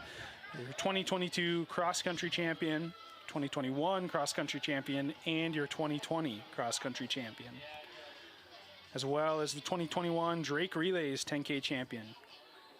She is the South Dakota State school record holder with a time of 34:03 set in 2021. Her season's best and league leading time this season is 34:14, nearly a minute faster, over a minute faster than the second ranked athlete this season. So Leah Hansen, pretty clear favorite in this championship race so far. One little curveball, I guess, that you could say is Khaleesi Houston, who's in second place right now from North Dakota State, has never run the 10K before. She's kind of one of those athletes that I had mentioned where, you know, either didn't make sense throughout the season or just maybe wasn't in fitness or healthy enough to run a regular season 10K. Sure. But, you know, coach and her have, you know, decided, hey, she's fit, she's ready now, and this is a good chance for our team to score some points. So Khaleesi Houston mixing it up with the big guns in the Summit League right away. Well, yeah, no better time to start. Why not start at the conference championships? Yep, Makes it, gives it a pretty good purpose. So, you know, and she's had quite a bit of success in the 5K. She's currently ranked third in the Summit League in the 5K, ninth in India school history in the 5K. She was third in the indoor 5K this season. So, you know, it's not a stretch to see her in the 10K here. But anytime you run a new event, it's a bit, you know, bit of uncertainty. So right, exactly. And the women for cross country, I know for the men, once they go to, was it regionals for cross country, it goes to a 10K, but the women, obviously, it wouldn't be that because it's 5K. Does it bump up at all for regionals for cross country? So for conference and for regions, for the women, it's 6K. It is 6K, so, okay. Yeah, but yeah, a little bit different, you know, there. You know, it's pretty easy to compare men's cross country results and see how they translate to the track in the 10K. Sure. But yeah, you don't have quite that same comparison, so. Gotcha. So we see Elisa Peterson from North Dakota has kind of bridged that gap, and now we have a lead pack of 4. So leading that pack, Abby Ruperta from South Dakota. She's ranked 7th in South Dakota school history in the 10K. She was 3rd in this event in 2022 and 5th in 2021, so a point scorer, no stranger to the front of the pack in the 10K. Her time set this season, 35:16, second in the league right now. So, I mean, in terms of what I was expecting to see, this is about what I expected. You know, Elisa Peterson, who's joined them now too, is 3rd ranked in the conference so far this season with her time of 36:23. She's run 2 10Ks already this season, so in contrast with Khaleesi Houston, who, you know, once we get to the second part of the race, Houston might be in a position of pain or discomfort that she's never really experienced before. That's not going to be the case for Elisa Peterson. You know, this being her 3rd 10K of the season, she'll be well accustomed to the pain and discomfort of the late laps of the 10K. Yeah, definitely. Now, I got a question, and I think, well, I'm probably the only one that has a question, but what is more superior, the Adidas Super Shoe or the Nike Super Shoe? We see out of these 4 leaders, 2 are wearing the, is Adi Zero, is that the name, or maybe I'm getting it wrong? That's one of their shoes, but the Adidas Super Shoe, 2 of them are wearing, of these leaders, 2 of them are wearing Adidas and 2 are wearing Nike, so. Well, I guess we'll just have the race decide the superior Super Shoe, so. I mean, in the men's race, I think the Nike won out. I think, yeah, Minor Williams is wearing the Nike, but I think Grameda and Olsen were wearing Adidas, I believe. Oh, okay. So I know Grameda had Adidas for sure. I'm pretty sure Olsen had Adidas as well. Man, really had to go to the Super Shoe hot topic, huh, Tyler? Yeah, I was genuinely curious. I was thinking about it in the last race. That was actually what I was paying attention, partially paying attention to. We've been seeing. I mean, early on, it was far and away the Nike, but in some of the major marathons recently, we've been seeing more Adidas, you know, and other shoe brands kind of come away with victories. Right. An On shoe won the women's Boston Marathon. Oh, okay. Helen O'Beary. So, yeah. So. So, all right, let's kick it down to Keenan, give some trackside perspective on this lead pack of 4. Keenan, what are you seeing down there? I'm seeing a mirror of what we saw in the last race, except this time the lead pack has 4 runners instead of 3, and they're really starting to get some of that separation around the same portion of the race that we saw the last time. And we know there's a ton of speed in this lead group as well. So this should be another exciting one if it holds up for the next 20 laps here.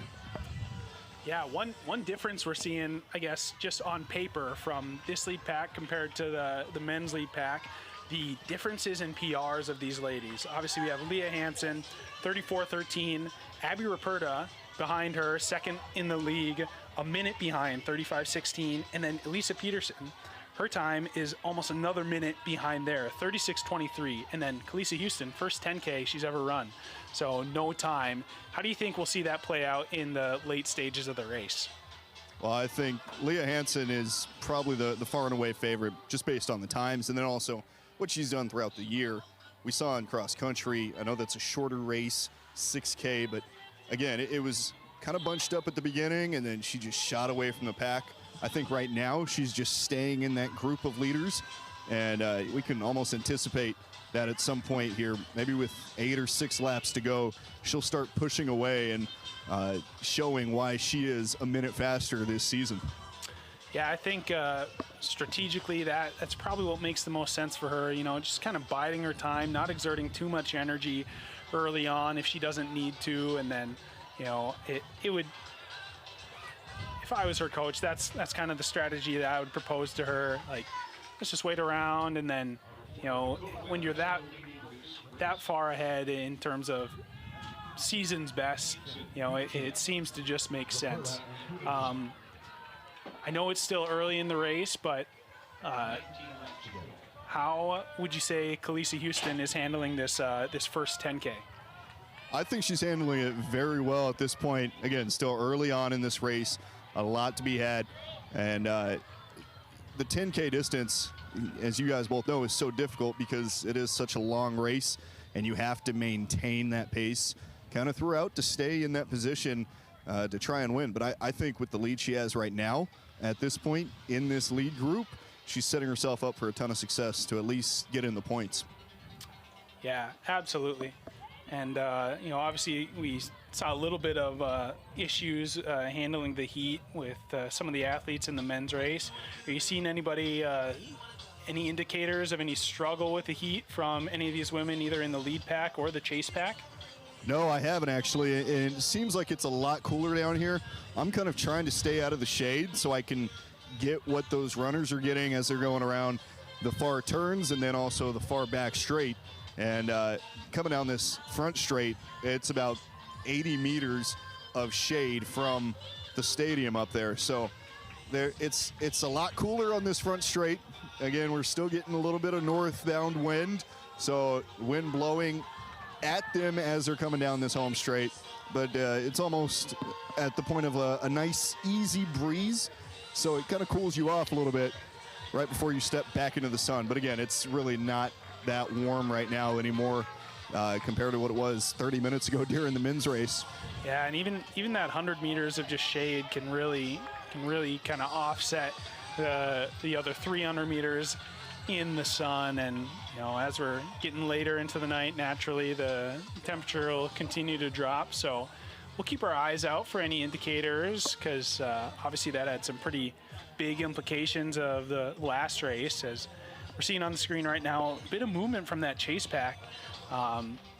Maybe a long press from far out for some of these ladies to try and bridge that gap. It doesn't seem like the lead runners, our 4 leaders, are too keen to really push super hard yet. So yeah, and it's almost a 100-meter difference there. So it would be a big ask, but it looks like attempts are being made at least. So we'll keep our eye on that.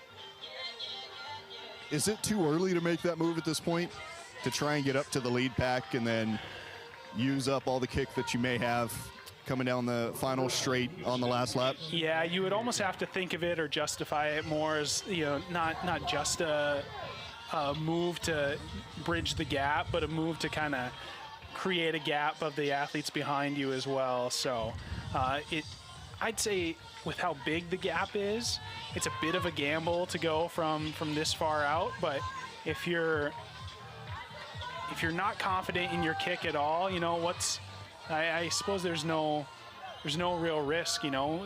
If the best strategy for you is to run a strong, hard pace from far out, you know, why not now?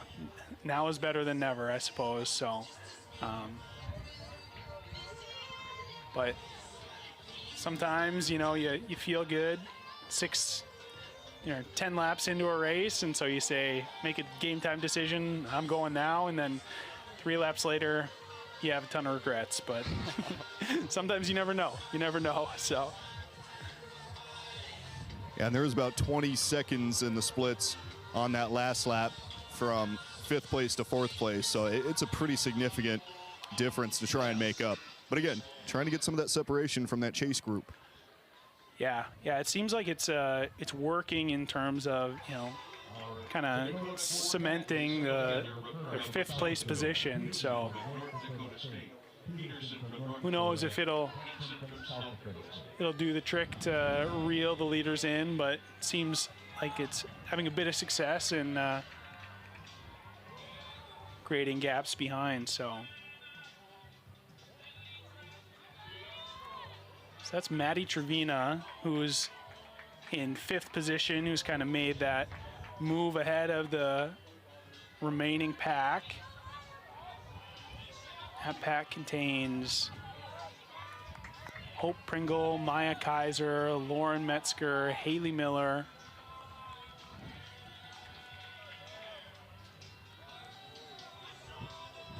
Kenzie Burrian,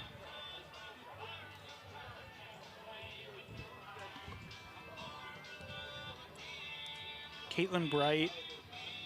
It's like Ava Pankratz is in that pack as well.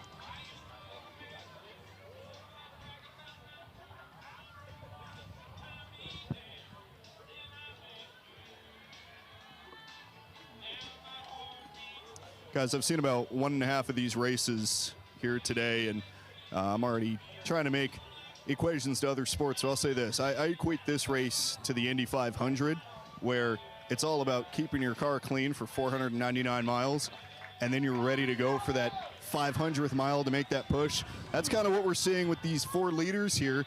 They're bunched up so close, but they're also kind of playing a little conservatively. You don't want to use up all the gas, and you don't want to use up your tires and get caught up with someone else's feet and go down and put yourself at a deficit. So staying in the mix, staying right there, just like we saw Joe Minor-Williams in the men's race, staying in the mix with Murga and Ben Olsen to have that final kick on the final home straight. Yeah, that is a great analogy. You know, kind of a keep your powder dry sort of situation. It's, you know, I mean, almost all these athletes are going to have another race later in the championships. For most of them, it'll be the 5K. And so, you know, not only are they thinking about that race to come and, you know, just kind of managing their effort, you know, because I'll have to come back and do it again in 2 days. So. Yeah, and I've been paying attention to this lead pack of 4, and I've been paying attention to their 400-meter splits the last few laps, and they've all been pretty consistent around 90-second laps. So, you know, they're, running the even splits thus far, and where we didn't really see that with the guys as much, they were kind of seem to be slowing up and speeding down. So they're being pretty efficient with their running. These 4 leaders are so far. Yeah, not a lot of change in kind of how they're positioned too. Ruperta continues to lead. Houston on the outside of lane 1. Leah Hansen tucked in on the rail, and Lisa Peterson just sitting in 4th behind them all. I'm not seeing anybody pressing quite yet in terms of exhaustion. I'm keeping an eye on Houston too, this being her first time running this event this season.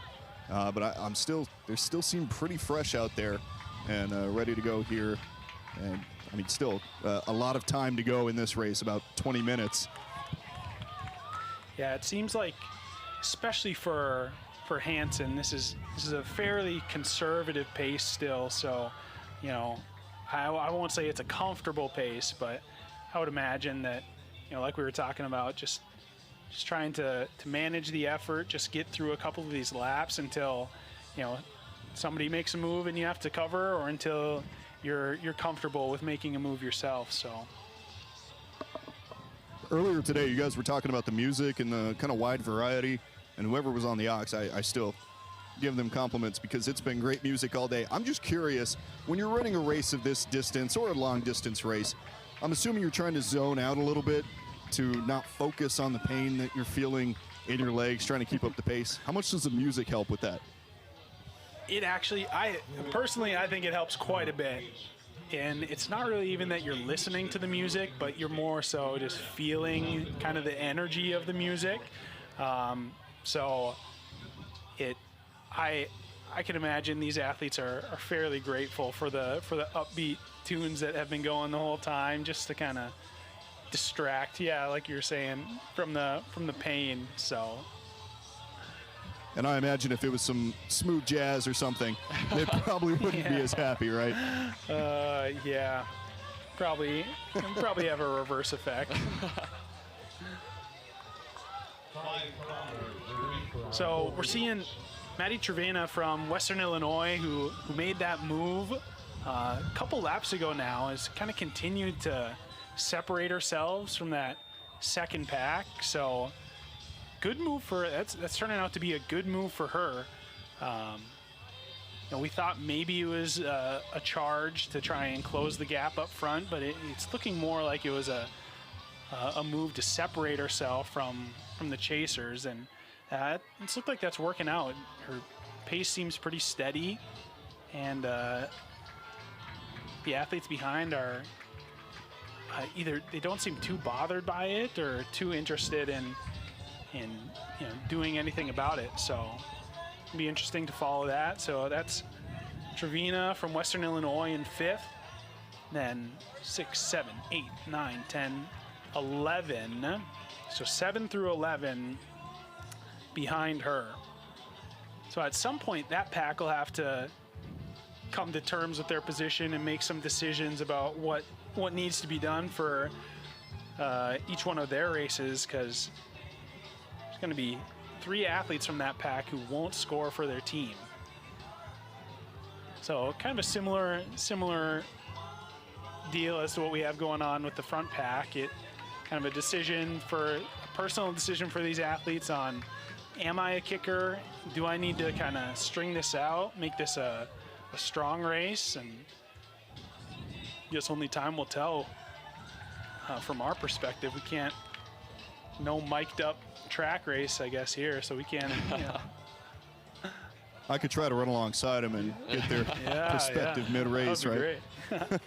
Some heavy breathing, I think, is also over here. Trevena has about a 12-second gap on that chase group. I guess she is now the chase group, and it's growing close to 100 meters at this point. Yeah, that'll be if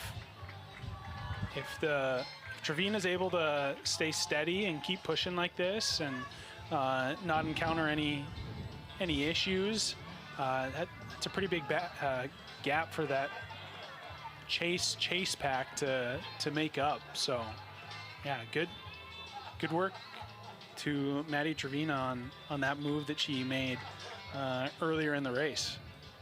And you guys talked about the consistency of that lead group, trying to keep it within that 90-second range. That last lap that they just ran was 88 seconds. So we're keeping an eye on that, see how that kind of progresses down the stretch here as we get close to 10 laps to go. Yeah, I would start to,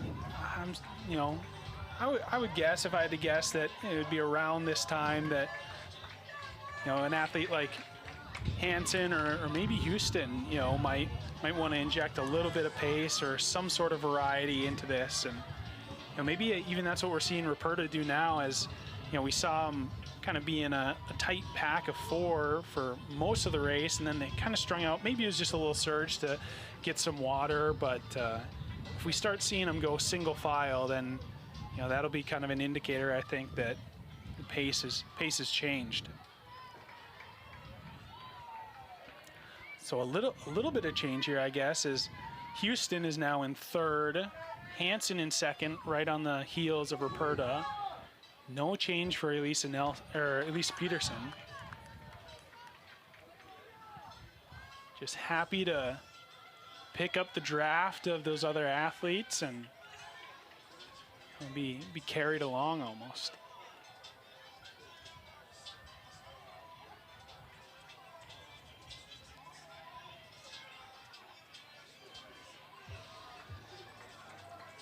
Yeah, you got to wonder, too, how Houston's feeling in this race. Being her first 10K, she's now coming up on 2/3, or, well, over half the way, I should say. Less than 5K to go even. Gotta imagine she's feeling it. She's probably a little bit out of her comfort zone, or soon to be, but doesn't mean she can't keep it going. Yeah, still looks like she's managing pretty well, you know. Just kind of attached herself to the more seasoned 10K vets of Ruperta and Hansen. Keenan, has the wind picked up down there some? I'm seeing some flags flying a lot more. Maybe just some gusts or something, but. Yeah, it feels like a little bit of gust just came through. You can see the flags in the middle of the field kind of blowing a little bit more. And again, they're these northbound winds, so they're coming down the front straight. That's where these athletes are going to have to deal with it a little bit. Now we're starting to see that single file line in this lead group right now. Houston is starting to press a little bit. You can see it in her face, and we'll see if she's able to find a little bit extra juice in the tank to push forward and get back up there in the top two. Yeah, being strung out just ever so slightly. But yeah, still looking pretty dang strong along the backstretch now. Peterson getting a lot of encouragement from her coach to get up into that top three and get past Houston.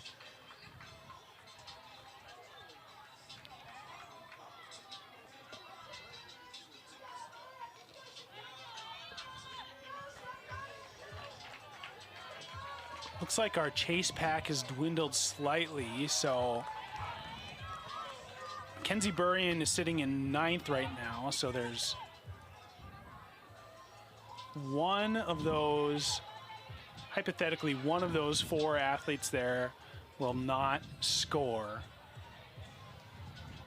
So that pack went from having the 11th place athlete to only having the 9th, so they've dropped 2.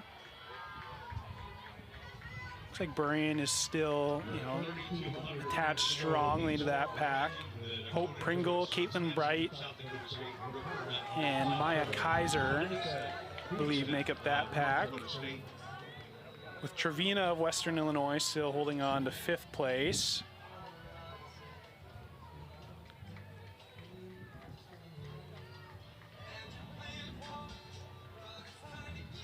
We're really starting to see it become a 2-horse race at this point.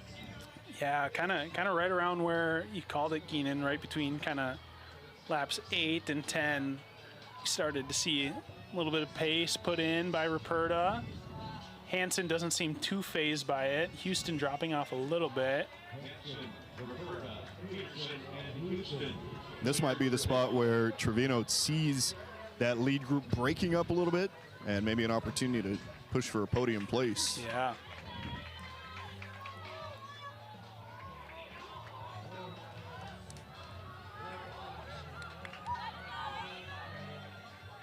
Peterson off the back of the pack still has about a 200-meter lead on Trevina, so 2 miles to go. It's not impossible. It would be pretty monumental. Seems like her gap on the runners behind her has stayed pretty steady, but hasn't increased, so maybe a little bit of extra pace from the 6, 7, 8, 9 athletes. So still a bit of drama to be had there too, from kind of both sides. Will Peterson or Houston fall off far enough for Trevina to reel 1 or 2 in and will maybe Trevina went a little bit early on the pack behind her, so time will tell. If we could get Ben Olson, Murga Gavina, and Joseph Minor-Wiggins to... Yeah, this gap between the chase group behind Trevino is getting a lot closer at this point. And now she seems to be pressing a little bit, not going as free and easy as you'd hope at this point in the race. Yeah, that chase group of 4, it looks coming through there, looks pretty relaxed to me still. So yeah, it'll be interesting to see how they can move up. Yeah, strength in numbers too. They have a little bit of that benefit of, especially with 2 teammates in there. If one slows, the other can jump to the front and keep the pace going. So Joe Minor-Williams is down here at turn 1, and he's cheering on every jackrabbit that goes by. I'm surprised that he still has energy after that 31-minute race with the 100-meter dash at the end. Number one in the 10K, also number 1 10K fan, Joe Minor-Williams. So as you saw Ruperta and Hansen come by, thoughts on body posture, any cues? If you had to choose, who is Hansen still looking kind of like the favorite? At this point, it's really splitting hairs. Ruperta seems like it's easy for her at this point. Same with Hansen. That's kind of the style that they both run with. Hansen has that a little bit more. I almost feel like Hansen is just waiting there, like a shark behind a boat, and just waiting to attack. So we'll see what happens, but it almost feels like she has a little bit more with that late kick. Well, and I'm also kind of surprised, we saw in the last race, the changing leads and everything and people dropping back. We haven't seen that here. You'd think Ruperta would want to maybe drop back and let Hansen take a lead, but at the same time, maybe she just doesn't want a chance losing her. Now it's looking like they're kind of running side by side here coming down the home stretch. And you don't have mirrors when you're running, so you can't see where the person is behind you. Right. But Leah Hansen is right there on the outside hip of Ruperta and waiting to pounce at this point.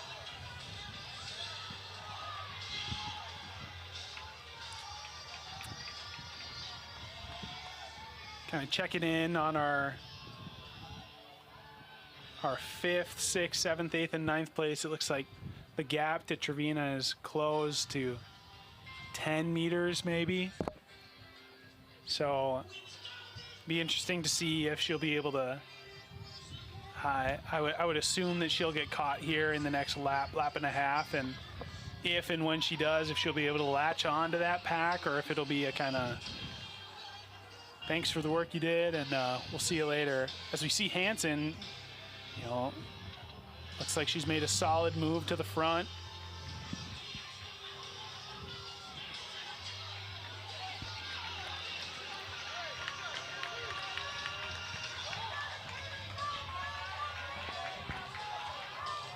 Now that group of 4 are basically right there with Trevina. Yeah, we've been talking about.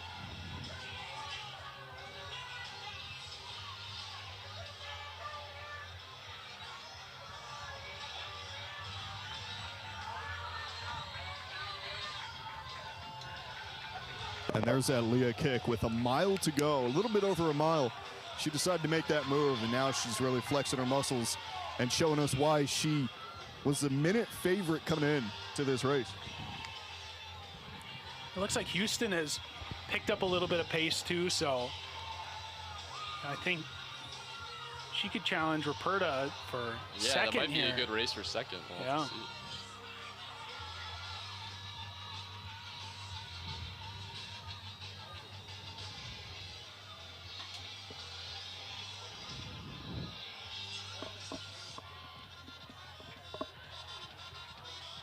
Trevina putting in a valiant effort to maintain contact with that pack.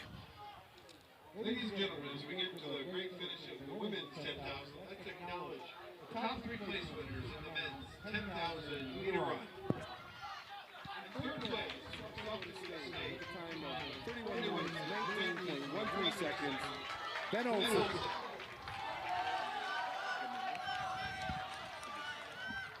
second place with a time of 31 minutes, 13.55 seconds, Murga Gamita. And your 2023 Summit League 10,000 meter champion with a time of 31, 13.37 seconds from South Dakota State, Joseph Minor Williams.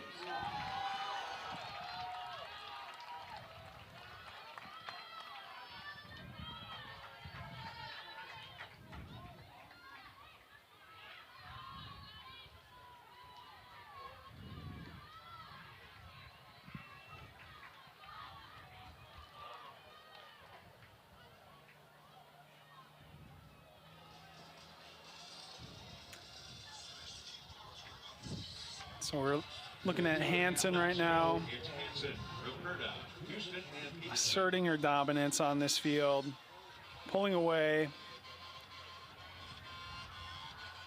Yeah, and about an equal gap from Hansen to Ruperta, and then same thing from Ruperta to Houston. So let's see how these last couple of laps play out.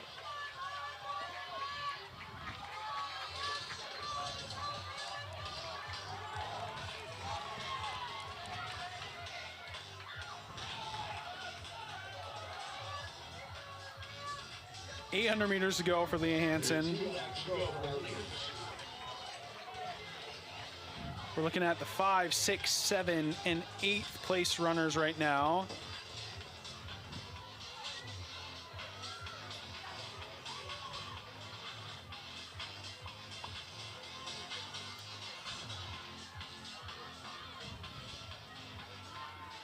Hansen still looks very relaxed. It's almost like a Sunday walk in the park for her at this point. Not showing a ton of emotion, not showing a ton of fatigue. Pretty much everybody else that's come through has. Yeah, cruising along there. 600 to go now. Hansen, Ruperta, Houston.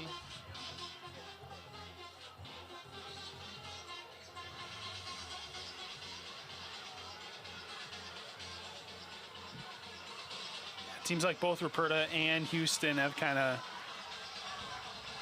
found the spring in their step for these last couple of laps, neither wanting to get caught.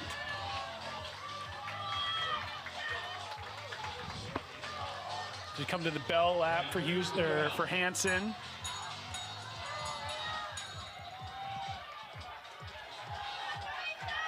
Ruperta still chasing. And Houston.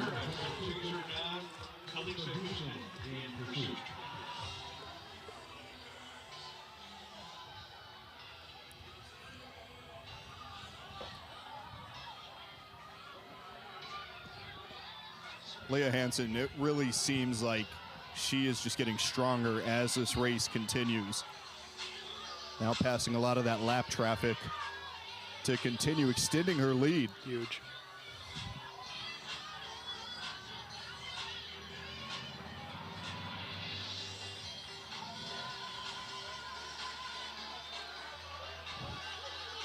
Leah Hansen coming around the final corner. 100 meters to go. Showing us why she is the Summit League leader in the 10K. Strong, confident, dominant performance by Leah Hansen. As she comes across the finish, Summit League champion once again. It really does not look, well, I guess she bends over a little now. Did not look that tired crossing the line. Ruperta for second. Houston in her debut 10K will round out the podium for third. Great race for her.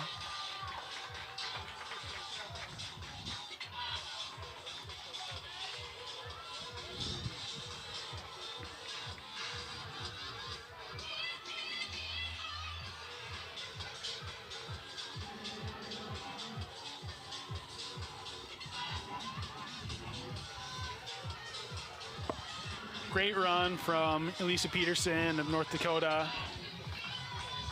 4th place for her. Stuck her nose in it the whole way. Rewarded with a 4th place finish. South Dakota State runners in that chase pack have really sped up over this last 400 meters. About to come down the home stretch here. Yeah, big team points implications here. 2 SDSU runners and an NDSU runner in this final pack. It's like 5th and 6th for the Jacks.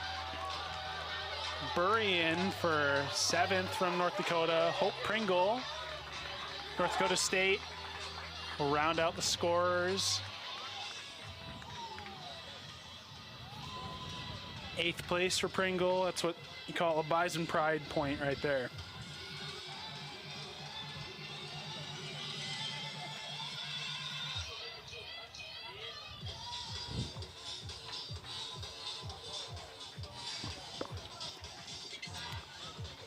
So it was Caitlin Bright of South Dakota State in 5th and Maya Kaiser of South Dakota State in 6th.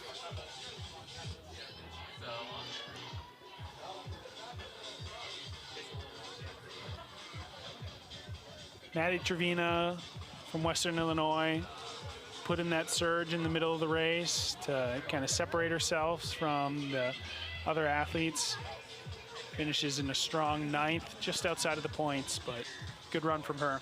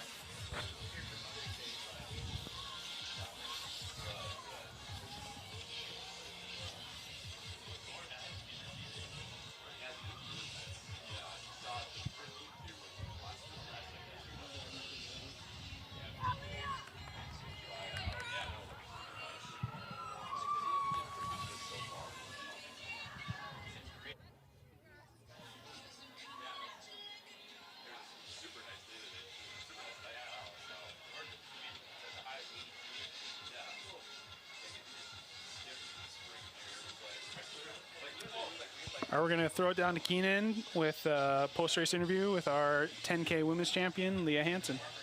Leah, congratulations on the win. You're back on top of the podium again after a 2nd place finish last year. A dominant performance today. It seemed like it was so free and easy for you throughout. How did you make that happen? Do I take this or no? Okay. Just training a lot. Honestly, so much training. The whole time it did feel pretty good. Shout out to Abby and Kalisa, because obviously it's just like a lot easier racing together, and but pretty much throughout I had been training at like that pace or a little faster for tempo stuff, so it's just felt good. And then when it started to not feel good, because it's a 10K, so it happens no matter what, I was just telling myself, like, you train at these paces, whatever they were. I think we were hitting 87s or something. I'm like, you can train at 82s per lap, so like, get it together. And with about a mile left, you decided to take it another step, and you really separated yourself from Abby and really the rest of the chase group. Were you feeling any sort of stress at that point, or any tension with your legs or your body trying to fight back? It was definitely hard. I knew I was going to make a move somewhere. It was just about being patient. Obviously, there's a lot of good competitors out here, so I knew kind of going in. Last year, I waited, and Kelby is just such a great runner, and she outkicked me by a lot. So I knew my strength was in kind of the distance stuff. I do have a kick, but I wanted to go out with at least 2 miles or a mile left. And Abby had already picked it up a decent amount, so I didn't feel the need to do that myself. But then when that mile hit, I was like, it's go time, so yeah. No need for a kick today. Congrats, Leah. Thank you.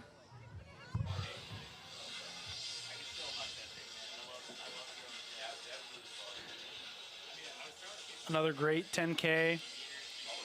Leah Hansen taking the win. Abby Ruperta second. Kalisa Houston rounding out the podium. Man, just it's a great day of track and field. Great day to open up the Summit League Outdoor Championships. We're going to have a podium presentation here shortly for the women's 10K, which we'll watch here, and then call her a day.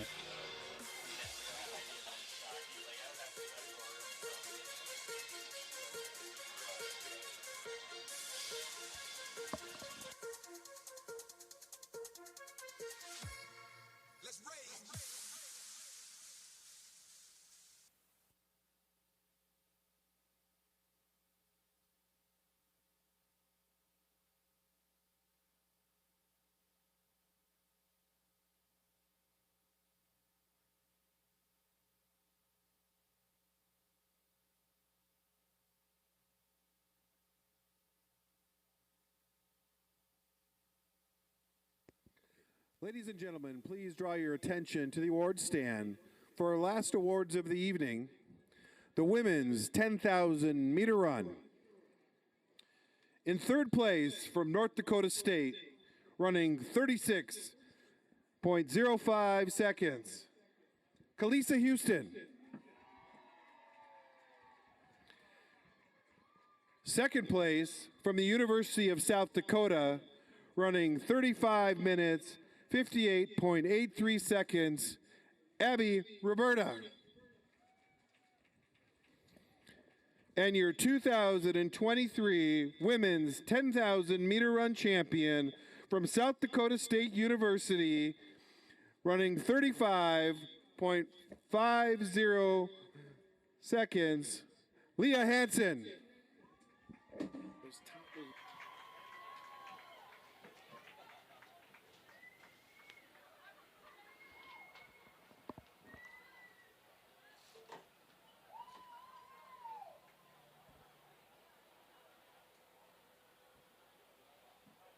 Fans, a reminder to pick up your areas before you leave the facility this evening.